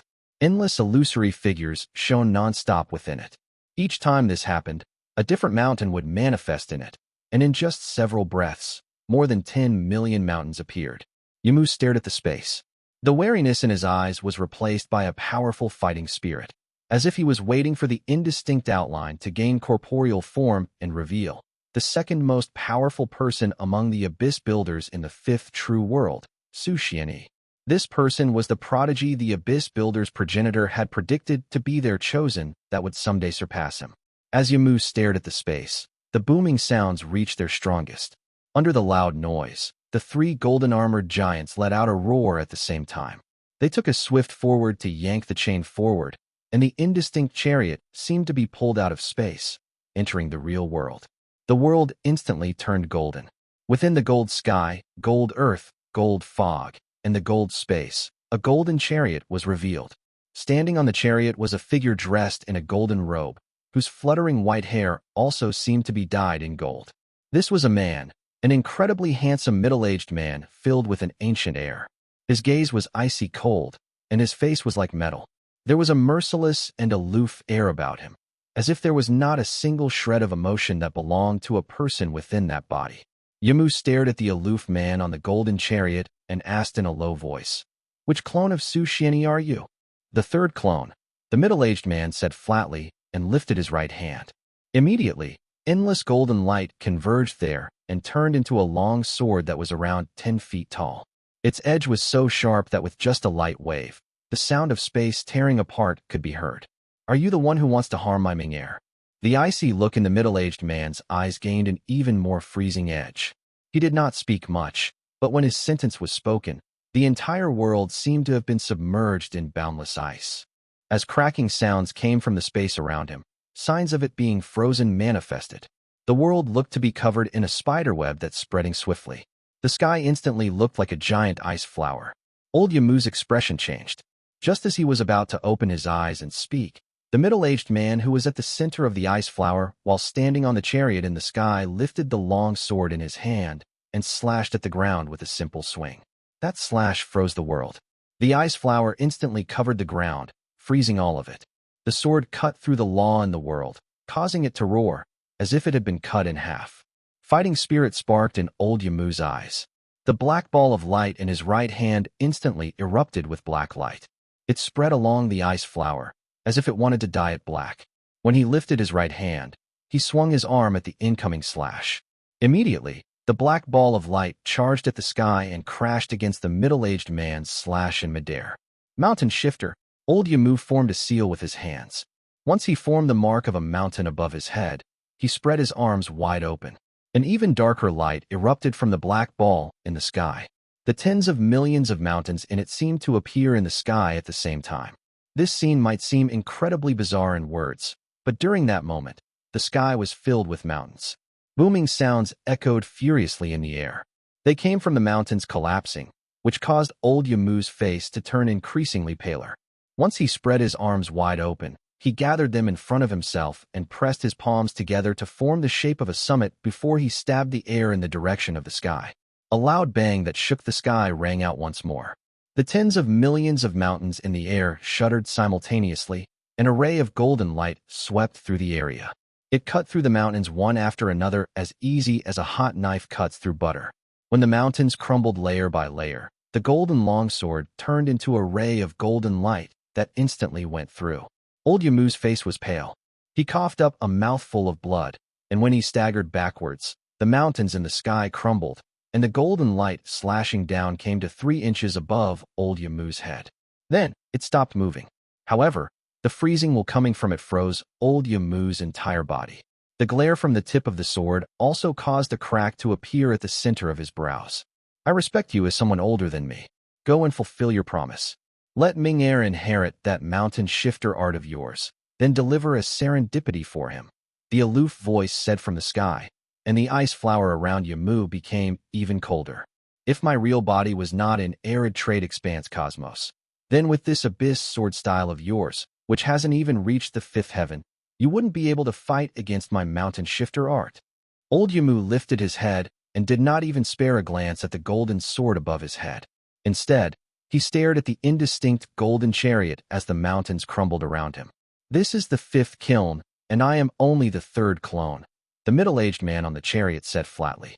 His body gradually disappeared, and even the 3 golden-armored giants slowly fused into space. When all of them were gone, the ice flower also shrank until the world returned to normal. The golden sword above old Yamu's head vanished. Chapter 10:12. Drawing a circle with words to form a prison.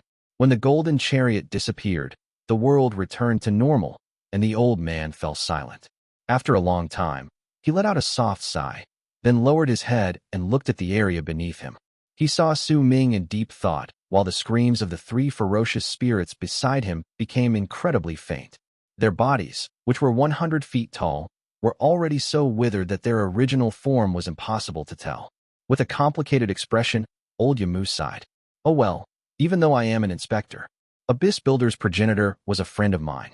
That Su Xianyi's growth is also incredibly terrifying, so why should I get involved in this mess? But while I can choose not to interfere with that lad, trying to learn my mountain shifter art won't be so easy. The old man let out a cold harumph. When he saw that only Su Ming and the ferocious spirit with the white tuft on his forehead remained in the mountain beneath him, he lifted his right hand and formed a seal. Just as he was about to change it, his eyes focused, and he let out a soft gasp of surprise. He saw Su Ming moving in the fog-shrouded mountain. He was not moving to the other circle of light, but charging towards the spot in which was the ferocious spirit with the white tuft of fur on his forehead. Damn it! Could it be that besides Abyss Builder's progenitor, all the other Abyss Builders also have a grudge against the laws? Abyss Builder's progenitor lived his life showing foolish loyalty, but his 2 descendants are each more overbearing than the last. Forget Su Xianyi, even you dare to challenge the laws I laid. The old man let out a cold harumph. But just as he formed a seal with his right hand and was about to change the law, he suddenly froze. Because he heard Su Ming utter one sentence when he rushed forward. That circle of light belongs to me. Countless branches filled the area beyond Su Ming's body while he was in the mountain. Those branches shrank swiftly as they swayed until all of them returned into his body. A brilliant light shone in Su Ming's eyes while he rushed to the ferocious spirit with the tuft of white fur on his forehead. He had said that sentence intentionally. The gaze in his eyes could be understood even without him having to say anything. The ferocious spirit who was originally standing in the circle of light saw Su Ming closing in. But just as he was about to step out, his foot froze in the air, and a chilling glare rose in his eyes, but he did not step out of the circle of light. Instead, he stood inside and lifted his right hand to form a seal before pushing his palms forward in the direction of Ming coming towards him. With it, a whirlwind appeared out of nowhere in front of the ferocious spirit. That whirlwind charged forward with a loud roar and became larger with each passing moment. In an instant, it became more than 100 feet tall, and it swept up everything around it while charging towards Ming. At the instant the whirlwind closed in, Ming swung his right arm forward. Immediately, the life Inequity spear which had impaled a ferocious spirit on a mountain rock in the distance charged over with a howl. Once Ming held it in his hand, he rushed towards the incoming whirlwind without any hesitation. With a bang, they clashed. The life Inequity spear in his hand turned into a purple-black light that shot through the whirlwind and rushed out. Ming's face was slightly pale, but whatever he lost was instantly filled by the power of the flesh, blood, and essence spreading out from Kang's real form in his body. Needless to say, that power came from the three ferocious spirits that Ming had devoured just then. The moment Ming rushed out of the whirlwind, the eyes of the ferocious spirit with the tuft of white fur shone with a brilliant light. He lifted his right hand, and when he swung his arm again, nearly 100 gigantic whirlwinds appeared around him.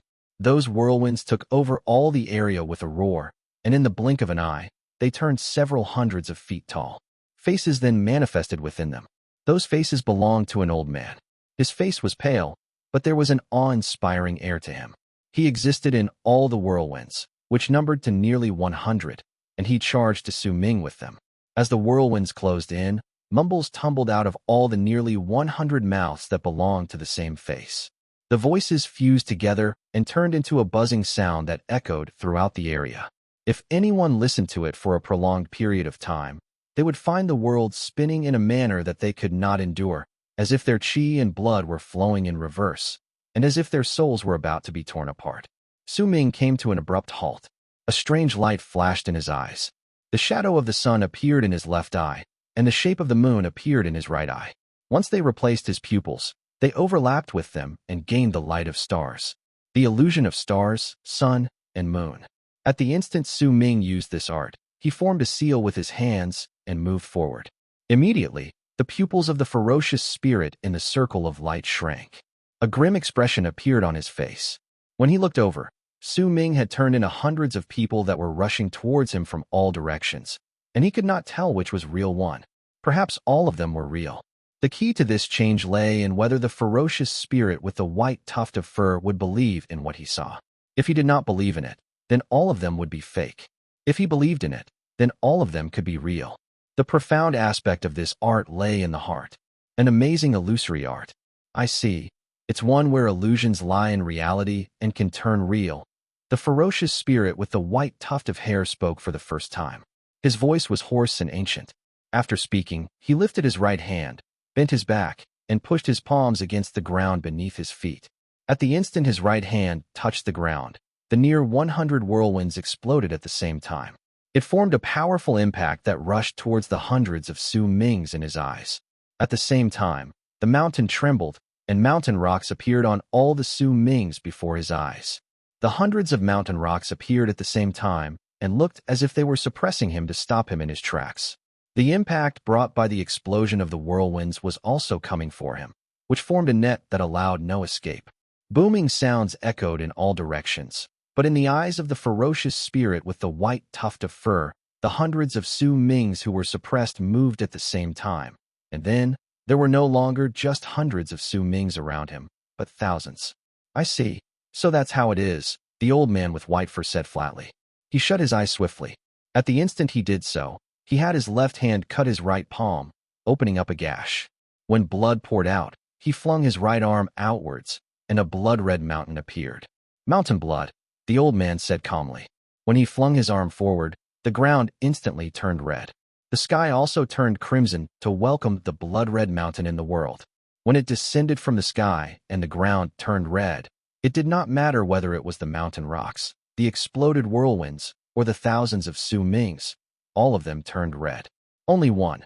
Among the thousands of Mings not too far away from the old man with that white fur did not turn red. You are here. When the old man with the white tuft of fur spoke flatly, he turned his head around to cast a cold glance at Su Ming. Almost at the moment he looked over, the blood mountain in the sky crumbled on its own and was reduced to countless mountain rocks that charged towards Su Ming. A large number of red whirlwinds appeared out of nowhere as well and close in on him simultaneously. Booming sounds shook the sky and earth, and Su Ming coughed up blood. He staggered a few steps backwards, and when he coughed up blood again, he lifted his head to stare at the composed, ferocious spirit with the white tuft of fur in the circle of light before he sucked in a deep breath. It was not that no one had ever managed to break his illusion of stars, sun, and moon before, but usually they would choose not to believe in it before they could dispel it in a simple manner. After that, the art would still be around. This was the first time he saw someone who could see through the art and still chose to believe in it. Also that he could forcefully break all that he believed in once he discovered the real body. If he was able to do this, then he had to have great confidence in himself, or else it would be incredibly difficult for him to do so. It was just like a mortal's dream. If someone died in their dream and believed in it, then most people would choose to return to the earth. However, there were certain people who would still ferociously choose to force themselves to rise from the dead even after they were certain that they had died. This was the power of will, and Su Ming belonged to that category of people. The ferocious spirit with the white tuft of fur before him was clearly also someone like this. A powerful enemy. Su Ming stared at the ferocious spirit with the tuft of white fur. In truth, he had never underestimated this person. The situation at that moment was also within his expectations. The ferocious spirit was also staring at him. At the instant their gazes met, Su Ming suddenly spoke. Why do you insist on standing in the circle of light and continue to play a part in a game that others watch for their pleasure? It doesn't matter whether it is within the circle or beyond the circle, it is all a game. It is the same for you and me. The ferocious spirit replied calmly. I have the intention to break this game, and you don't, Su Ming said once more. A game? What is a game? You can see the game in this place, but how are you going to break or change a game you can't see? The ferocious spirit's expression remained calm. A barely noticeable glint appeared in Su Ming's eyes. He took a step forward and spoke without mincing his words. I cannot see the game beyond the circle of light, but I know that I can choose whether to walk out or not. I won't change because of someone else changing the rules. As for the game that I can't see, if I can't see it, then it doesn't exist. But for you, that isn't the case. When the ferocious spirit heard him, he suddenly laughed. Whether it is so or not, I, Xuan, know full well in my heart. If I want to walk out of this circle, I will. If I don't want to, I won't. Nothing you say will work. When Su Ming heard the ferocious spirit say these words, he also laughed. He then lifted his right hand as he rushed forward and pointed at the sky. Dao Avenue Mountain. The world roared, and Dao Avenue Mountain manifested itself. Peace arrives when the elephant is here. As Su Ming spoke, a gigantic scale appeared in the space above him. A white elephant stood tall like a piece of jade beside it. Su Ming flung his arms apart. The power of divine essence in him erupted from his body and fused swiftly into Dao Avenue Mountain. The malicious spirit let out a roar and rushed out to catch the scale. The white elephant landed on the scale tray, and the malicious spirit pointed at the ferocious spirit in the circle of light with a finger. Malicious spirit weighs the elephant. But that was not all. When Su Ming executed the divine essence treasure that was peace arrives when the elephant was here, he lifted his right hand and pointed at the sky while pushing down on the ground with his left hand. That which exists between the past and the future is destiny. Destiny's first transformation. This was Su Ming intending to use the power he possessed while he was in his first transformation as destiny to weigh the elephant. The mighty pressure and damage he would bring through this would be several times more than in the past. As the ferocious spirit with the white tuft of fur in the circle of light had a change in his expression, old Yamu's eyes shone while he was in the fog above. Chen Bai, if you win against this person, I will grant you freedom. The voice from old Yamu swiftly echoed within and beyond the mountain beneath the fog. At the instant the ferocious spirit heard those words, his body shuddered, and a powerful presence that had never shown itself on him erupted from his body.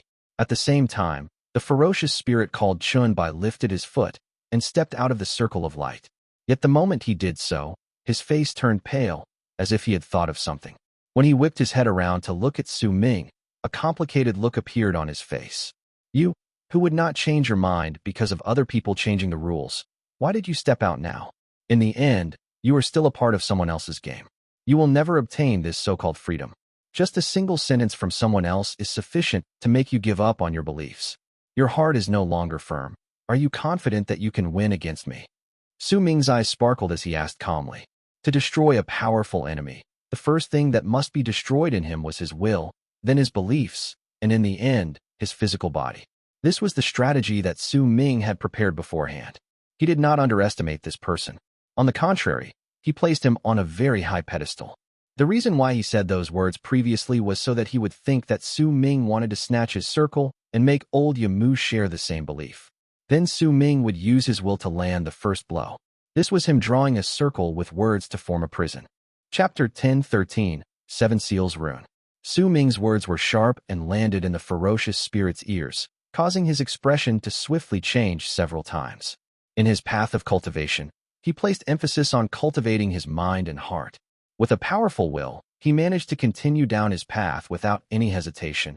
But the remarks Su Ming had thrown before to lay his trap, as well as the step he took in the end due to his desire for freedom, had formed a crack that could not heal in the ferocious spirit's heart. One of the things damaged was his pride. It was a pride born from his will, which would not change due to anything in the world besides his own opinion.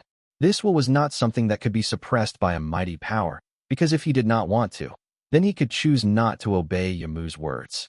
It was just that the price for it was incredibly great. However, he still had the right to choose. Yet as he took that step forward, his right to choose had disappeared, just as Su Ming had said, because he changed when someone else changed their rules. Because of it, his heart immediately trembled. For my freedom, I am choosing to temporarily obey him. No other words can change me. The ferocious spirit with the tuft of white fur glared at Su Ming. As he spoke, he took a step forward, lifted his right hand, then pushed it at the ground. With it, a dense ray of blood-red light appeared on his right hand. That light spread out, and a gigantic circular rune shining with red light appeared on the ground below his palm. A large number of runic symbols shone at the edge of the rune. As they continued swimming about, the blood-red light on the rune reached a piercing degree. Living fiend. As the ferocious spirit roared, the rune under his hand started moving swiftly before it charged out. Su Ming's eyes sparkled. When the red rune closed in on him, he formed a seal with his right hand before pointing forward. The treasure that was peace arrives when the elephant is here immediately rushed towards the rune with the malicious spirit intending to weigh the rune and the ferocious spirit with the tuft of white fur. Booming sounds rang out once again. Under the loud booms, the ferocious spirit lifted his right hand from the ground. The red rune instantly rose and surrounded Su Ming within it before it crashed with the malicious spirit weighing the elephant. A powerful impact swept through the area. The malicious spirit was torn apart, and as it tumbled backwards, it disappeared without a trace. The scale also crumbled. Only the white elephant crashed into the red rune, causing endless cracks to instantly appear on it before it crumbled. They were equal in terms of strength. A freezing glare shone in Su Ming's eyes. By then, he looked like a child after going through Destiny's first transformation. He lifted his right hand and swung his arm. Immediately, the air around him started distorting. Time flowed back, and the malicious spirit appeared once again, along with the crumbled scale. Weigh him again. As Su Ming took a step forward, the malicious spirit beside him roared. The picture of it weighing the elephant surrounded the area, occupying the sky. It charged at the ferocious spirit with the tuft of white fur. An art that reverses time. The ferocious spirit's pupil shrank, but he did not stop moving. Once he stepped out of the circle of light, he raised his arms and roared towards the sky. Break my palms. As the ferocious spirit roared, signs of his palm lines being about to break immediately appeared on his lifted hands. Immediately after, the ferocious spirit took a step forward and roared again. Tear my lines. A large amount of fresh blood instantly appeared out of nowhere on the ferocious spirit's palms. It was as if his palm lines were no longer palm lines, but had instead become wounds. As blood gushed out, the ferocious spirit pressed his palms flat on the ground. The ground trembled. A gigantic blood-red rune that was several thousands of feet big manifested on the ground, while flashing rapidly with the ferocious spirit's hands at its center. This rune was no longer round, but square in shape. As it rotated, its corners shone with a blood-red light. Booming sounds rose into the air as countless runic symbols rotated around the rune, which was expanding swiftly while charging at its target. Su Ming flung his right hand forward. The malicious spirit behind him immediately roared and rushed out, but at the instant it did so, a vicious smile appeared on the ferocious spirit's lips. He lifted his hands from the ground. With the first rune, I seal the area before me. As his voice echoed in the air, the blood rune that was stretching towards Su Ming was suspended in the air. It stood vertically and blocked the area in front of him before crashing into the malicious spirit. When a loud bang spread out, Su Ming shuddered. He immediately noticed that his body seemed to have been frozen the moment the red square rune appeared in front of him. His body came to an abrupt halt against his will. It was as if the rune erected in front of him had seized his body, causing him to be unable to move for an instant. During it, the piercing voice from the ferocious spirit echoed in the air again. With the second rune, I seal the area behind me. In an instant, a blood-red rune appeared under the ferocious spirit's feet before it coming behind Su Ming. The rune's appearance caused Su Ming's body, which had by then regained some mobility, to freeze for a moment again. As Su Ming's expression changed, he noticed that his power had been suppressed by these two runes in front and behind him. His body was also forcefully fixed in place. He was not the only one. Even the malicious spirit was the same. In fact, even the scale and the white jade elephant were frozen in midair. What is this divine ability? Su Ming's pupils shrank. With the third rune, I seal the heavens. With the fourth rune, I seal the earth. With the fifth rune, I seal all ends. When the ferocious spirit spoke again, blood-red runes appeared around Su Ming one after another. There were 5 runes of them in total, but they were all connected together, forming a huge seal around him. With the 6th rune, I seal the heart. With a loud bang, the 6th rune appeared under Su Ming's feet. Because of it, a perfect seal was formed, and it completely sealed Su Ming within it. The ferocious spirit then rushed forward and turned into a long arc that instantly came into the rune. During that moment, he flung his arms outwards. I turned the netherworld into my hands, and with the 7th rune, I seal the soul.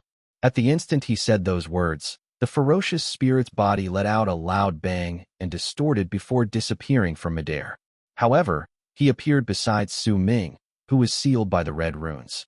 Yet the ferocious spirit was no longer in the shape of a human. Instead, he had turned into a black skeletal hand that shot out from the ground. That skeletal hand might have seemed to have stretched out from the ground, but if anyone took a closer look, they would be able to see that the hand had grown out of the rune. This was the ferocious spirit's trump card. He fused his body into the rune and turned into the black skeletal hand. That hand was several dozens of feet big.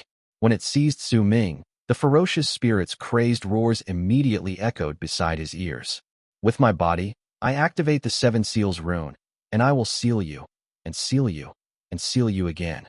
At the instant the ferocious spirit made his first declaration that he would seal him, a powerful whirlwind erupted from the skeletal hand.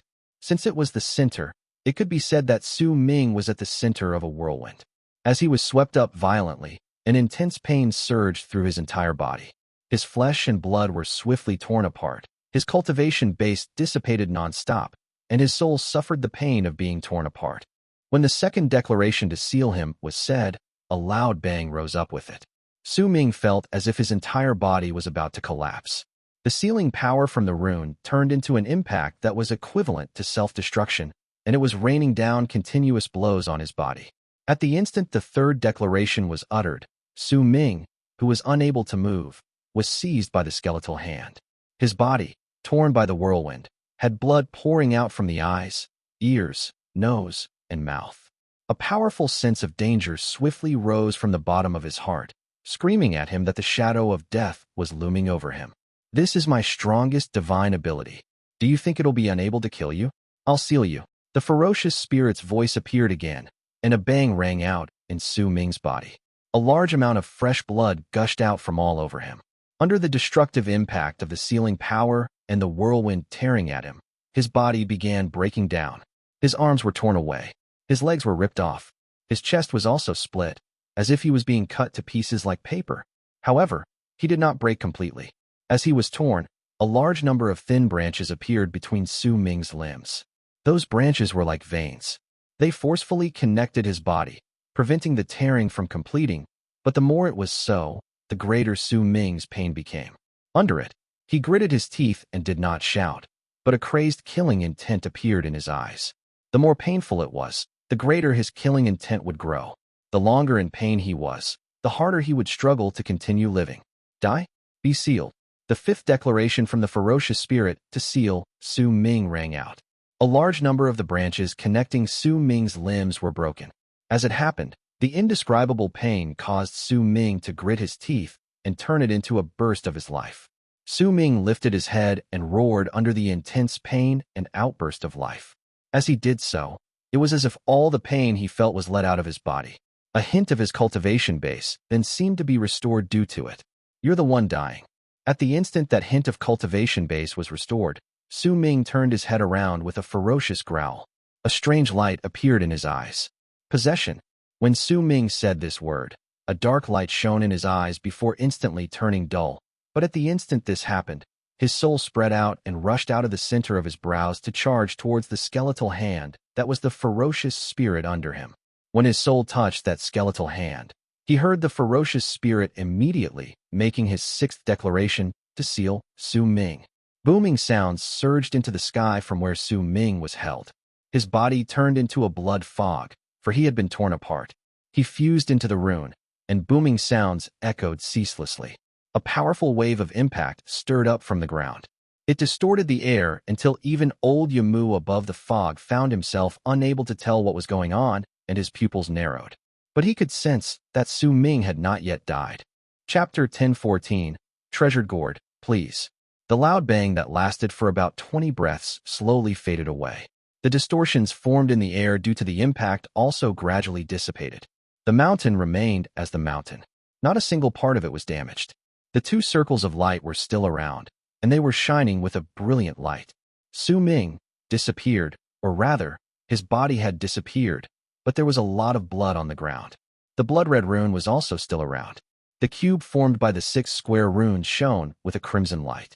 The skeletal hand in it had already disappeared without a trace and turned into the ferocious spirit with the tuft of white hair. He was on one knee in the rune, unmoving. He closed his eyes, with fatigue on his face. Not a single ripple of his presence spread out, as if he was a dead person. Time went by quickly. In just the time it takes for half an incense stick to burn, the ferocious spirit's eyes flew open. A brilliant light shone in them as the man lowered his head to look at his body. After a long while, when he lifted his head, he raised his right hand and pushed it against the ground. His body immediately trembled viciously. All the blood in the rune rose up in the air and charged into his body. When it fused into him, the ferocious spirit's body started changing swiftly. It slowly shrank. The shriveled boils contracted, and a large amount of black smoke spread out. His hair gradually grew longer, until all the blood around him merged into his body. Once it happened, he became the size of a normal person. His body recovered completely, losing that hideous appearance of before. He was dressed in a white robe. When he lifted his head again, what was revealed was Su Ming's face. Old Yamu above the fog did not reveal any surprise on his face. Clearly, he had long since predicted this outcome, but his expression was dark, and no one could say what he was thinking. Su Ming sucked in a deep breath. He did not completely possess that ferocious spirit with the tuft of white fur, but once he obtained the memories regarding the 7 Seals rune, he devoured his soul and gave up on the body. He borrowed it to form his own again. The power of the 7 Seals rune was so great that Su Ming's heart pounded with lingering fear even after the incident. This was why he had been so eager to obtain that art, and the only way to do so was to devour the ferocious spirit's memories during possession. This was Abyss Builder's inborn ability. However, if Su Ming's previous words had not opened a crack in the heart and mind of the ferocious spirit, he would have definitely needed to go through a considerable amount of difficulty during the possession. At that moment, Su Ming exhaled and looked at his right palm. He lifted it and pushed it against the blood-red rune in front of him. At the instant he touched it, the rune shone before gradually turning dark. When it disappeared without a trace, Su Ming lifted his head again and looked at the fog above. It obscured the view, making it impossible for him to see what was there, but during that instant, a crack appeared at the center of Su Ming's brows. The malicious eye manifested swiftly in the crack, and immediately, the fog in the sky was magnified endlessly. He looked through layers upon layers, and in the span of a few breaths, Su Ming saw old Yamu in the fog. He also saw the dark expression on his face. Su Ming stared at the old man, and the old man also stared at Su Ming. Their gazes met each other through the fog. I won, Su Ming declared flatly. Old Yamu was silent. After a moment, he lifted his right hand and swung his arm forward. The mountain below him immediately roared. It started swaying violently, and Su Ming quickly lowered his head to see that a gigantic vortex had appeared at the top of the inverted mountain. That vortex rotated with loud bangs as it continued growing bigger. It lasted only for the span of a breath before a mountain appeared underneath the vortex. It was a mountain that was the exact same as the one on which Su Ming was standing. It stood in the vortex in a normal manner, so its summit touched the summit of the mountain on which Su Ming stood, forming a picture that was like an hourglass. Su Ming saw Zhu You Cai at the forefront on the mountain beneath the vortex. He also saw Reverend Zilong and Huang Mei following closely behind him. Besides these three, Su Ming also saw Flame Fiend's progenitor Long Hai, Xin Shang, Yinyu, Huayu, and Su Hui. The moment Su Ming saw the crowd, the people also saw an inverted mountain appear before their eyes in the vortex, which trembled viciously while the world roared. They also saw Su Ming. He didn't die. Xin Shang, Huayu, and Yinyu immediately sucked in a sharp breath. At the instant they saw Su Ming, their hearts trembled. Tears flowed down from Su Hui's eyes. She stared blankly at Su Ming, who appeared in the inverted mountain above her, as if that one look would last an eternity for her. Progenitor Long Hai's expression remained as calm as ever, but his heart let out a loud thump. He had mulled over it in his head and believed that even if he did not help him, Su Ming would not take any action against him. After all, with his level of cultivation, he would definitely value him highly. When he thought about this, even though his heart remained slightly anxious, not a single change appeared on his face. The eyes of Flame Fiend's progenitor shone, for he was very nervous. He knew Su Ming better than Long Hai, and because of that, he could not help but start regretting. When Zilong saw Su Ming, his expression remained the same, but his pupils shrank slightly, because he noticed that Su Ming was the closest person to the summits of the two mountains. When Zhu You Cai saw Su Ming, a hint of a smile appeared on his face before it disappeared, and he returned to that ugly appearance of his. As for Huang Mei, he let out a cold harumph and moved faster, facing the mighty pressure in the place head-on, climbing to the summit with gritted teeth. A glint appeared in Su Ming's eyes. All the various expressions on these people's faces allowed him to see all sorts of things. The deliverance of that chain earlier had originally been to bring him and Su Hui upwards at the same time, but an accident had occurred on their way up. During it, they had heard Zhu You Cai's voice, and in his words, he mentioned Huang Mei. Because of it, Su Ming had already guessed everything that had happened. Zhu You Cai had tried to save them, and Huang Mei used some sort of unknown method to stop him. Su Ming's expression remained the same. He cast a cold glance at Huang Mei, and the aloof look in his eyes was the same as when he previously stared at the white-robed teenager. Su Ming did not speak. With one step, he charged towards the summit, and he was so fast that the crowd who had lost their power could not compare. They could only watch helplessly as he turned into a long arc and charged for the summit. He was so quick that in just an instant, Su Ming had already stepped onto the spot where the two mountains connected, at the two summits. Su Ming might have seemed calm from the outside, but he was prepared for a vicious battle. After all, old Yamu had a hostile expression on his face just then. It wasn't beyond that person to dispel the mighty pressure on the other people's bodies in intense battle. However, even when Su Ming reached the stone platform on the summit, the other people were still climbing slowly. The seal on their cultivation bases did not show any signs of being released. They could only stare at him going to the stone platform helplessly. Zhu You Cai sighed and gave up on moving forward. Reverend Zilong frowned and cast Su Ming a profound look, then also chose to give up. A great refusal to accept defeat appeared on Huang Mei's face, but he was still hundreds of feet away from the summit. He was too far away to catch up. I am not the sort of person who goes against his own word. Since I promised you that if you reach the summit, you will become my scion, I will not interfere with you. Old Yamu said in Su Ming's heart. These two mountains are complete opposites. One of them is in the sky, and the other is in the ground. Understanding one of them will not make the art complete. Only when you will understand them at the same time will you be able to obtain the real mountain shifter. I did not create this art on my own, but inherited it from Mountain Shifter Expanse Cosmos, which is also part of Dark Dawn Union. This art is the supreme art in Mountain Shifter Expanse's cosmos that governs the changes in the world. It is equal in terms of power to Abyss Builder's 9 Heavenly Abyss sword styles. They are both naturally born arts. Learn it. I will send you to the core of the 5th kiln, but before that, I will give you the serendipity I promised you. I will definitely not go back on my word. Old Yamu's voice echoed in Su Ming's heart, but as Su Ming continued listening to it, his words were filled with a peculiar air. It was as if old Yamu was not saying those words to him, but were saying them for someone else, but that voice was clearly echoing in his heart. The people who Su Ming could see around him did not seem to be somebodies who were worthy of old Yamu explaining himself in such a manner. 9 Heavenly Abyss sword style. Su Ming's eyes sparkled. This was the first time he heard of this art. It is an art your progenitor created after he gained an epiphany about the change in the universe within arid triad expanse cosmos.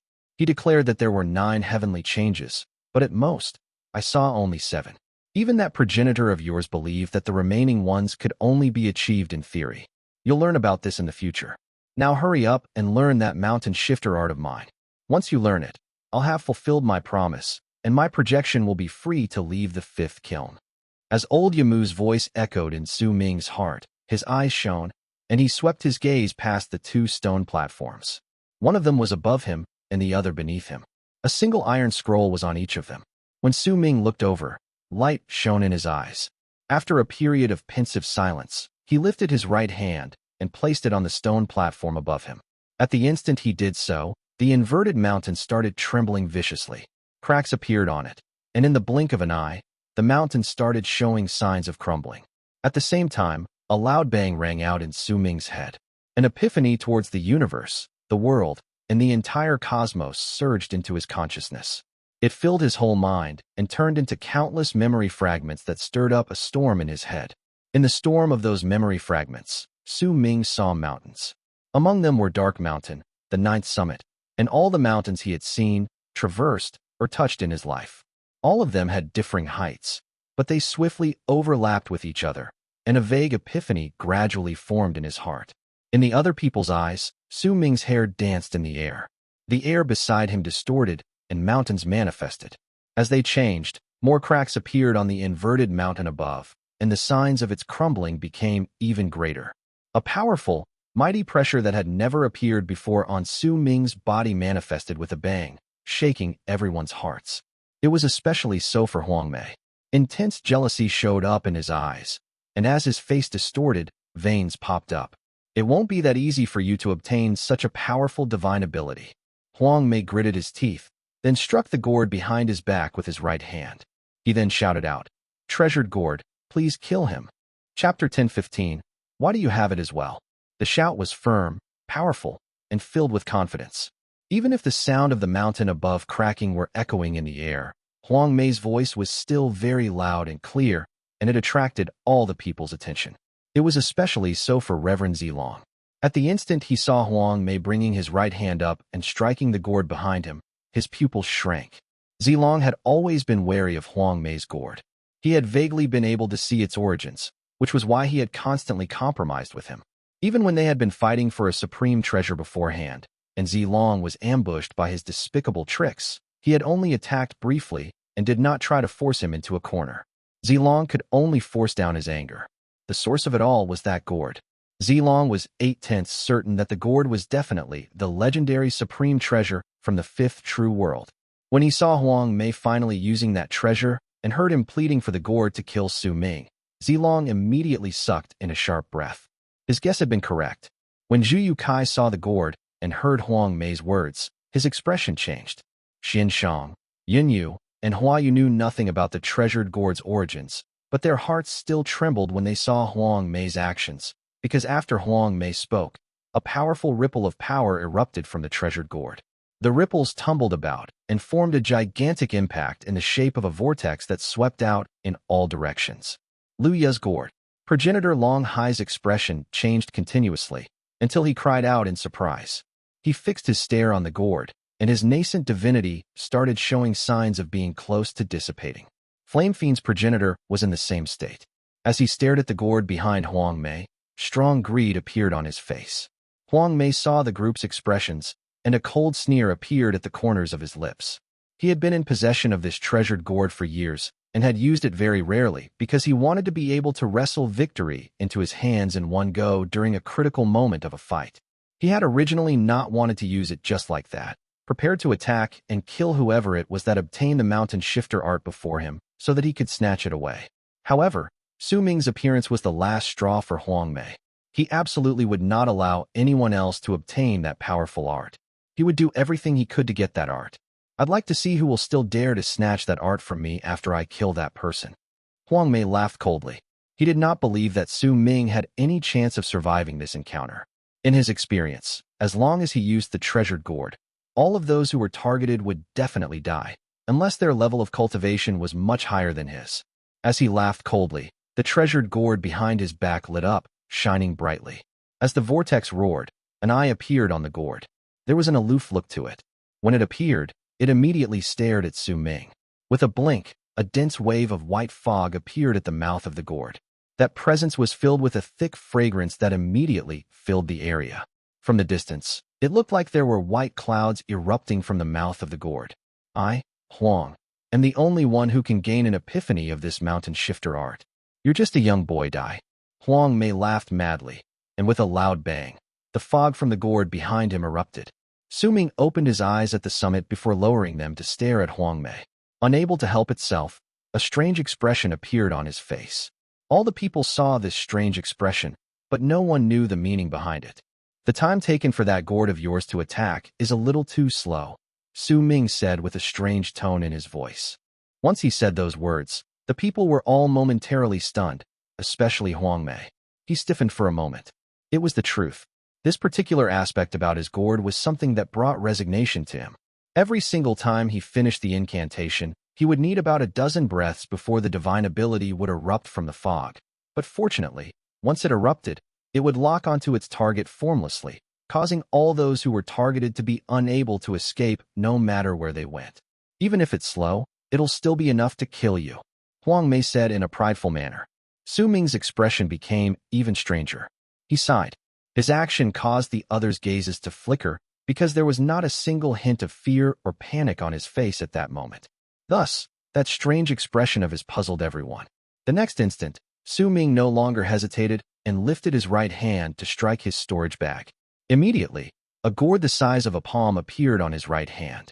When he lifted it up, he swept his left hand over it. Treasured gourd, please kill him, Su Ming said with a strange tone in his voice. He believed that one of the two gourds was definitely an imitation, but he trusted the bald crane. The change that had happened to it when it saw the gourd was something that Su Ming would never forget. He felt that there was a high possibility that his was the real thing. Almost the instant Su Ming brought out the small gourd, all the people's expressions in the area changed, and then, all of them became strange at the same time. Even Reverend Zilong, with his ability to remain calm, could not help but widen his eyes at that instant, disbelief appearing on his face. Zhu You Cai also blinked a couple times. He stared at Su Ming and Huang Mei before a smile that he could not control appeared on the corners of his lips. He thought that the scene right then was slightly out of expectations and rather absurd. Compared to the two of them, Xian Shang, Yun Yu, and Hua Yu found themselves a little unable to accept the development of this situation. They stared at the small gourd on Su Ming's palm with a dumbfounded gaze before looking over at the big gourd on Huang Mei's back. And then, their minds were completely occupied by the two gourds of differing sizes. The big one should be stronger, right?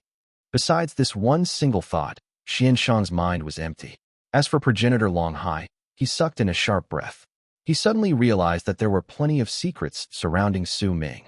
Just that gourd alone could immediately overturn the world in this place. Flame Fiend's progenitor blinked. He was unable to tell just which one was the real deal. Huang Mei was especially affected. As his expression changed drastically, he cried out in surprise. You? Why do you have it as well? At the instant he said those words, the gourd behind him let out a loud bang again, and as a large amount of white fog erupted from it, a small human rushed out. That small human was semi-transparent and held a black blade in her hands. Her expression was slightly sluggish, and judging from her appearance, this small human was a female. When she rushed out of the fog, she fixed her stare on Su Ming. Treasured gourd, please kill him. Powerful killing intent shone in Huang Mei's eyes.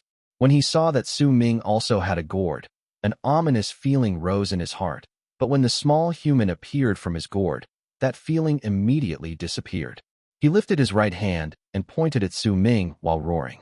The small human from the gourd behind him immediately threw her head back and let out a piercing screech, before rushing over towards Ming.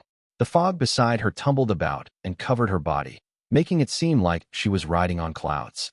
Murderous aura surged into the sky from her. An indescribable, mighty pressure erupted from Ming's gourd as well.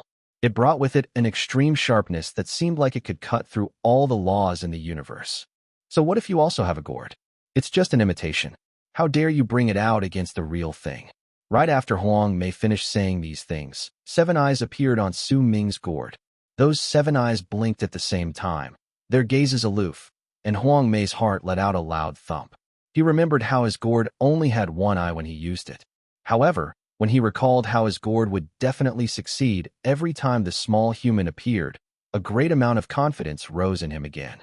But right then, fog burst out of the gourd in Ming's hand.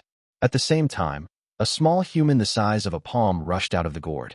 He was also holding onto a blade in his right hand. The small human from Ming's gourd was very small, but he was not an illusion. He looked incredibly real, and his appearance was also very distinct, just like that of a real person. He was also not female, but male. And the small human from Ming's gourd did not have any sort of delay like Huang Mei's did after he recited his incantation. Instead, he flew out immediately, and compared to the small human from Huang Mei's gourd, he chose to remain silent instead of throwing his head back to roar. One of them roared, the other remained silent. One of them had a delay, and the other moved immediately. Even if they had yet to collide, all of the people in the area were shrewd, calculative monsters, so it was impossible for them to be unable to tell just which of the two was real. However, the thing that made them hesitant about their answer was the fact that one of them was too big and the other too small. At the instant Huang Mei's expression changed, replaced by disbelief. The small human from his gourd turned her head around and bit down on his neck, but he was clearly already used to this. He did not dodge and simply allowed that little female to suck his blood, flesh, and essence. When she let go of him, she let out a screech and rushed out to crash into the small human from Ming's gourd.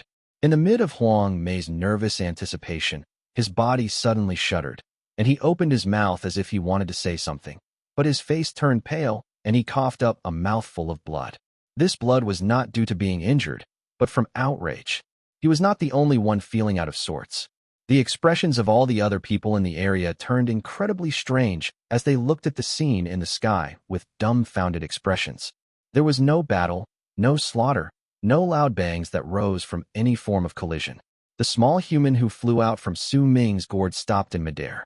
The female human from Huang Mei's gourd instantly closed in, but the instant she did so, she trembled and acted bashfully in front of the male. But that was not all. As the small human from Huang Mei's gourd started acting bashfully, she approached the small human from Ming's gourd, who had an aloof and prideful expression on his face. Once she did so, she knelt down in the air, and the human from Ming's gourd even put on an expression as if he did not really like her. He then nodded, as if he was forced to do something very difficult. The small human from Huang Mei's gourd stood up again and swiftly shrank to the same size as the small human from Ming's gourd. All the people who witnessed this scene, no matter how they looked at it, thought that the female human was showing her infatuation to the male human. Chapter 1016, 3 Mountain. At the same time, cracking sounds rose swiftly in the air. They came from the cracks that appeared on the gourd on Huang Mei's back. Those cracks spread out, before the gourd eventually shattered into pieces. Sorry about that, but I have a gourd as well. Ming let out a dry cough. Then a freezing glare appeared in his eyes. He brought his right hand up and pointed at Huang Mei, and the small human from his gourd as well as his wife immediately lowered their heads to cast Huang Mei a cold look before charging forward swiftly. Huang Mei was so enraged by Ming's words that he coughed up blood again. The outrage on his face reached an extreme state, and as he lifted his head to roar towards the sky, despair appeared on his face. His roar was shrill and forlorn, as if no matter how he shouted, he could not vent out the extreme outrage in his heart. When he saw the 2 small humans from the gourd swiftly close in on him, about to cut his neck, he quickly let go of the mountain rock and plunged into the depths of the canyon. The 2 small humans from the gourd flashed, and continued after him, but a big hand appeared in the air beside the falling Huang Mei and caught him. The back of that hand crashed into the incoming two small humans. Loud bangs surged into the sky. As the two small humans tumbled backwards, chilly expressions appeared on their faces, especially on the one from Su Ming's gourd. A powerful killing intent shone in his eyes, but he immediately returned to Su Ming's side.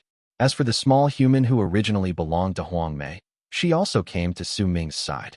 Adoration was in her eyes as she gazed at the small human from Su Ming's gourd. It was as if just one gaze from him was enough for her to give up on everything for him. Su Ming lifted his head slowly and stared at the fog above him, the killing intent in his eyes growing stronger. He lifted the gourd in his right hand and swung it. Immediately, the small human from his gourd flew back, and the female human that originally belonged to Huang Mei also went to the gourd with him. Fortunately, Huang Mei could not see this scene, since he was seized by the palm, or else he would have definitely coughed up another mouthful of blood. You want to save him? Su Ming asked faintly while staring above himself. He is willing to enter the earth. In my path, there are gates leading to earth, so I will naturally save him, an ancient voice said from the air. That voice belonged to old Yamu. This time, his voice echoed in the air, and all the people could hear him. Su Ming did not speak, but stared at the air above him with an aloof gaze. It might be important to him whether Huang Mei lived or died, but compared to the thoughts raging in his mind at the moment, his survival was insignificant. Su Ming had previously wondered about one thing.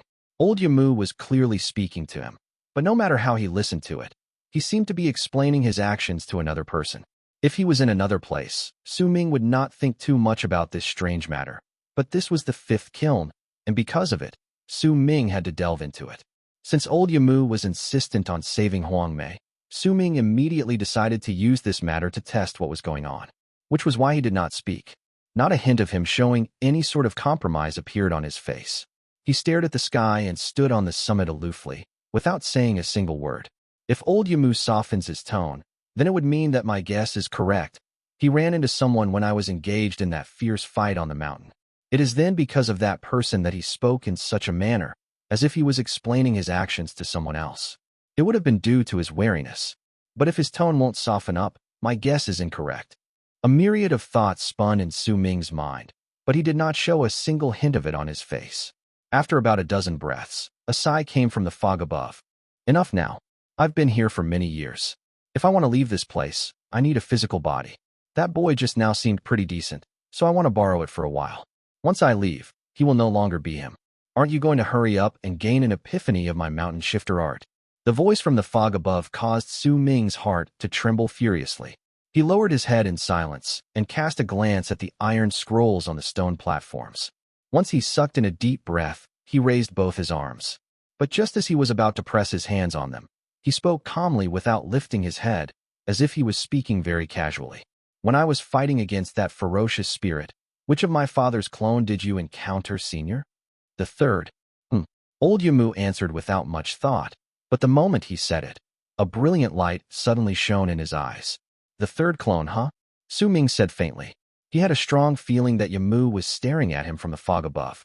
However, the habit of having his expression not change to reflect his thoughts was already something embedded into Su Ming's bones, so he was not worried about having his thoughts seen through.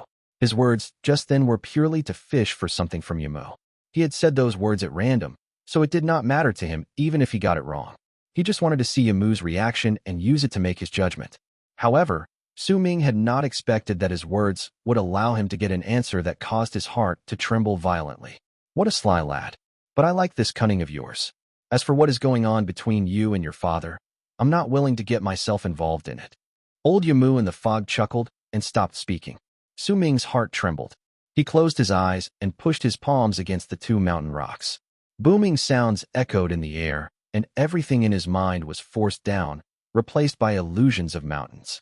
As the one above crumbled, cracks also gradually appeared on the swaying one beneath him. More cracks formed, and more mountains appeared in Su Ming's head. In the end, a loud bang rang out. The instant the mountain above him completely collapsed, the images of countless mountains gathered together in his head before turning into a black ball of light. That ball of light was an illusion. There were numerous mountains shining in it, and it had a vast, mighty pressure. Su Ming could sense it clearly. and he found that it was also spreading out from his body. During that instant, the expressions of all people who sensed that mighty pressure from Su Ming's body changed.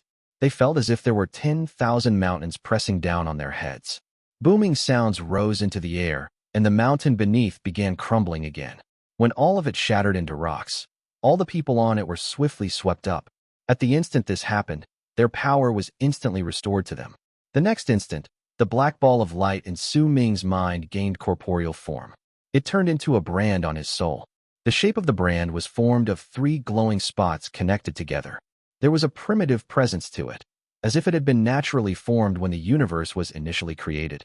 At the instant the brand was left in him, Su Ming sensed the existences of all the mountains in the entire universe. Their numbers were countless.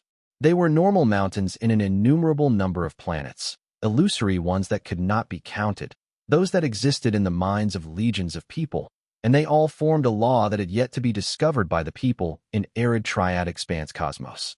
The mountain shifter art practiced the laws of mountains. A mountain is formed of 3 dots. 1. These 3 dots form the outline of a mountain, and they mark the beginning of the universe. They are the source of power.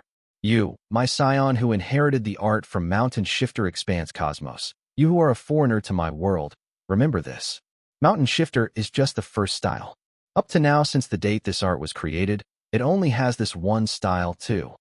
If someone from the worlds beyond is destined to create the second style, he should come to my Expanse Cosmos, Mountain Shifter Expanse Cosmos, and leave behind the second style, because those in my world have never had any other desire but to inherit this Mountain Shifter art besides this. At the instant the brand was left in Su Ming's soul, an ancient voice echoed in his heart. That voice felt like it had come from the passages of time and was full of sincerity. Su Ming's heart trembled. He opened his eyes, and the shadow of mountains appeared clearly in his pupils. During that moment, he had a strong feeling that with just one thought, he could control all the mountains in the universe. The world instantly crumbled. As the fog around him tumbled about and the mountain beneath him collapsed, a gigantic vortex appeared out of thin air above him. While it spun about with loud booming sounds, a powerful suction force swept up the people's bodies. When Su Ming opened his eyes, he saw Su Hui's body in the distance. She was already close to the vortex, and beside her was Xin Shang. Su Hui seemed to have seized him by the arm, but there was panic on his face, and fear filled him as he shook his head non-stop. In the end, his expression morphed into that of anguish. Su Ming did not look closely at him. With one move, he took his first step forward, and when his foot landed, a glowing spot appeared. Then Su Ming took his second step, and the second glowing spot appeared. He leaped up and appeared right next to Su Hui, who was above the 2 spots. A smile bloomed on her face. She let go of her grip over Xin Shang's arm, which resulted in him being swept into the vortex, and allowed Su Ming to hold on to her. The third glowing spot then also appeared. At the instant this happened, the spots connected and formed a mountain. That mountain might have been an illusion, but it allowed Su Ming to hold on to Su Hui in midair, remaining tall and still with the vortex beneath him. It was as if a real mountain had appeared in the sky. With one arm around Su Hui, who was staring at him, Su Ming faintly spoke into the air. Where is my serendipity? There are plenty of worlds in the 5th kiln, but only this world was created solely by me. Your serendipity is the essence of this one world I have gathered over countless years. Old Yamu said from above, his voice echoing throughout the world that started rumbling furiously. Shadows appeared beside Su Ming. There were dozens of them, and all of them had the appearances of the ferocious spirits.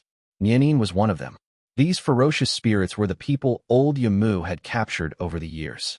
At that moment, all of them stood transfixed in the air. However, their bodies were withering rapidly, and a large amount of life force erupted from their bodies. This life force turned into thin white threads that charged towards Su Ming. Asterisk, asterisk, asterisk. Translator's note. 1. A mountain is formed of 3 dots. The original is actually supposed to be a mountain is also 3. Because mountain is san, shan 1, and sun, sen 1, sound almost the same, but it made no sense in English if I wrote it like that, so I tweaked it again while trying to retain its original nuance. Still, please take note that this is a wordplay lost in translation. 2.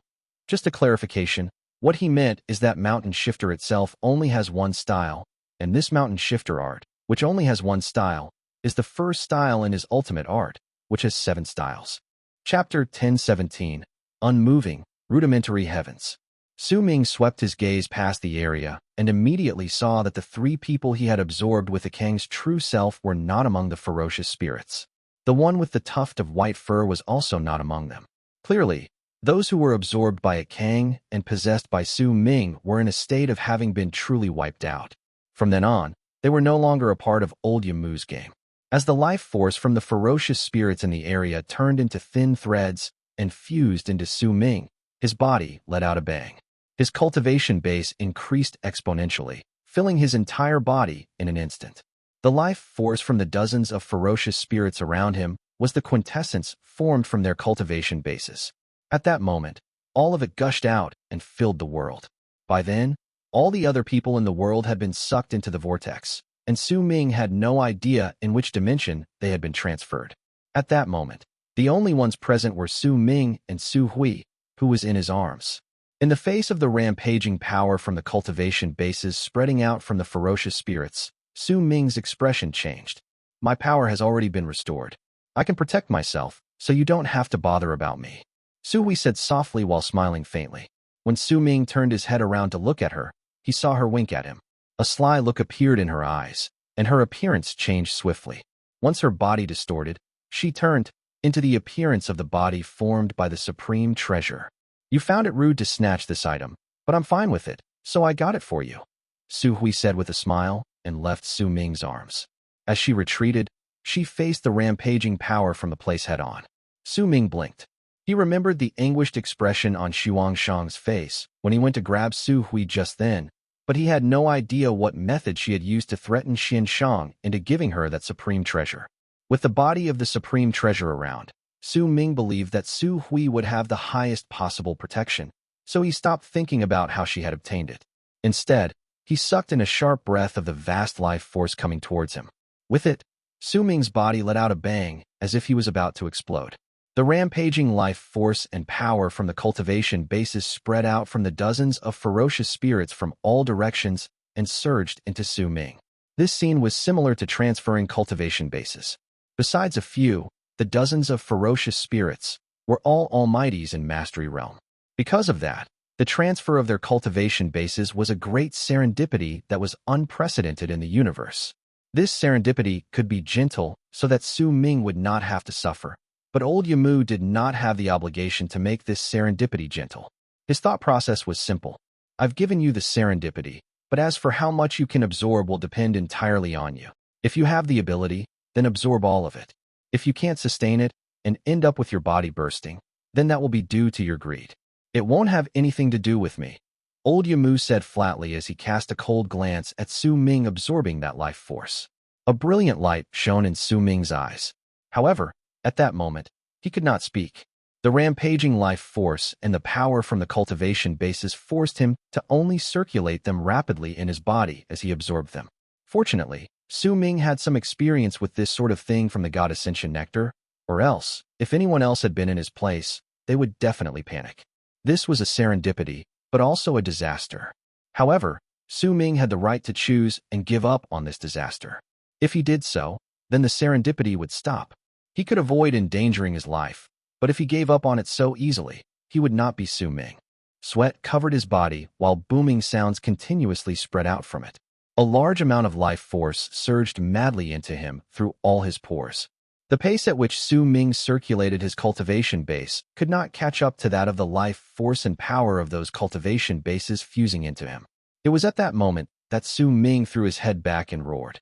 His cultivation base clone had broken through the later stage of World Plane Realm and attained great completion of World Plane Realm. Since this is a serendipity, then I might as well give you more. Old Yamu cast Su Ming a glance, and a malicious smile appeared on his face. He lifted his right hand and swung his arm forward. Booming sounds immediately surged into the sky, and the dimension shattered. As the dimension collapsed, space distorted, and the power of essence that had gathered over countless years erupted forth.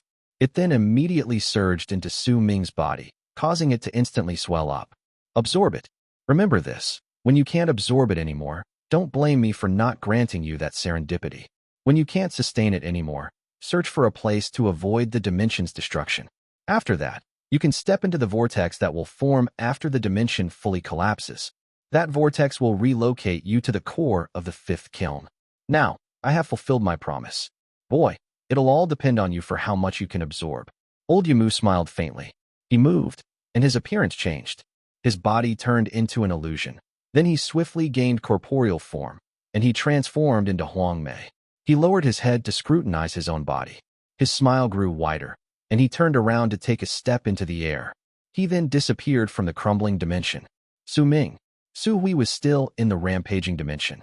She immediately cried out anxiously when she saw what was happening, but was continuously forced back by the rampaging power and could not get closer. It's fine, I can last. As Su Ming's body swelled up, he threw his head back and roared. Immediately, he expanded even more, and his cultivation base stirred up a storm. The storm might have been instantly suppressed, but Su Ming's cultivation base had reached a breakthrough during that instant. A moon appeared behind him. It was a gray moon, and a boundless, strange, and enchanting air spread out from it, along with a thick aura of death. In that crumbling dimension, the appearance of the moon caused the rampaging power to surge towards it. Booming sounds reverberated in the air. It came from some of the dozens of ferocious spirits around Su Ming, transferring their cultivation bases to him. When some of their bodies reached an extremely shriveled state, they exploded. Old Yamu's art prevented these former cultivators from wasting even a single bit of their existence even after they had delivered all of their cultivation bases to him. At the time, they actually had to make their souls explode and turn into quintessence after they were reduced to ashes. If Su Ming could absorb it, then he should. If he could not, then he was not to blame Yamu for not giving him that serendipity. Your serendipity is right there. You can see it, but I'm going to make you unable to absorb it, since it'll be over your limit. This was a form of counterattack from Yamu to Su Xianyi. However, that counterattack was reflected on Su Ming. Without understanding them, cultivation bases that are forcefully gathered together are just empty. Old Yamu, who had now taken Huang Mei's appearance, walked out of the distortions that manifested in the galaxy beyond the fifth kiln. He turned his head around to cast a glance at the fifth kiln, and a faint smile appeared on his lips. In the collapsing dimension within the fifth kiln, Su Ming sensed great danger. Forget the turbulent source after the dimension crumbled. Just the dozens of ferocious spirits around him already made it hard for Su Ming to continue absorbing them. Even though he broke through great completion in World Plane Realm and stepped into Lunar Culpa Realm, the moon that appeared for Su Ming was a dead moon. The scattered life force and cultivation bases in this place and the essence from this dimension will allow my cultivation base to increase by leaps and bounds if I can absorb all of it. But it'll just be a simple increase in my cultivation base. Without an epiphany, everything will be insubstantial. In the end, I will have great strength, but I won't be able to control it with my mind. I'll have power in me, but I won't be able to use it even a single bit. I have to absorb this serendipity exceptionally quickly, which prevents me from gaining an epiphany. This is that old Yamu's goal. A glint shone in Su Ming's eyes. But I'll be taking this serendipity. Su Ming's eyes fell shut the next moment, and an incredibly thick aura of death surrounded him. Once this happened, waves of cold air spread out through the area from Su Ming, freezing the collapsing dimension. Snow began to fall and swirled in all directions, and not a single bit of warmth remained in Su Ming's body. He was cold, just like a dead person. He opened his eyes at that moment, and his eyes were gray and dull. Su Ming did not have the epiphany that would allow him to reach Lunar Culpa Realm, but he had the epiphany about his own life, the path of life that would allow him to walk from winter to spring, to move from death to regaining consciousness, from death to bright yang. The gray moon meant that Su Ming had died. It symbolized the midwinter of his life. As the aura of death erupted from Su Ming's body, a cloudy film appeared on the gray moon behind him. A large amount of life force, the essence of the dimension, and the rampaging cultivation bases surged into Su Ming's body before flowing out of it to turn into the power to form the moon of Lunar Culpa Realm. Su Ming stood with his long hair dancing in the air and was filled with an incredibly cold air. As he stood in midair, his body swiftly returned to normal from its swollen state. The gray moon behind him shone with the light of death. At the same time, a fierce light flashed in Su Ming's eyes. He brought his right hand up and struck the center of his brows. With a bang, overlapping shadows appeared on his body. That was the clone that practiced the art of swallowing hollow shadows whole, moving out, and standing to Su Ming's right.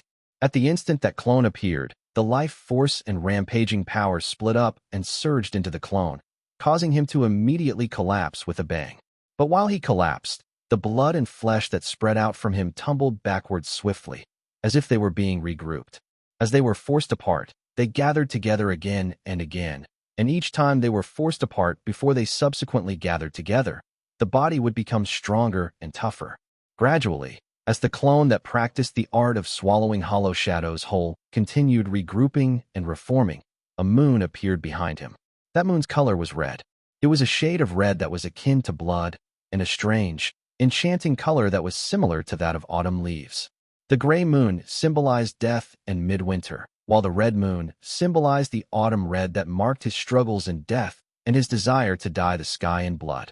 During that moment, with a bang, Su Ming's Zicang clone appeared above his cultivation-based clone and his clone that practiced the art of swallowing hollow shadows whole.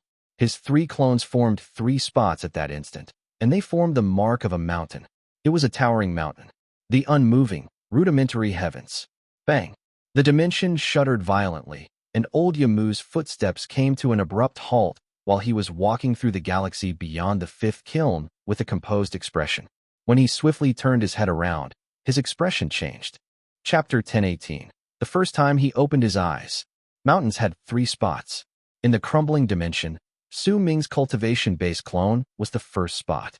The gray moon where the spot was symbolized death and midwinter. Su Ming's clone that practiced the art of swallowing hollow shadows whole was the second spot. The crimson moon exuded a presence in which life force and the aura of death intersected with each other, resulting in a bright red, the shade of autumn. This was the meaning of autumn Su Ming had come to understand in his life. Above his cultivation-based clone, and his clone that practiced the art of swallowing hollow shadows whole was the Zicang clone. He was the 3rd spot of the mountain mark. Once the clone materialized, a moon immediately appeared behind him. It was a piercing yellow. Its light was like the color of the moon itself, but behind the clone, it symbolized endless fire and heat. They were the flames of summer, a type of arrogance that was filled with an abundance of life. 3 clones, 3 moons. At that moment, as the mark of the mountain, they turned into a sight that did not move in any direction. As the rampaging power of cultivation bases swept past, the sound of the dimension shattering echoed in the air. It sounded as if the universe was being destroyed, and it would last for eternity. The dozens of ferocious spirits were swiftly withering away. A large amount of life force surged into Su Ming, and it was immediately devoured by the mark of the mountain formed by the 3 clones, then rapidly spread out to be dissolved by the 3 moons. Gradually, the aura of death from the gray moon became thicker. The gray light spreading out symbolized the shadow of death, and it even caused Su Ming's cultivation-based clone to exude a grayish-green air. It was as if he was a corpse that had crawled out of hell itself. The cultivation clone's gaze was chilling, heartless, and aloof. It was powerful enough to make all the people who were familiar with Su Ming find him an unfamiliar sight. That appearance made him seem as if he was a god that had control over the netherworld. Su Ming's clone that practiced the art of swallowing hollow shadows whole was a powerful physical body that only cultivated the body and did not practice any divine abilities. At that moment, as the life force and cultivation bases surged into him, he continued becoming increasingly more powerful. As his body shattered and reformed, it became stronger. Each piece of his bone as well as every inch of his flesh and every drop of blood were becoming more powerful at a maddening pace, as if he was being refined repeatedly for thousands upon thousands of times. The moon behind him was crimson, just like the blood that stained his hands his whole life. The smile at the corners of his lips gave off a terrifying feeling. The body that was dyed red by the moonlight gave others the impression that they were looking at a crazed immortal fighting against the heavens, while he was in a state between life and death. Above these 2 clones was the Zicang clone, and he looked as if he was lifting up the god of hell and the crazed immortal fighting against the heavens. At that moment, the Zicang clone was no longer fully human. There were countless twisting branches spreading out from his body, and when they spun around the area, they made it seem as if the Zicang clone had turned into a tree. As he threw his head back and let out a soundless roar, the branches immediately surrounded him. The yellow moon behind him immediately erupted with an indescribably vast life force. That life force was the searing heat of summer. It came from Zicang's life, and only a Kang, a powerful life form that could be written into Old Man Extermination's ballad, was worthy of Su Ming's state of summer. Only it could sustain the vast amount of life force existing in the moon that symbolized summer. The presence from the three great clones allowed Su Ming to devour and absorb the rampaging streams of cultivation bases around him. With 3 moons, he formed the mark of the mountain, and this was 3 mountains illuminating the moon, and I created it on my own. Su Ming's 3 great clones shouted at the same time. As the 3 moons rapidly absorbed the life force and cultivation bases, unending booms rang out from the bodies of the dozens of ferocious spirits around Su Ming. Those booms came from the ferocious spirits self-destructing after they had delivered all their life force and cultivation bases. About a dozen breaths later, only 4 out of the dozens of ferocious spirits were left in the area.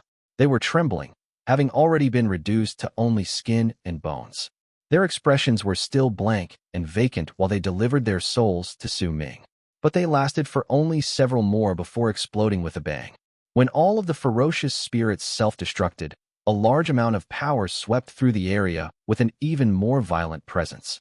It rushed swiftly to Su Ming, as if wanting to make him burst. There was a domineering will within it, one that screamed that no matter what, he had to absorb it, whether was willing or not. A loud bang rang out in Su Ming's mind, and the mark of the mountain formed by the 3 great clones shook furiously under the impact.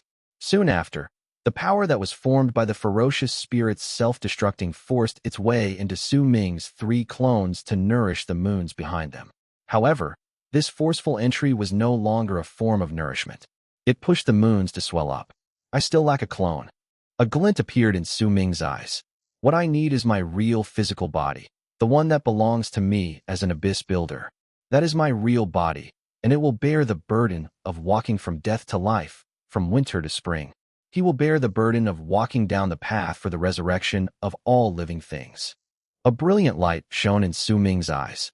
He had never longed for his real body to appear as badly as he did during that moment.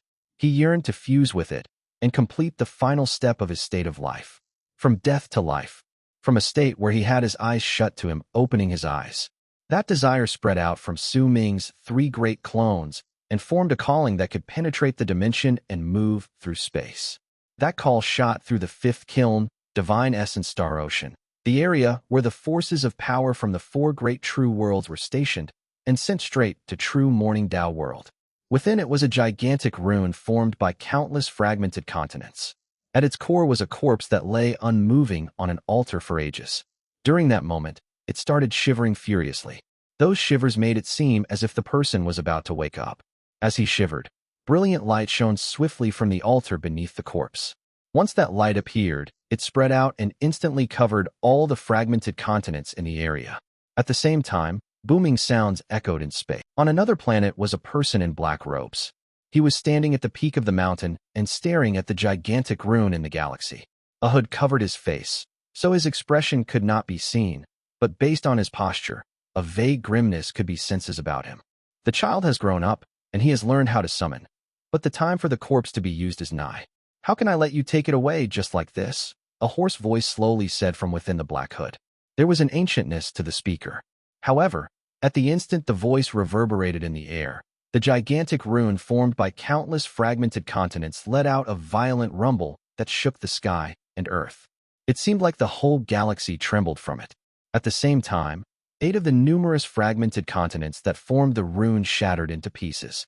Booming sounds reverberated in the galaxy. The corpse with its eyes shut at the center of the rune began trembling even harder, and his body slowly started showing signs of rising up in the air. This scene caused the woman in white's expression to change. The man in black let out a cold harumph and swung his arm. Immediately, thousands of long arcs rose into space from the 2 planets. Those thousands of long arcs were thousands of cultivators. They appeared around the gigantic rune and simultaneously sat down with their knees crossed as if they were suppressing it. In the mid of the booming sounds, the corpse that seemed as if it was about to rise up sank down and was once again pushed down heavily on the altar. However, during that moment, a roar that seemed to have come out from thin air echoed in the hearts of all cultivators who were in the area. Within that roar was madness, along with determination and a force struggling against the world. It was a roar calling out to the real physical body, Su Ming's roar from within the fifth kiln in Divine Essence Star Ocean. Along with that roar, loud booming sounds rose into space. As a large number of fragmented continents in the Rune shattered, the thousands of cultivators shuddered together, and at the instant all of them coughed out blood, the corpse at the center of the Rune swiftly began levitating again. At that moment, the man in black moved without any hesitation and disappeared in an instant.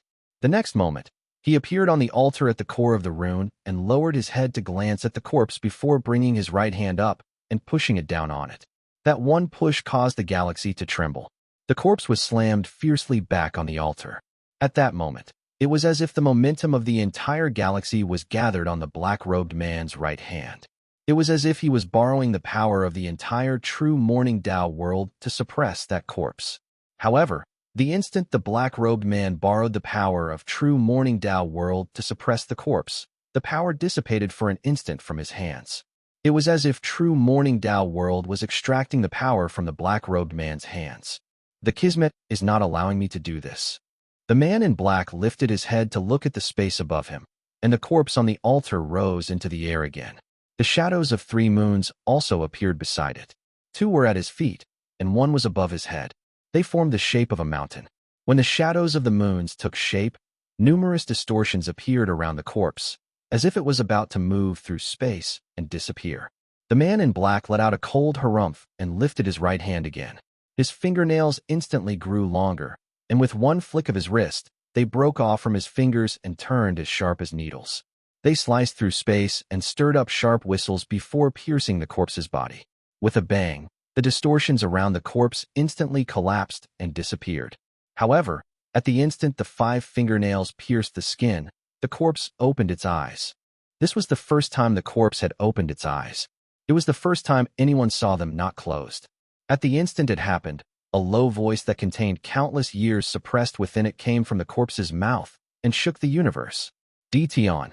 Chapter 1019. The 3 mountains illuminate the moon. DT on. The roar emitted by Su Ming's 3 great clones at the same time echoed through the crumbling dimension within the 5th kiln. Just then, Su Ming had had a powerful feeling that he was summoning his real body. He even had the feeling that he was already in his physical body and could have it move through space to arrive in this dimension. However, he was stopped again and again. During that process, Su Ming used the rampaging power around him to forcefully take away his real body, but during the critical moment, he was stopped again. But it had allowed Su Ming to gather all his power of Lunar Culpa Realm, as well as the 3 mountains illuminating the moon, to break all barriers and open his eyes. His real physical body's eyes. It might have only lasted for an instant, but it had allowed him to see a person in black robes and the face underneath that black hood. It was DT on. One of these days, I will snatch my real body back. Su Ming threw his head back and roared. There might no longer be a single ferocious spirit around him, but the destruction of the dimension had reached its peak. During that instant, the collapsing dimension was letting out deafening booms. They made it seem like the world had exploded on its own. The entire dimension completely burst apart.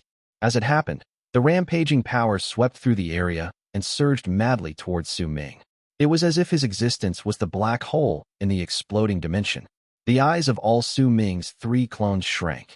At the instant the rampaging power surged over, they formed a seal with their hands at the same time. With a bang, a powerful light burst forth from the moons behind the 3 clones. The light was formed by shades of gray, red, and yellow.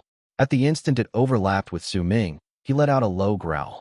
3 mountains illuminate the moon. The moons behind his 3 clones grew larger during that moment and overlapped with each other at the spot in the middle. The 3 moons then turned into one.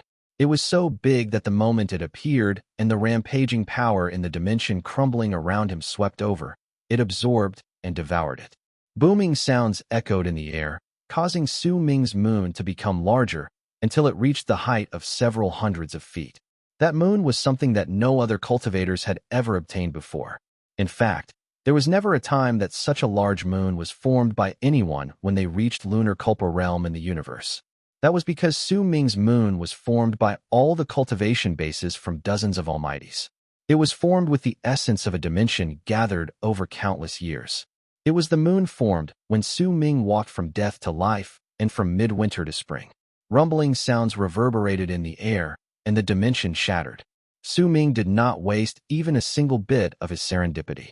He absorbed all of it and formed the most powerful moon in Lunar Culpa realm that no one before him had ever formed, and no one after him would ever form either.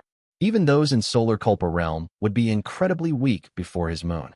This was the one moon in Lunar Culpa realm that filled the world, one that could threaten almighties who were masters of fate, lives, and death. At the instant that moon was formed, Ming's three great clones gathered and fused together, instantly turning into a one person. The moon was behind him, filling Ming with a monstrous, malicious air. After all, no one possessed such a large moon in Lunar Culpa realm. The moon shone in three colors, and they overlapped continuously. When the gray light appeared on Ming, he was the incarnation of the netherworld under the universe. He symbolized death and destruction. When red light appeared on his body, he was not the only thing that was dyed entirely in red. His heart and soul were also colored that way. During that moment, Ming was the crazed immortal who knew all forms of slaughter. That red was the desire for blood, which was the resolution Ming had made in the past, his determination to dye the sky red. When the yellow light appeared on Ming's body, it meant that he no longer symbolized death or the red shade of autumn. He was no longer destruction and slaughter, but was a life force at its most supreme state. He was the type of life force that was merciful to all forms of life in the world and would nourish them. He was the eternal existence within the scorching summer where all those who followed him could obtain eternal life. 3 different lives, 3 different presences, and 3 different feelings fused together, giving Ming a malicious air that surged into the heavens. The word wicked could no longer be used to describe the bizarre air about him. However, one thing was certain.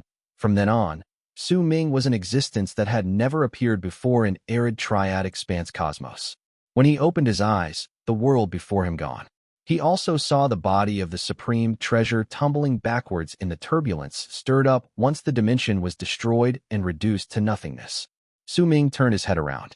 During that moment, the presence of death spread out from his whole body. He was dressed in a long gray robe, had long gray hair, gray pupils, and he was the heartless and aloof persona of death. He took a step forward, and even with the impact of the dimension's destruction, there seemed to be no form of power that dared to stop his actions.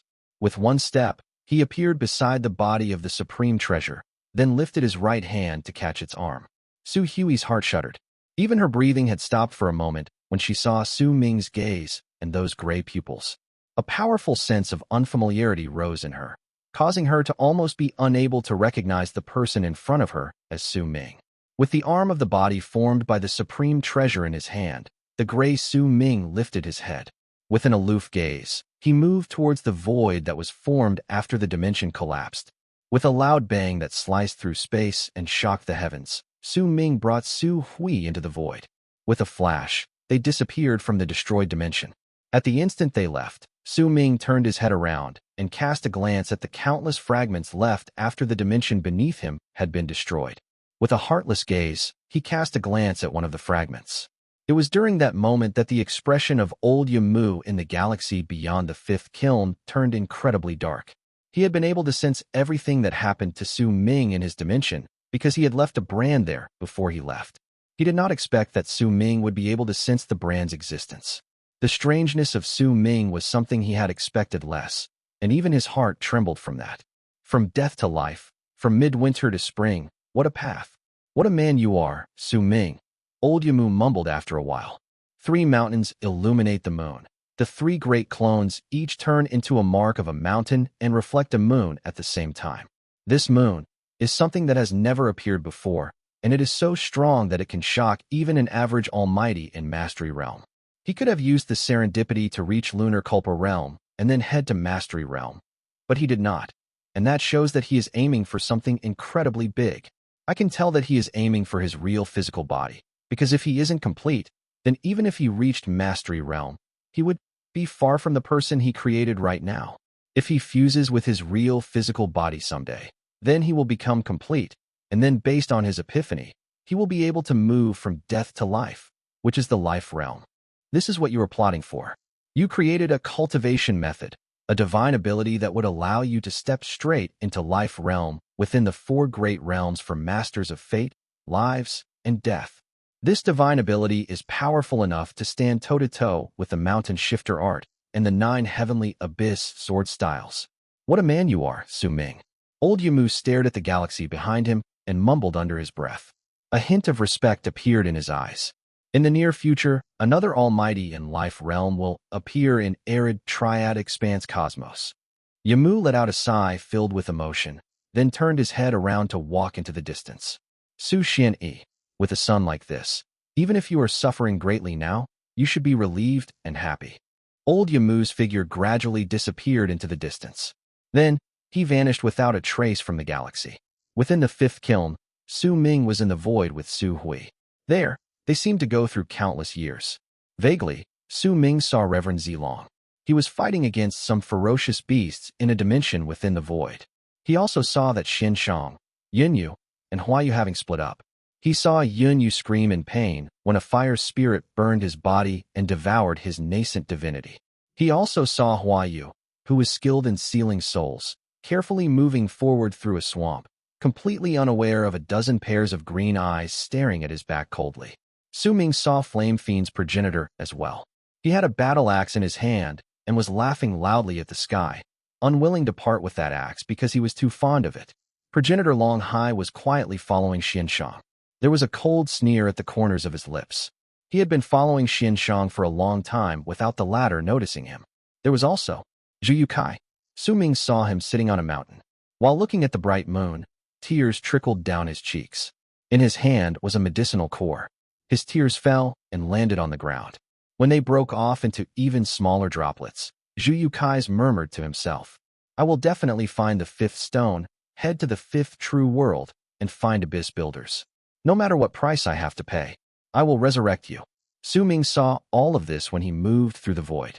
He could ignore everyone else, but when it came to Zhu You Cai, he remembered the life Inequity spear as well as how the other had acted to save him when they were in the mountain.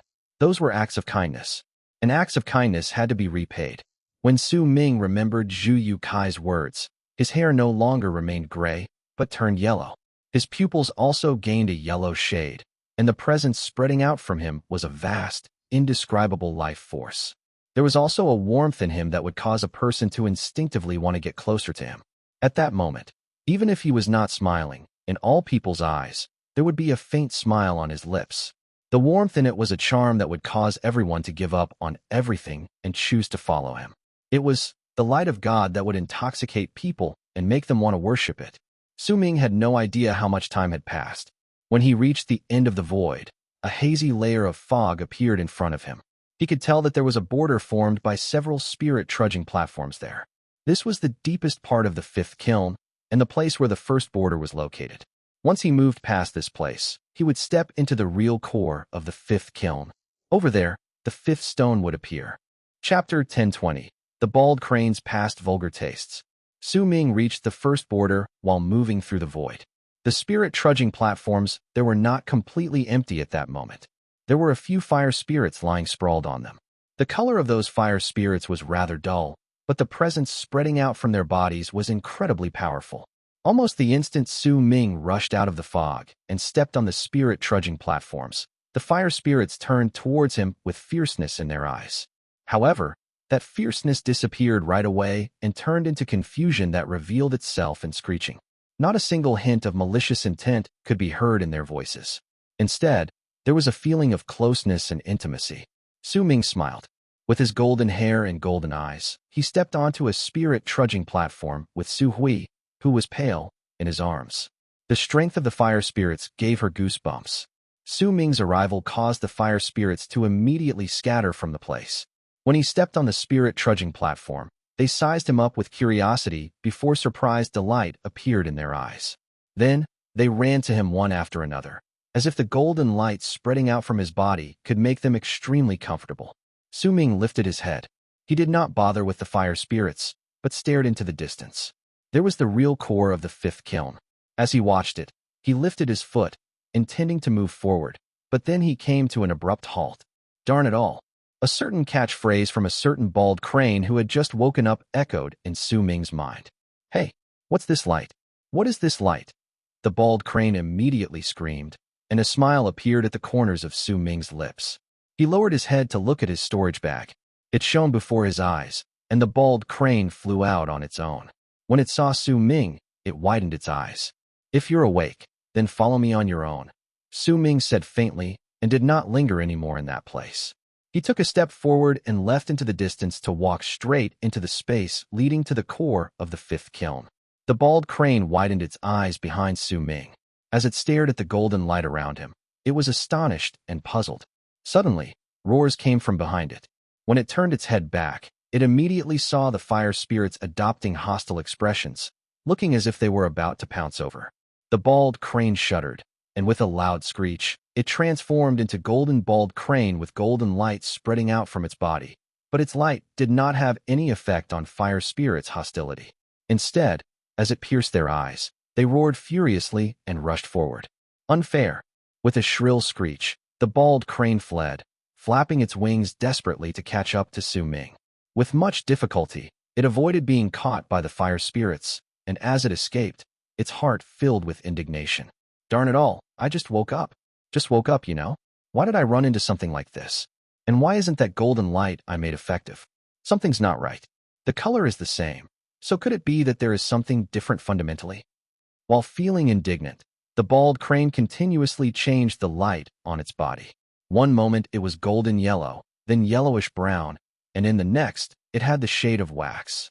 But when the bald crane caught up to Su Ming and looked at him again, its body froze for a moment before it widened its eyes. They went blank, because at that moment, the color around Su Ming's body was no longer golden yellow, but crimson red. Long red hair, red eyes, a long red robe, and a vast murderous aura as well as madness spreading from his entire body formed a killing intent that surged into the sky and filled the area. Even the void around them trembled nonstop because of that killing intent.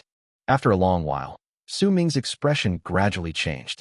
This time, he was no longer gray, nor gold or red.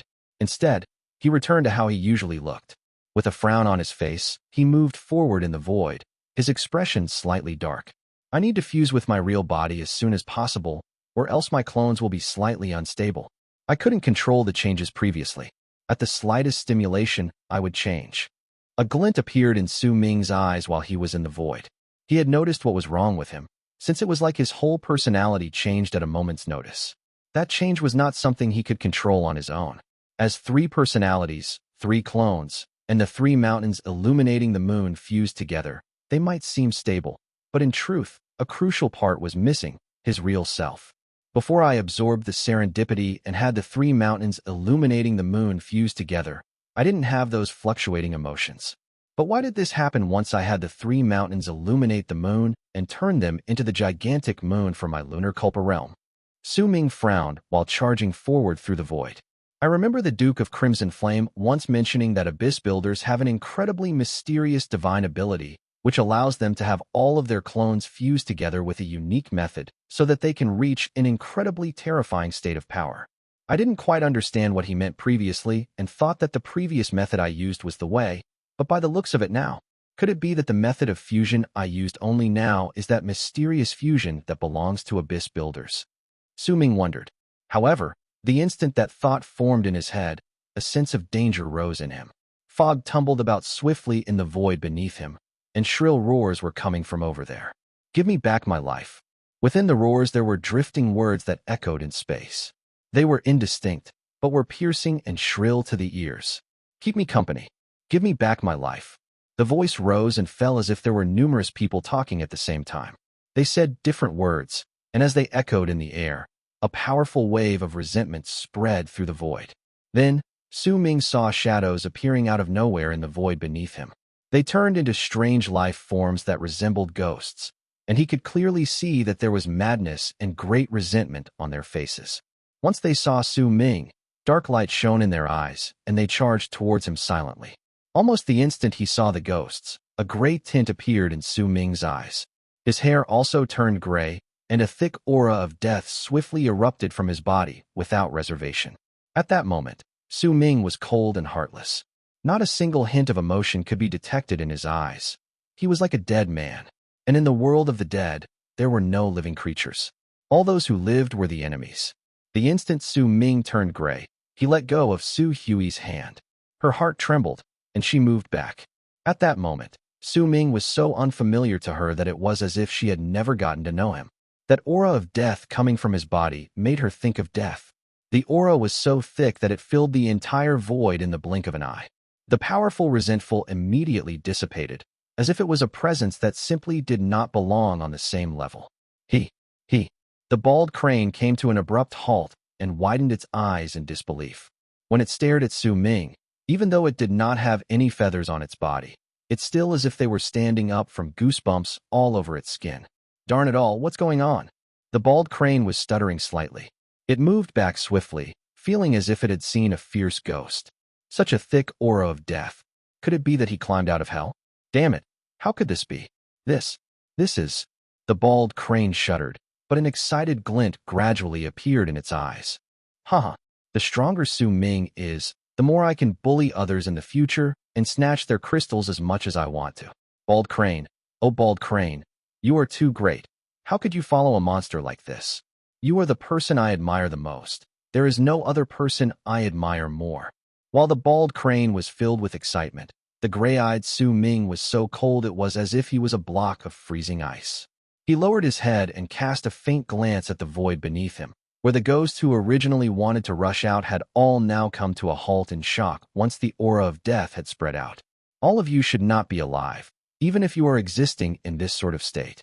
When Su Ming said those words coldly, he lifted his right hand and seized space. Cracking sounds instantly rang out, and the life inequity spear took shape. Su Ming caught it in his hand. Sync he'd changed. Besides the coldness on his face, there had not been a single hint of any other emotion on him. In fact, Su Ming's mind was very rational at that moment, and once it reached a certain point, it would turn into callousness. That rationality could allow him to use whatever method and means to destroy the existences he wanted dead.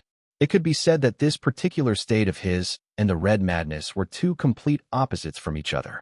While speaking, Su Ming had already taken a step forward. He was so quick that he instantly closed in on the ghosts. They screamed shrilly in pain, and gray light shone in Su Ming's eyes. Immediately, cracking sounds rose into the air. The aura of death from Su Ming's body turned extremely cold and spread out rapidly through the air to cover the entire area, causing the ghosts to freeze for a moment. During that instant, Su Ming threw the long spear in his hand forward. With it, the void roared. A gigantic moon appeared clearly behind Su Ming. The color of that moon was gray. When it appeared, the screams from the ghosts became even more shrill and forlorn. Their aura immediately spread out from their bodies, as if they were about to wiped off. They wanted to retreat, but when Su Ming threw the life inequity spear, a vortex was formed at the tip of the spear. That vortex stirred up the entire area, causing all the ghosts who wanted to retreat to be unable to move. They could only fade away equals while screaming in pain under the aura of death from the moon. However, there were some ghosts that escaped from the pull of the vortex. But just as they were about to change their forms and escape, Su Ming struck his storage bag with his left hand, and a gourd appeared. There were no longer just 7 eyes on the gourd, but 8 of them. Su Ming recited the incantation, and once a glint shone in all 8 of the eyes, 2 small humans flew out and went after the ghosts who intended to flee. The bald crane saw this, and its pupils swiftly constricted. It stared at the small female, and a perplexed expression appeared on its face. Well, darn it all. Why does that small human look so familiar? Why does it feel like one of the female gourds I created to take revenge on Luya after I was chased down by that old bastard? It really feels like one of the gourds I created to disgust him and seduce that small human from his gourd. The bald crane scratched its head in bemusement, filled with surprise. Chapter 1021, Cloud. Su Ming's rationality reached its peak. His calmness had already become mercilessness. When he attacked, others would die. In fact, endless aura of death was spreading out of his entire body. It was as if he had taken over the right from hell of administering death to others. This was the gray Su Ming. When life inequity's spear was thrown forward, the vortex that was formed in the void looked as if it was the road heading to hell. When it was activated, it caused the ghosts that were fleeing in a state of being half alive to scream shrilly. Their bodies were sucked into the vortex, and they were about to enter the cycle of reincarnation because of the gigantic gray moon behind Su Ming. As for the ghosts running away, the two small humans from the Gourd charged forward and reduced all of them to ashes as booming sounds rose into the air. They disappeared into the void and vanished without a trace.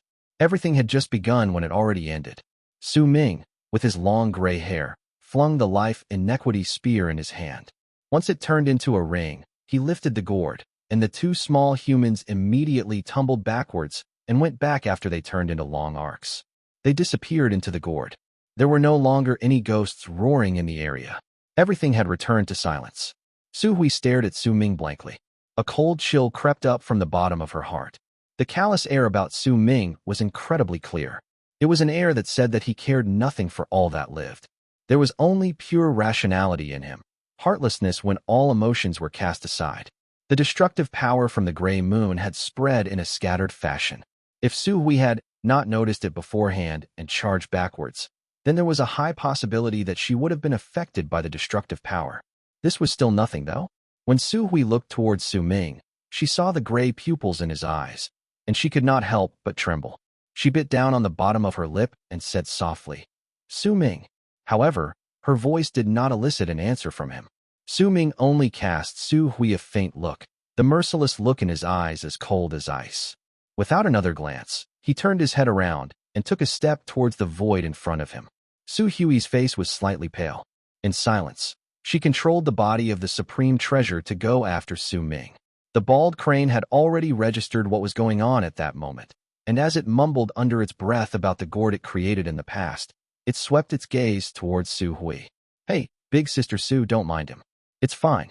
Everything's fine." The bald crane flew to Su Hui's side and let out a few fake coughs before starting to comfort her. But the title he used to address Su Hui did not sound quite right. "I know that little boy Su. I'm telling you, based on my analysis, based on what my partner told me, I think, that he kind of went a little off his rocker." While the bald crane followed Su Hui, it gestured with its claws as it spoke. "In the words of my homeland, his emotions are now split into several parts, and he can't control them on his own either. First of all, he's someone that gets angry easily. Once he's mad, gray will immediately appear. Next, he's afraid of stimulation. Once he's stimulated, red will instantly appear.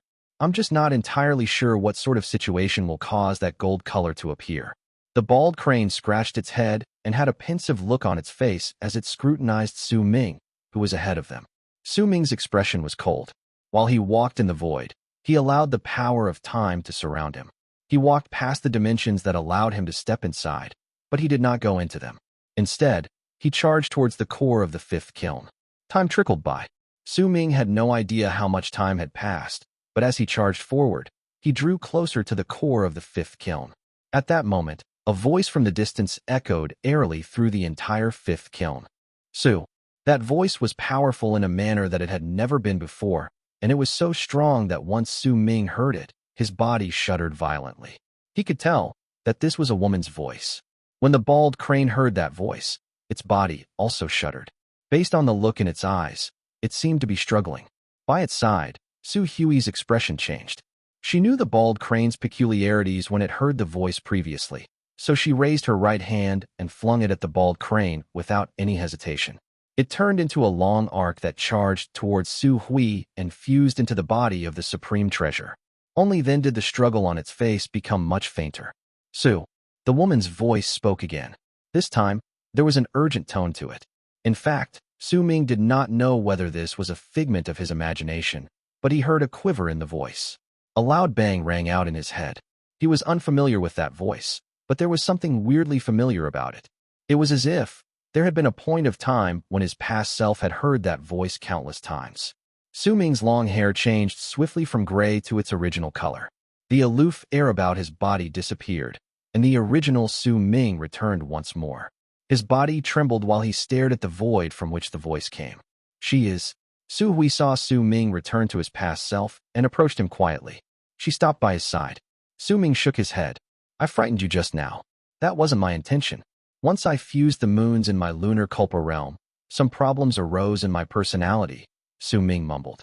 He took a step forward and charged towards the place from which the voice came. At that moment, Su Ming no longer had any sort of composure or rationality to him. There was only a resolve in his heart, and an urge brought by a guest that caused his heart to pound in anxiety. Su Hui followed Su Ming quietly, moving beside him. Time passed breath by breath, and Su Ming became increasingly faster. The woman's voice echoed in his ears time and again. After an unknown amount of time passed, he saw a gigantic altar floating in the void before himself. When his eyes landed on it, endless booms rang out in his head. He saw a coffin lying on the altar. It was a transparent coffin, and there was woman within it. At the instant Su Ming saw the woman, he felt as if there were millions of thunderbolts rumbling in his head at the same time. His body trembled. Confusion as well as a myriad of other emotions appeared in his eyes. This was the core of the fifth kiln, and the altar was the center of the core. The coffin on the altar lay there all year long in the void, using the space in the fifth kiln to absorb the life force from all those who came. All that life force was then delivered to the woman's body lying inside. This was a rune with the fifth kiln serving as its main point. The goal of the rune was to continuously deliver life force to the woman so that her own could be preserved and not vanish. As Su Ming stared at the woman in the coffin, tears fell from his eyes without his notice. There was no way that he would not know this woman. She was the mother who appeared in his memories when he was in Western Ring Nebula's foreign lands, holding onto the baby in her arms and using her body to protect him even after she had died. She was Su Ming's mother. He trembled. With tears trickling down his cheeks, he walked one step after another towards the coffin. Su. The woman's voice appeared again. This time, it was so clear that it seemed as if it was right beside Su Ming's ears, causing more tears to flow down his face, and the booming sounds in his mind became even stronger. Su. My dear Ming heir. The gentleness in the voice brought with it a warmth with which Su Ming was unfamiliar.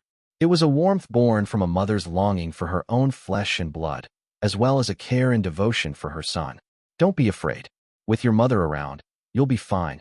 I promise you that I will always protect you until your father and I grow old, and until the both of us no longer have the strength to stay with you and watch you complete the journey of your life.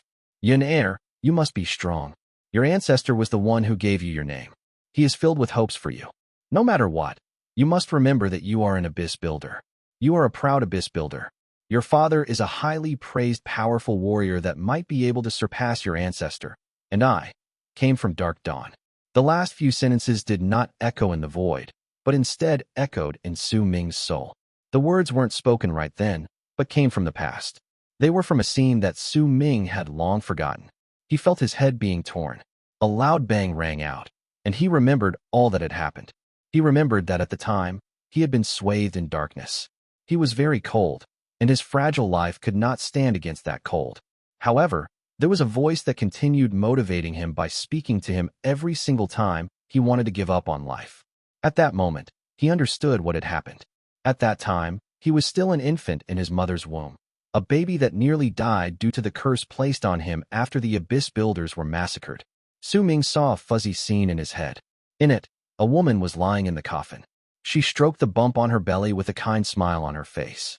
Tears that he could not see flowed down her cheeks as she mumbled softly to the baby in her womb. By her side was a silent middle-aged man. He watched the scene quietly and clenched his fists tightly. His heart was filled with madness and grief, but there was also a fire burning in him that no one could see. The scene changed. When the next one appeared, the galaxy had already become the galaxy that belonged to true Morning Dao world. The middle-aged man held his wife in his arms and roared forlornly at the heavens. Within his roar was a disappointment towards life. It was a supreme state of suffering that came from the soul, and there were blood-red tears flowing down his cheeks. 4 great true worlds, you slaughtered my entire race. You even refused to spare a baby and cursed him. Now, you took away my wife's life as well. If that's the case, then what is the point in me continuing to stay alive?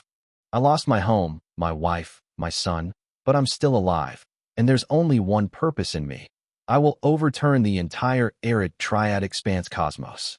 Not only will I make the entire true Morning Dao world to be made for Abyss, I will make the entire arid triad expanse cosmos be made for Abyss. If my son survives, then from now on, he will no longer be known as Su Yun. He will be known as Su Ming. This name Ming means to engrave, and I will have him carve the language of the Abyss and arid triad expanse cosmos a language that will cause all the people in the universe to tremble. Ming lifted his head swiftly. His mind was torn in the mid of the loud bangs. As memories of the past rose to the surface in his head, he remembered everything. With tears falling down his eyes, Ming arrived at the altar, right beside the coffin. He quietly stood there and stared at his mother's face. Ming then shuddered and knelt down. The face was unfamiliar to him, but also familiar. He could not tell just what sort of emotions were in his mind at that moment. He only wanted to watch her in this place quietly, just like how she wanted to motivate him gently even while she wept, like how she wanted to protect him in the past, even when she closed her eyes. This was his mother. Ma, Ming murmured. Chapter 10:22. Build. Ming did not bother about time passing by him. He knelt beside the coffin and stared at his mother in it. He just watched, that's all he did. Scattered on the altar and around it were a few stones shining with a golden light. Those stones were the 5th stone Ming needed. Yet then, he didn't even spare a glance at them. He knelt beside the coffin like a wanderer who had left his mother's side for a long, long time, and one day, he finally returned home, but he did not manage to see his kind mother waiting for him. Instead, the only thing he was met with was a tombstone. The grief and the unstoppable flow of tears was born of the familial love shared between those of the same flesh and blood, a love that would never end. And Ming felt it, even though he had lived his entire life as an orphan. Hui stood by the side, then in silence came to Ming's side and knelt down with him. After a long, long time, Ming lifted his head and cast a deep glance at the woman in the coffin before standing up slowly. I once thought that I was an orphan without a mother and father. The only ones who stayed by my side were my elder, Xiaohong, and some playmates who grew up with me, Ming murmured. Hui stayed by his side and listened to him quietly. She knew that Ming did not need a person who would talk to him at that moment. What he needed was a listener. For my tribe, I could descend into madness. I could eat those herbs, even it meant throwing away my life in the process. I could make myself rush out of the house my elder sealed in the mid of my madness. I could fight together with my tribe members. The Song of the Sun in the past is something I still remember to this date. Tong Tong said she'll tell me a secret when I returned. I still remember it. There was nostalgia in Ming's eyes, along with anguish. But one day I realized that all of it was fake. There was no Dark Mountain, no tribe. Even the playmates who grew up with me were a part of a scheme. In fact, for a long time I didn't want to believe that the girl whom I was infatuated with when I was a boy was also fake. Ming smiled, and as he continued smiling, he started laughing loudly. The 9th summit is a home I found when I was lost. That is true, but fate loved playing tricks and made me come to the barren lands of divine essence. Only when I was here did I learn that I did have a mother and a father. Ming lowered his head. With tears in his eyes, he stared at the woman in the coffin. If turning arid triad expanse cosmos into a place built for the abyss and carving the language of the abyss in the universe is your wish, then I will use my entire life to fulfill it. Ming raised his right hand and seized the air in the direction of the coffin. Immediately, a 5th stone turned into golden light and flew into his hand. In the past, I wanted to go to the 5th true world to search for my master, but now, I want to see Abyss Builder's homeland, because I am an Abyss Builder. Ming did not say this sentence out loud. Instead, he shouted these words in his heart in a manner that would shock the heavens. Before this, Ming might have known that he was an Abyss Builder, but in the depths of his heart, he never really acknowledged this status, and neither did he acknowledge that he was an Abyss Builder. All of the stories he had heard were just stories. He did not empathize too much with them. Yet now, everything had changed. The voice from his mother and the scenes in Ming's mind. All of these things caused him to no longer feel unfamiliar with the term Abyss Builder. It was no longer something unrelated to him. It did not matter whether it was the threat from the 4 great true worlds or his mother's words. All of them caused Ming to take the initiative and acknowledge his identity as an Abyss Builder for the first time. At the instant he did so, the 5th kiln trembled viciously. Multiple wills descended around Ming from all the dimensions of the 5th kiln. These wills manifested themselves and turned into countless powerful living spirits. At the instant their shadows appeared, they looked at Ming, bent their backs together, and bowed to him. Among these living spirits was the 1,000 feet tall tree, some powerful fire spirits, ferocious beasts with all kinds of strange appearances. All of them bowed, causing all the dimensions in the 5th kiln to tremble furiously. Their wills fused together.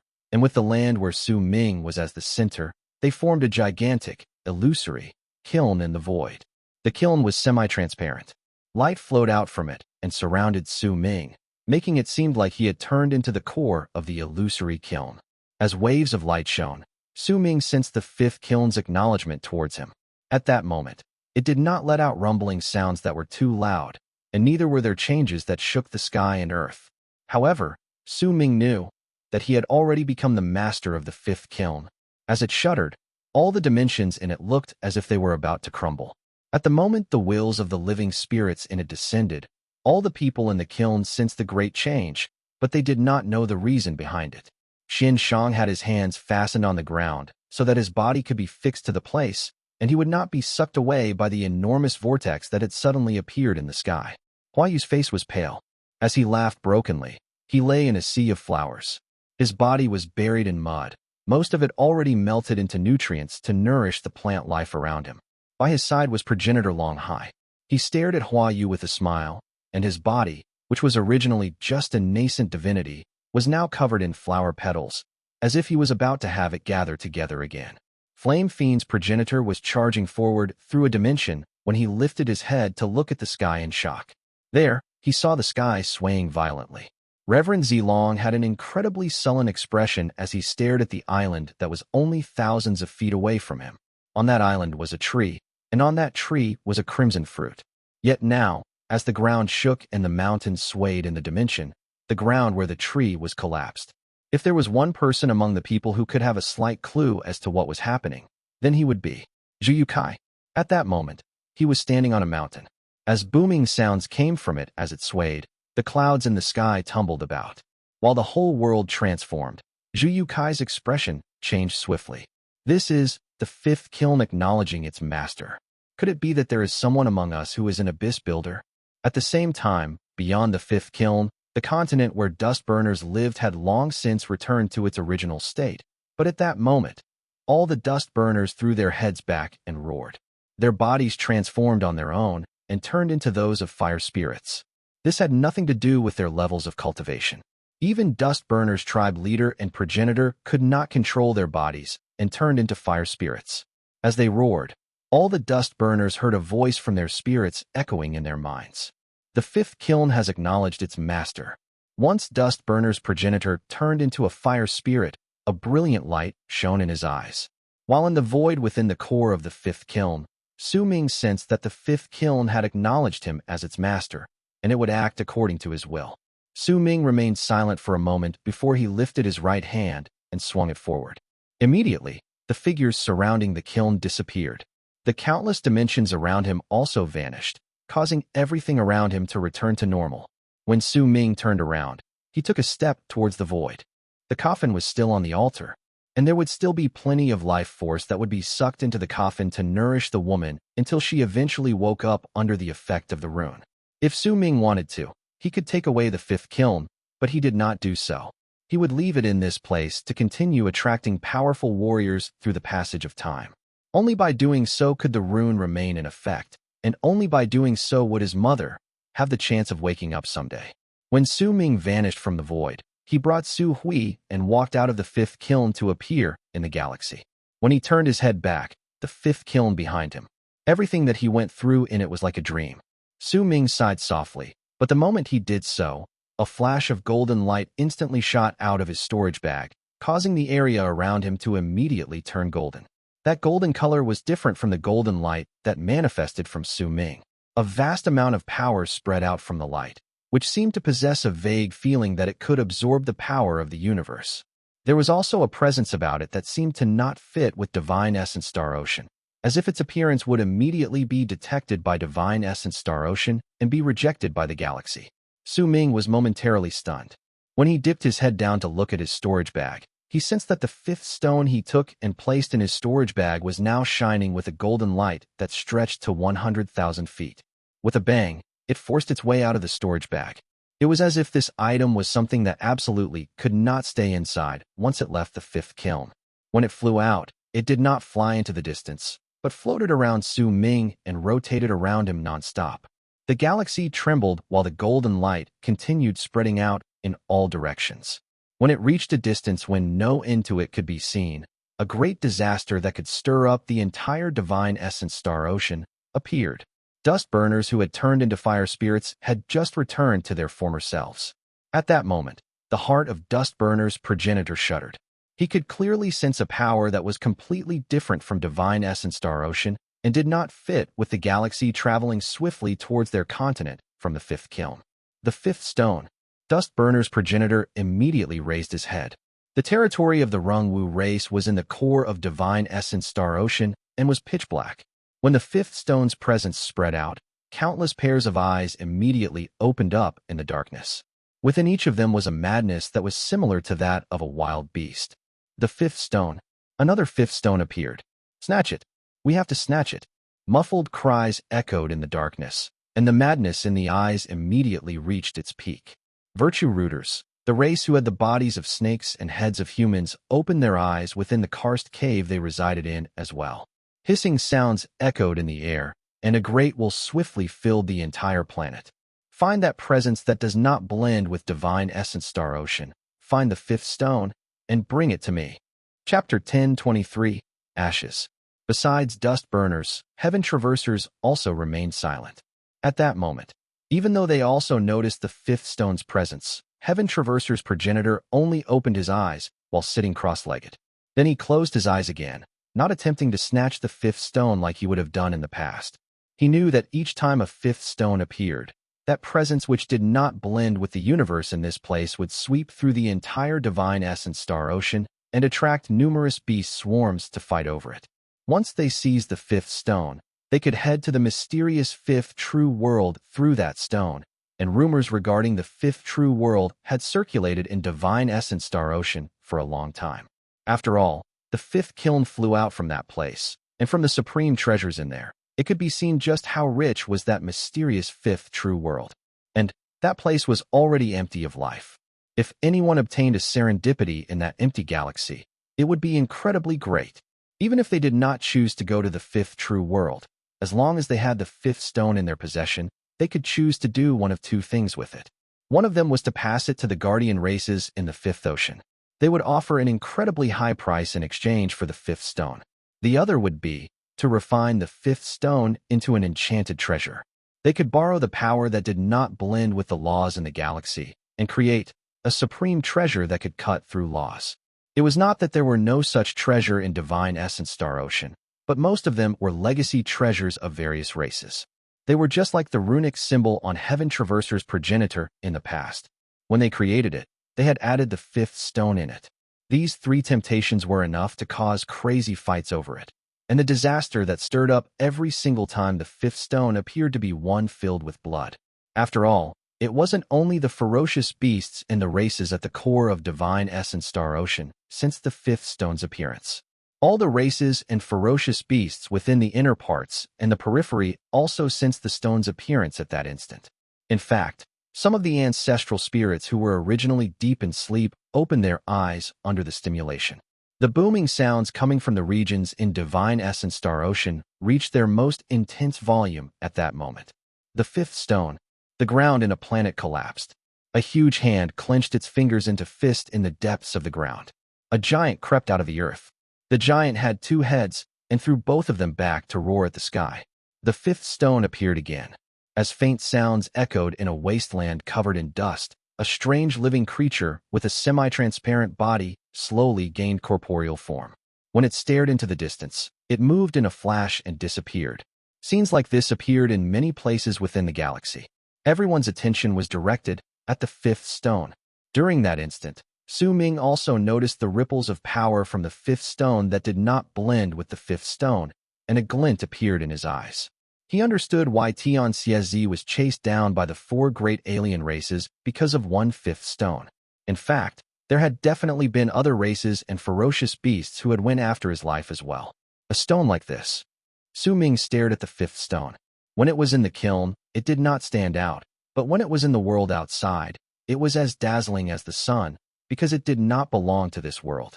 Because of that, it was not accepted and became a sharp weapon that could fight against the laws in this place. This sort of stone would definitely be desired by others.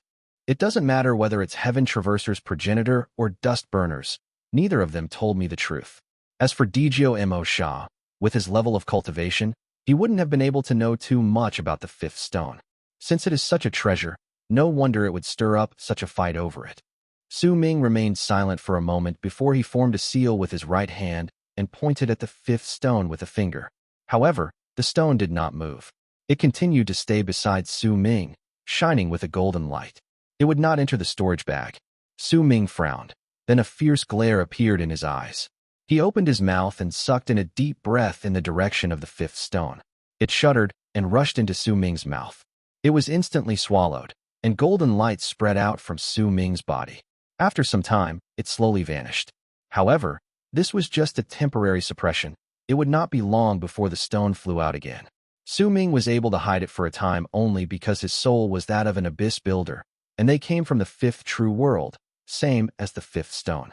If Su Ming's real self had been there, he would have been able to completely accommodate the fifth stone and not have a single ripple of power spread out. However, he didn't have it, and so he could not hide the stone permanently. Su Ming was silent for a moment before casting a glance at the fifth kiln and pointing at it. When he did so, booming sounds came from the kiln, and it started trembling.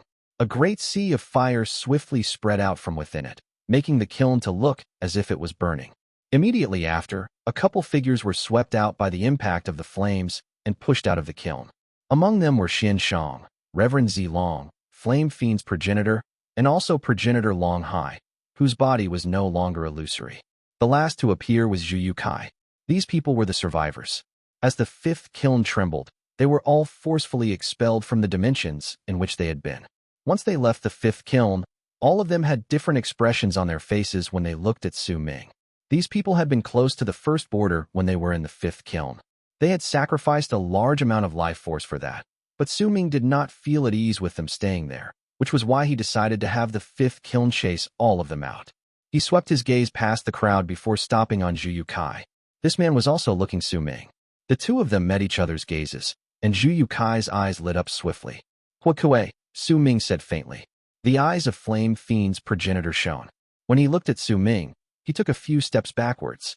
He might have left the fifth kiln, but he was incredibly weak at that moment, and his wariness towards Su Ming did not reduce. Instead, it had become greater. "I promised you this corpse. Take it."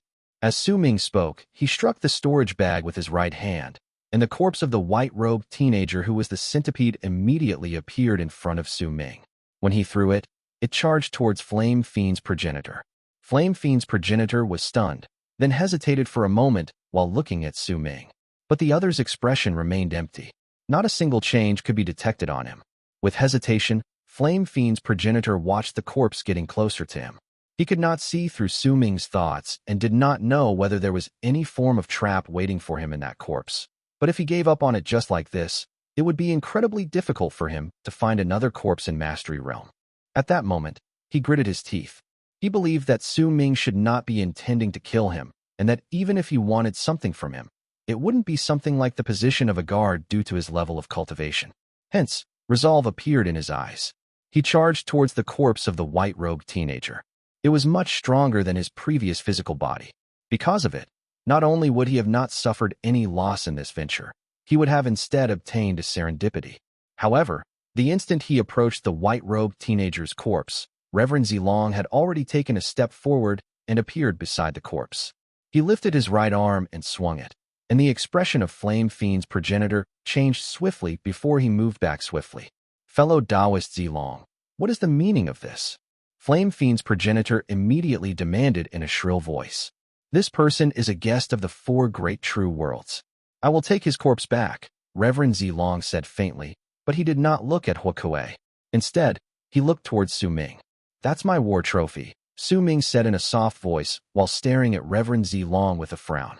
Besides a few people, there was not a single bit of fondness within him towards the four great true worlds. At that moment, as he said those words coldly, a gray tint gradually appeared in his hair. "Oh, then I'd like to see whether this war trophy of yours will belong to you." A brilliant light shone in Reverend Zilong's eyes. He paid no attention towards the matter of bringing the white-robed teenager's corpse back to the four great true worlds. He wasn't bothered by it in the least. What he paid attention to was the blood of ancient Wu within it. If he refined that corpse's body and gathered together a hint of ancient Wu's blood, his trip to the fifth kiln wouldn't have gone to waste. Hence, he absolutely wanted that corpse. As he spoke, he patted the white-robed teenager's corpse with his right hand and put it into his storage bag before casting a cold glance at Su Ming. This scene caused the people around them to keep their expressions still. Xianshang took a few careful steps backwards. When he narrowed his eyes, he stared at Su Hui and at the body of the supreme treasure she possessed at that moment, and a barely noticeable resentment as well as anger shone in his eyes. Zhu You Cai did not speak. His expression remained the same, and his thoughts could not be seen. As for Flame Fiend's progenitor, his expression was dark, but he knew that even if he had a physical body at that moment, he would still not be Reverend Zilong's opponent. He could only grit his teeth and tolerate it. At that moment, Su Ming's hair had turned completely gray. This change was immediately seen by everyone, especially Reverend Zilong. His pupils shrank in a barely noticeable manner. The Su Ming at that moment suddenly gave him an incredibly dangerous feeling. It was a feeling of death, a cold, freezing presence that was akin to the arrival of midwinter. That feeling caused him to instantly gather up his power, and a light lit up in his eyes. The gray Su Ming signified extreme rationality and the power of hell. He no longer cared about his methods when he did things, but only about whether he would succeed in the end. Long Hai, if you still don't attack, then I will immediately crush your oath and make you lose your soul forever. As Su Ming said those words in a cold voice, he swept his gaze towards Zhu You Cai. Fellow Taoist Chang He, it is not impossible to resurrect your wife. Progenitor Huokue, this is your physical body. Since I already gave it to you, then it has nothing to do with me anymore. I will help you attack, but you also have to fight for it yourself. The three sentences spoken flatly immediately caused Long Hai, Zhu You Cai, and progenitor Huokue's expressions to change. Reverend Zilong's heart also suddenly let out a loud thump, and his expression changed drastically. A monstrous savage glare appeared in Zhu You Cai's eyes, which had turned bloodshot. At that moment, he looked as if he had gone mad. He fixed his stare on Su Ming for a moment, then whipped his head around to reveal powerful killing intent. His power went into a rampage while he stared at Reverend Zilong. Long Hai's expression changed. Hostility appeared on his face when he glared at Zilong. As for Flame Fiend's progenitor, his nascent divinity went into a rage.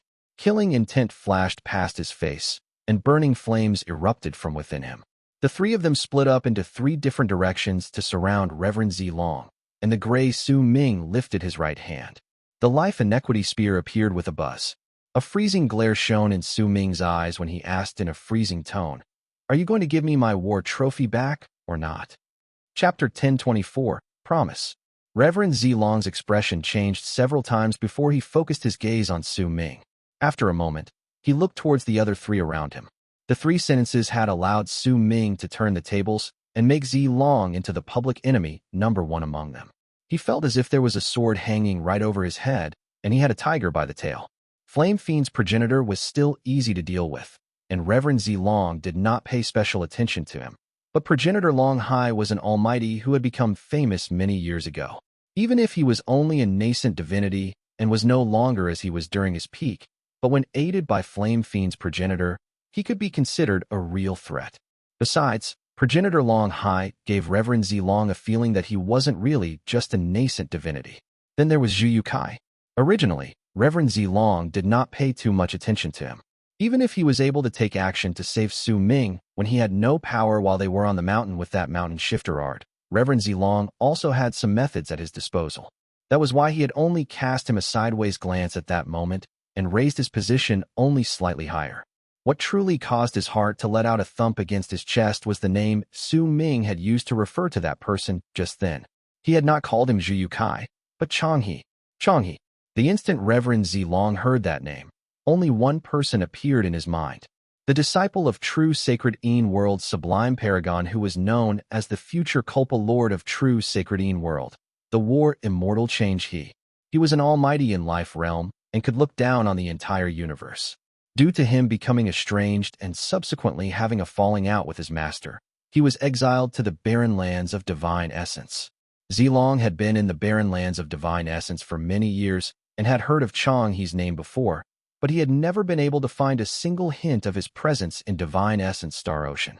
That's why when he heard Su Ming's words, the shock Reverend Zilong experienced was difficult to describe. He stared at Zhu You Cai. After a long while, he shifted his gaze to Su Ming. The gray Su Ming brought about a great wave of wariness in him. It did not stem from his level of cultivation, but from his control over other people's emotions. With just 3 sentences, he had trapped Zilong in the current situation, and hesitation rose in his heart. This was a battle between almighties. He had not even taken action yet, but fear had already risen in his heart, and he was already hesitating. Because of it, there was absolutely no need to continue with this fight. He would definitely lose. It had been a long time since Reverend Zilong had felt this sort of outrage. It was a different feeling from when he had been ambushed by Huang Mei and had his supreme treasure snatched from his hands. Instead, it was a humiliation of not being able to even struggle and fight back when he was threatened.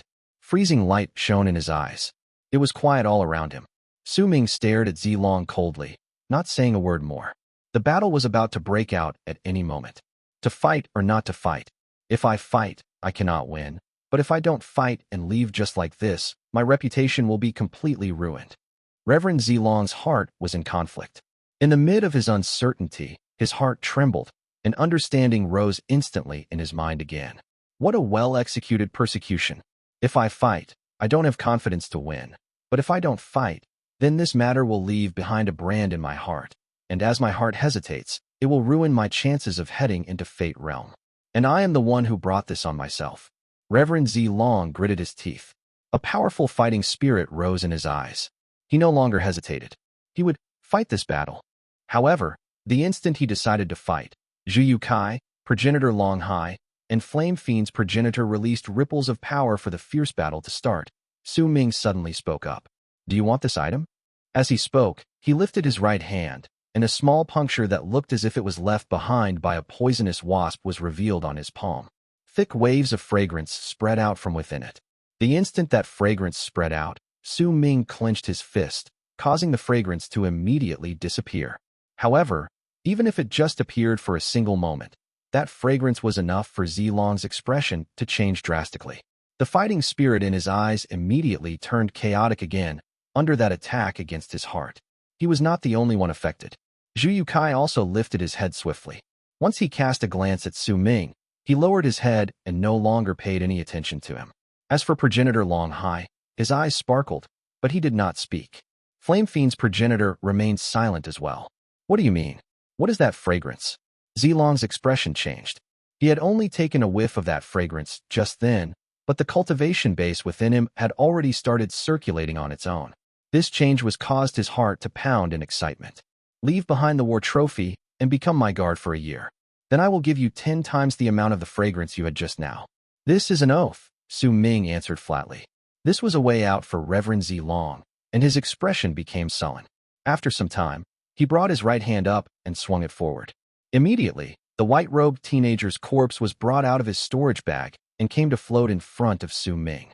If he could afford to not fight, then Zilong did not want to fight. I'll remember your oath. I will protect you for a year in exchange for 10 times the amount of the fragrance just now. I will accept this. Once Reverend Zilong finished speaking, he cast a cold glance at the other 3 beside him. I can give you the corpse. Su Ming's expression remained the same when it shifted to Flame Fiend's progenitor. 1 year is your guard. I will definitely complete my task. Flame Fiend's progenitor said quickly. The thing he feared the most was Su Ming giving him the corpse without giving him the reason. That had caused him a great amount of internal conflict. But at that moment, when he heard Su Ming stating his conditions, he immediately agreed to it, afraid that Su Ming would go back on his word. That was the reason why he quickly swore the oath to the universe as an almighty. I left behind a seal on the corpse. Fuse into it, Su Ming said flatly. Resolve appeared on Flame Fiend's progenitor, and he turned into a long arc that charged towards the white-robed teenager's corpse. He fused into it in an instant, and the corpse immediately exuded purple flames as it shuddered. The flames burned the corpse, causing it to gradually wither and dry up. It shrank continuously. Judging by the looks of it, he would need some time before he could completely occupy the corpse. Protect me for a year, and I will return you your freedom. Su Ming turned his head around and looked towards Progenitor Long Hai. The man remained silent for a moment before he swore an oath as an answer to Su Ming's request. 1 year later, I will give you hope to resurrect your wife. The final person Su Ming looked towards was Zhu You Cai. He stared at Su Ming, and after a long while, he nodded. He was willing to give up on everything for a hope to resurrect his wife. Su Ming raised his head to look at the galaxy. His long gray hair slowly changed. When it returned to his normal hair color, a glint appeared in his eyes, and he took a step forward. He turned into a long arc and charged into the distance. Su Hui immediately followed behind him. The other people followed in silence as well. Flame Fiend's progenitor had already fused with his physical body and charged along with them. Only Xianshang remained in the area. His expression was dark and sullen. He stared at the group leaving into the distance, and a sinister look appeared in his eyes. He needs these almighties to protect him? I wonder what his goal is. But none of this is in any way related to me anymore. However, you snatched Xian family's supreme treasure, and I will definitely make you pay. The hatred in Xianshang's eyes was incredibly deep. As he let out a cold harumph in his heart, he turned around. But just as he was about to leave, his body suddenly shuddered. At that moment, the fifth kiln was activated once again. As the flames from the kiln spread out, a powerful suction force came from it, giving Xianshang to no way to fight against it. He was swiftly sucked back into the fifth kiln. The galaxy around the area gradually became calm once more. Su Hui, I'm going to a place I know nothing about you. As Su Ming charged forward through the galaxy, he sent a divine thought to Su Hui, who was by his side. The fifth true world, right? She asked calmly. Su Ming turned his head around to cast a glance at Su Hui. He did not speak, but continued charging forward. The people behind him also remained silent. Time trickled by. Several days later, a thick layer of fog surrounded the galaxy ahead of them. Su Ming stopped just outside the fog. Su Hui knew this spot. This was the place where Dustburner's tribe was located.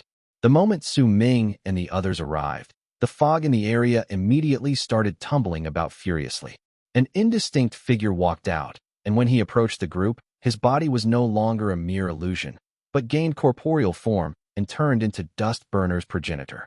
He swept his gaze past Su Ming, Zilong, and the others behind him. Eventually, in silence, he bent his back and bowed towards Su Ming. He was bowing to the current master of the fifth kiln. Progenitor, I would like to trouble you to send her to the periphery of Divine Essence Star Ocean. Su Ming cast a glance at Su Hui, then looked towards Dustburner's progenitor before he wrapped his fist in his palm and bowed towards him as well. Dustburner's progenitor lifted his head, looked towards Su Hui, and nodded.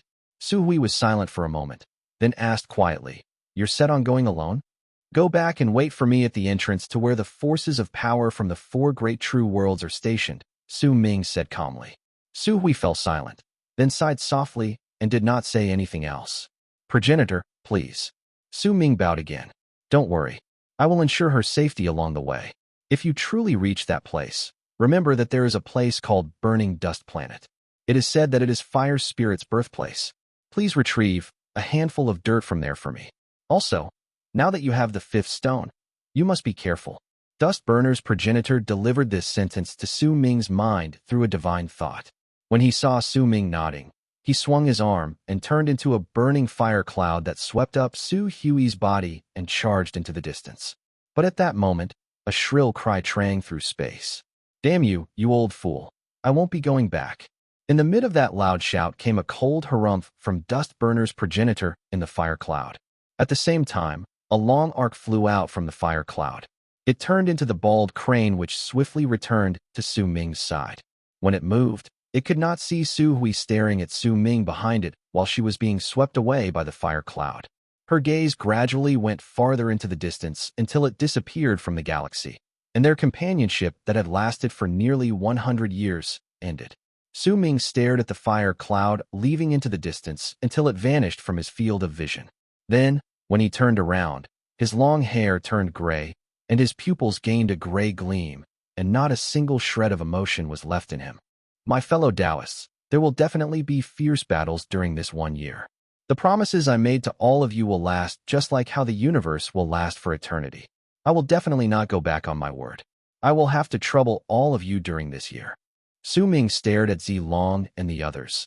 Then with a cold look in his eyes, he wrapped his fist in his palm and bowed towards them. Since we're guards, you should at least tell us the reason why you want us to protect you, Progenitor Long Hai suddenly said. Chapter 1025, 1 year. Ming cast a glance at Progenitor Long Hai with a cold and merciless gaze. Progenitor Long Hai also turned his eyes to Ming. The two of them stared into each other's eyes for a moment, until Progenitor chose to look away. Zilong might have seemed as composed as ever, but he was also staring at Ming. Clearly, he also wanted to know just what reason might cause Ming to want them to become his guards. The curiosity within Flame Fiend's progenitor was much less compared to the others. This was different from his previous personality, but ever since he met Ming, his experiences with him had caused his wariness towards Ming to be etched deep in his bones. When he was before Ming, Flame Fiend's progenitor had only one simple thought in his mind: do not fight back, do not refuse him, do not be greedy, as long as there was nothing wrong with the physical body that he should obtain.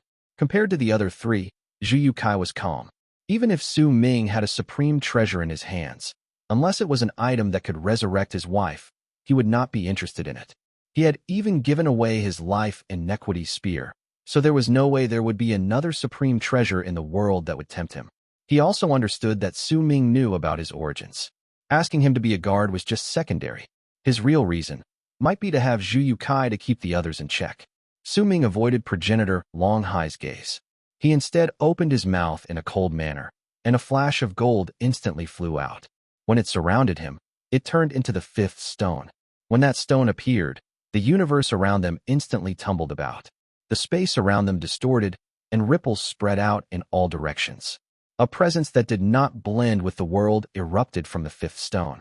Once it appeared, progenitor Long Hai's pupils shrank swiftly. "This is the fifth stone," he said immediately. The fifth stone. Reverend Zilong's expression also changed. He stared at the fifth stone, and a hint of hesitation appeared on his face, but he soon calmed down. He knew that this was an item that he could not keep.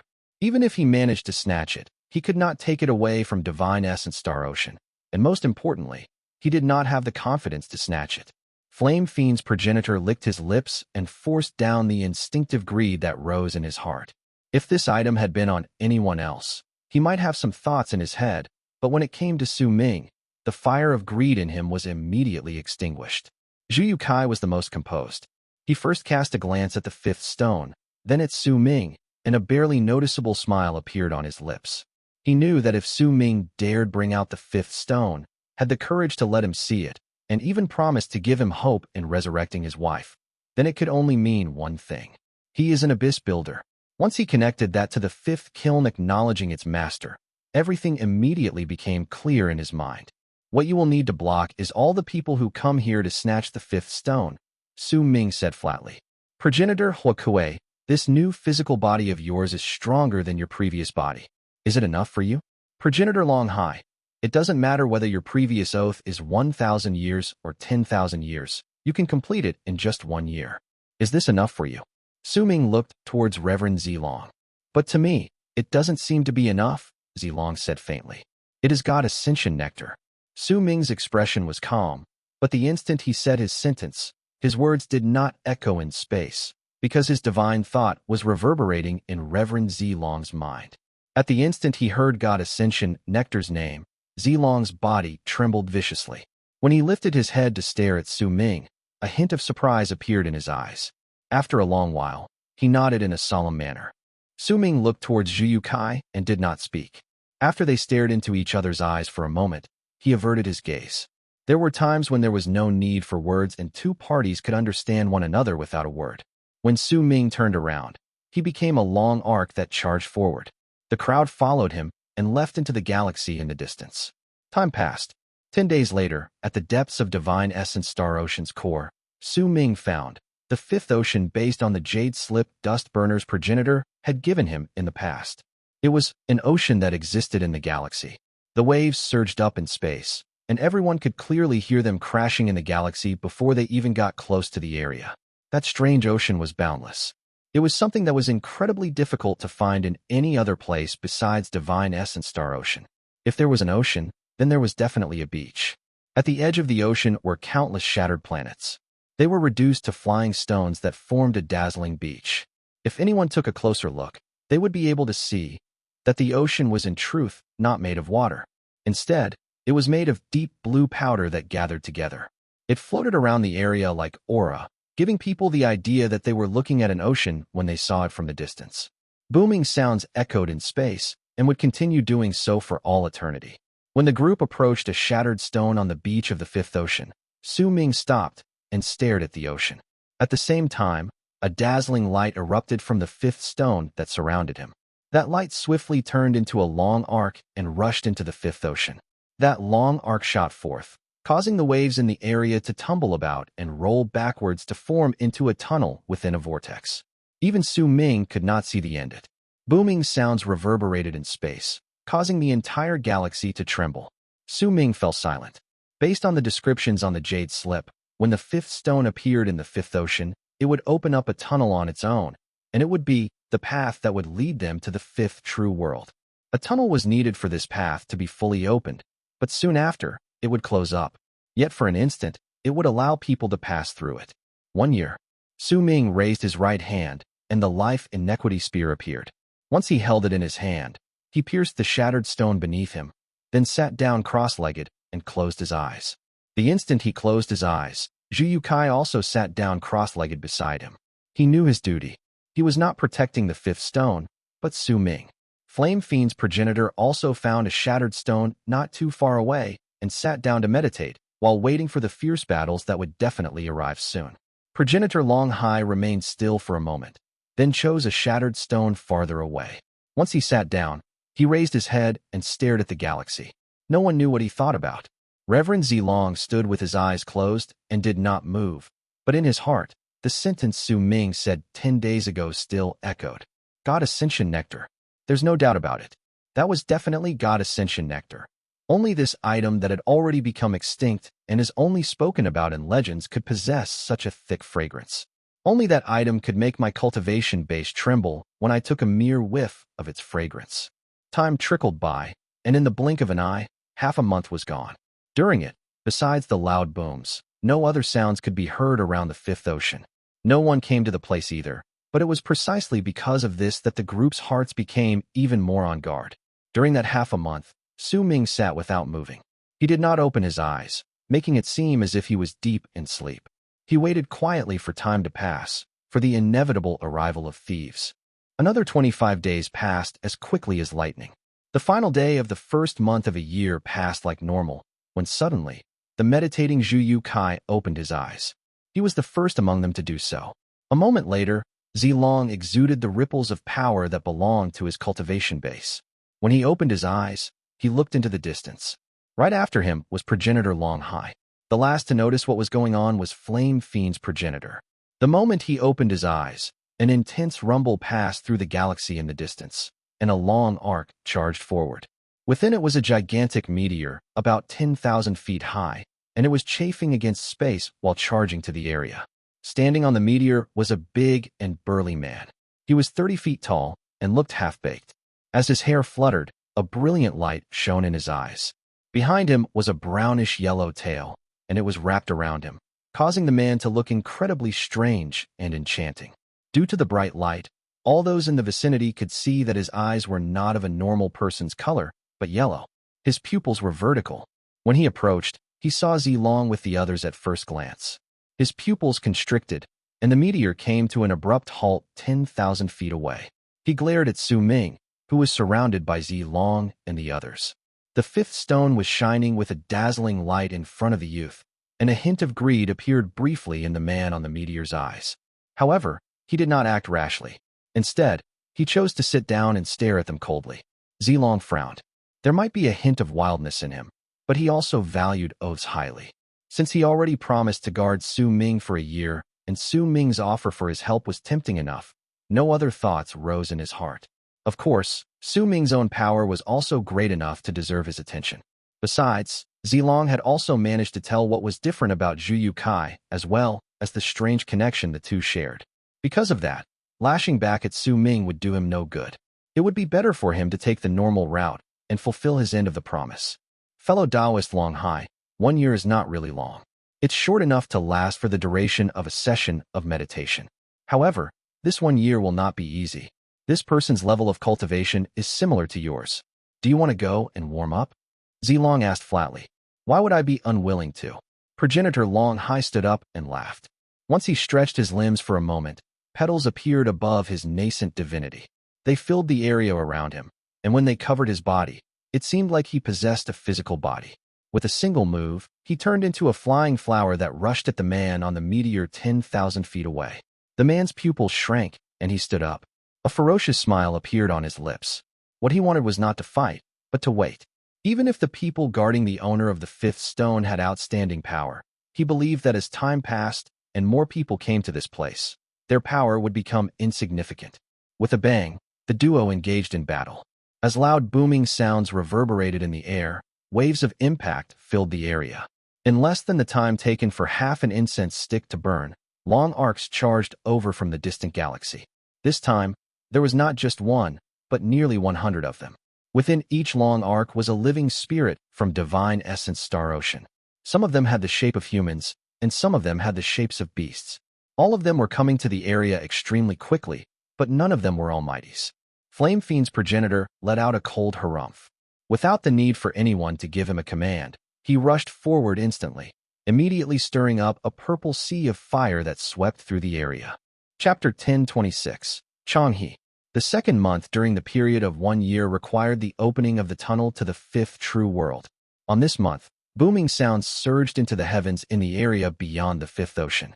The sounds of battle echoed in all directions, and a thick, bloody stench spread out through the entire area, causing the place to turn into a place of disaster. From the moment progenitor Long Hai attacked, he never returned to rest, and it was the same for Flame Fiend's progenitor.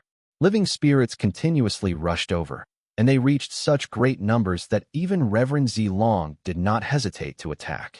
By then, there were 3 days left until the end of the second month, but the battle in that place had already reached an incredibly intense state.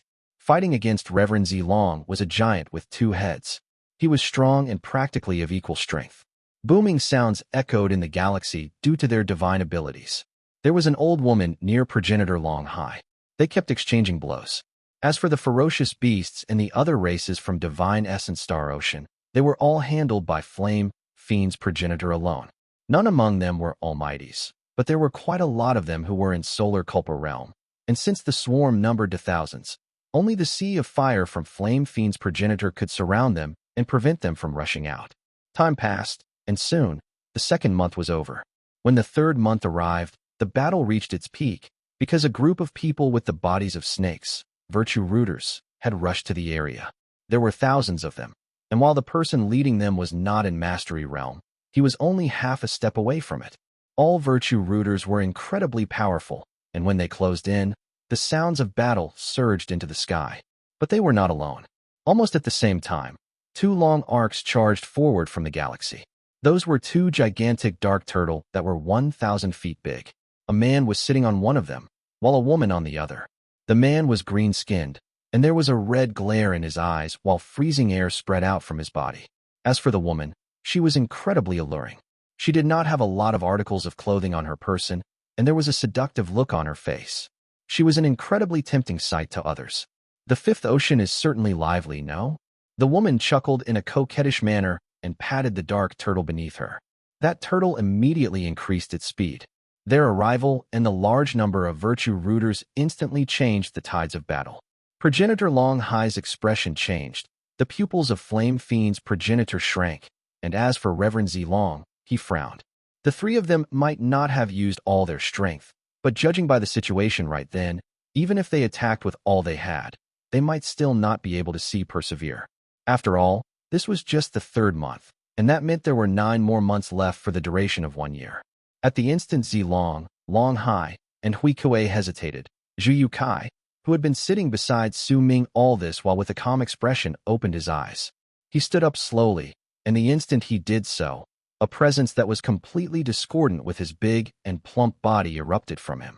As the presence filled the space around, Zhu You Cai closed his eyes.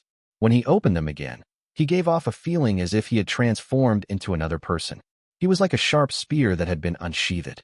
A sharp aura that shook the sky and earth erupted from him with a bang. He raised his right hand and seized the space in the direction towards Su Ming. The life Inequity spear in front of Su Ming shuddered violently and let out a loud buzz that sounded like a delighted cheer before it flew up and landed in Zhu You Cai's right palm. Once he held the spear, The aura about Zhu You Cai's body rose again and swept up the galaxy, disrupting the space around the area, affecting the laws, and shocking all the people currently fighting beyond the Fifth Ocean.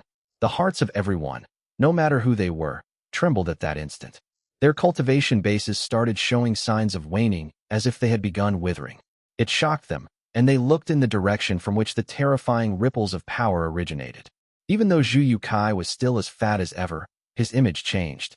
With the long spear in hand and his aura growing stronger by leaps and bounds, everyone thought they were not looking at a plump person, but a giant who could hold up the entire sky. In fact, as the space behind Zhu You Cai distorted, an indistinct figure appeared. It was a middle-aged man, a white-haired man with an expression of grief and utter despair due to having given up on all hope. At that moment, he was not Zhu You Cai, but true Sacred World's war immortal Chang He. There were clearly two souls in his body. One of them was Zhu You Cai, and the other was Chang He. These two souls would occasionally fuse together, but more often be separate from each other. But at that moment, Chang He's will stood tall in the universe. With his right hand holding onto the spear, he looked as if he was lifting it slowly before him, and once he did so, Zhu You Cai lowered his head and mumbled softly, "What joy is there in living?" With a soft sigh, he swung the long spear through the galaxy before him. That one sweep caused the galaxy to instantly fall silent. The space in front of Zhu You Cai was torn apart, the damage spreading outwards. As it expanded, it grew larger until it eventually turned into a gigantic tear in space that was 100,000 feet long. It had looked like the spread had been slow, but everything in the galaxy seemed to have become still. Because of it, the slow rip was no longer slow, but something progressing extremely quickly. As it swept through the area, it first crashed into the dual-headed giant fighting against Reverend Zilong. There was shock in the giant's eyes, but he was instantly covered by the tear, unable to dodge it. Then, the tear swept past the two people fighting against progenitor Long Hai. The near 1,000 cultivators fighting against Flame Fiend's progenitor, the thousands of virtue rooters who came, the cold man sitting on the dark turtle, and the coquettish woman sitting on the other turtle all, were visited by that 100,000 feet long tear in space. When it disappeared out of sight, everything returned to normal, as the world had recovered from being frozen still. But when that happened, there were no pain-filled screams, no struggles. The dual-headed giant in front of Zilong was simply torn to shreds. Even his nascent divinity did not manage to escape, reduced to nothingness. The two people in front of Long Hai suffered the same ending. There were no exceptions to the thousands of virtue rooters, either. No matter what level of cultivation they possessed, they were all reduced to ashes at that instant. The man and woman who had just arrived on the Dark Turtles also became part of space at the instant the galaxy recovered from being frozen. It was just as Zhu You Cai had said just then. What joy is there in living? It would be better to die in battle. The entire area was in dead silence. Reverend Zilong shuddered. This scene was completely out of his expectations and had happened. Progenitor Long Hai was already stunned to his feet. Even if he was an almighty in Mastery Realm, Life Realm was something inconceivable to him, something he did not even dare dream about. After all, reaching Fate Realm was already his greatest desire. Life Realm, it was something he never even thought about being in his reach. To him, the might of those in Life Realm was the same as what a cultivator in Chi condensation would feel when they ran into those in Nascent Soul. Flame Fiend's progenitor shuddered. During that instant, even though he did not die, he still sensed the life force of the thousands of people around him instantly vanishing. An almighty in Life Realm. The art to reverse life and death? Is this Zhu You Cai? This isn't any ordinary show of power in Life Realm. This is the sign of those about to head into Death Realm. Only they can reverse life and death like this. Reverend Zilong raised his head swiftly, and when he looked at Zhu You Cai, there was a zealous look in his eyes. Ming had long since opened his eyes. He stared at Zhu You Cai standing in front of him, and he saw the loneliness on the illusory man, as well as the despair born out of loneliness and pain. He remembered all the scenes he'd seen when he obtained the Life Inequity Spear. As the prodigy of true Sacred World, the disciple of a sublime paragon, the future Culpa Lord of true Sacred World, Chang He could only watch helplessly as his lover turned into a medicinal core. When his master asked him to swallow it to step into Death Realm, Chang He chose to struggle and fight back for the first time in his life. He chose the mad act of saying no to his own master. He He was willing to give up on everything to get back what mattered that he'd lost. If he was to head into Death Realm in this manner, he would much rather not have it. What joy is there in living? Su Ming muttered softly. Zhu You Cai lowered his head, and his presence instantly disappeared. When he returned to his original appearance, he let go of the long spear in his hand. That spear let out a mournful buzz and returned to Su Ming's side. Zhu You Cai sat down and closed his eyes. An apathetic expression appeared on his face, along with fatigue. There was a sadness that no one else could sense deeply within him, and it was a sadness that only Su Ming could see, because he had seen his story. That sadness had already fused with his soul. Zilong and the other three returned quietly and sat down cross-legged around the area. Occasionally, they would look towards Zhu You Cai, and there would be a great amount of respect on their faces. After a long while, Su Ming closed his eyes again. Time passed. The third month, the fourth, and when the fifth months went by, but no other existences from Divine Essence Star Ocean arrived at the fifth ocean. It was as if this chapter 1027 part ways. Rungwu race was the most mysterious race among the four great alien races in the core of Divine Essence Star Ocean. They had existed for countless years and had not experienced any form of decline. They had always occupied the spot of the strongest race in Divine Essence Star Ocean, their position never having been shaken. Staying in the core of Divine Essence Star Ocean for a long time and fighting against numerous ferocious beasts had created generations of powerful warriors in this race, and at the same time, they had also assimilated with those ferocious beasts. The appearance of their people was quite different. Although some of them still remained some human physical traits, many had abandoned their human forms and adopted ferocious appearances of half-beasts. At that moment, when the members of Rungwu race appeared in the fifth ocean, they immediately attracted the gazes of Zilong and the others.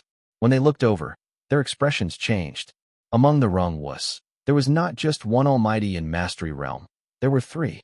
Just that alone was enough to make Rungwu race become the head of the four venerated races.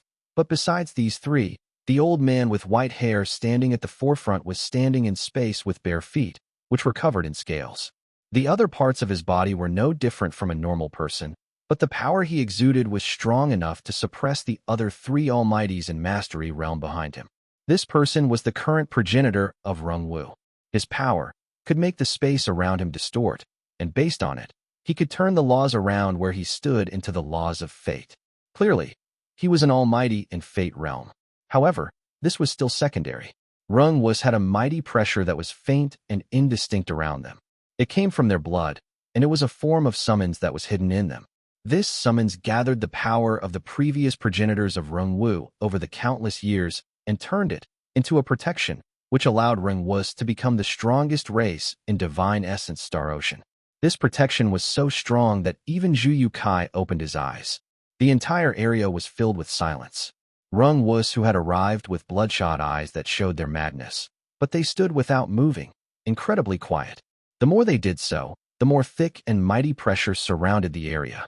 Beside Rungwus' progenitor was Virtue Rooter's progenitor, who had graying hair, the body of a snake, and a head of a human, and whose scales were rotting.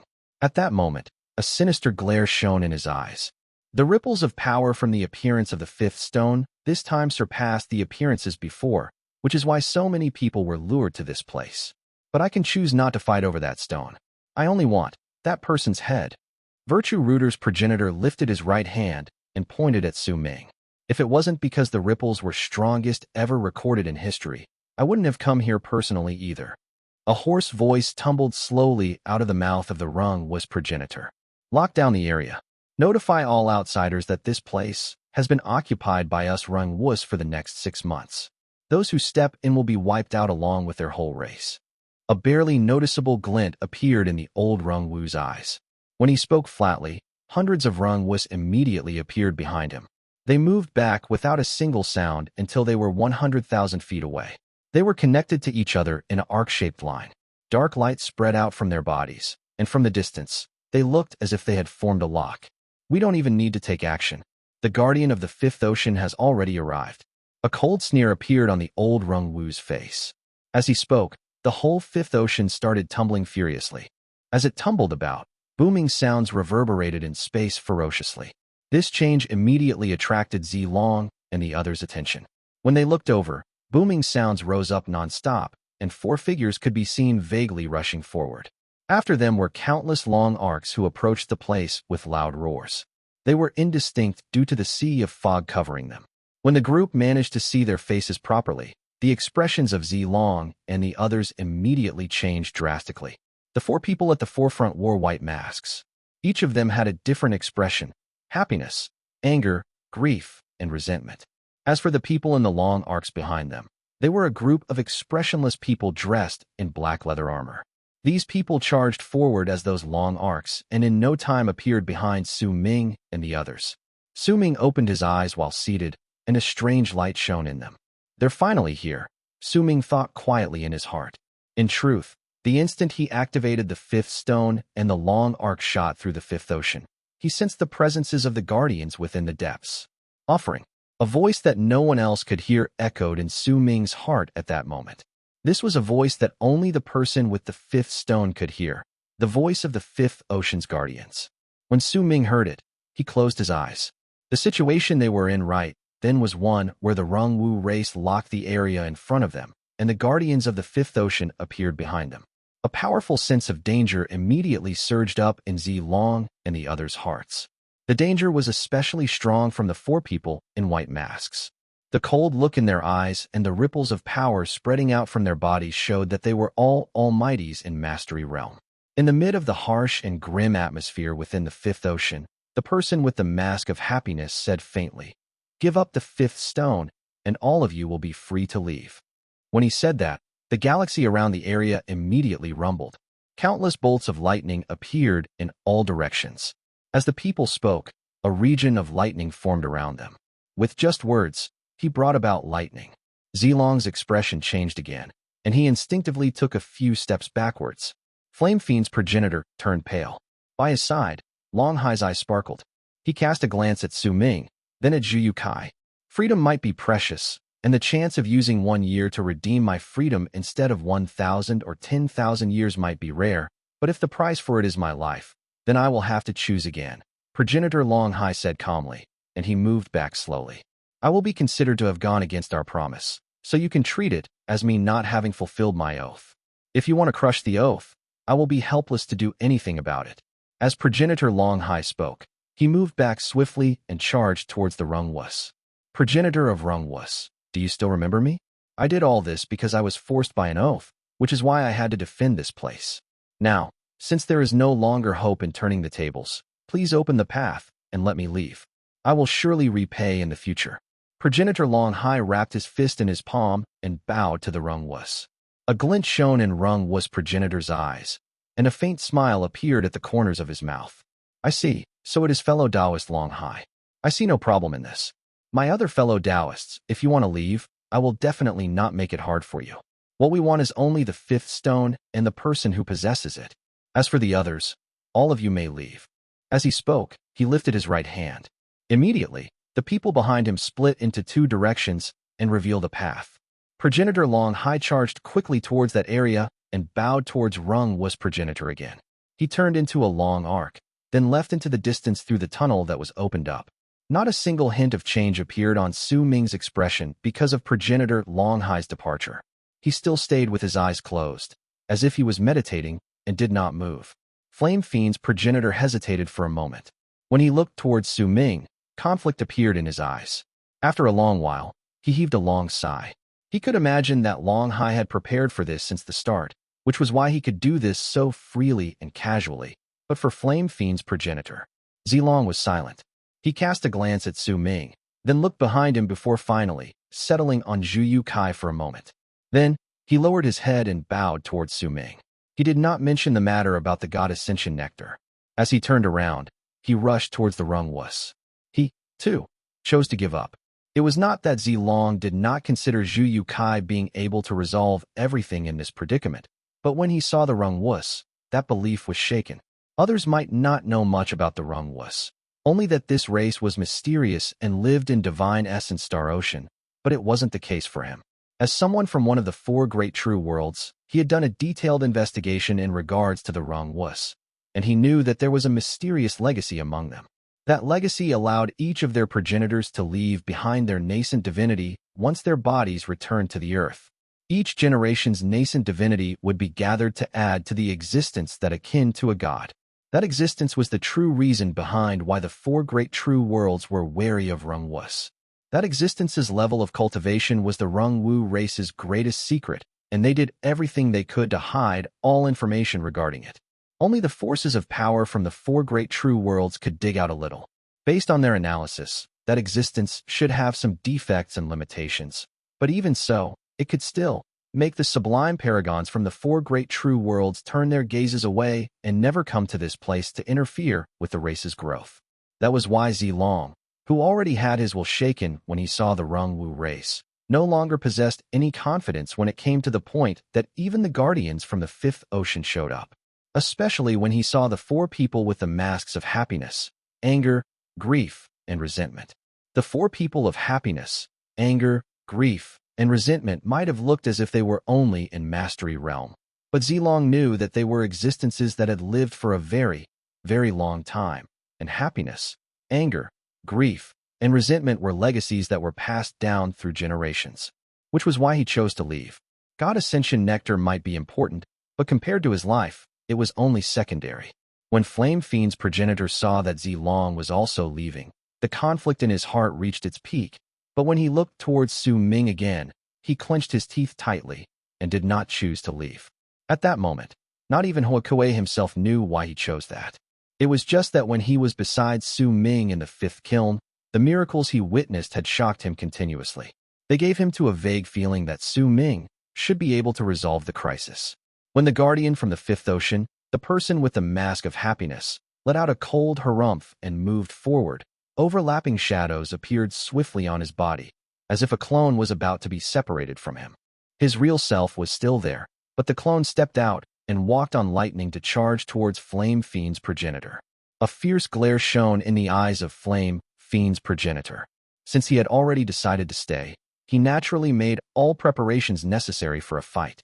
The instant the clone of the person with the mask of happiness closed in, Flame Fiend's progenitor rushed forward, and the two of them immediately stirred up a series of loud bangs in the middle of space.